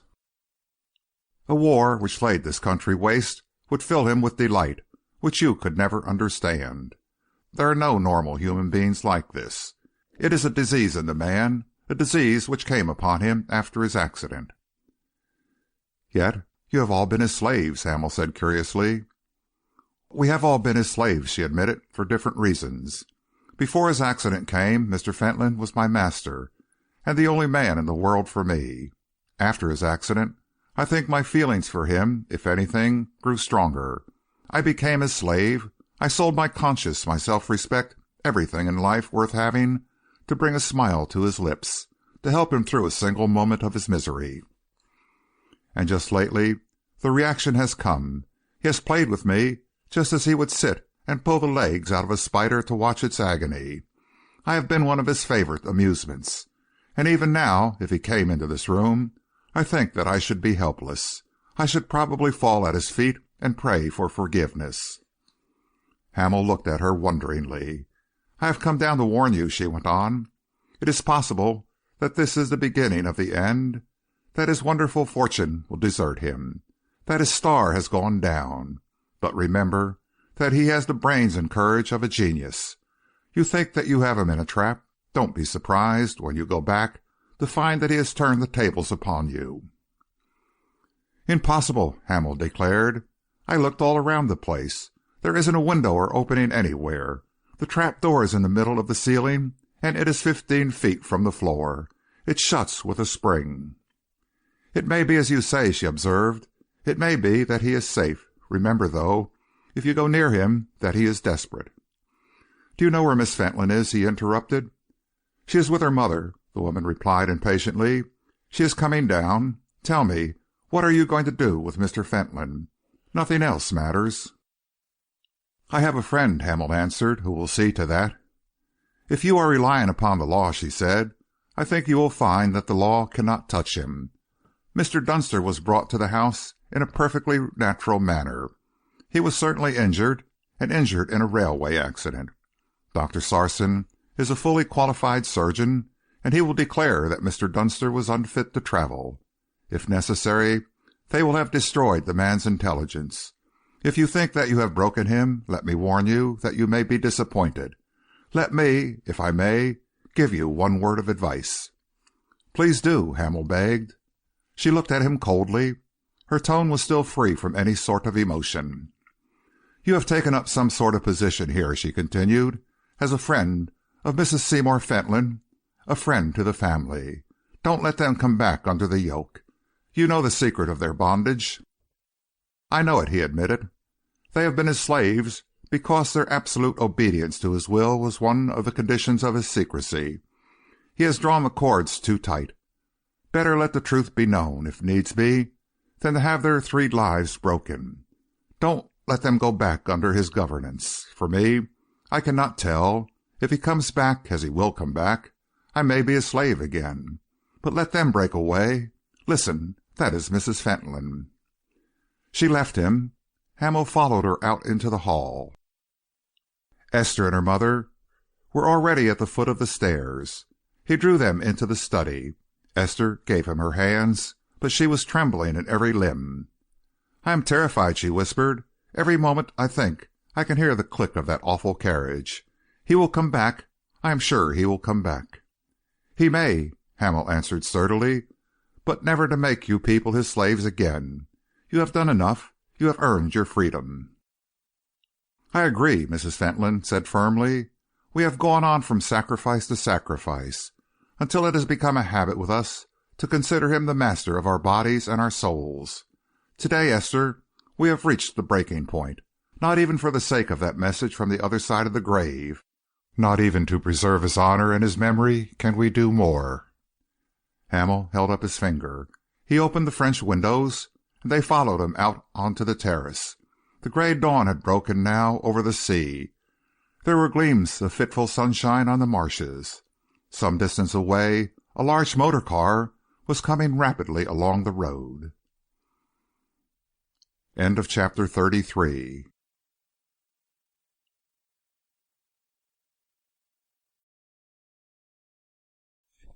Chapter 34 of The Vanished Messenger by E. Phillips Oppenheim. Mr. John P. Dunster, lying flat upon his little bed, watched with dilated eyes the disappearance of the latter. Then he laughed. It was a queer sound, broken, spasmodic, devoid of any of the ordinary elements of humor, and yet it was a laugh.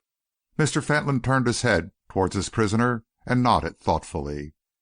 "What a constitution, my friend!" he exclaimed, without any trace of disturbance in his voice. "And what a sense of humor! Strange that a trifling circumstance like this should affect it. Meekins, burn some more of the powder. The atmosphere down here may be salubrious, but I am unaccustomed to it." "Perhaps," Mr. Dunster said in a hollow tone, "you will have some opportunity now of discovering with me what it is like." "That, too, is just possible," Mr. Fentolin admitted, blowing out a little volume of smoke from a cigarette which he had just lit. "But one never knows. We have friends, and our position, although I must admit a little ridiculous, is easily remedied. But how that mischief-making Mr. Hamel could have found his way into the boathouse does, I must confess, perplex me." "He must have been hanging around and followed us in when we came," Meekins muttered. "Somehow I fancied I felt someone near." "Our young friend," Mr. Fentolin continued, "has, without a doubt, an obvious turn of mind. He will send for his acquaintance in the Foreign Office. They will haul out Mr. Dunster here, and he will have a belated opportunity of delivering his message at The Hague." "You aren't going to murder me first, then?" Mr. Dunster grunted. Mr. Fentolin smiled at him benignly. "My dear and valued guest," he protested, "why so forbidding an idea? Let me assure you from the bottom of my heart that any bodily harm to you is the most unlikely thing in the world. You see, though you might not think it," he went on, "I love life. That is why I keep a doctor always by my side. That is why I insist upon his making a complete study of my constitution and treating me in every respect as though I were indeed an invalid. I am really only 59 years old. It is my intention to live until I am 89. An offense against the law of the nature which you indicate might interfere materially with my intentions." Mr. Dunster struggled for a moment for breath. "Look here," he said, "that's all right, but do you suppose you won't be punished for what you've done to me? You've laid a deliberate plot to bring me to St. David's Hall. You've kept me locked up, dosed me with drugs, brought me down here at the dead of night, kept me a prisoner in a dungeon. Do you think you can do that for nothing? Do you think you won't have to suffer for it?" Mr. Fentolin smiled. "My dear Mr. Dunster," he reminded him, "you were in a railway accident, you know. There is no possible doubt about that. And that wound in your head is still there, in a very dangerous place. Men who have been in railway accidents, and who have a gaping wound very close to the brain, are subject to delusions. I have simply done my best to play the Good Samaritan. Your clothes and papers are all untouched. If my eminent physician had pronounced you ready to travel a week ago, you would have certainly been allowed to depart a week ago. Any interference in your movements has been entirely in the interest of your health." Mr. Dunster tried to sit up, but found himself unable. "So you think they won't believe my story, huh?" he muttered. "Well, we shall see." Mr. Fentolin thoughtfully contemplated the burning end of a cigarette for a moment. "If I believed," he said, "that there was any chance of your statements being accepted, I'm afraid I should be compelled, in all our interests, to ask Dr. Sarson to pursue just a step further the experiment into the anatomy of your brain with which he has already trifled." Mr. Dunster's face was suddenly ghastly. His reserve of strength seemed to ebb away. The memory of some horrible moment seemed to hold him in its clutches. "For God's sake, leave me alone," he moaned. "Let me get away, that's all. Let me crawl away." "Ah," Mr. Fentolin murmured, "that sounds much more reasonable. When you talk like that, my friend, I feel indeed that there is hope for you. Let us abandon this subject for the present. Have you solved the puzzle yet?" he asked Meekins. Meekins was standing below the closed trap door. He had already dragged up a wooden case underneath and was piling it with various articles of furniture. "Not yet, sir," he replied. "When I have made this steadier, I am just going to see what pressure I can bring to bear on the trap door." "I heard the bolts go," Dr. Sarson remarked uneasily. "In that case," Mr. Fentolin declared, "it will indeed be an interesting test of our friend Meekins' boasted strength. Meekins holds his place, a very desirable place, too, chiefly for two reasons. First, his discretion, and secondly, his muscles. He has never before had a real opportunity of testing the latter. We shall see." Dr. Sarson came slowly and gravely to the bedside. He looked down upon his patient. Mr. Dunster shivered. "I am not sure, sir," he said very softly, "that Mr. Dunster, in his present state of mind, is a very safe person to be allowed his freedom. It is true that we have kept him here for his own sake, because of his fits of mental wandering. Our statements, however, may be doubted. An apparent return to sanity on his part may lend colour to his accusations, especially if permanent. Perhaps it would be as well to pursue that investigation a shade further, a touch more to the left, and I do not think that Mr. Dunster will remember much in this world likely to affect us." Mr. Dunster's face was like marble. There were beads of perspiration upon his forehead. His eyes were filled with reminiscent horror. Mr. Fentolin bent over him with genuine interest. "What a picture he would make," he murmured. "What a drama! Do you know, I am half inclined to agree with you, Sarson. The only trouble is that you have not your instruments here." "I could improvise something that would do the trick," the doctor said thoughtfully. "It really isn't a complicated affair.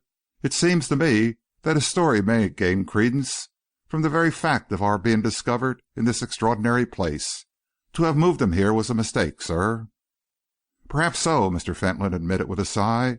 "It was our young friend, Mr. Hamel, who was responsible for it. I fancied him arriving with a search warrant at any moment.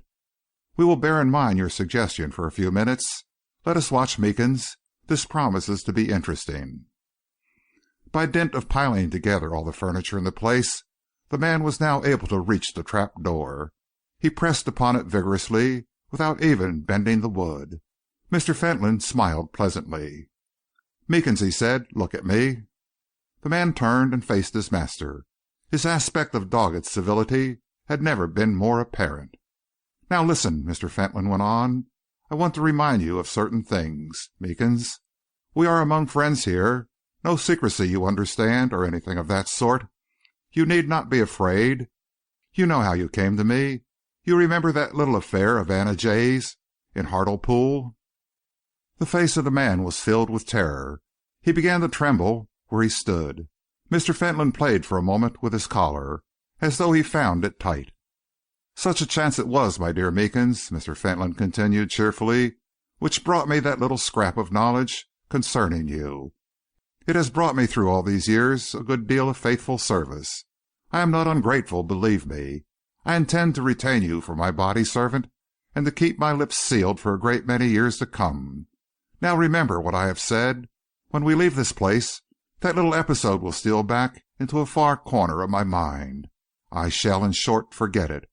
If we are caught here and inconvenience follows, well, I cannot say. Do your best, Meekins. Do a little better than your best. You have the reputation of being a strong man. Let us see you justify it." The man took a long breath and returned to his task. His shoulders and arms were upon the door. He began to strain. He grew red in the face. The veins across his forehead stood out, blue like tightly drawn strings. His complexion became purple. Through his open mouth his breath came in short pants. With every muscle of his body and neck he strained and strained. The woodwork gave a little, but it never even cracked. With a sob, he suddenly almost collapsed. Mr. Fentolin looked at him, frowning. Very good, Meekins," he said, "but not quite good enough. You are a trifle out of practice, perhaps. Take your breath. Take time. Remember that you have another chance. I am not angry with you, Meekins. I know there are many enterprises upon which one does not succeed the first time. Get your breath. There is no hurry. Next time you try, see that you succeed. It is very important, Meekins, for you as well as for us, that you succeed." The man turned doggedly back to his task. The eyes of the three men watched him. Mr. Dunster on the bed, Dr. Sarson, pale and gloomy, with something of fear in his dark eyes, and Mr. Fentolin himself, whose expression seemed to be one of purely benevolent and encouraging interest. Once more the face of the man became almost unrecognizable. There was a great crack. The trap door had shifted. Meekins, with a little cry, reeled and sank backwards. Mr. Fentolin clapped his hands lightly. "Really, Meekins," he declared, "I do not know when I have enjoyed any performance so much. I feel as if I were back in the days of the Roman gladiators. I can see you mean to succeed. You will succeed. You do not mean to end your days amid objectionable surroundings." With the air of a man temporarily mad, Meekins went back to his task. He was sobbing to himself now. His clothes had burst away from him. Suddenly there was a crash. The hinges of the trap door had parted. With the blood streaming from a wound in his forehead, Meekins staggered back to his feet. Mr. Fentolin nodded. "Excellent," he pronounced. "Really excellent. With a little assistance from our friend Meekins, you, I am sure, Dr. Sarson, will now be able to climb up and let down the steps." Dr. Sarson stood by Mr. Fentolin's chair, and together they looked up through the fragments of the trap door. Meekins was still breathing heavily. Suddenly they heard the sound of a sharp report as of a door above being slammed. "Someone was in the boathouse when I broke the trap door," Meekins muttered. "I heard them moving about." Mr. Fentolin frowned. "Then let us hurry," he said. "Sarson, what about your patient?" Mr. Dunster was lying upon his side, watching them. The doctor went over to the bedside and felt his pulse and head. "He will do for 12 hours," he pronounced. "If you think that other little operation—" He broke off and looked at Mr. Fentolin meaningly. The man on the bed shrank back, his eyes lit with horror. Mr. Fentolin smiled pleasantly. "I fear," he said, "that we must not stay for that just now. A little later on, perhaps, if it becomes necessary. Let us first attend to the business on hand." Meekins once more clambered on to the little heap of furniture. The doctor stood by his side for a moment. Then, with an effort, he was hoisted up until he could catch hold of the floor of the outhouse. Meekins gave one push, and he disappeared. "Anyone up there?" Mr. Fentolin inquired, a shade of anxiety in his tone. "No one," the doctor reported. "Has anything been disturbed?" Dr. Sarson was some little time before he replied. "Yes," he said. "Someone seems to have been rummaging about." "Send down the steps quickly," Mr. Fentolin ordered. "I'm beginning to find the atmosphere here unpleasant." There was a brief silence. Then they heard the sound of the ladder being dragged across the floor, and a moment or two later it was carefully lowered and placed in position. Mr. Fentolin passed a rope through the front of his carriage and was drawn up. From his bed, Mr. Dunster watched them go. It was hard to tell whether he was relieved or disappointed. "Who's been in here?" Mr. Fentolin demanded, as he looked around the place. There was no reply. A grey twilight was struggling now through the high dust-covered windows. Meekins, who had gone on towards the door, suddenly called out, "Someone has taken away the key. The door is locked on the other side." Mr. Fentolin's frown was malign, even for him. "Our dear friend Mr. Hamel, I suppose," he muttered. "Another little debt we shall owe him. Try the other door." Meekins moved toward the partition. Suddenly he paused. Mr. Fentolin's hand was outstretched. He, too, was listening. Above the low thunder of the sea came another sound, a sound which at that moment they none of them probably understood. There was a steady crashing of feet upon the pebbles, a low murmur of voices. Mr. Fentolin, for the first time, showed symptoms of fear. "Try the other door quickly," he directed. Meekins came back, shaking his head. Outside, the noise seemed to be increasing. The door was suddenly thrown open. Hannah Cox stood outside in her plain black dress, her hair wind-tossed, her eyes aflame.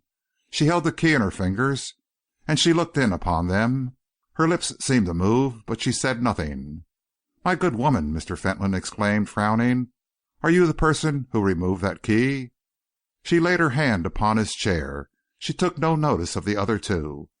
"Come," she said. "There is something here I want you to listen to. Come." End of chapter 34.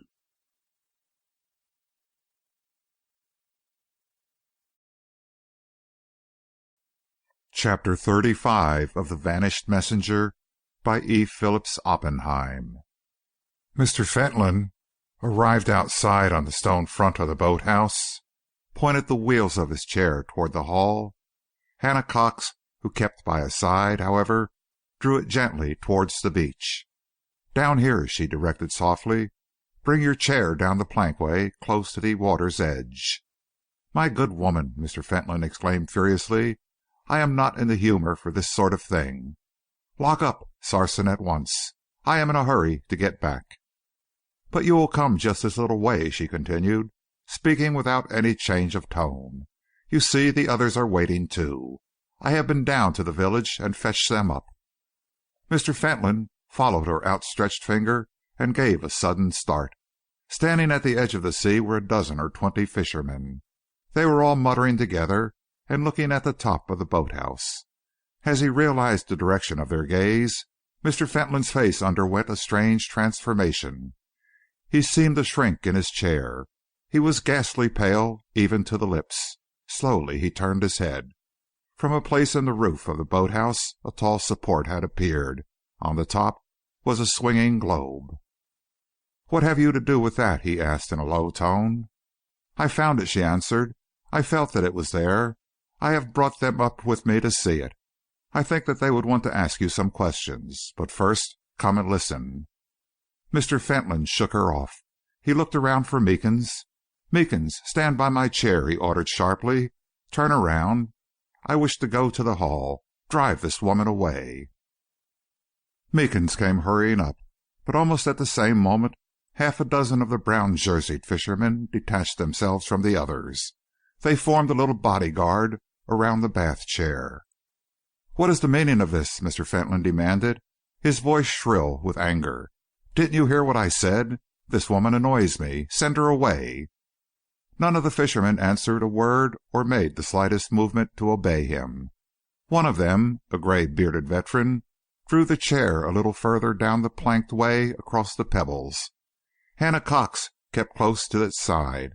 They came to a standstill only a few yards from where the waves were breaking. She lifted her hand. "Listen," she cried, "listen." Mr. Fentolin turned helplessly around.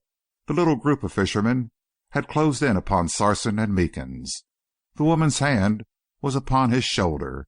She pointed seaward to where a hissing line of white foam marked the spot where the topmost of the rocks were visible. "You wonder why I have spent so much of my time out here," she said quietly. "Now you will know. If you will listen as I am listening, as I have listened for so many weary hours, so many weary years, you will hear them calling to me, David and John and Stephen. The light!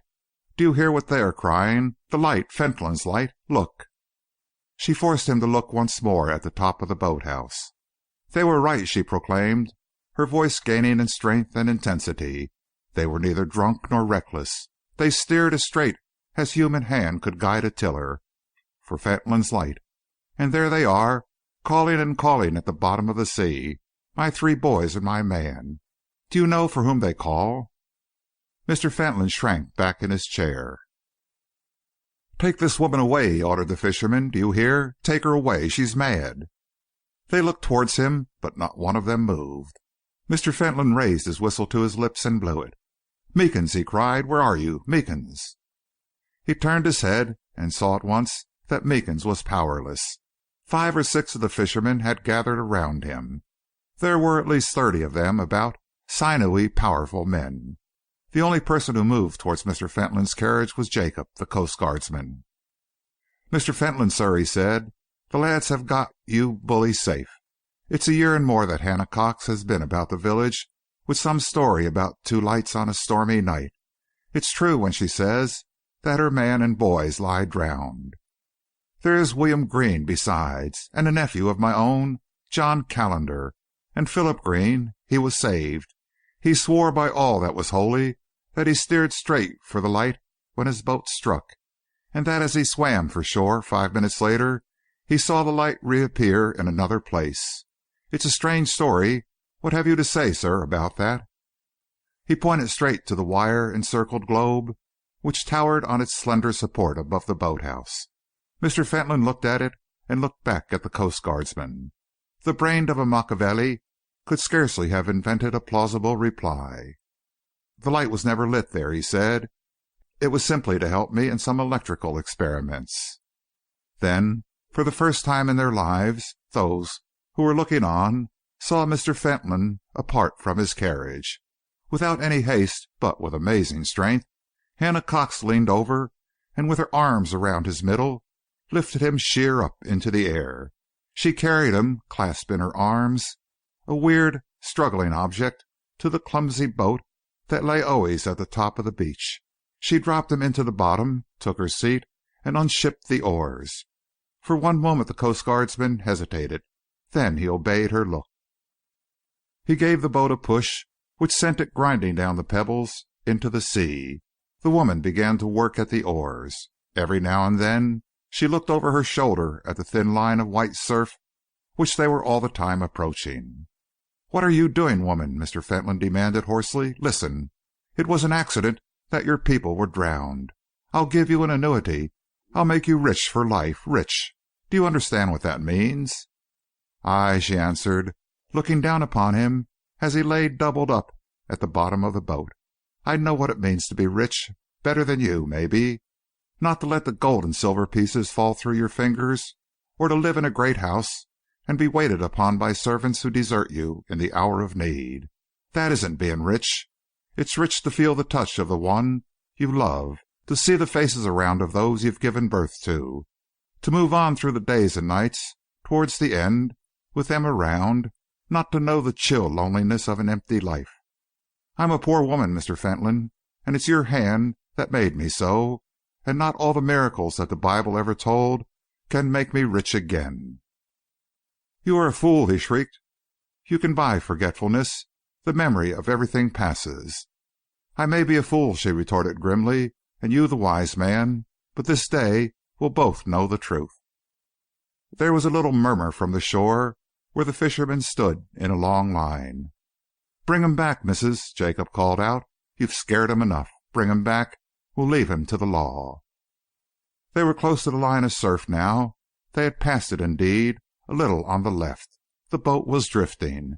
She stood up straight and stern, and her face, as she looked towards the land, was lit with the fire of the prophetess. "Aye," she cried, "we'll leave him to the law of God." Then they saw her stoop down, and once more, with that almost superhuman strength which seemed to belong to her for those few moments, she lifted the strange object who lay cowering there, high above her head. From the shore they realized what was going to happen, and a great shout arose. She stood on the side of the boat and jumped, holding her burden tightly in her arms. So they went down and disappeared. Half a dozen of the younger fishermen were in the water even before the grim spectacle was ended. Another ran for a boat that was moored a little way down the beach. But from the first the search was useless. Only Jacob, who was a person afflicted with many superstitions, wiped the sweat from his forehead as he leaned over the bow of his boat and looked down into that fathomless space. "I heard her singing, her or her wraith," he swore afterwards. "I'll never forget the moment. I looked down and down, and the water seemed to grow clearer. I saw her walking there at the bottom among the rocks, with him over her back, singing as she went, looking everywhere for George and the boys." But if indeed his eyes were touched with fire at that moment, no one else in the world saw anything more of Miles Fentolin. End of chapter 35.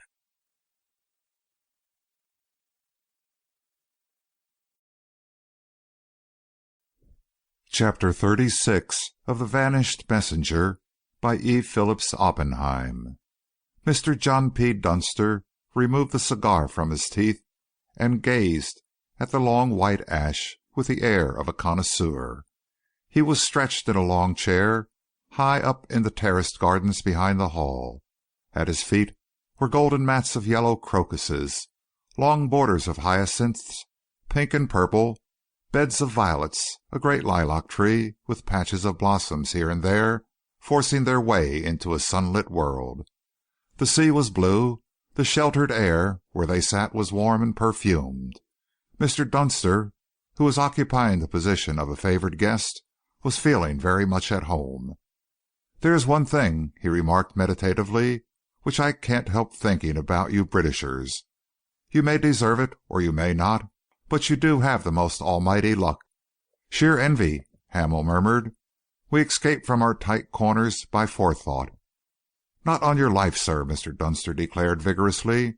"A year or less ago you got a North Sea scare, and on the strength of a merely honorable understanding with your neighbor, you risk your country's very existence for the sake of adding half a dozen battleships to your North Sea squadron. The day the last of those battleships passed through the Straits of Gibraltar, this little conference was plotted. I tell you, they meant to make history there. There was enough for everybody. India for Russia, time-honored dream, but why not? Alsace-Lorraine and perhaps Egypt for France. Australia for Japan, China and South Africa for Germany. Why not? You may laugh at it on paper, but I say again, why not?" "It didn't quite come off, sir," Gerald observed. "It didn't," Mr. Dunster admitted, "partly owing to you. There were only two things needed. France to consider her own big interests, and to ignore an entente from which she gains nothing that was not assured to her under the new agreement, and the money. Strange," Mr. Dunster continued, "how people forget that factor, and yet the man who was responsible for the Hague Conference knew it. We in the States are right outside all these little jealousies and wrangles that bring Europe every now and then right up to the gates of war. But I'm hanged if there is one of you dare pass through those gates without a hand on our money markets." It's a new world in history, that little document, news of which Mr. Gerald here took to The Hague. The word of the money kings of the world. There is something that almost nips your breath in the idea that a dozen men, descended from Lord knows whom, stopped a war which would have altered the whole face of history. "There was never any proof," Hamel remarked, "that France would not have remained staunch to us." "Very likely not," Mr. Dunster agreed, "but on the other hand, your country had never the right to put such a burden upon her honor. Remember that side by side with those other considerations, a great statesman's first duty is to the people over whom he watches, not to study the interests of other lands. However, it's finished. The Hague Conference is broken up. The official organs of the world allude to it, if at all, as an unimportant gathering called together to discuss certain frontier questions with which England had nothing to do. But the memory of it will live. A good cold douche for you people, I should say, and I hope you'll take warning by it. Whatever the attitude of America as a nation may be to these matters, the American people don't want to see the old country in trouble. Gee whiz, what's that?" There was a little cry from all of them. Only Hamel stood without a sign of surprise, gazing downward with a grim, set face. A dull roar, like the booming of a gun, flashes of fire, and a column of smoke. All that was left of St. David's Tower was one tottering wall and a scattered mass of masonry. "I had an idea," Hamel said quietly, "that St. David's Tower was going to spoil the landscape for a good many years. My property, you know, and there's the end of it. I am sick of seeing people for the last few days come down and take photographs of it for every little rag that goes to press." Mr. Dunster pointed out to the line of surf beyond. "If only some hand," he remarked, "could plant dynamite below that streak of white, so that the sea could disgorge its dead. They tell me there's a Spanish galleon there, and a Dutch warship, besides a score or more of fishing boats." Mrs. Fentolin shivered a little. She drew her cloak around her. Gerald, who had been watching her, sprang to his feet. "Come," he exclaimed. "We chose the gardens for our last afternoon here to be out of the way of these places. We'll go round the hill." Mrs. Fentolin shook her head once more. Her face had recovered its serenity. She looked downward gravely, but with no sign of fear. "There is nothing to terrify us there, Gerald," she declared. "The sea has gathered, and the sea will hold its own." Hamel held out his hand to Esther. "I have destroyed the only house in the world which I possess," he said. "Come and look for violets with me in the spinney, and let us talk of the houses we are going to build and the dreams we shall dream in them." Chapter 36. Recording by Richard